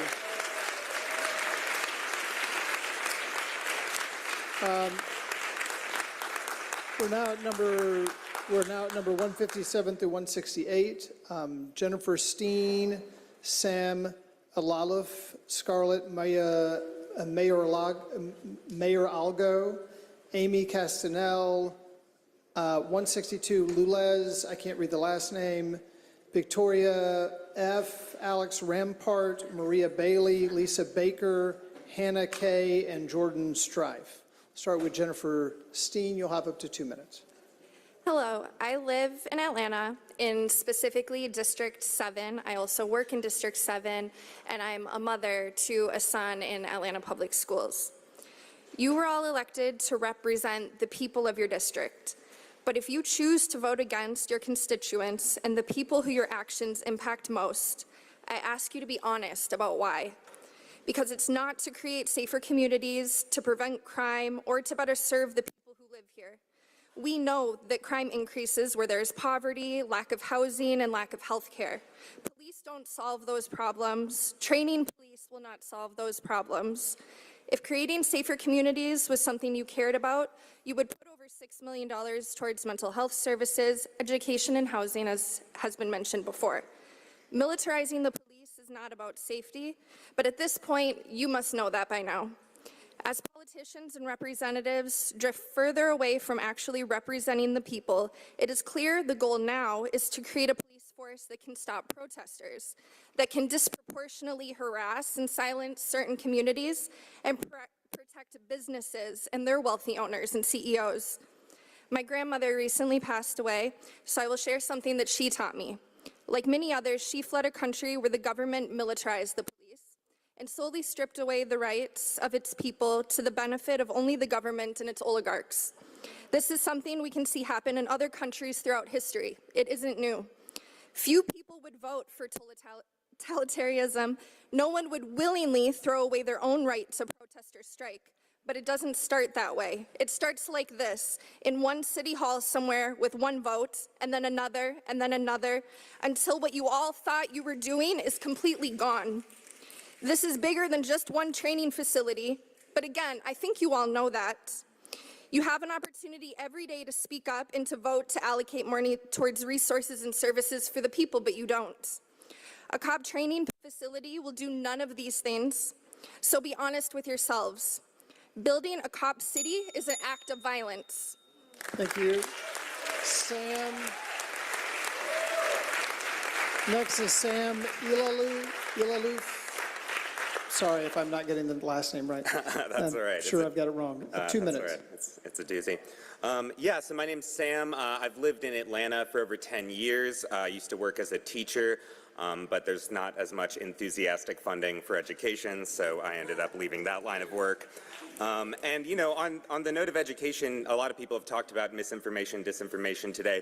You know, a great way to fight that is transparency. And I think that's something we've really not seen a lot of in this whole process.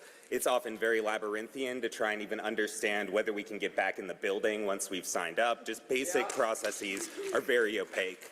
I also just wanted to say, you know, based on the comments so far, I'm starting to get a sense that Atlanta might not be into Cop City too much. It's like, I don't know, I didn't tally it, but I think it's, y'all, yeah, you know, like 60-40, no, it's just crazy. We've seen just such an amazing show out, and I'm so proud of everyone. It's so great to see all of you and make all these connections. We'll cause way more trouble now that we've all met each other. And I just wanted to double back on something I said in my previous comment, which is that the response to the Cop City Defend the Forest movement is alone in itself enough to convert you to the movement. The kinds of behavior we've seen is atrocious. I was in Little 5 Points near Freedom Park, and there was a protest, a march that was there. It was very peaceful. I guess technically they jaywalked at some point. I found this out because I got to watch a bunch of kids getting tased in Freedom Park. Real testament to the name of that place. And so, yeah, we've seen that, these domestic terrorism charges. And like, I think we need to think in a state like Georgia, what will these tactics be used for? When abortion's illegal, what will these tactics be used for, right? What else are we gonna see this used for? I just want to close by saying I'm Jewish, and in Judaism there's a phrase, tikkun olam, which is the repairing of the world. And I want to say that you all don't just have an obligation, but like a lovely opportunity to do the right thing and help repair the world. Thank you so much. Defend the forest, stop Cop City. Next is Scarlett. Next is Scarlett Mayorga. Scarlett Mayorga. Sorry. Try harder. I'm trying my best. 2 minutes. Thank you. For the record, it's Mayoralgo. Thank you, First part Mayoralgo. is mayor, actually. Yeah, thank you. Very relevant to our discussion, I think. Good evening, everybody. So I'm an alumni of Georgia State University, and I'm also an organizer with the Georgia Working Families. I want to note, although he's not here anymore, that we've been canvassing in Antonio Lewis's district, District 12, and of the nearly 100 conversations that I've had, not a single person has supported Cop City. Many people don't know about it, is another fun and deeply concerning fact. Most importantly, even more than canvassing and talking to my neighbors, I live merely 4 miles from the location of your proposed police fortress. And I'm here, and all of the people are here to tell you that no matter what the corporate banker sells you, the people know that the budget is like a pie. And if the Atlanta Police Foundation is eating 1/3 of our pie, 1/3 of our budget, people are going hungry. And that's a metaphor, but it's also true. Because frankly, council members, teachers are going hungry. Those airport workers that you're widening the concourse for, they're going hungry. And also solidarity to the Delta strikers who are fighting for what they deserve, which is a livable wage. I want to move on to say that when you propose spending $90 million, let's just be generous, to the private police foundation that's already eating 1/3 of our pie, we have a problem. So there are people in this room who, with the little slice that they have, are doing more for Atlanta than a policeman with a brand new take-home car will ever do.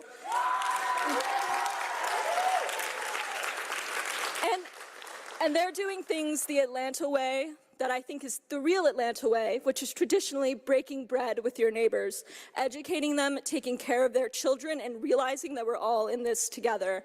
So council people, with my last 5 seconds, I want to impress upon you, you can still be together with us in this. Vote Time's no. expired. Thank you. Next is Amy Castanel. Next is Amy Castanel. You have up to 2 minutes. Thank you. Thank you for saying my name correctly. Hi, my name is Amy Castanel, a longtime Atlanta resident. I live in the West End, District 4. I'm also here with the Georgia Working Families. And as an organization, we believe our government should work for the many, not corporations and the elite few. Many of my fellow Atlantans have come here today with jaw-dropping facts that more than prove that you should send this back to committee and/or straight up vote no to funding Cop City. That being said, I'd like to appeal to your humanity today. Police have already killed a protester in the push to build Cop City and charged 42 people with domestic terrorism for resisting Cop City. Giving more money to this project means you approve of the violence and intimidation against protesters that has already happened. The old Atlanta prison farm, in fact, has a brutal history of violence and neglect against Black and brown people, including jailing prominent civil rights activists like Stokely Carmichael. Building Cop City on its remains would only serve as a monument to that oppression. There has been very little oversight or transparency from the Atlanta Police Foundation. Giving them $67 million or more is irresponsible and unacceptable. Instead, you should be investing these resources in community services like the ones that we have illuminated today a million times. Many people don't trust y'all to act in their interests. The previous council ignored 12 hours of public comment expressing opposition to the project in 2021, and this is your opportunity to redeem yourselves with the people of Atlanta. Y'all have the opportunity to stand up on the right side of history by listening to the people of Atlanta rather than powerful corporations. This project doesn't need to go any further. Please stand with us and vote against funding Cop City. Thank you.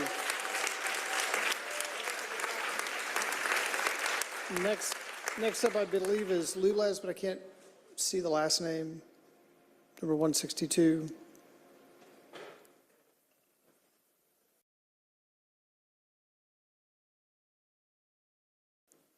I had to write the name very quickly because there was only one clipboard.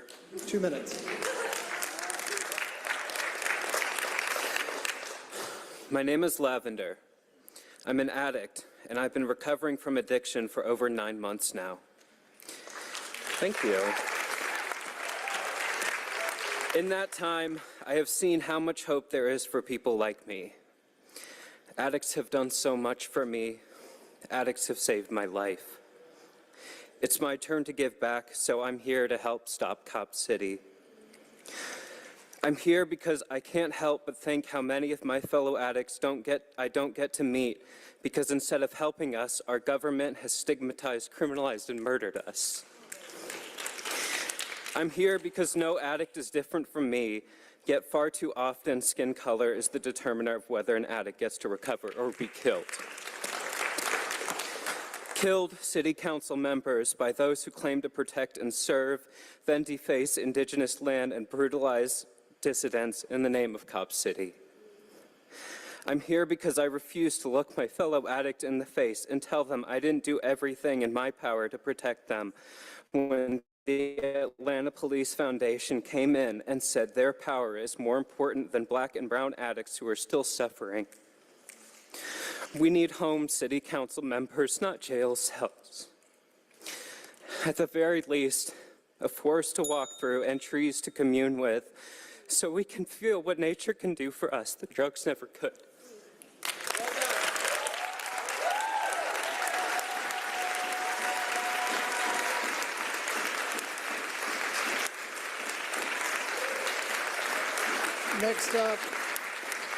Next up is Victoria F. Victoria, I can't read the last name, F-R-A-N. Alex Rampart, you have up to 4 minutes.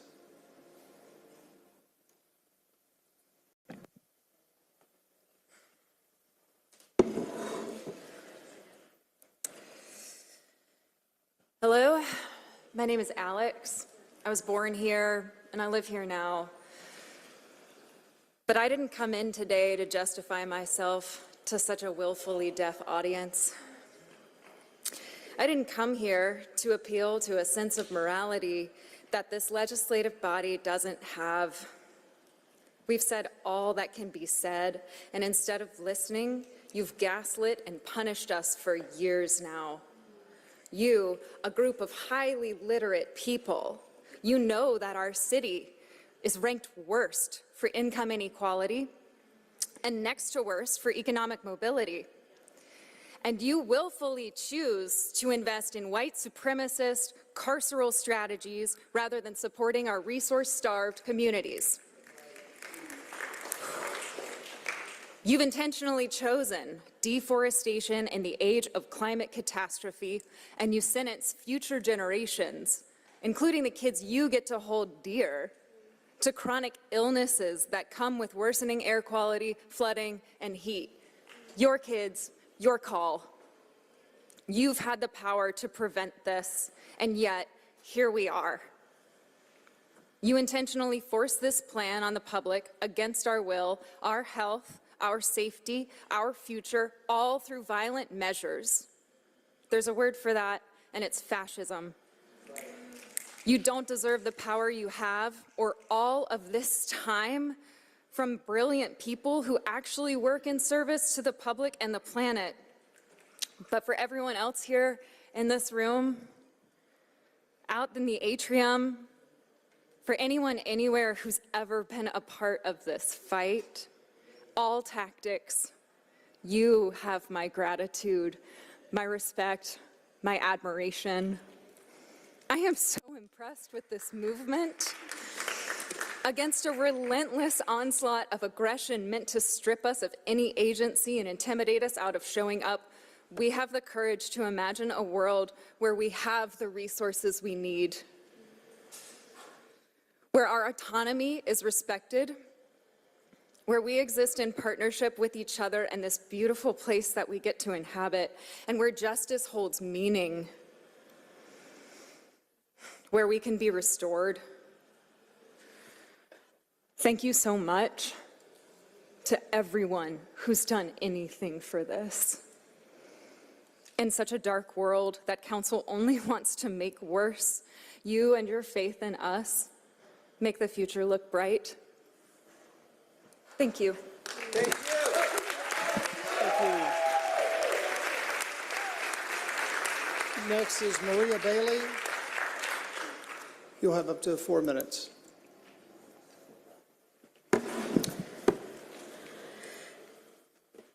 Initially, I thought I would talk about how I met with Councilperson Matt Westmoreland 2 years ago to express my concerns with how disjointed City Council was from popular opinion about Cop City. I told him I was concerned that the police would escalate the violence to the point of murder. It was 2 years ago. This would be a years-long battle of popular sentiment being ignored or repressed by those in the seats of power. I told him we'd see the state's monopoly on violence in action, that the escalation of violence is done by those with the most weapons and the most power. I thought I would talk about this conversation, but it's honestly not that important. Because here we are. A beloved community member is dead, domestic terrorism charges randomly slapped onto people, changing their lives forever, young people.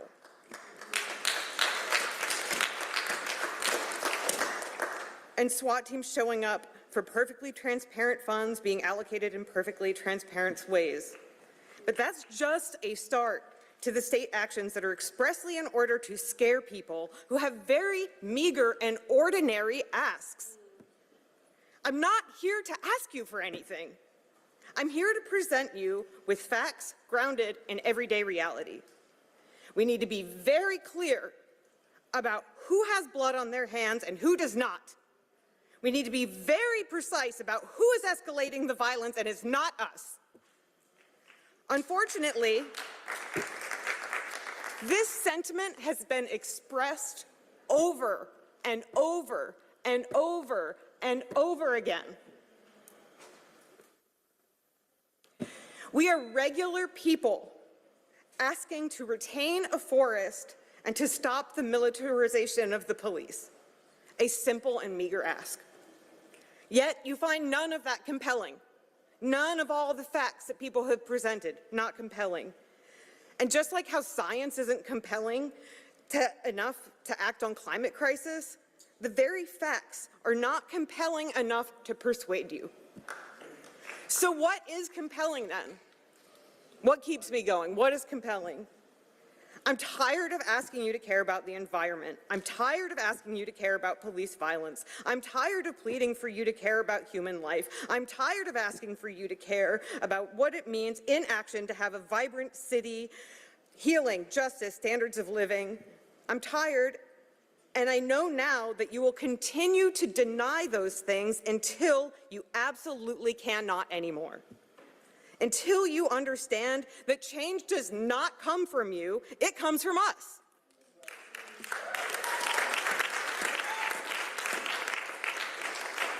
Nothing we say compels you to act until you have to. What is compelling to me is the magnitude of the movement. It has reached the entire globe. This is a movement composed of everyday people, working people, kids, elders, educators, care providers, broke people, passionate people that are from Atlanta, and everyday people who see the repercussions of this coming home to them. We are everyday people that frankly have very little time between jobs, commitments, obligations to participate in movements, but have nevertheless made the sacrifice to do so. That's the courage and wisdom of everyday people, of us, the masses. What is compelling is that history has always been made by the masses. It will always be made by the masses. This movement is making history because there are so many of us. We are people making history because we are the masses of people saying no to Cop City. People in positions of power often get credit for change, especially when there's a shift in the status quo. But let us look at history. The people in power change their minds only when the people are loud enough, strong enough, mobilized enough, passionate enough, courageous enough. We have that. We have that, not you.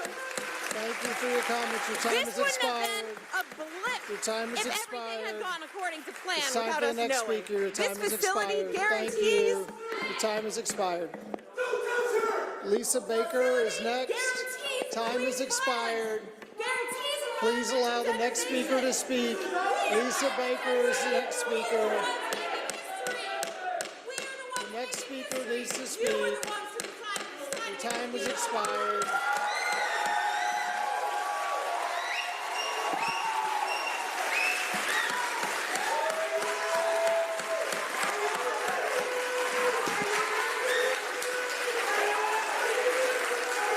Lisa Baker. Lisa Baker is next. Lisa Baker, you have up to 2 minutes.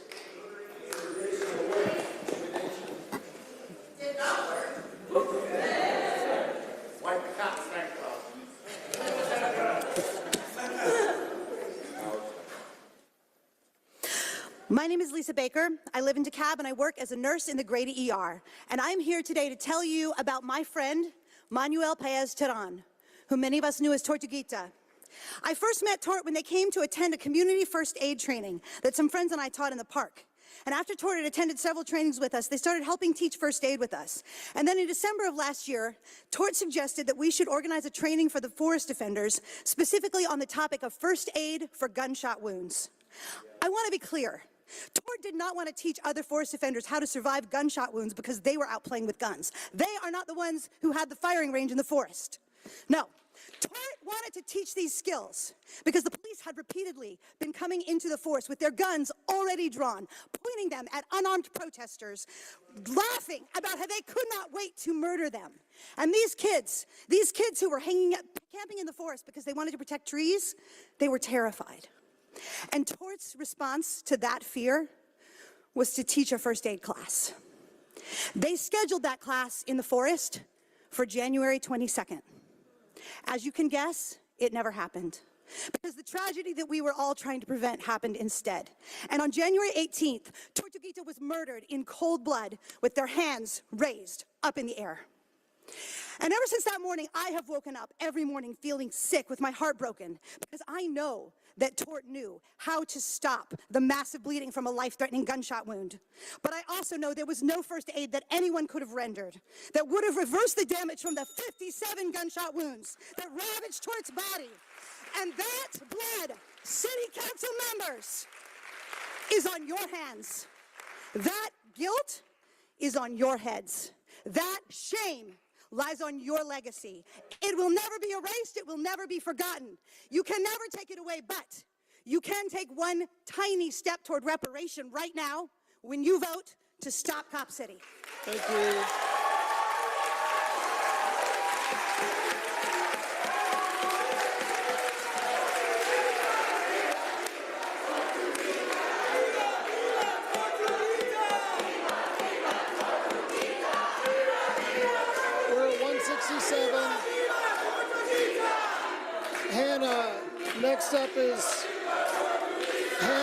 Next up is Hannah Kay.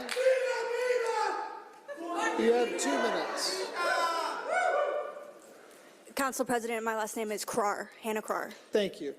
When my dad died, he was the third generation of my family to be buried in DeKalb County. I hope that makes me from Atlanta. I am a grief educator, and I lead grief support groups in Atlanta public schools for students who have lost loved ones. And what you're seeing here today, what you've heard today, is an outpouring of grief and an act of love. As you've heard, many of us have had loved ones murdered or incarcerated by police. Many of us have had our own humanity threatened by police. We are grieving. We do not want Cop City. We know training doesn't work, especially in a training center designed to teach the use of violence against us. We are not your enemy. We are hurting. We are hurting. Despite our pain and grief, we have showed up time and time again to speak out against Cop City. That takes strength and that takes courage, especially when we are grieving so deeply. And I invite you to practice bravery with us today and show that you have heard our concerns, heard our cries, and felt our hurt. Please either send this back to committee or stop this right now and vote no and stop Cop City. We should not have to keep showing up here while we are grieving. This land that we are on has seen violence that has spanned generations. Our city has a very painful history. We are not too busy to hate, but too scared to look at the hateful legacy of our past. I ask you not to perpetuate that pain and violence today. If you truly understand our grief, if you truly hear us crying, you will vote no today and stop Cop City. To the people of Atlanta, I love you. Cop City will never be built. Thank you. Next is Jordan Strife. Next is Jordan Strife. Jordan Strife. Next is Jordan Strife. Jordan Strife is next.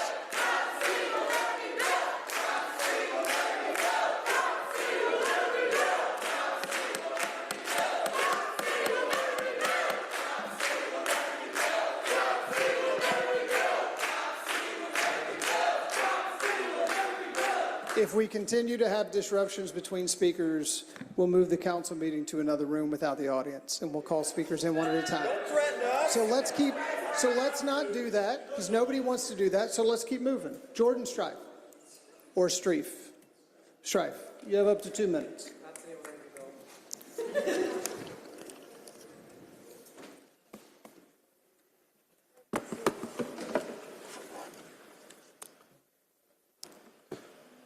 Hi, my name is Jordan Strife. I'm a resident of District 5. You know, I had something kinder and gentler prepared. I was going to plead.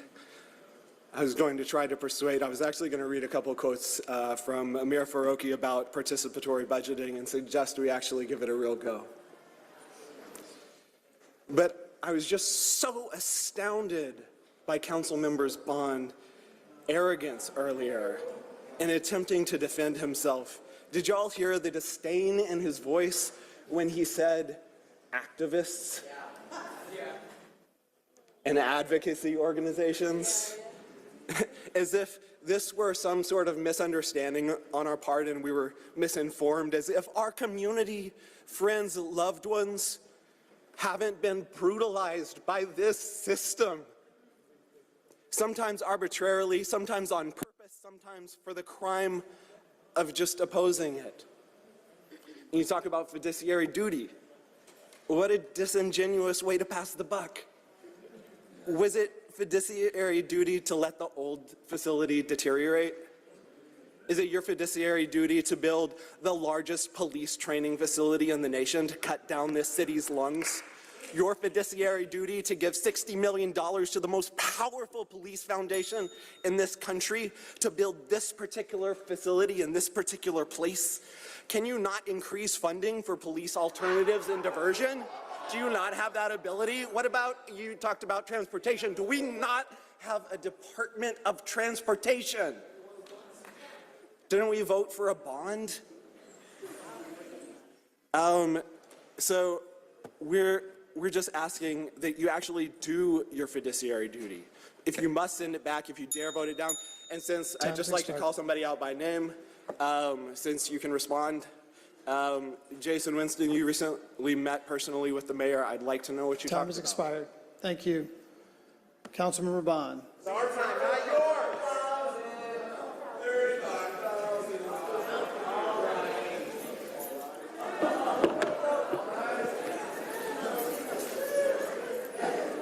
Y'all gotta start calling him Voldemort.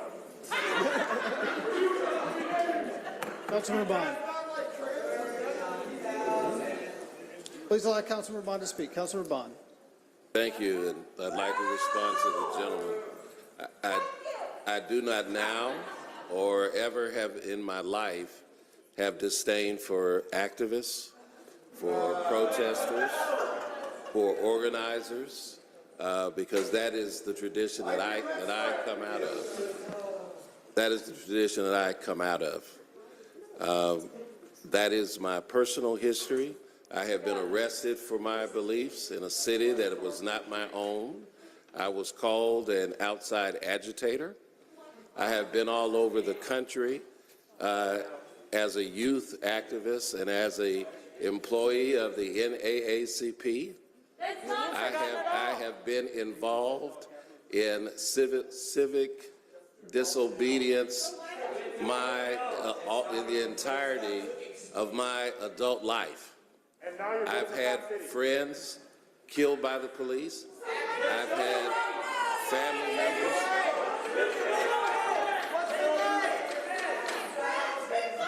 Councilmember Bond has the floor. I've had relatives that have been victims of police violence. I have spoken out against police brutality. I spoke out against the death of your friend on NPR. Tara Gita. I spoke out against that. I believe the raid last week was terrible and spoke to a reporter last week about that. It may not have made the print. But I have great respect for what you do because I come out of that same tradition. I'm sorry if you feel that I have disrespected you, but if that is the case, I will publicly apologize to you now. Do it.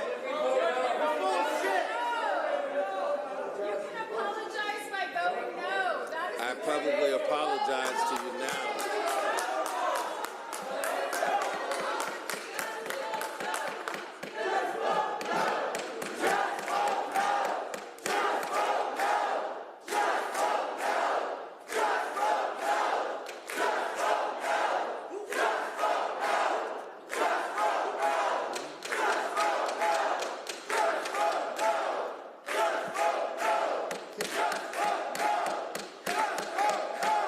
Councilmember Bond.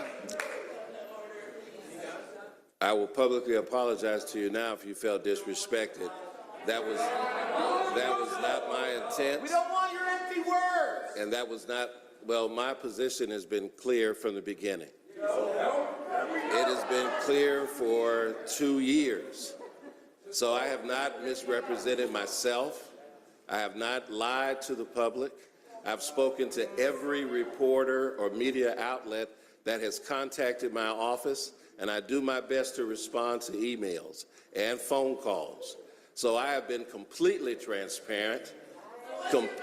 I have been completely transparent throughout this process.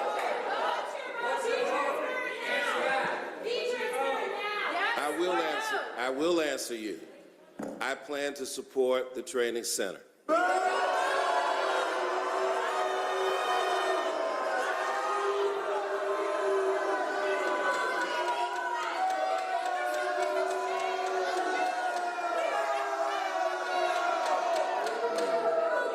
Councilmember Bond. But I have been completely transparent and honest throughout the process for more than 2 years. So if you feel that I have disrespected you, I apologize. But I have represented my constituents to the best of my ability. I've analyzed this situation.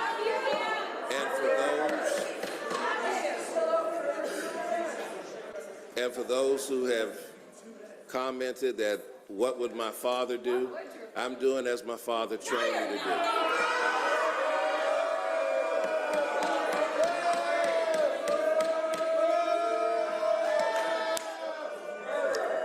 To think critically and to analyze the facts of the situation without emotion. And so that's the position that I have.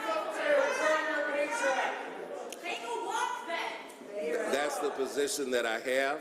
I've been completely transparent and honest with every single person that has crossed my path about it. And so with that, I offer my apology if you feel like if I have disrespected you. That is I publicly apologize to you. Mr. Chair, I release the floor. Thank you. All right, next group of speakers. Next group of speakers.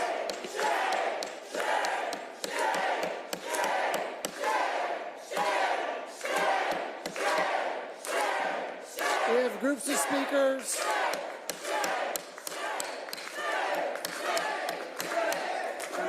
Let me call the next group of speakers so we can keep moving. Macy Thompson, Sienna Eager, Priscilla Smith, Temperance starts with a B as the last name, Rachel Smith, and Kaylin Pitt. Macy Thompson. Okay. Oh, sorry, 169 through 180. 169 through 180. Macy Thompson, you have up to 6 minutes due to yielded time.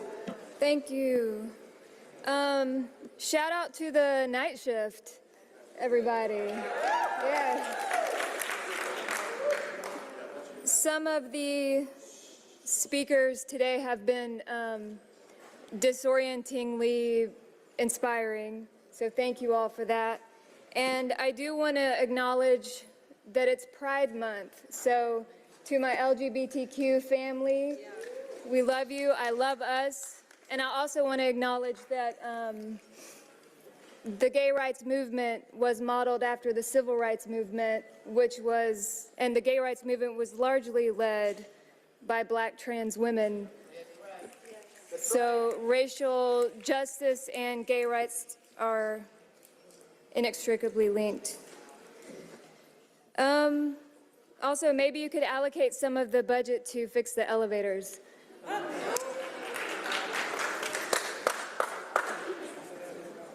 I wanted to speak on Cop City in the context of police brutality, which I experientially know nothing about. I don't have as much time as I thought, so I'll just cut to the chase and say it's because I'm white. I'm here not only as a resident of this city, but as the project lead to a multidisciplinary arts movement called the Astor Project, where musicians, filmmakers, writers, muralists have come together to collaborate with 20 families who've lost a loved one to police violence in the state of Georgia. And we're going to rehumanize their stories through the power of art. And so when I was planning on what I was going to say, I went to the Atlanta Police Foundation website, and I want to read a portion of their mission statement. It says, the Public Safety Training Center will set a national standard, this is so good, a national standard for community engagement and neighborhood sensitivity and devotion to the civil rights of all citizens by law enforcement. You haven't laid a single brick, and the mission statement has already been broken. This room is proof that trust in police is broken, and I want to list a few more examples of why that is. Police said that Jabril Robinson fired a gun at them, so they shot him in the back of the head while he was running away. That was a lie. Police said Javis Benjamin, whose mother spoke to you earlier today, physically attacked Officer Lynn Thomas before he shot him in the chest. That was a lie.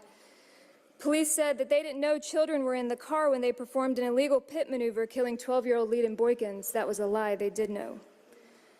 Police claimed DeAndre Phillips drug an officer hanging halfway out of his car before he shot him. That was a lie. Police can't claim Jimmy Atchison committed armed robbery and that he had a violent and aggressive history with law enforcement. That was a lie. Police said they were ambushed by gunfire in the Weelaunee Forest before they riddled his body with how many? 57. I think we all know that was a lie. You can't expect trust from the exact community you are continuing to brutalize. People much more informed than I am, much more experienced than I am, have told you all the facts. No one on this council can claim ignorance. We know this, you know this, and honestly, that would have been your most face-saving reason to vote yes, but you can't claim that anymore. So I'm going to end with this. We all have someone, and if we're lucky enough, we have some people whom we love so much they feel like an actual extension of our hearts. Think of who that person is to you, and while you do, I want to remind you that Javis Benjamin was that person. His mother was here today, like I said. Did you know that he was an artist? He painted murals. He ran the sound system for his church. Did you know that Kevin Davis worked at a bike shop and took discarded bikes and put them back together and gave them to children in the neighborhood? Did you know that Andrew Smyrna was an entrepreneur and he was on his way to get the keys to his first Airbnb property when he was shot and killed by police? Did you know that he loved music like his dad, who passed away last September? Devin Franklin, if I may quote him, he's not here, he said, a budget is a moral document. It reflects where your priorities lie. So I want to make sure that when you make this decision, you don't get the luxury of these names being in your distant memory. They're not statistics. They're not hashtag justice for fill in the blank. They're somebody's person. And so are the eventual lives that will be lost if Cop City is built. I also want to thank Councilmember Bakhtiari for what you've done for the LGBTQ plus community. Thank you. And I just want to acknowledge you, and I hope you may have a few words to say after this. Stop Cop City, send it back to the committee, whatever you got to do. Thank you. Thank you.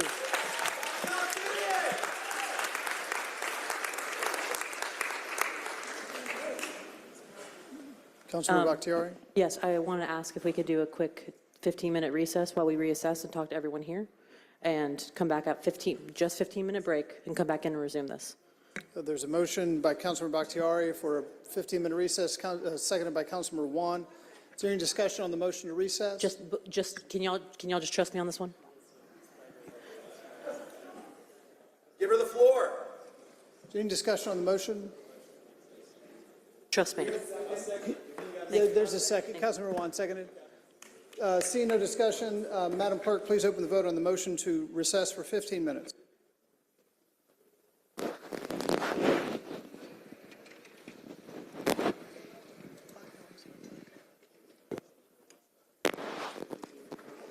One moment, please.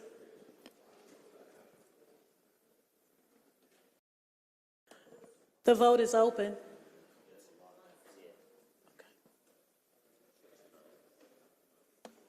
Baroki's aye.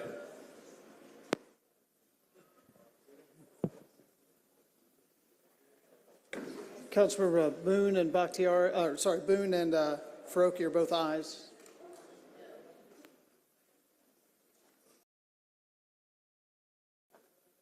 Winston is an aye. Please reflect Mr. Winston as an aye.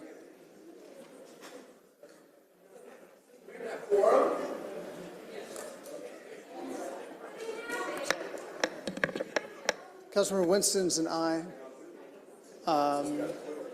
Councilmember Boone's an aye. Councilmember Faroki's an aye.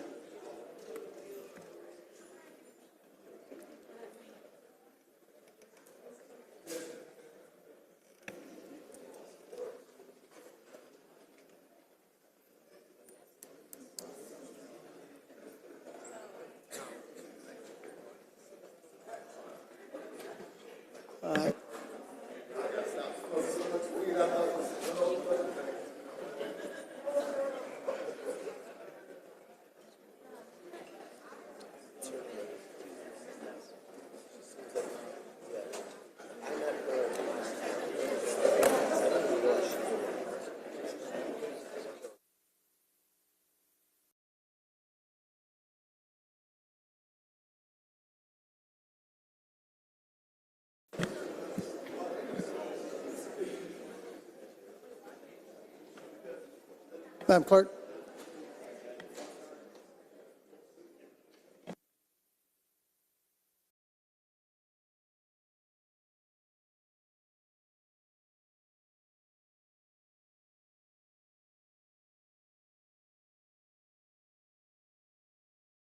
The vote is closed. 12 yeas, 0 nays. 12 yeas, 0 nays. The vote carries. We will recess until 10:03 p.m.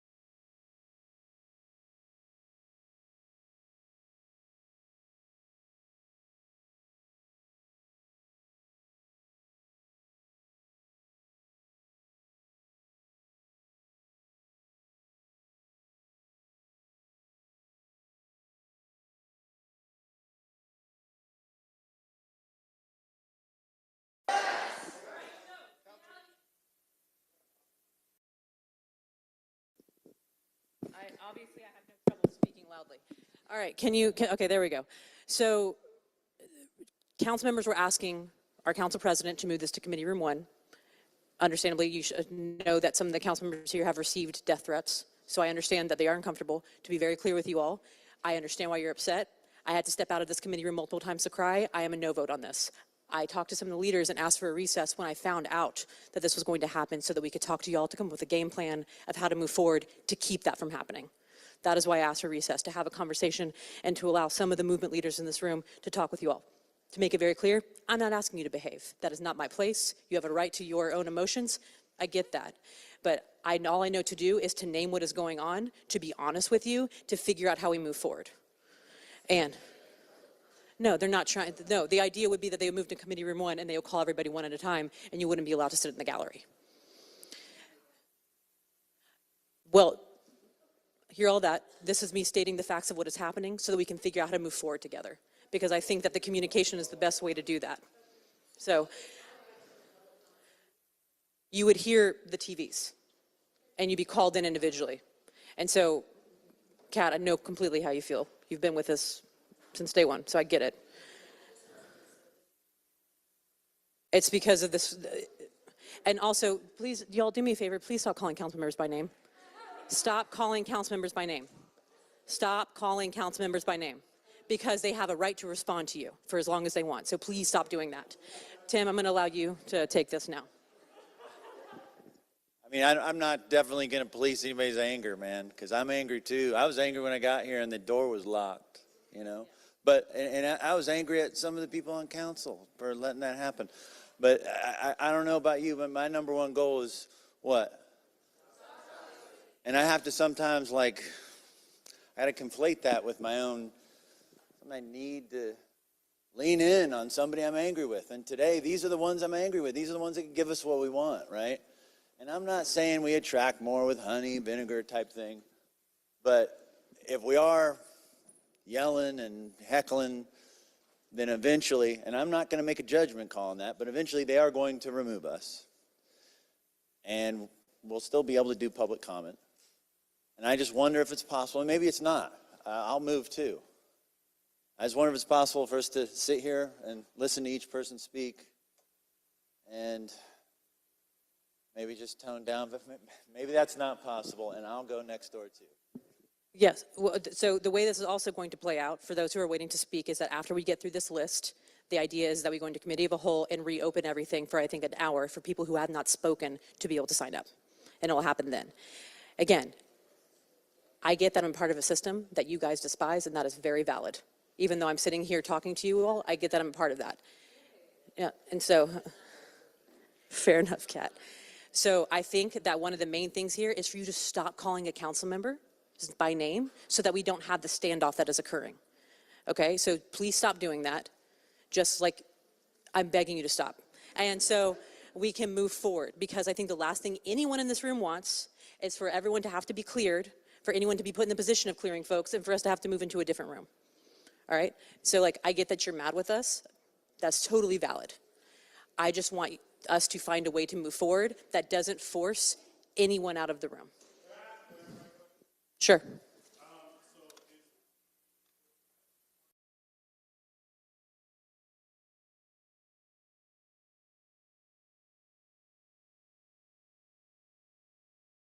To be very clear, people on this council absolutely have been threatened. And right now it is occurring because of the fact that there is like screaming breaking out. We can't keep moving forward, and people are getting frustrated that we are not making progress in the agenda and people aren't being allowed to speak. I actually face the public every day, but I do appreciate that sentiment. Go ahead.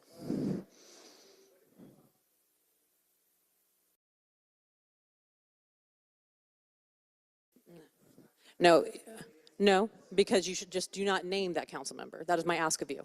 Still name your feelings.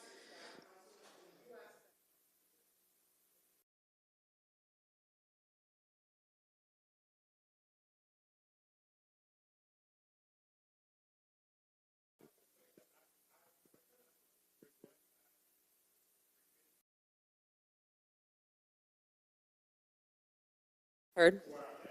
Yep.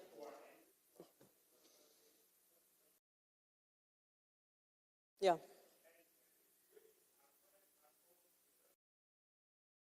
Yep. Yep. Right.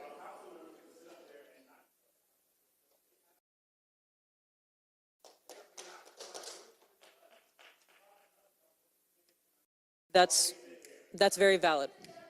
So let me, like, first, I'm not showing you anyone's death threats. I don't have them.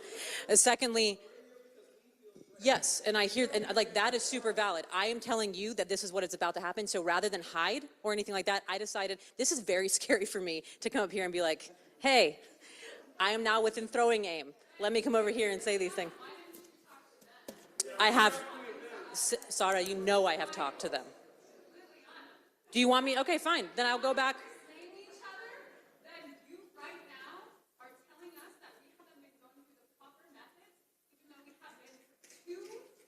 You're right. So let me add. Valid.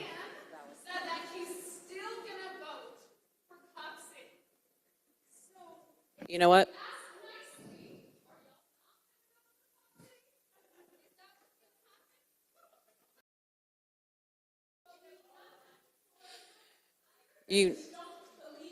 Fair enough. You know what? You're right. It was a lot for me to come down here and ask this of you. That is very valid. Also valid. Well, actually, like, no, that's fine. I do not know how to move forward. I just know that this is about to happen. I wanted to come down here and be honest with you. And I am, so to be very clear, I am. All of them.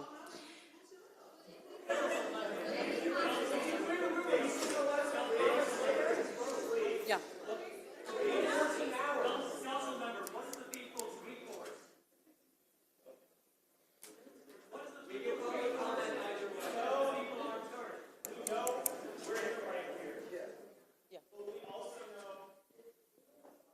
We know that we're in the right here. We all know that. And realistically, they know that too. But we also know that right now we literally, as fucked up as it is, do not have it. We have a choice, literally a binary choice of be as we currently are or as we just were, or not allow the board or the commission to hear us, period.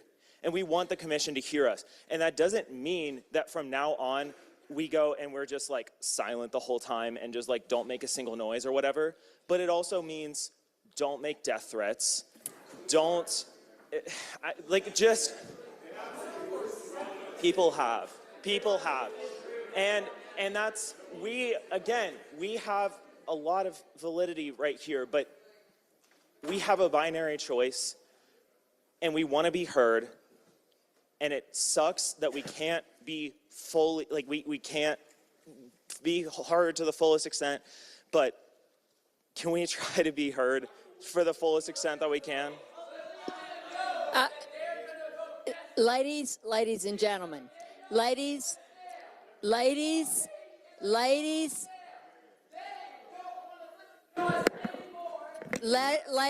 and gentlemen,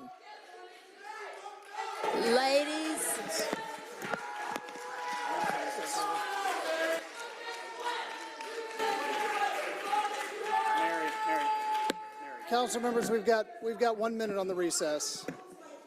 What? We've got 1 minute on the recess.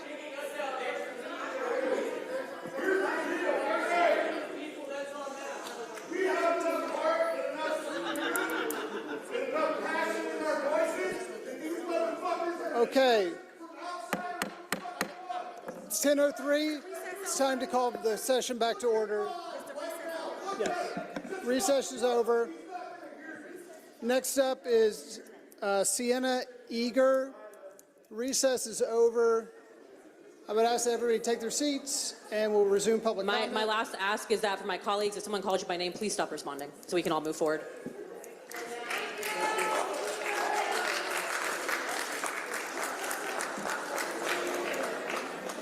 All right, Sienna Eager.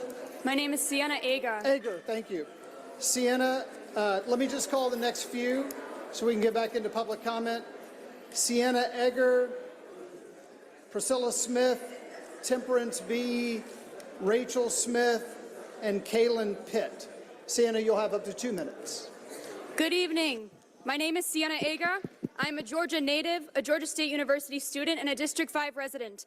I am no outside agitator, and I am here today to urge City Council to vote no on funding for the supposed police training facility known as Cop City, or at the very least send it back to committee for reconsideration. When it comes to people living in the United States opposing police forces in the United States, there is no such thing as an outside agitator. We all live in the same country. We all live in the same state and in the same city. So we have all seen the violence inflicted upon our black, brown, queer, and trans siblings and upon our planet. If what the city of Atlanta really wants is to keep us safe, you should know that spending $67 million of our tax dollars on the destruction of Weelaunee Forest and the construction of Cop City will never be what keeps us safe. The destruction of one of the 4 lungs of Atlanta would be detrimental to the city, causing further pollution of the South River, flooding the already underprivileged surrounding communities, and further dirtying the air we breathe. We are not separate from from this planet. We are the animals who inhabit it. We are the natural world, and the natural world is here in City Hall begging you to do what you can to save it. $67 million should instead be invested in resources that take care of people and truly keep us safe. Healthcare, affordable housing, mental health care, community resources, rehabilitation and reintegration programs instead of prisons are all necessary alternatives to Cop City and to policing as it stands and to prevent crime in the first place. In the event that intervention is required in the midst of an ongoing violent crime, a service providing effective, specialized rapid response does not need to be connected to a policing system that has been failing our communities since its conception. Peaceful protesters have been wrongfully charged and arrested for domestic terrorism. Peaceful activists has been wrongfully charged for charity fraud. Peaceful protester Tortuguita was wrongfully murdered with no one held accountable nearly 6 months later, all for nothing. Democracy is meant to serve the will of the majority, not just the will of those with capital and power. We who are nature defending itself, we are the majority. Please show us that you are listening. Thank you. Priscilla Smith. You'll have up to 2 minutes. I'm also going to ask Councilmember Westmoreland to step back into the chair just for a few moments. Thank you. To 2 minutes.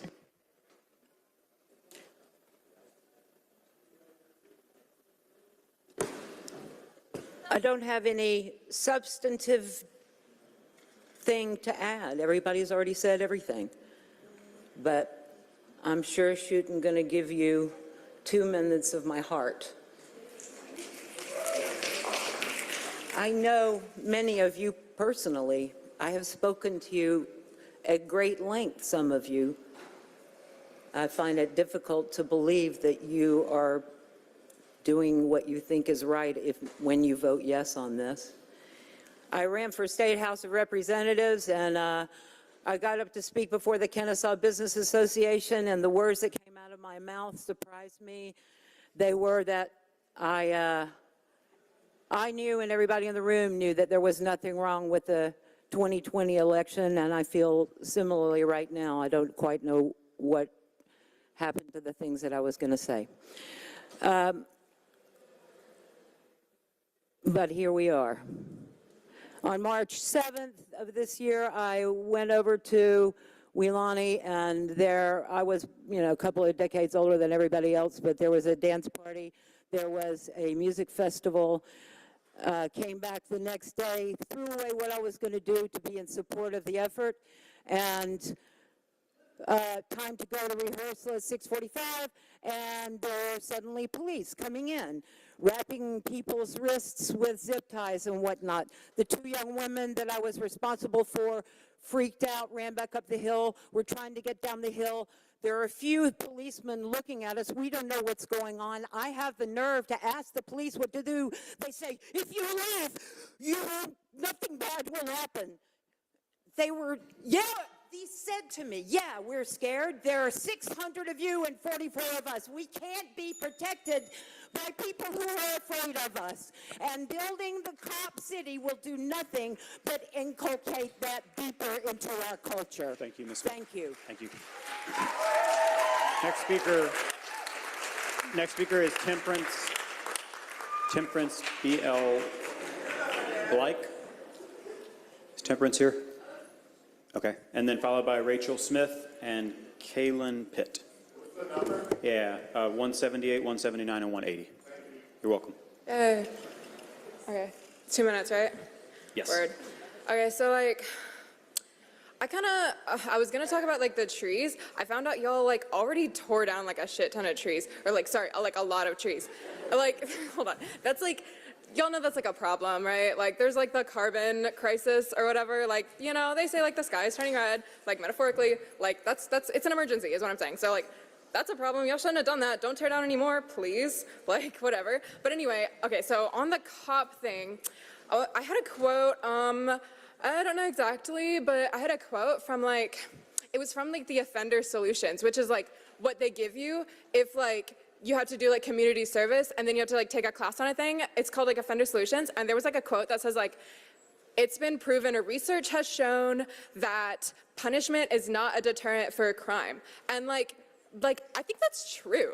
Cause I'm thinking about listen, I'm thinking about my life, and dig, I was not punished as a child, at all. No, I'm for real. And I also no, I got like stern talking to, whatever. There would be like, you know, I don't know, go read a Bible quote or something, or go sit in a tree for a minute, you know, go hide in the tree house and like be mad. But I wasn't like punish, you know what I mean? And like, listen, I like don't do crimes, like for real. Like, no, I'm so serious. And like, nothing wrong with like, I'm not saying I'm better than anybody. Like, obviously that's not true. And like, I know I look like I do crimes, like I have tattoos and all that, but like, literally don't even listen to that. And like, I like legit, like I don't do crimes. I don't even like put my gum on tables because I just think it's like wrong, you know? So it's like, okay, if the people who are getting like policed and punished all the time do the crimes, and like me, somebody who like doesn't get policed and punished all the time, doesn't do crimes, then like to me, and all the research from the thing, like then to me, then like what I did have, like what I'm thinking is I had people who cared about me and I had a safe and happy home. Like I had people who wanted what's best for me, and I had like, I never had to worry about anything. So like the people who do crimes, they're worried and they don't have people to care for them. So like, Thank you. you want the crime rate to go down? I'm just saying. Thank you. Next speaker is Rachel Smith. Rachel Smith, followed by Kaylin Pitt. Rachel Smith. Kaylin Pitt. Kaylin Pitt. Okay, 2 minutes. Hi, my name is Kaylin. I'm a District 2 resident. I'm asking those of you who represent me on council to not vote for this and to vote no. Thank you to Councilmember Waits, who's already said that she would. Regardless of how you feel about this training facility, I think we can all agree this has just gone like off the rails at this point. Public engagement has been non-existent. The mayor's administration has lied for years about the actual amount of money that is going to this project. The state is arresting bail fund organizers.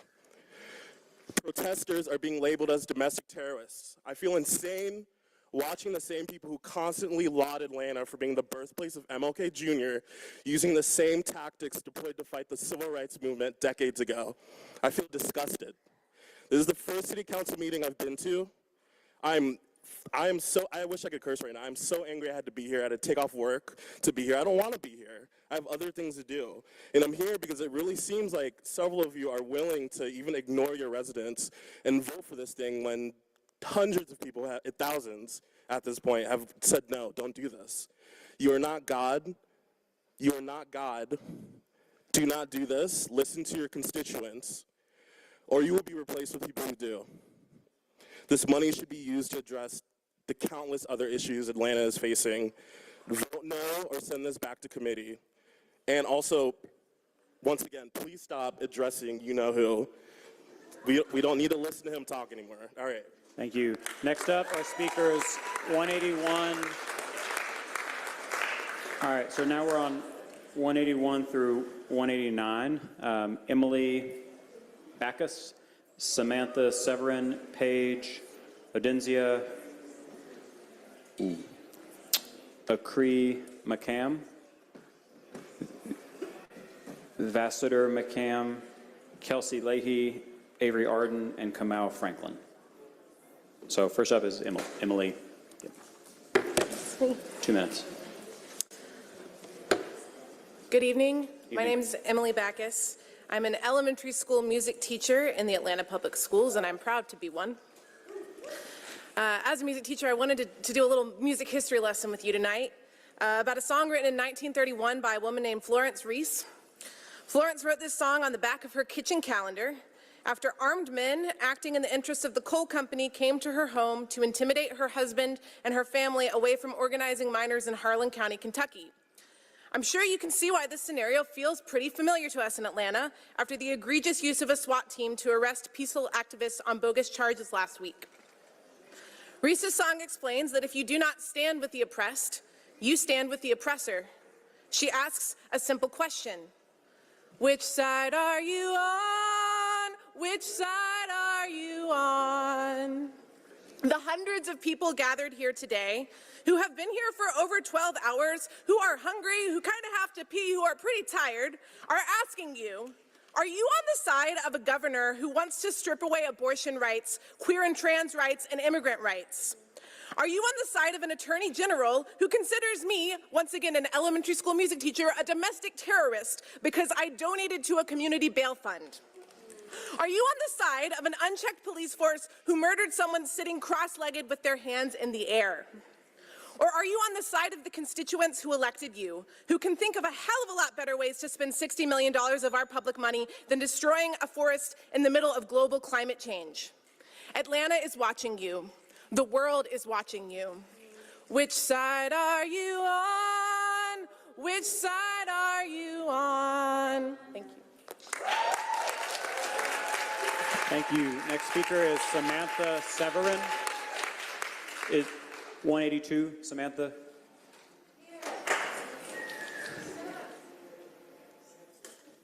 Hi, thank you for having me. My name's Samantha Severin. I've lived in Georgia since I was 6 years old. I love Atlanta. I think it's the best place in the world. I'm sure you all agree. We've heard, 9 hours of public comment today. We've heard 4 minutes in support of building Cop City. This Cop City, this proposal from the very beginning, it seems like since it started, we've been operating under a sunk cost fallacy. And on top of that, it feels like we're in a give a mouse a cookie situation. If you're not familiar, the mouse keeps asking for more things after the cookie. The mouse asks for more dollars and more acres, and it keeps going. I appreciate the optimism of this committee. Hearing about some of these awful, awful things we've heard about Solidarity Fund people getting arrested on crazy charges, random domestic terrorism charges, the murder in the forest of Tortuguita. We heard a story about a sexual assault after someone was pulled over with an insurance ticket, and I saw surprise on some of your faces, and that is very sweet and very naive of you to have that much surprise. It's all par for the course. I mean, we keep hearing these stories and we keep going, we gotta get that bad apple out of here. But why do we keep hearing the stories? If there's even one yes vote out of all of you, it'll prove that you don't work for us, because for 9 hours, no one has said yes to this. And it'll prove that you, I guess, work for the APF, which you've all claimed to not like.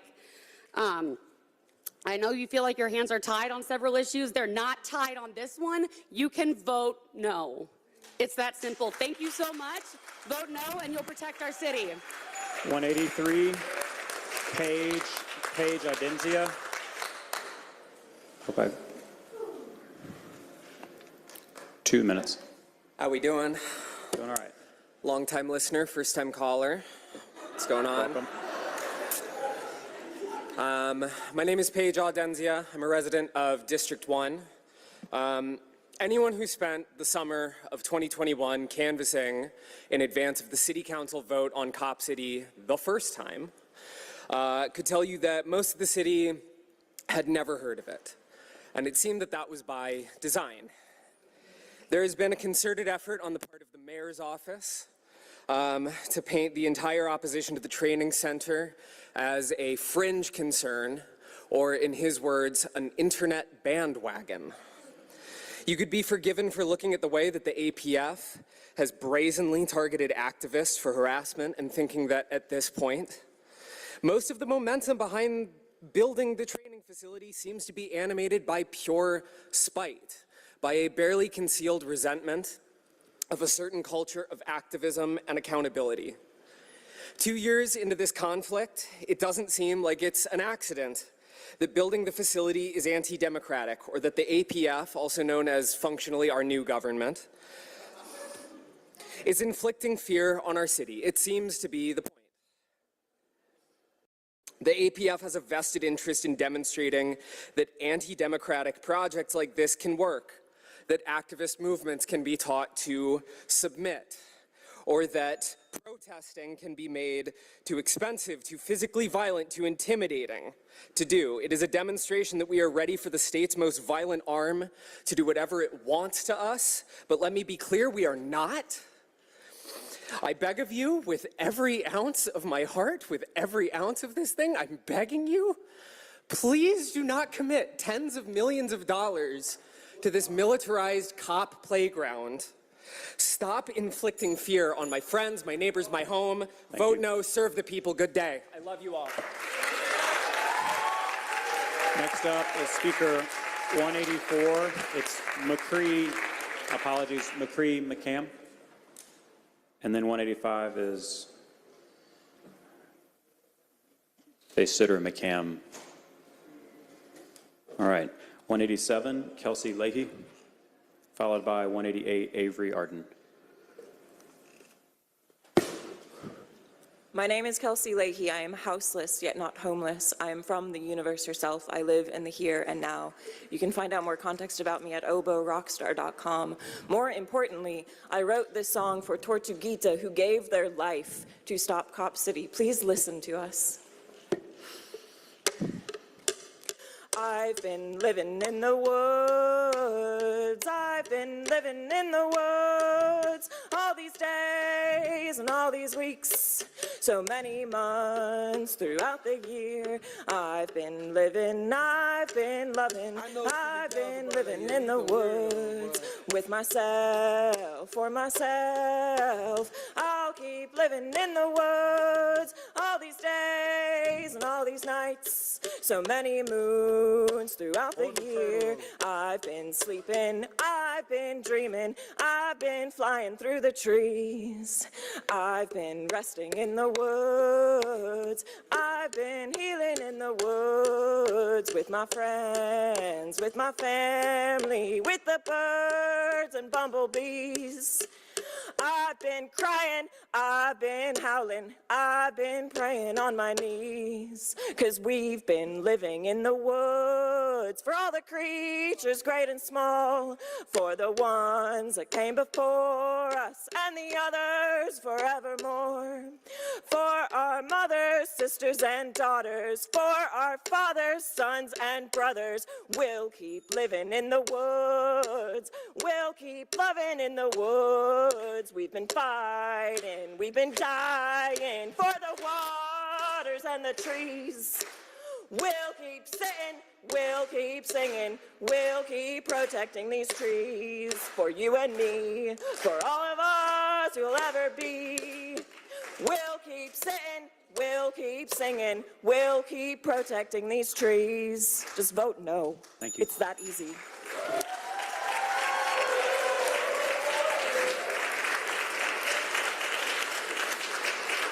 Avery Arden, and then Kamal Franklin, 189.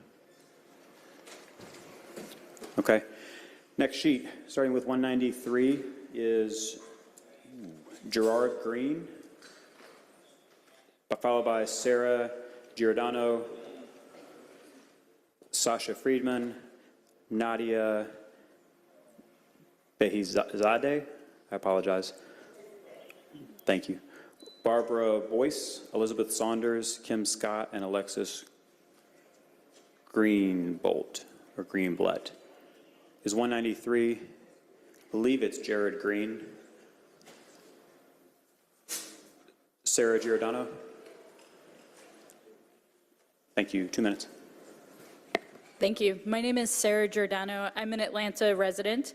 I've shared with some of you already that I was the victim of a violent crime several years ago, from which I continue to suffer PTSD.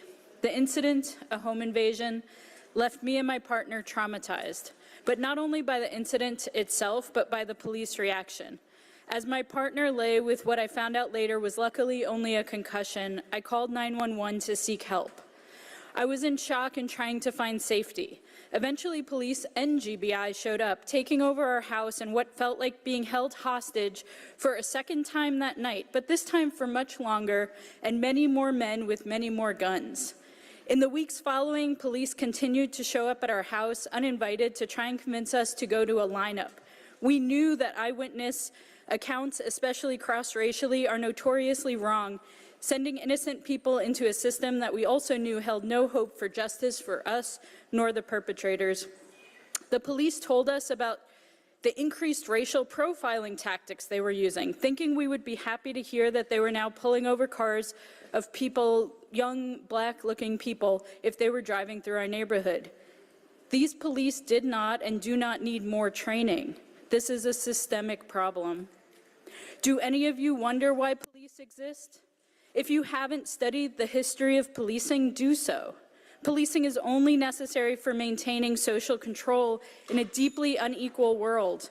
Our modern-day system stems directly from slave patrols and union busting. Slavery, colonization, and the science of eugenics were all integral to policing going public. Business people who were tired of paying for their own security forces to control workers also controlled government bodies and figured out they could make the public foot the bill if they scared certain segments enough. Sounds familiar, huh? Today, the reason we are here is because we, the people, are being asked to fund corporate interests. Vote no for Cop City. Thank you. 196 is Sasha Friedman. Sasha Friedman. Hello, my name is Sasha Friedman. I'm a member of District 1, so I'll give all of you a little bit of a break and just talk directly to District 1. I went back and looked at your website, and the very first line that you have under public safety is saying that we must solve our public safety crisis and expand the policing alternatives and diversion initiative to reduce the incarceration of people who need supportive services like professional and mental health support. The very first line is saying you recognize and advocate for harm reduction. I've seen you at PAD events. I would imagine it's because you know that when we invest in our people, in their needs, that is what creates true public safety. So I don't really understand why you're turning your back on your own promise and supporting Cop City, which is a project that not only increases policing, encourages incarceration over care, but also literally takes money from those initiatives. The police budget is $293 million this year. PAD gets $1.5 million. That is 0.5% of what is going to the police. I went back and looked at the election results from our most recent election, and you have your seat by 284 votes. There are 355 people who signed up to come speak today. 284 votes, and I have to remind you that the mayor was not one of those votes. I am asking you to entrust my vote in this choice in the same way that you asked for me to trust my vote. I am a white person with wealth, with property, and I know that public safety and policing was intended to protect me, to protect my property, and to protect my money, and I do not want it. We do not want it. So I'm asking you, as your constituent, as your neighbor, please invest in the power of alternatives to policing. Please reconsider and vote no. Thank you. Nadia Behizadeh, 2 minutes. Good evening. I'm Nadia Behizadeh. I'm a resident of Atlanta and an associate professor of education. I fully am against funding Cop City. I've been engaged in research and teaching for almost 2 decades, and not once has my research or my colleagues' research indicated that we need more police to ensure equity and justice. In fact, research has consistently shown the opposite to be true. In schools, when there's greater surveillance, when there are zero-tolerance discipline policies, and when there is increased police presence, we see increased suspensions, more students being sent to juvenile detention centers, particularly students of color. These research-driven findings in education are also true for the wider community, for our city as a whole. To be clear, I am not talking about individual police officers being bad. I am saying systems of surveillance do not serve communities, and the false equating of increased police with increased safety is wrong and dangerous. Instead of investing in policing, the city needs more investment in social services and public education, as many have said today. I would wholeheartedly support initiatives to pay our teachers more, create policies that give them the autonomy to do their jobs well. Pivoting to the students, what do recent events related to Cop City teach our children about democracy? When they see members of a mutual aid group charged with money laundering and charity fraud for buying food, paying for people's bonds, and other legitimate activities aligned with the mission of their organization, we are moving into totalitarianism, where subservience to the state is required or you will be targeted. Georgia Deputy Attorney John Fowler said these organizers were radicalizing other people through the use of anti-government materials. But a cornerstone of democracy, what we teach our kids in social studies classes, is that when a government is corrupt and unethical, the people must organize and push for justice. And that is exactly what is happening today. City Council members, I thank you for your time spent listening today, and I sincerely hope that you have heard the will of the people. Thank you. Thank you. Barbara Boyce. Barbara Boyce. Barbara Boyce. Elizabeth Saunders. Kim Scott. You'll have up to 4 minutes due to yielded time. My name is Liz Saunders. I've been a resident of Atlanta for 22 years. I'm a small business owner for 11 years. Recently in the city of Atlanta, but currently now in DeKalb County. My personal training studio is on Boulder Crest Road, on the edge of Weilani Forest, immediately adjacent to the site of the proposed police training center. We offer trauma-informed strength training. Many clients are LGBTQ+, people of color, or bigger-bodied individuals who join us to learn and practice powerlifting as a means to get stronger, take back their bodies, and process trauma, all with the sound of police helicopters circling overhead. Cop City doesn't need more money. You're squandering the funds and the resources you already have. On my daily drive to work, I pass between 6 and 30 police vehicles on Constitution, Key, and Boulder Crest roads every day since December, and sporadically for a few months before that. Officers have loitered in my parking lot, blocked my driveway, and questioned clients and a trainer who works there, including a black woman and a transgender man. Coincidence? On January 18th, the day of Tortuguita's murder, for which no one has yet taken accountability, officers loitered on my doorstep for over an hour, presumably some kind of downtime between operations, lounging with heads on backpacks, eating snacks, and cracking jokes. One officer even hung his rifle from my security gate. How do I ask them to sit elsewhere? Your presence in front of my sign, my sweet unicorn mural, is unwelcome and frankly bad for business.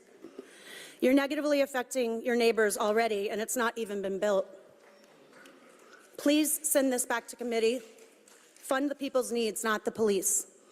I want to thank everyone who's taken your whole day to be here. This is a beautiful movement. I have been reluctant to speak up for fear of retribution by police because I am located right next to the forest.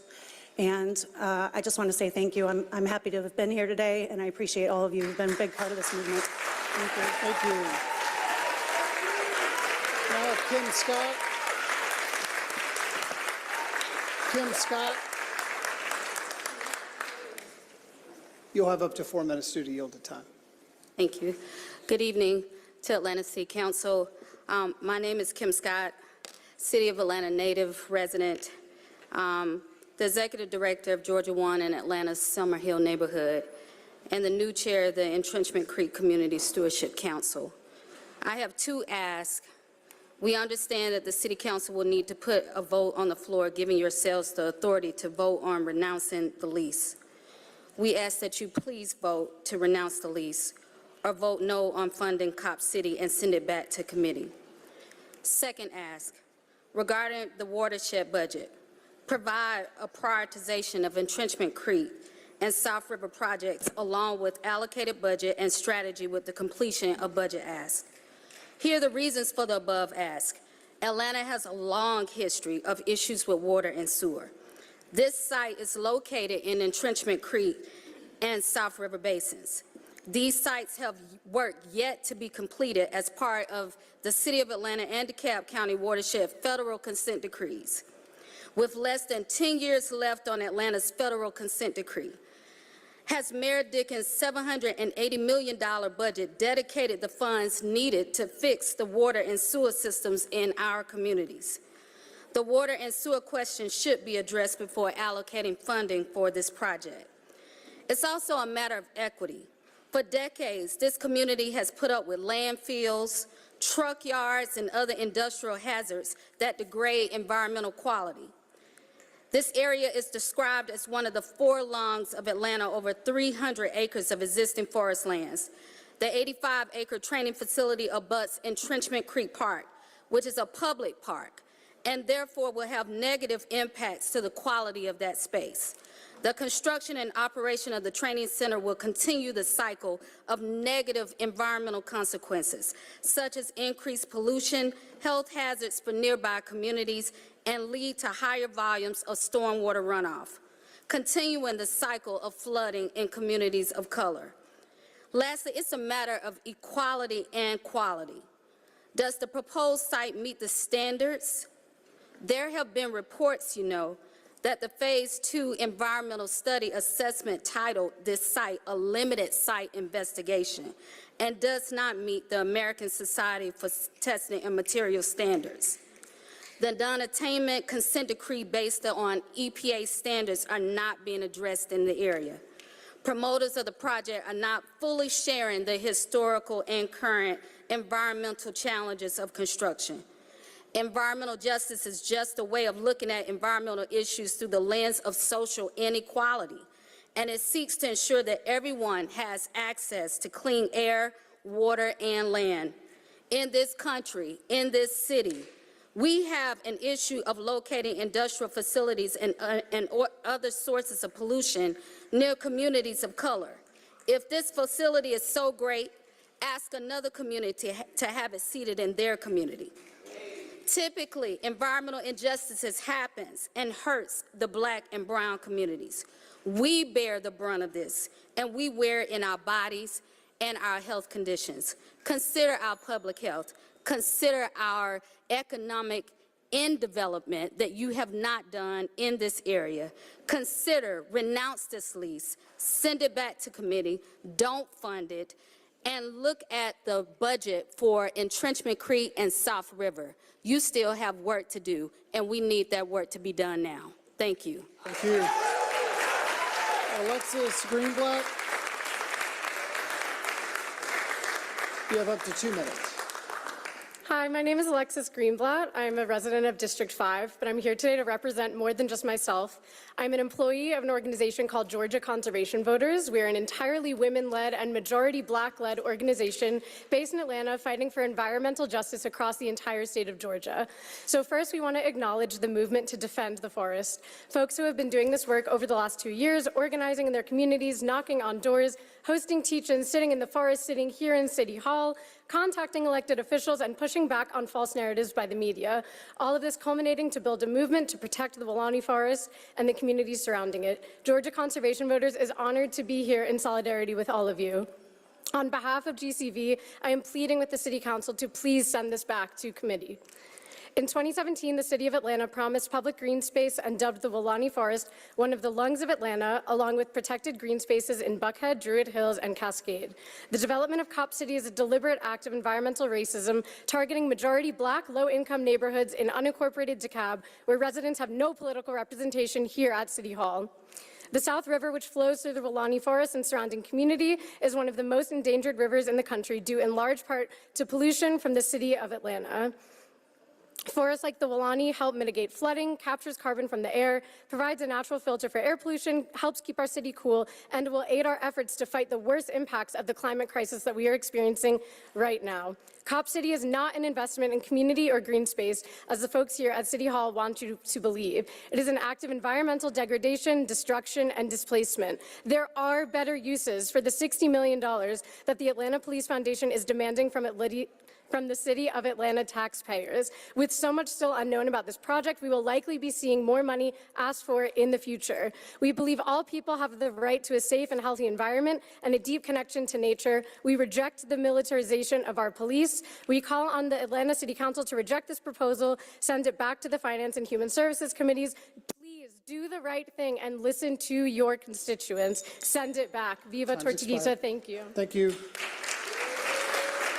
We're on number 206 through 216. Let me call out the next few. James Robertson, Joshua Herring, Ram Imler, Sam Wright, Ash Kazanjian, Mark Bowden, and Emma Schwartz.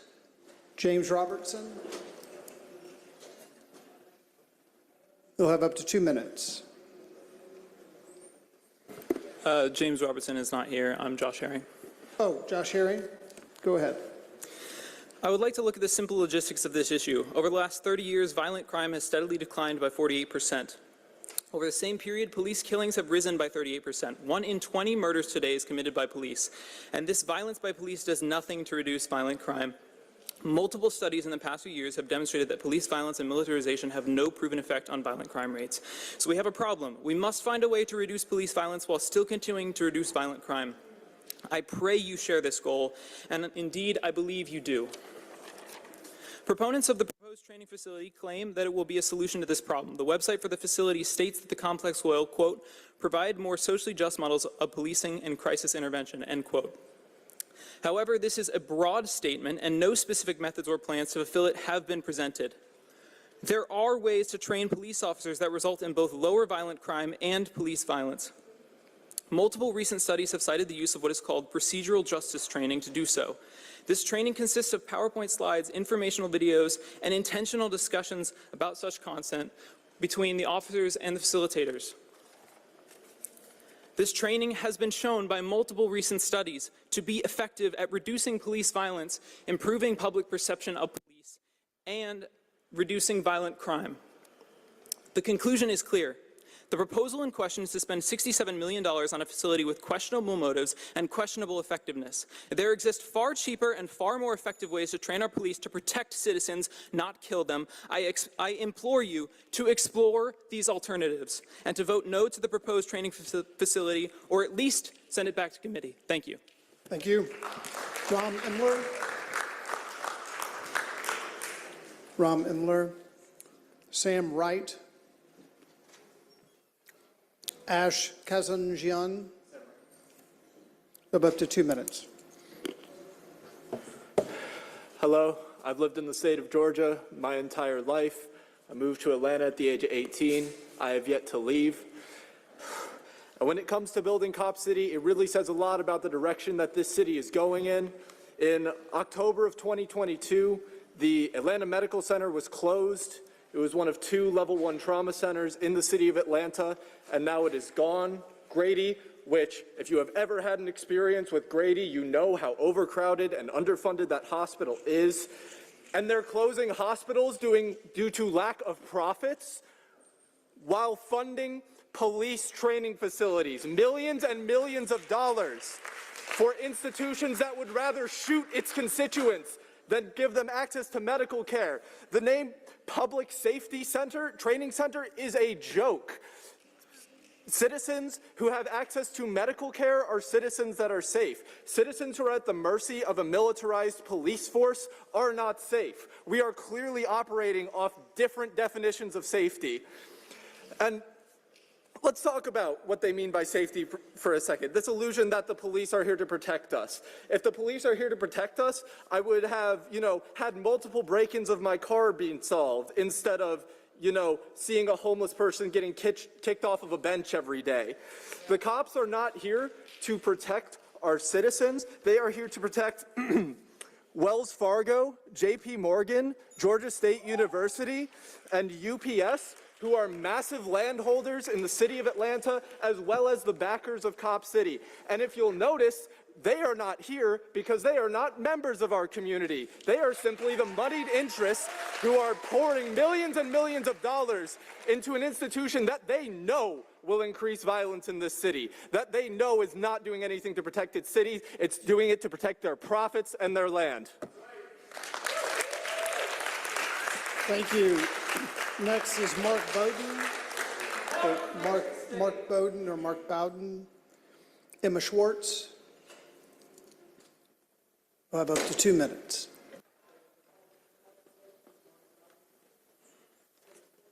Hi, I'm Emma, and I currently live in District 6. What I've prepared to say is not enough, but I'm here because I believe that Cop City is a monumental threat to the safety of the majority of people in the city. For those who are considering voting in favor of the funding, I urge you to really think about whose safety you have in mind when you think about this project. When looking at incidences that cause fear around public safety, such as robberies or shootings that may be used to justify the expansion of police funding, I urge you to look beyond the surface level and examine how lack of housing, soaring rent prices, inflation, lack of job opportunities, lack of access to health care, lack of access to nutritious food, lack of access to public spaces to hang out in, especially for young people, poor education, and other solvable problems create conditions for violence to occur and are forms of violence themselves. What kind of violence are you willing to allow and why? Police don't stop or effectively prevent violence. They respond to violence that has already occurred, and that's like, if you're being generous. And for Black people, as well as immigrants, and obviously these are all overlapping identities, like even separating it feels weird, but just for whatever the word is, somatic purposes, I guess. Immigrants, trans and queer people, houseless people, disabled people, and many others, any interaction with the police poses the threat of violence, including murder at the hands of the police. In order to address the root cause, okay, I had a lot more, but I'm just getting to a line that I think may resonate. Even if you have a different view on public safety than me, there's been a clear lack of transparency around the funding for this project. Do you really know everything you need to know about the finances, due diligence, community input, plans for parks and green space, and the leaseback that you need to know to comfortably vote yes on this project? At the very least, I urge you to send this back to committee. Thank you. Thank you. We're at... Hi, so my name's Natalie Villasana. I'm an organizer with the Party for Socialism and Liberation. Sorry. Yeah, I was taking my friend's place. You can't do that, I'm sorry. It's only folks that are So signed up. we're here to demand that the city council vote no on Cop City. can't speak The unless fact that you've you signed up even for the have the list. I'm choice to sorry. vote yes is a testament to the undemocratic nature of the city council. sorry. You are not accountable to people the who have signed people. up who are You waiting are in to service speak. of You billionaires can't who are speak. trying I'm to sorry. destroy our city. The police are Shall allowed to get G. away with murder. The Please police allow are the getting people away to with speak. murder, and you're trying to Please allow bankroll the them people to and speak create who a have signed playground up for to them to speak. practice Thank you. murdering Black and brown Thank people. you. So we are not going to know peace as long as you keep pushing forward Sorry, Cop you City. cannot speak. Vote You no. cannot speak. Stop Thank Cop you. City. You're not on the list. We're at 217. We're at 217. Oh, thank you. Mark Bowden? Ash Kazanjian. Oh, Ash Kazanja, yes, 213. 213, yes. Go ahead, 2 minutes. Hi, my name is Ash Kazanjian. I'm a resident of District 5. What a day, right? Look at all of this creativity. Look at all of this persistence. Look at all of this energy that has come to you today. This is our city. This is your city. And I won't call you by name because I won't pretend to know everything about you, but what I do know is that you got into this work because you believe that you can make a difference. You believed and you were told by your community that you were a leader, that you could make a difference in the way that we move forward as a city. And today, your city, our city came forward and they said, we have faith that you and we and all of us together, we can make a different way forward. We came here with our faith in the system. We came here with a faith in you. And you came here from way back in childhood thinking that someday you would be able to make a difference. And today is that day. Y'all, today is that day that you can make a difference, that you can stand up for your community, that you can listen to the people that have put their trust in you, and you get to say, you know what? This legislation that's before me, this is not where it's at. My people have stood and they have spoken for hours and hours, and they have let us know that this is not where it's at. And even if you really feel in your heart of hearts that this is what we need, it's not the way, right? Like, we have this situation over a barrel. APF isn't fully funding this situation. Even their supporters have not come through with the funds that they promised. So now you're coming to us and saying, well, but you guys can make it up. But no, we've come here today. We told you, we don't want Cop City. All right? Thank you very much. Please vote no. We're at 217. For 217 to 228, Thalia G., Sebastian Wilson, Waller or Walker Goebel, Zach Justice, Nathan Knopf, Jess Shue, Yamanta Wadley, Taylor Arnold, and Mabel Thomas. You'll have up to 2 minutes. My name is Thalia, and I live in Atlanta in District 4, represented by Jason Dozier. I'm a first-generation immigrant and was born and raised in DeKalb County on occupied Muskogee land. I'm a farmer and studied ecological forestry. I grew up as a kid playing in the creek and spent my time collecting acorns, building fairy houses. Years later, I crossed the creek and saw a sign posted saying it wasn't safe to go in anymore. I spent years submerged in that water. It taught me what it meant to be human and alive. I ask you, where will the next 5 generations go when our water sources are depleted? Where will your descendants go to learn of their humanity? As climate disaster approaches, let me ask you one practical question. Do you know how to grow food or save seeds? In a nearby future, your money won't matter as much as your ability to provide for your community. In forestry, we recognize the relationship between disturbance and regeneration. The two are intrinsically linked. Regeneration doesn't happen without disturbance. I bring this up as it's highly relevant to the clear-cutting which has already occurred on the proposed site. APF is trying to convince us it's too late. Maybe they've been successful in convincing you of the same, that it's a done deal. But we are wise, and we know that's not true. Because we hold the wisdom of our ancestors that regeneration doesn't happen without disturbance. There is something awakening here in the heart of so-called Atlanta. Time has expired. And it is relentless in the face of destruction. Time has expired. It's motivated by an unconditional love. Thank you. Time has expired. I look forward to seeing you all at the Week of Action. Thank No you. matter what happens here today. Thank you. Next is, thank you. June 24th to Thank July you. 1st. Sebastian Wilson. 2 minutes.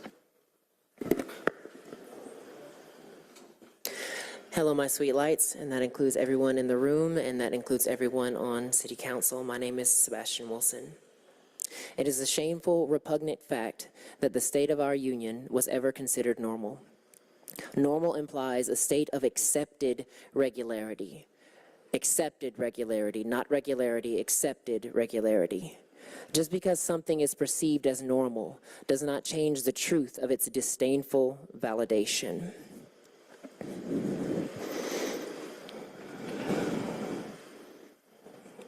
Hold on, it's coming.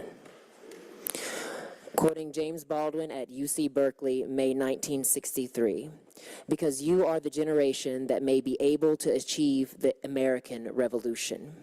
Regrettably, this is still true today. When will we do what must be done? When will the revolution begin? The only answer in this reality is now. In this age of free-flowing information, we cannot claim ignorance as an excuse for not standing against our past and our current sociological, cultural, environmental, and economic atrocities. We cannot turn a blind eye. We can no longer cleanse history, and we can no longer ignore the present.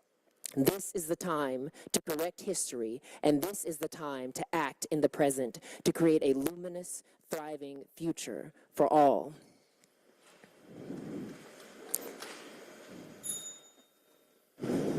We the people have come to rally together and say that we the people know what we need, and we the people know what leadership we desire.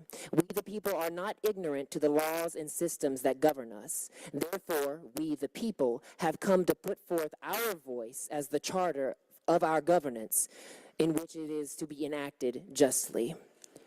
I know a lot of you are already going to vote no, so I don't know if this is theater or not. So please listen and actually apply emotion. Don't just be a robot Thank you. and sit in your chair. Time's expired. It's okay to use emotion. Thank you. I'm gonna just jump back to 214 for a moment. Scott Nesbitt.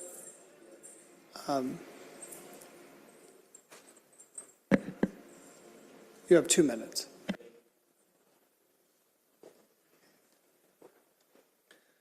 Hello, y'all. Thanks for being here. It's late. You know, one of the things that really troubles me about Cop City, and there's obviously a very, very long list as we've iterated tonight, is the participation of Israeli military in training at Cop City. As we know, Brian Kemp has just met privately with Israeli leaders who formed a far-right coalition to try to change the judiciary, to try to avoid being held liable for crimes against their state. These are the people that we're partnering with. People who bulldoze homes in the Gaza Strip just like we bulldoze trees in Weelaunee Forest. People who live in a state that was made because they suffered under the oppression of a state that banned books and people. How like our country these days. So I ask you, when you go home to your loved ones, just like all of us will, those of us lucky enough to be able to go home to loved ones, when you go home to your loved ones, do you tell them that you ushered in the new American fascism?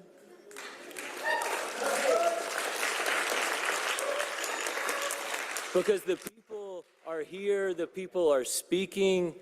There's a lot of cynicism here, right? People saying, well, y'all are already going to vote no. Is this just an act? As I sat and listened to some of our compatriots speak, I noticed some of you on your cell phones. I noticed some of you falling asleep. You tired? Because we're tired of injustice. Thank you. Next is Waller. Next is Walker or Waller Goebel. Sorry, just couldn't read the handwriting. 2 minutes. Oh, good. I am Waller Goebel. I've lived in Georgia all my life. I currently live in Old Fourth Ward. I would like to ask each and one of you to stop Cop City and vote no. But we live in a representational democracy, and actually, not many of you owe that to me. I have one representative here who owes me my right, who represents me on this council. I've called him a lot, I've emailed him a lot, but I haven't heard a word from him. And I want to know why. That's why I'm here. That's why I've been here all day. And I agree with the person before. I see each of you on your phones. I see each of you looking away when addressed by your constituents. And I'm not a representative. I don't know what it's like. But I would be ashamed if that were me. I respect those of you who haven't been on your phones. I don't respect those of you who have been. But yeah, stop Cop City. And I want to hear from my representative. I'll be calling you tomorrow.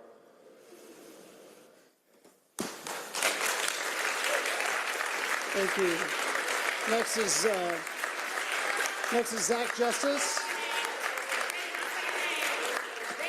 Council President.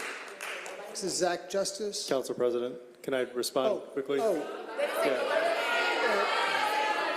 don't believe he called you by name. Fair enough. I was giving my cell phone number, but you didn't know my cell phone number. And you can give it to him on the side. You have 2 minutes. Hello, council members. My name is Zach Justice, and I'm a resident of Grant Park. I don't want Cop City. Please vote no or move this to committee, whatever you have to do. I would rather see this money invested in any of the things people have talked all night about, by whatever means are available to you as our elected representatives. I feel like you guys know bureaucracy in the city and how to get things done. So I feel like if anybody has the tools to invest in things other than police, you are the people to figure out how to make that happen. Even if you wanted Cop City, I don't understand how it accomplishes the city's goals. If your goal is a better training facility, as people have pointed out, why let it fall into such disrepair in the first place, especially when we talk about fiduciary responsibility? If your goal is to better recruit and retain police officers, why do things that are so incredibly unpopular? If your goal is to keep citizens safe, why not invest in our communities instead of reactively responding to crime waves and other stuff? By trying to push through the training center, a peaceful forest defender, Tortuguita, was shot 57 times. Peaceful protesters were arrested on domestic terrorism charges. A lot of stuff that make people not like police. And then I see a lot of articles complaining about recruitment and retainment. I wonder why. So as a layperson and a citizen, I don't understand how the facility accomplishes the city's goals. It kind of just feels like police want power, like they want control, especially after the George Floyd uprising. And as a result, all of these shenanigans. I think if you want to be Atlanta to be a better place for its citizens, even if you want Atlanta to make a lot of money for businesses, why not just invest in us, the people, instead? Please vote no for Cop City. Thank you. Thank you. Next is Nathan Knopf. Nathan Knopf. Thank you. 2 minutes. Hey, my name is Nate Cunoff. I live in District 2, and I've been an Atlanta resident for the past 7 years. And every day, I drive by the empty buildings that were once called Atlanta Wellstar Hospital. And there's a big gate with a big sign that says Level 1 Trauma Center. And that gate's closed because they didn't have the money to keep it open. And I drive by and I think about the $67 million that y'all are talking about tonight that could have been spent on salaries for 700 registered nurses. I talk to my friends who are public school teachers around the metro Atlanta area and about the resources they lack to educate and raise our community's children.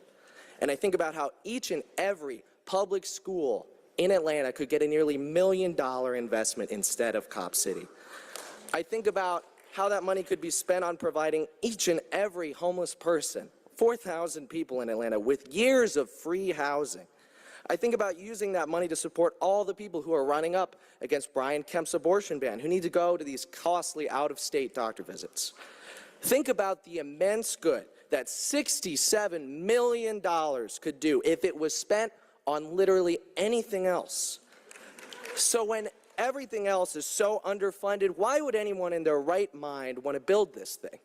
Because in 2020, tens of millions of working people took to the streets to protest against the racist police murders of George Floyd, Breonna Taylor, Rayshard Brooks, and so many other innocent people. And the unprecedented scale of those protests showed everyone that working people have the power to shut down business as usual, because we know that business as usual is murder.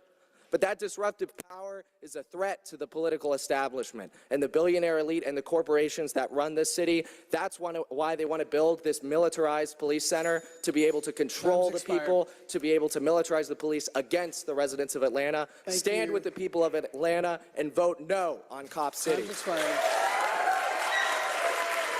Thank you.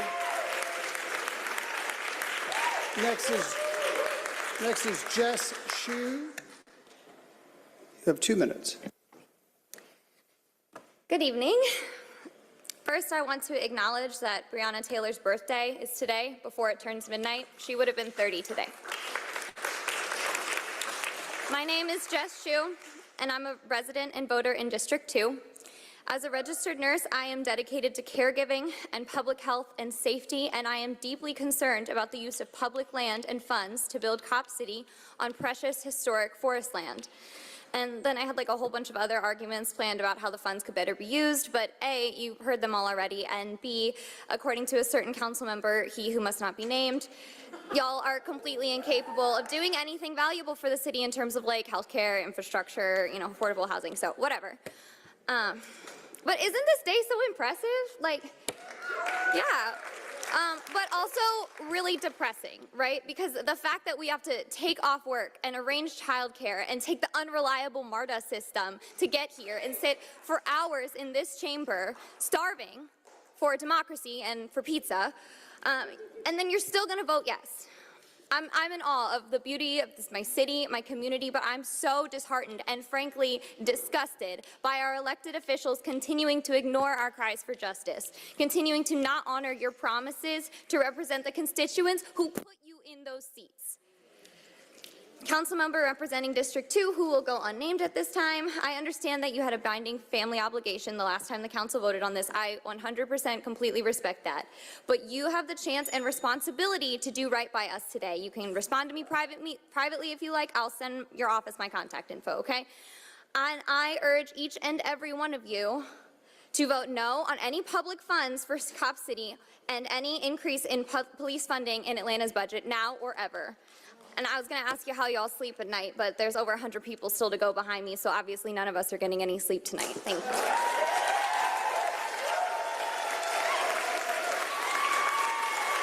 Thank you. Next is Yamanta Wadley. I'm sorry if I didn't get that first name correct. Y. Wadley. Taylor Arnold.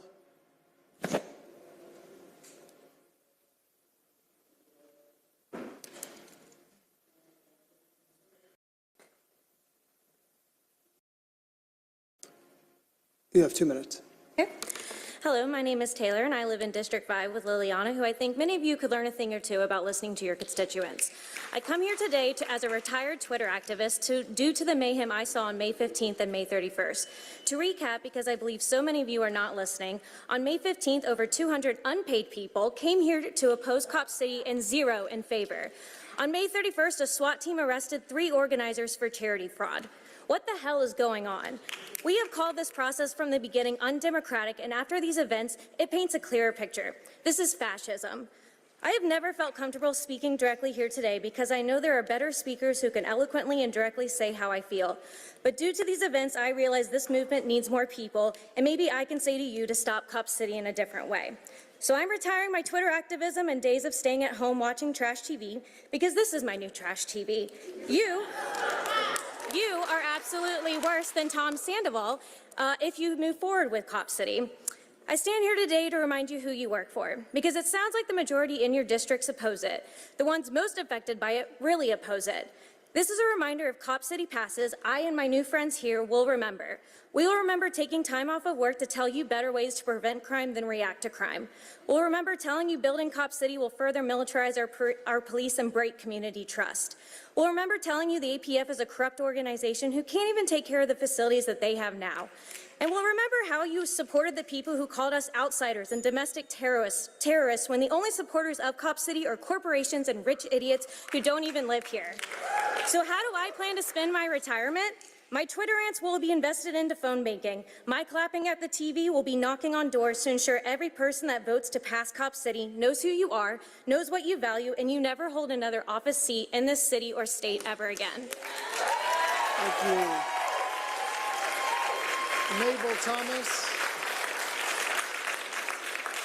Next is Mabel Thomas. You have 2 minutes. Hi, my name is Mabel Thomas, and an observation, all of my solutions could fall under categories currently in Atlanta's city budget.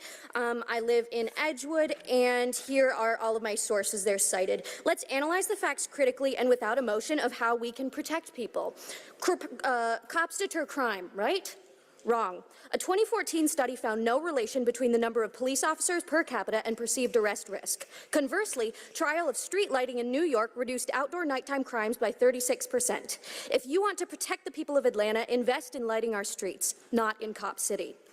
A study in 2019 found that helping people who are experiencing economic uncertainty reduces arrests for violent crimes by 51%. If you want to protect the people of Atlanta, invest in affordable housing, community food programs, and other emergency financial assistance, not in Cop City. Cops reduce traffic deaths, right? Wrong. 2 2021 studies found no data to show that traffic stops or police manpower decreased fatal crashes. If you want to protect the people of Atlanta, invest in sidewalks, safety education, improved urban design, and road repair. Cops keep bad people in jail, right? Wrong. Cops keep poor people in jail. According to a 2022 ACLU study, 10% of people incarcerated in Fulton County were held because of inability to pay bail. Before they've even been convicted of a crime, these folks have to endure the same deplorable conditions that led to the murder of LaShawn Thompson. If you want to protect the people of Atlanta, focus on rehabilitation, invest in diversion programs, and ensure that they're used. In the first half of 2022, police opted to incarcerate 312 folks who committed diversion-eligible misdemeanors instead of using diversion programs, which are 10% more effective in reducing recidivism. Paragraph 1 of the Georgia Constitution states that all government originates with the people and is founded upon their will only. Funny, it doesn't mention the will of corporate interests. We are the people, and we are telling you to stop Cop City. Thank you. We're at 229. We're at 229. Meredith Furbish, Ricardo Martinez, Neethi Patel, Solomon Kim, Victoria Register, and I believe it's James Johnson. So Meredith, 2 minutes. Hello, my name is Meredith Furbish, and I've lived in DeKalb County my whole life. Although I don't think that's particularly important information, I thought you would appreciate knowing it. And like the hundreds of other Atlantans that came out today, I'm asking you to vote no on Cop City. I just completed my master's degree at Georgia Tech in International Affairs, having spent the last 6 years studying political transitions in the former Soviet Union. In Russia, especially since the most recent invasion of Ukraine, charges of extremism are used to attack and imprison opposition to Putin's regime. I am deeply concerned by the resemblance between this and the Atlanta authorities' treatment of this movement. Call me an idealist, but I never dreamed that I would have to risk being charged with domestic terrorism to voice my opinion on the future direction of my hometown. What does it mean to brand someone a terrorist? It positions them, at least in a post-9/11 America, as the lowest of the low. So villainous and threatening that it is acceptable to suspend due process and civil liberties to defeat them. It positions them as the enemy combatant in the war on terror. In short, it enables even greater militarization and authorities' response to the public. No tanks required. Your vote today is a chance to change this trajectory for Atlanta. Instead of branding us, your constituents, as extremists, you have a chance to stand with one of the most significant grassroots movements of this century so far. Choose a better future. Stop Cop City. Thank you. I yield my time. Thank you. Ricardo Martinez. Next is Ricardo Martinez. You have 2 minutes. Hello, my name is Ricardo. I'm also a Georgia Tech student renting an overpriced apartment in District 3. I'd like to begin by thanking the Atlanta Police Foundation and all associated members for giving me a better education in civics, in government, and in economics than any class I had in elementary, middle, or high school. Thanks to the Atlanta Police Foundation, I know for the first time in my life the name of not just one councilman, but all of my councilmen. Thanks to the Atlanta Police Foundation, I now know how to effectively participate in city government. And thanks to the Atlanta Police Foundation, I have seen the power of the people of Atlanta.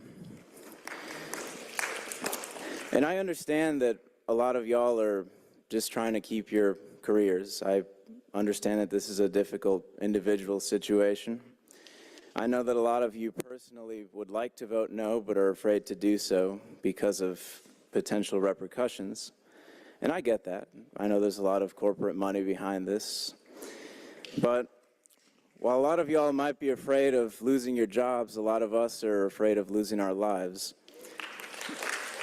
A lot of us are afraid of losing our freedoms. But we're still here. I've been here since 10:30 in the morning. I've been alternating between those hard chairs and the marble. My ass feels like mashed potatoes. But I'm still here, and we're all still here because change requires sacrifice. Legislation can still be introduced, leases can still be ended, and funding can still be rejected. So please make the right decision, ladies and gentlemen. It might be hard in your career, but I promise it will be easier on your conscience. Thank you very much. Thank you.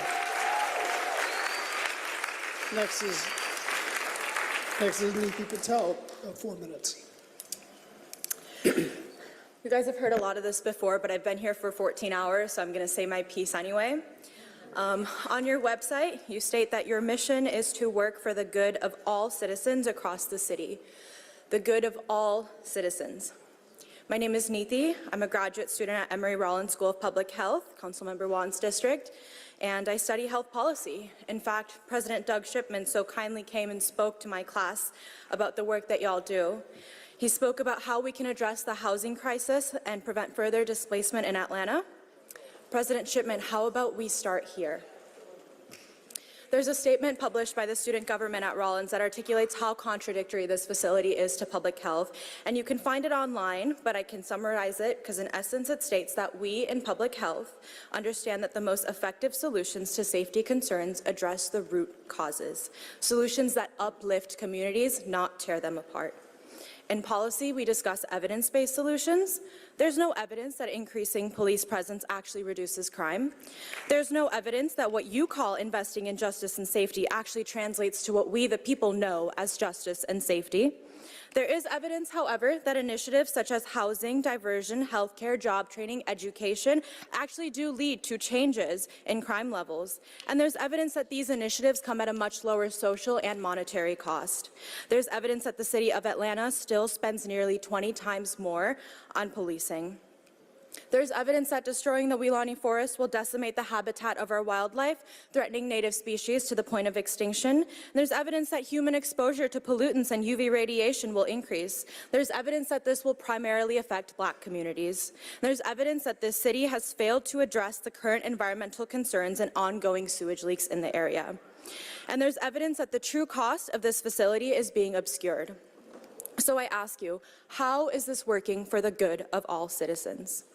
Like I said, I study policy. I'm barely at the start of my career, but what drives me to work in public service and policy, to stand here and to aspire to the seats that y'all are in now, is to work and protect the civil and human rights of all citizens and to truly work for the good.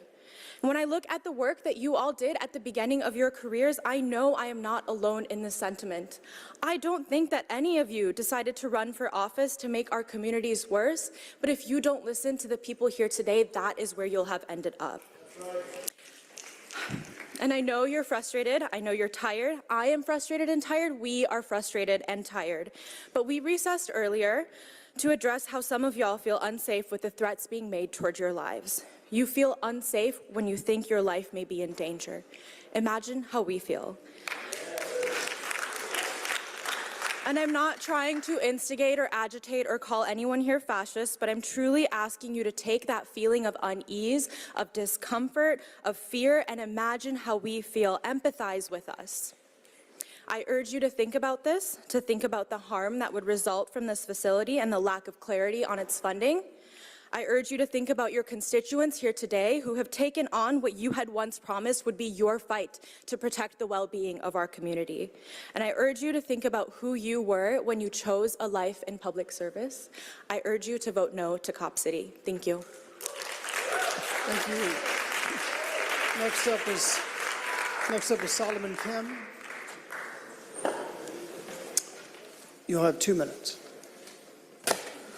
Thank you. My name is Solomon Kim, and I'm a student at Emory University studying music composition and economics. So before anyone comes at me for being a out-of-touch art student, I have the other major as well.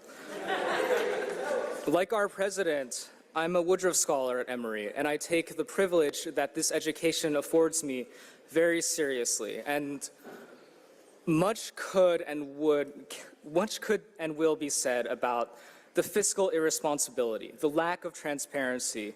What is truly alarming to me is the way that this complex will erode democracy and embolden state repression of dissent. Already, we're seeing its effects. We see the eviction of student occupations, of student peaceful protests at Emory University and at Georgia Tech. We see arrests and domestic terrorism charges against people attending a music festival. We have arrests of Atlanta Solidarity Fund organizers because they reimburse themselves on Venmo for COVID tests. And we have the murder of Tortuguita. Further criminalization doesn't help. Funding cops doesn't buy safety. What's missing in phase one of this plan? What are we funding now? Well, what we're not funding is support for first aid, for EMS, for fire, for hospitals, especially in a city that just lost a level 1 trauma center. We need to reevaluate how we allocate our limited resources. The people don't want this, as you can tell, as you've been made to tell. Council has itself spoken about the many worrisome surprises about this project that even you didn't know. And the bottom line is this: history will look back on you, sure, but we are looking now. How will you act? Will you send this back to committee? Will you vote it down? Because Cop City is not an option for any of us. Ultimately, in the long run, it's not an option for you. Thank you. Next up is Victoria Register. Victoria Register, James Johnson. Oh, Victoria, you have up to 2 minutes. All right. My name is Victoria. I am a Georgia native and healthcare worker, and last time I spoke about the urgency of stopping Cop City and putting money instead into hospital systems after Grady is now the only level 1 trauma center after Atlanta Medical Center has closed. This time I want to talk more about my healthcare background and talk about my experience working in the jails and prisons across Georgia. I traveled and did COVID vaccines as a medical assistant in jails and prisons for almost a year across Georgia, but specifically in Fulton, DeKalb, and Gwinnett County. While I was there, I saw horrific and inhumane conditions that no amount of money or training can fix because the prison industrial complex was functioning as it was intended to do. I witnessed how people would get purposefully incarcerated just because there were no societal structures to provide food or shelter, so they would commit crimes just to receive their basic needs. And that made me ask, where's the millions of dollars for housing? Where's the millions of dollars for food that people need and are desperately begging for? In the worst jails, the conditions were terrible. There was no lighting, it was dark, and it was wet, and the ACs were broken, and the toilets were non-operational. And even in the good jails in Gwinnett County, the people were still treated poorly. We had to give people vaccines through the bars of the cells. They weren't allowed to come out to receive the health care that they needed. And even in, I believe it was the Augusta Medical Prison, for people who had to have specialized medical care, there were people who were deaf and hard of hearing, and they didn't have an interpreter, and fellow inmates had to translate for them. Women were refused pads and had to reuse old ones. So even when the good people try to help and assist, ultimately the prison industrial complex is not designed to rehabilitate or help people, so any individual help is insignificant. Nobody deserves to experience this, and funding Cop City instead of public resources will only enable and increase police violence and incarceration against people. You say that more resource and funding to Cop City will help public safety, but as evidence, there isn't enough resources to stop Cop City. Thank you.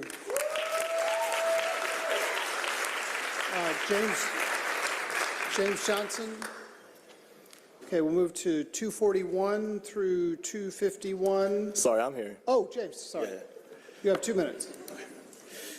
My name is James, and I am a student organizer at Georgia Tech. And I just want to say, in my time at Georgia Tech, I have talked to hundreds of students about this project.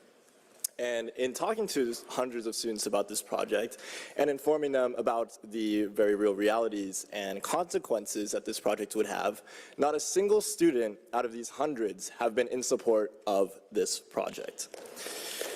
I want to say that the reason that not a single student has been in support of this project is that they have not only been informed about its effects, but also that they care about their community instead of caring about the interests of corporations and money interests that have been vested in them. So also, if you've been paying attention, the Georgia Tech student body has released a letter voicing our opposition to this project, in addition to the student bodies of Emory, Georgia State, the AUC schools, and many other schools across Atlanta. I guarantee you that we are not misled. We are not outside agitators, and this movement is not an internet fad. The voice of the youth is clear.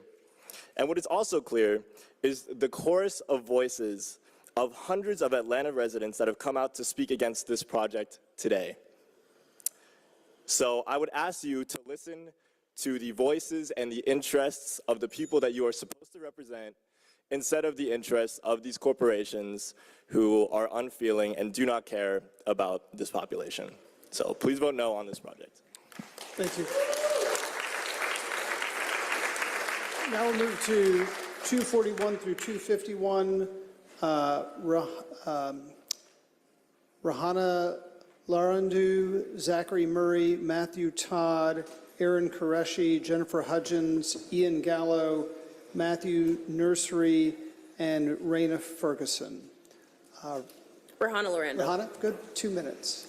Thank you. Good evening, everyone. My name is Rahana Lorando. I am here as a resident of District 4. Nice to meet you, Councilman Dozier. I'm also here as a member of Critical Resistance.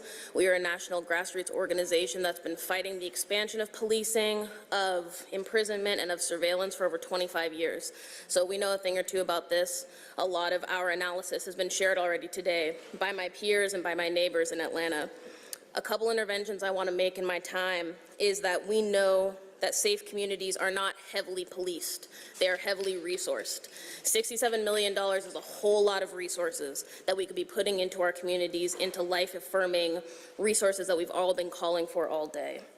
We also know that you cannot train the violence out of policing. Policing at its core is a violent institution.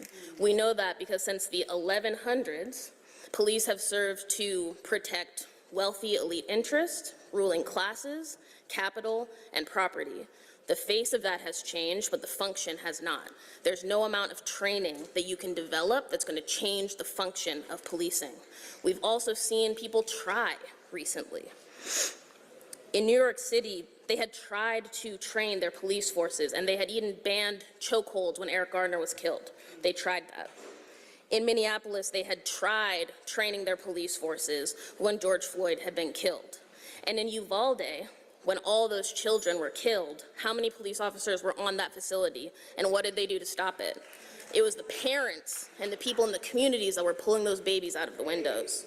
So we know that the police are not here for the things that we need, for the things that you might want in our communities. They can't provide that for us. So what you can do is reroute this funding, this $67 million, to the things that actually keep us safe. And everyone here today has said very clearly that we keep us safe. So give that money back to the community. Thank you. Thank you. Next is Zachary Murray. You'll have up to 2 minutes. Good evening. My name is Zach Murray. I'm an organizing director with the Guild. I've been away from council since January because since that time, my grandmother and father joined the ancestral realm. My dad was a Black Panther who spent 40 years in prison. Thankfully, we got to experience the last 8 years of his life with him being free because the state was forced to acknowledge that his trial was fraudulent.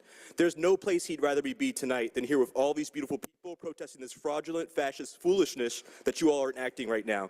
We are all sick and tired of being sick and tired. I live in Lakewood Heights. We're at the western end of the South River watershed.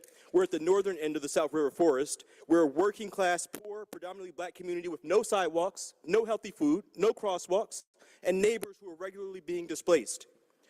We are actually home as well to the Fire Training Center, and we're happy with it there But when you move this fire training center, you're actually taking jobs from our community, a community which largely lacks jobs.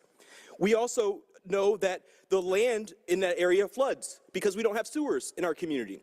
And we know that you all haven't come up with the rest of the money to pay for that so that we don't have floods in our community. One of my friends actually had to leave. He had a settlement with you all and had to leave. He sold his house and moved to the suburbs because his house continually flooded because we don't have sewers in Lakewood Heights. It's sad to me. I'm ashamed that our mayor governs in secret. Some people have called it cowardly. Some people have called it Uncle Tom behavior. He should be here tonight, LBJ style, interacting with the opposition, letting us know what he believes and exchanging with us. Instead, he's got his nose deep in the governor's ass. The reality is that this mayor is not even funding the Housing Trust Fund to what is legally required, and he knows better. $100 million of debt is not general fund revenue. You all need to demand that that 1.5% of general fund revenue be met this year because the money's there. If you can pull $30 million out of your ass and another $67 million in total to fund this police, Mr. Murray, please watch your freedom of language. speech, to fund this Please police watch your language. bullshit, you certainly can prevent my neighbors from being displaced. But this housing trust fund has become a slush fund. You are giving the money to your friends. There's no transparency. There's no efficacy as a part of that fund, and we're demanding that tonight. But sadly, I don't think we're going to get it. It's sad to me that the ancestors are also sharing with me that for some of us, the apple has rotted far from the tree. Next will be Matthew Todd. Next up will be Matthew Todd.